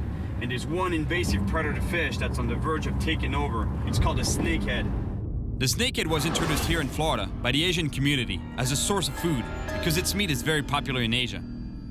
People also imported them as pets, then released them into Florida's freshwaters, where the fish is quickly spread. There are many species of snakehead, but the bullseye thrives best in Florida's climate and is the most dangerous to the local species. And to help me find this hyper-voracious fish, the Gladesman put me in touch with one of the best snakehead fishermen in Florida, Corey Nowakowski. Hey, Corey. Hey, Cyril. How you doing, man? I'm good. How about you? I'm pretty good. Pleasure meeting you. Hey, Yeah. for some reason, I could tell it was your house. All for the best. Corey's got the world record for bullseye snakehead. Oh, man, this is it? Yep, that is the record. Unbelievable. How many pounds again? 14 pounds. Really? But they get very aggressive. Corey explains that the snakehead has rows of super sharp teeth and that they're so voracious that they even attack large birds. I've had them cough up the little babies. The little baby ducks? We even attack the big ones. We've seen them attack them, and we've seen them with missing legs. And I've even had it too. I was messing with one with the rod. I leaned over and it jumped completely out of the water. I couldn't believe it. Man, I'm dying to catch one of these because they're super violent fish. They gotta be quite something at the end of the line. And look at the fangs in that fish's mouth. You definitely don't want to get bitten by one of those, you know, because that would do some serious damage on a finger or a hand. Let's go give it a shot. Let's go get it, man. We're right on the edge of the Everglades, where the city meets the forest. Corey tells me that there are lots of snakeheads here, and that they are about to cross into the Everglades, which is why the law requires that if you catch one, you can't release it. We'll be using a big plastic lure shaped like a frog, with a small sinker in the front, because snakeheads either lurk on the bottom or hide under trees, ready to ambush passing prey. These fish are hiding underneath the trees there in the shade. Not just snakehead, but bass, any kind of predator fish will have that behavior. Pike too, you know, like they'll take advantage of that light, so they'll be in the shade, and as soon as a bait fish comes into the light, boom, they'll take it. What do you think is the problem, in your opinion, of this fish spreading here in Florida? Predator fish feeding on our native fish and other animals. You know, other snakeheads, they will eat just about anything. One of the problems here in Florida is that all the bodies of water, they're pretty much all interconnected by a system of canals, pipes, sewage system, you name it. So fish can basically move from one body of water to the next. It's just a matter of time before they spread out of control, and that's exactly what's happening with the snakehead. According to Corey, there are monsters here somewhere. Oh my gosh, what a bite! Wow. Wow. Oh yeah, that's a good fish for sure. Oh no! got off. Oh no, he got off! Oh, that was a big fish. Yeah. He hit it hard though, huh? He was rip and drag, huh? Close to 10 pounds, right? Yeah, he may be, who knows, he may have been bigger. Yeah, definitely. The fish that attacked my bait almost cut it in half. These fish are definitely super aggressive. It really hurts to have lost such a monster, but there's gotta be another one in this lake. Fish on. All right. Good fish, man. A good fish. Oh yeah, big snakehead. Wow. Look at that spin, man.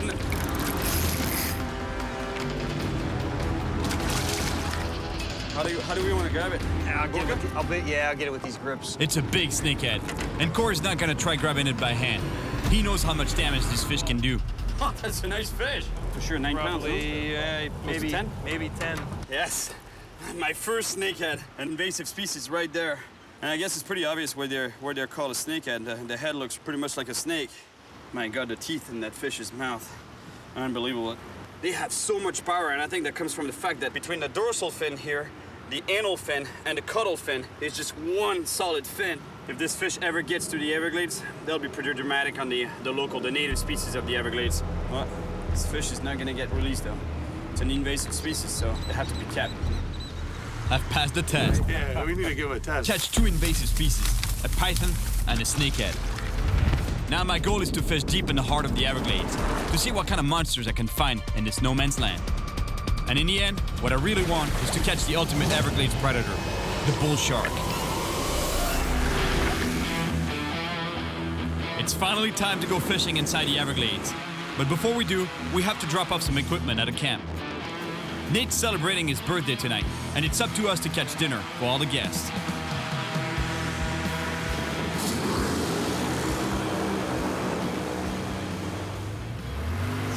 Yeah, welcome to Old Glory Camp, Sarah. This is beautiful. Yeah, Pretty neat out here, huh? Oh yeah, my gosh. It's in the middle of nowhere, in the Everglades. How cool is that? Yeah,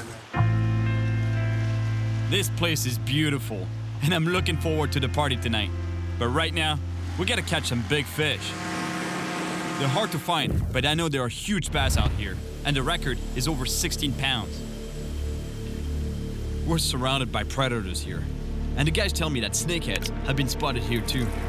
If that's true, it would be devastating for the Everglades. They wipe out everything in the ecosystem that they are until it eventually becomes the point that the only reason they even survive is by eating each other. Well, the best way to see if they're really here is to catch one. These plastics aren't working out so well, man. I think we should show him a secret bait. I think, man, he'll never get it. Hey, What do you think? wanna guess what a secret bait is? What's that, though? You're never gonna guess. Hot dogs? What do you mean? It's not a hot dog, it's bait. That's better than gold out in the swamp, bro. Really? You can catch anything with that. What? Catching a snakehead with a hot dog, I have my doubts, but then... Oh, no way. Yep. Fish on. Oh, yeah. There he is. Yep. Get him. Oh, yeah. Look at that. Oh, yeah. Oh, yeah. It's a big one. Is it a snakehead or is it a... Snakehead? Is it? I can't tell. Looks like a snakehead or it might be a big bowfin. Oh, yeah. Big bowfin. It's a bowfin, right? Yeah, big bowfin. Yeah, I thought it was a snakehead. That's what I thought, too. Remember this? Yeah, guys. All right. This fish is a predator, but at least it's native to here.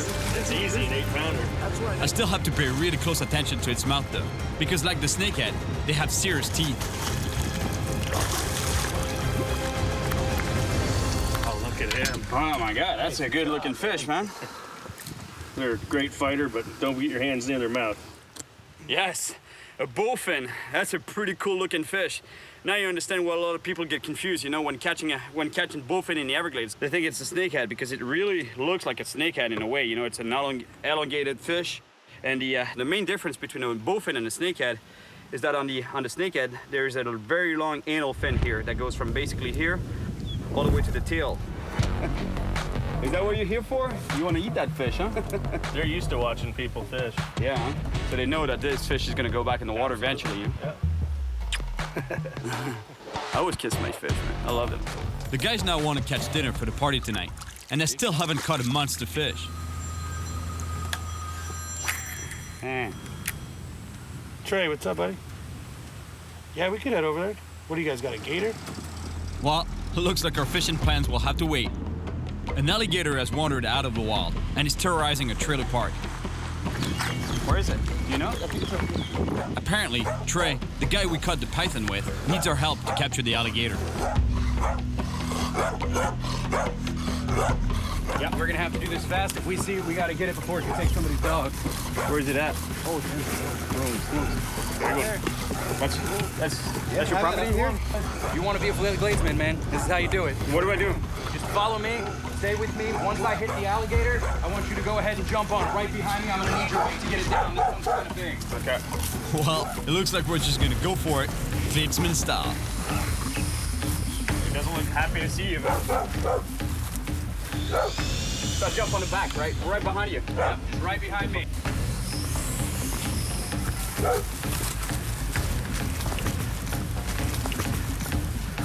I gotta grab this gator with him. That's what Gladesmen do. Trey has to close the alligator's mouth before we jump on its back. But the alligator doesn't feel like Watch it. yourself, man.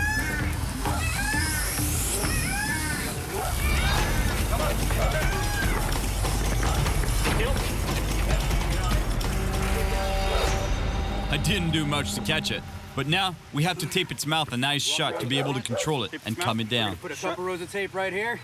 All right. Up there, all right. Yep. Right now it only has sound. It doesn't understand what's happening. It knows there's pressure on it. It knows it can't open its eyes. It knows it can't open its mouth, but it just doesn't understand why. Good job, Cyril. Well, I didn't do much, man.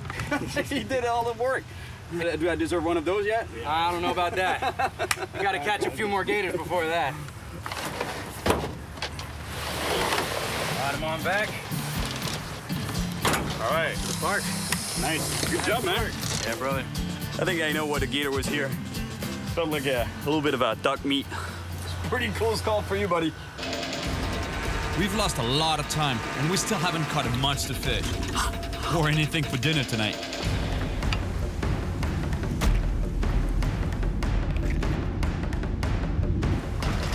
There's a good one. That's a good one. Get him, get him, get him. Oh, there he is. Got him. Oh, nice fish. All right. That's a little guy. That's not exactly a monster fish. It's a bass. That's the icebreaker. Baby guy. This bass is far from a 16-pound monster, and it's too small to keep. The day's almost over, and we really need to catch fish for dinner. But the boys can't resist giving me another challenge. Cyril, learn to drive this thing? The airboat? Can I do it? You want to try? Yeah, actually, you know, it'd be... It's not that difficult. Here's your steering. Yeah? You got a gas pedal just like a car. There is no brakes.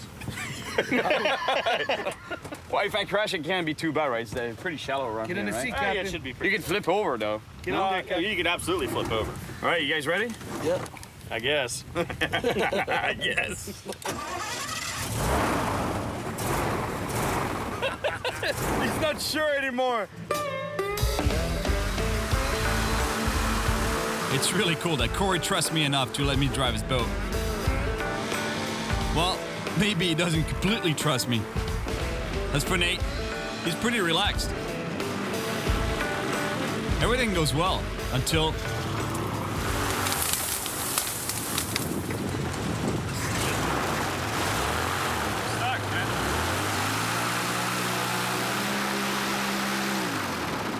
Sorry, man. It's like a suction cup down there. Suction cup to the bottom. I feel really bad about getting us stuck. So while the guys plan how to get the boat moving again, the least I can do is try to catch some fish for Nate's birthday party tonight. Nice. There you go. These little bass. Oh my gosh, I got a gator. It's a gator. I can't believe it. The gator came out of nowhere and attacked the bass. Unreal. The same thing happened to me in Brazil. Caimans there are really aggressive. They attack lures and even come right to the boat. The last time one attacked my lure, at least he got off the hook without a problem. But this time, we have to unhook the gator ourselves. What's up with the gator? And we're gonna try using a pole to do it.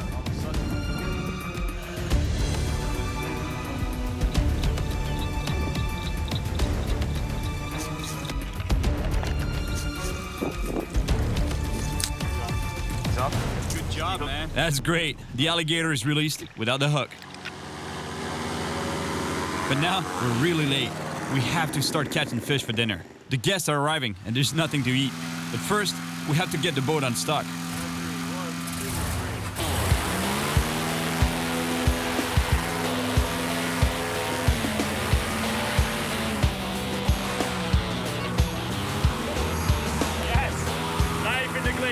Plus, it's not like there's gators all over the place here. More and more guests are arriving, and I still haven't caught a monster fish. Everyone has arrived, and the party's starting without us, and without any food. We're really feeling the pressure to catch something here. We decide to give up on fish and go looking for frogs, for frog legs. Because it's not just alligators who love them. The locals do too. We've been searching for half an hour without seeing a single frog. But then... Good evening. Good evening, Mr. Gerald. How you doing? I know that you guys are out here gigging for supper. We run into Gerald, the owner of Old Glory Camp, and he invites me out frogging. I'll tell you what, let's team up. All right, we'll go catch tilapia. You take him, go frogging. You guys follow. And we'll eat. Have us a real party. This guy is a frogging machine, apparently. You know, he's got a huge reputation for being the best frogger out here. How many frogs have you caught in one night altogether? 599. That's your record, right? That's my record. Any guest on Gerald's boat has to catch frogs, so he puts me to work right away. Since we have to catch food for the party, I'm beginning to feel the predator in me awaken. Let me tell you, we're far from catching monster bull sharks here, but it's still a lot of fun.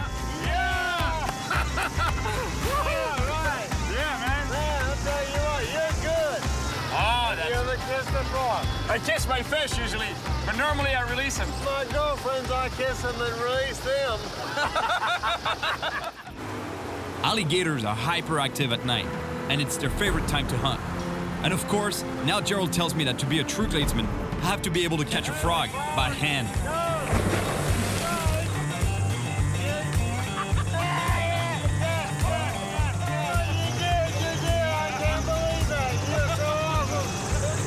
I gotta go to a party.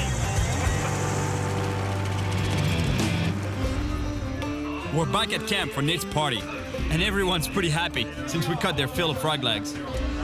I think I'm really part of the Gladesman clan now. Hey, my friend. How you doing? Everyone's hungry. It's time to cook the frog legs.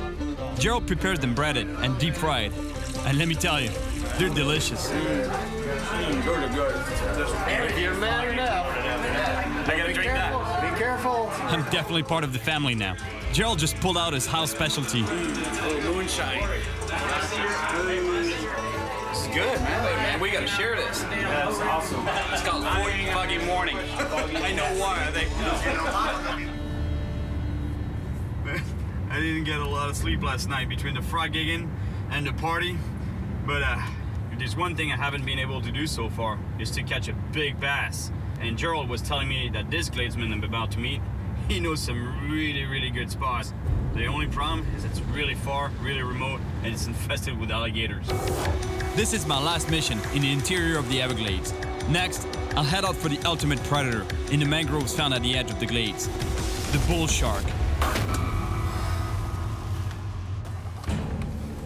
Hello? You must be Marshall, huh? It's me. Cyril, nice to meet you. You've been, how many generations have you been living here, like in the Everglades? We've been here for 5 generations, and my family's been in this home for 83 years now. Wow. Who's that? This is our friend Joe. When my mother was a teenager, her and Joe formed a relationship. She was able to actually jump in the canal and ride on his back. He was part of the family. Yeah. Wow. Because Marshall's secret fishing spot is infested with alligators, he gives me a few tips for my safety. Alligators have the strongest bite force in Mother Nature. Some people say an alligator can't bite you under the water.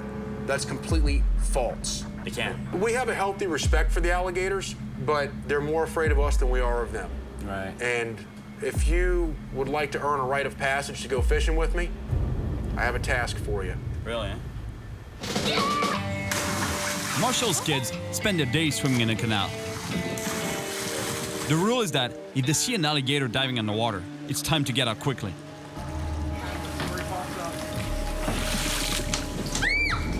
American alligators can grow up to 15 feet long, and I've got to swim with them if I want Marshall to show me a secret fishing spot.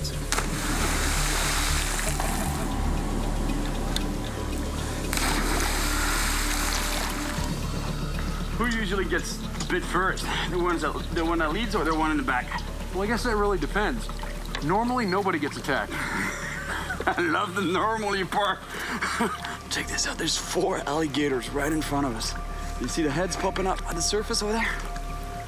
Just like he says, though, you know, like he said, he grew up swimming around here. Look, just ahead of us, there's 2 more. Yeah, there's 2 more right there, huh? Yeah. There's one on the bank right here. Oh, there's one there. Oh, yeah, that's a big one, too. What tells you that an alligator might be aggressive? Is there a sign? They'll exhale out of their nostrils very loud, make almost like a hissing sound, and then they'll lunge. Suddenly, a huge alligator lunges towards us. That's all you gotta do if you want to spook them. You just make a lot of noise, right? You make yourself look big. Okay.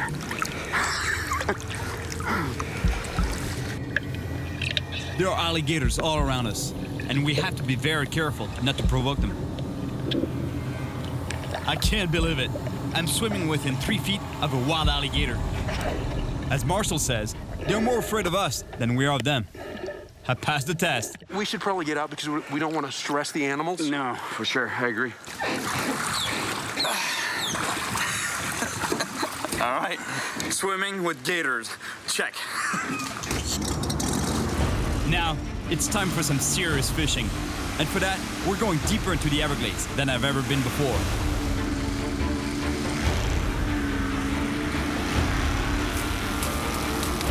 In some places, there's so much grass that I can't even see the water. It's amazing. I have the impression of driving on a road instead of being on a boat. Marshall must be one of the few people to venture out here.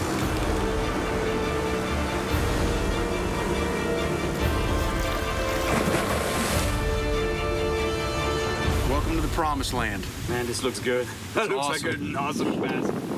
Man, God, there's got to be a lot of bass in here. That's the perfect habitat for larky, you know? It's not just perfect for bass, but also for alligators. Look at that in the distance. 1, 2, 3, 4 gators. There's one there swimming, one big gator right there on the bank. Must be tough being a bass around here. Watch. Oh, yeah, there we go. That's a good fish. Oh, that's a real good fish. That's a nice bass. All right, fish on. That's a nice fish, Cyril. It's not bad. Oh, whoa. Good See ya, buddy. Man. All right, first bass. Not very big, but it's gonna get better from there on. All right, Cyril, this is it. This is what? Where we separate the boys from the Glades men. What do you mean? Well, this is where you and I get off the boat into the gator's habitat. Like you want to go fish in the water? Absolutely. You're going by yourself. I'll lead the way. He wants to go wade in the water when this place is infested with alligators. Cyril? Yeah. Coming with me? Guess so, man. It's now or never. All right, why not? I've already swam with gators, but wading with them while catching fish might be pushing my luck. I just stepped on a fish. Luckily, it wasn't a gator. That is brilliant, man. Wading in the water when there's gators everywhere in the water. There was a gator right here like 5 minutes ago. Oh, yeah. Not even. And it was big, too. On foot, it's pretty easy to sneak up on the fish. And the gators, too. Yeah, something big was right behind you.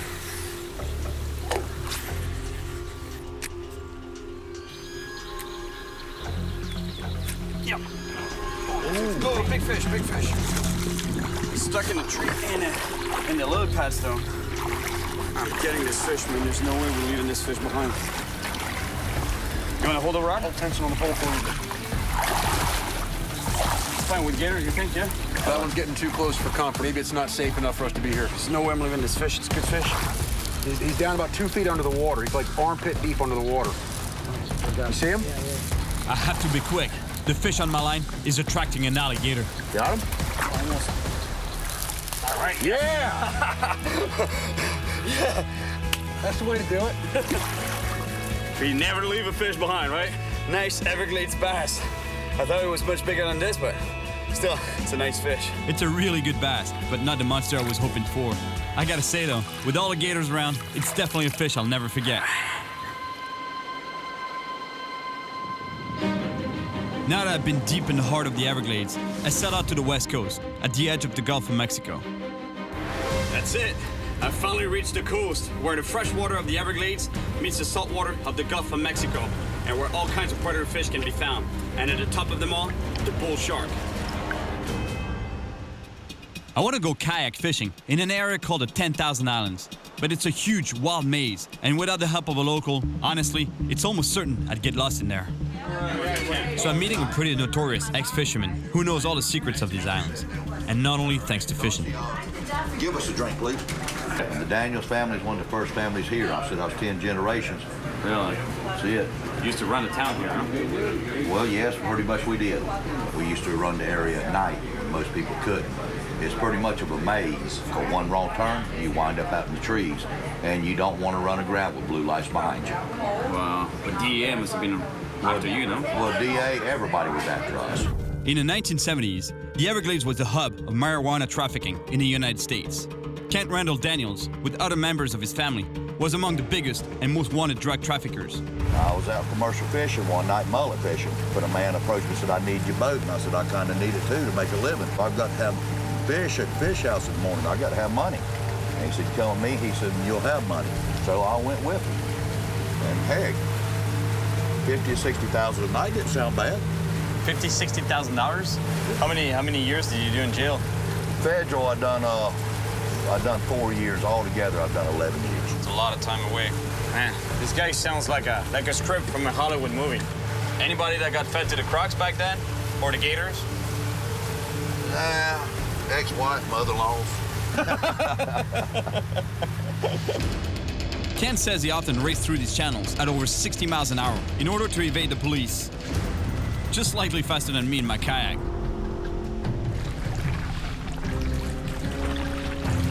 Ken dropped me off deep in the 10,000 Islands. And let me tell you, this place is really wild. And there's not only alligators and crocodiles here, but also all kinds of sharks. I really like this spot. The tide is going out, and it's creating a current around the mangroves. There's gotta be predators around here. Fish on. I have a good fish on the line, and it's a shark. Oh, it's a nurse shark. But even though it's not huge, the problem is that to unhook it, I have to bring it on board. It's not a big bull shark, but I still need to be careful with this nurse shark. Their mouths are full of small but sharp teeth, and they have especially powerful jaws to break the shells of crabs and lobsters.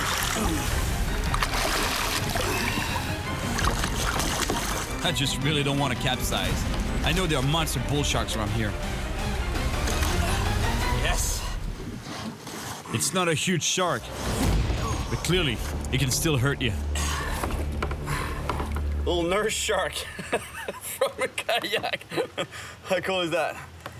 Those fish, they're sharks, but they don't have teeth like sharks per se. They have a lot of power though in the mouth, you know, because that's what they're made for, you know. That mouth is designed to crush shells, crabs, anything they can find on the bottom, even fish, and just crush them and swallow them whole, you know. So if you put your fingers in there, they'll just crush your fingers. All right, bye, buddy. That was a nice small nurse shark, but it's still far from the big bull shark I'm after. Yes, but I think that's as big of a fish as I can land on this kayak, without flipping over. After hours in the mangrove maze, I managed to find my way out, and I finally found myself at sea on the Gulf of Mexico. But I still have to find the top link in the food chain, the bull shark. A few months ago, I came to Florida to catch sharks on a medical mission to help shark bite victims. My goal was to collect bacteria from sharks' mouths, and the only species I didn't manage to catch was the bull shark. The bull sharks just did not show themselves. But at least, I caught the notorious blacktip shark that the researchers wanted most of all. Good job. Good swab. Hopefully this time, I'll catch a big bull shark here on the coast of the Everglades. And for that, I'm getting help from a local fisherman, Derek, who really knows the spots for sharks. Hey, Derek. Hey, Cyril, how you doing, man? Good. Good to see you. All right, so here you're the shark guy, huh? Yes, sir. I want to finish this trip with the ultimate predator of the Everglades. I can put you on. Really? Yes, sir. They're coming in to spawn, and they're thick.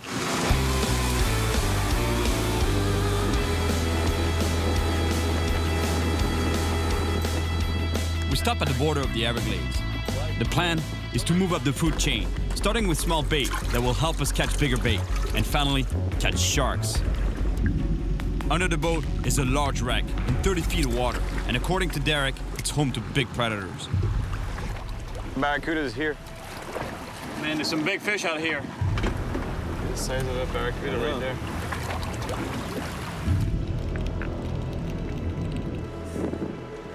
This spot is definitely full of marine life.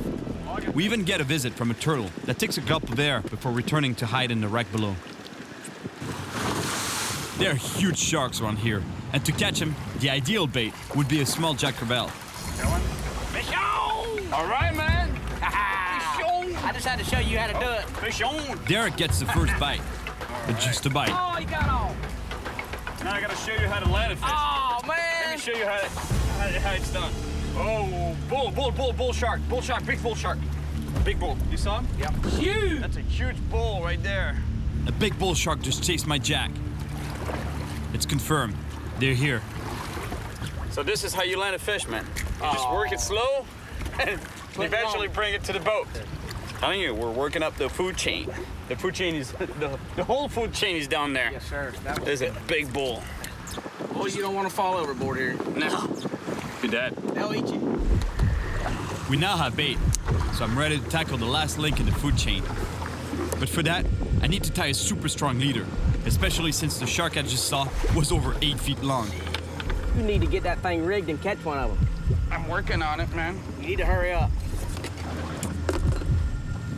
I gotta keep my finger on that trigger here because I'm using a J hook, so as soon as I feel the bite, I have to set the hook so that the fish doesn't have time to swallow the hook and get gut hooked. I don't want that to happen, so. Should bite.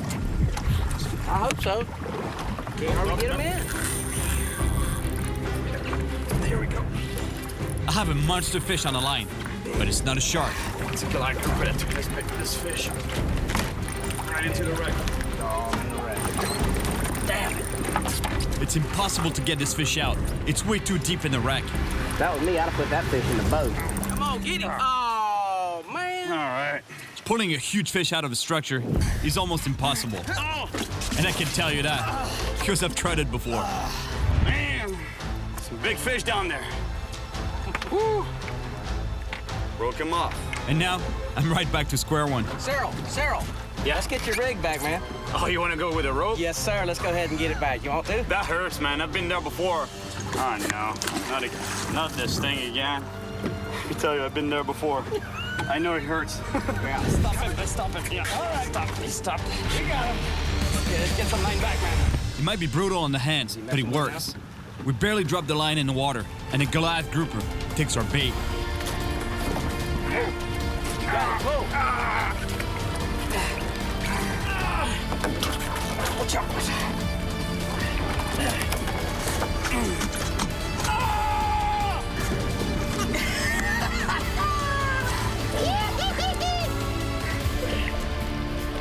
Oh, my God. I can say it. Yes, sir!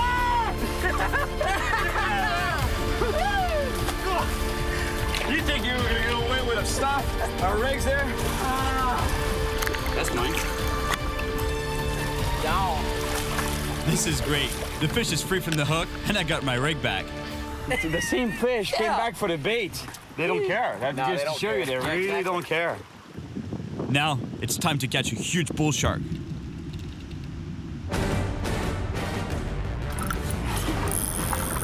Oh, that's a shark. Sure it's a shark? Yep. With the big head shakes I'm feeling, there's no doubt it's a shark. I think that's the monster you're looking for, buddy. I'll be all bruised up tonight. It's a big bull shark. Exactly what I came here for.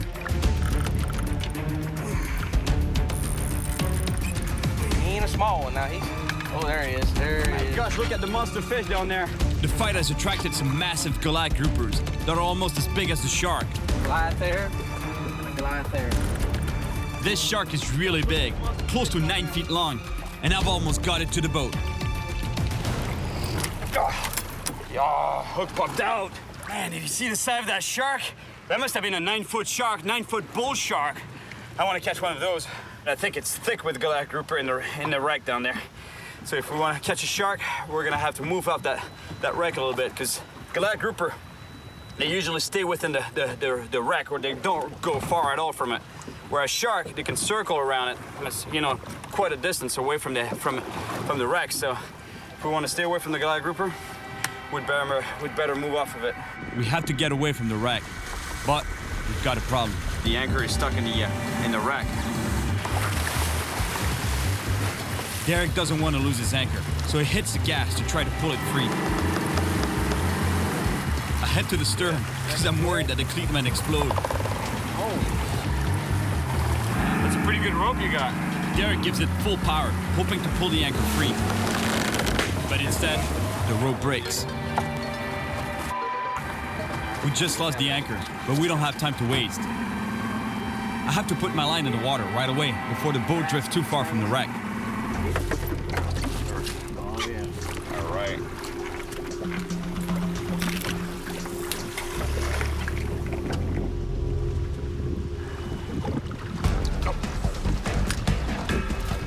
Yep.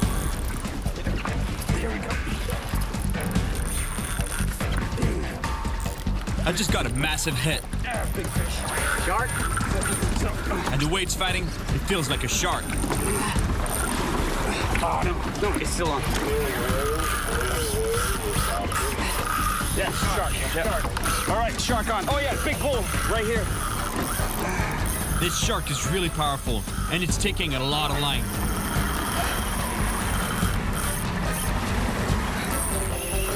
All right, we got a bull on.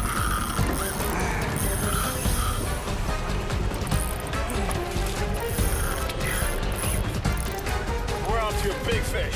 Oh, yeah! Yeah, man. Yes, sir! Woo! Good shark right there. Think so, huh? The Goliath grouper goes straight down to the wreck. The shark runs. Give me quite an impressive run, this fish. Hey, Derek, you ready to net him? Yeah. Yeah, I don't think that one's gonna work. This shark is putting up a real fight. Hey, look at this shark. Oh, yeah. Oh, yeah. You need to start pumping iron, man, or something. I finally managed to get the shark to the boat. This has been my goal since I arrived in the Everglades. This shark is bigger. He is bigger, longer. That's a solid 8 for sure, huh? Yeah. All right, here's the top predator of the Everglades, right here, the bull shark. We caught this guy in the salt water. We're still in the Everglades, but it's in the ocean. But these guys, they go up the freshwater rivers of the Everglades and a lot of parts in the world, and they breed, and then they go back to the ocean where they spend the majority of their times, their lives. Let me tell you, I'm really happy to have finally caught this big bull shark. Good job, man. Yeah. All right, this is good. All right, see you, buddy. Woo! My gosh. Good job, yeah, man. Yeah. Woo! Yeah, and I need to get like you, man. You would have pulled the shark. Oh, yeah, without a problem. 1 minute. Hook set on the boat. Sit there and play with him for 30 minutes. Yeah. I traveled through the heart of the Everglades to live the Gladesman experience. I met some really cool people here. And I also caught some local and even invasive species. And I gained more respect for this fragile ecosystem that is the Everglades. These guys are really intense, and I had to pass several tests to become accepted by these purists. It was pretty extreme, but I can tell you, it was worth it. And what's more, Hey, look at this shark. I finally caught a big bull shark. All right, see you, buddy. Woo! Now what? Now we're gonna go drink some beer. Sounds good to me.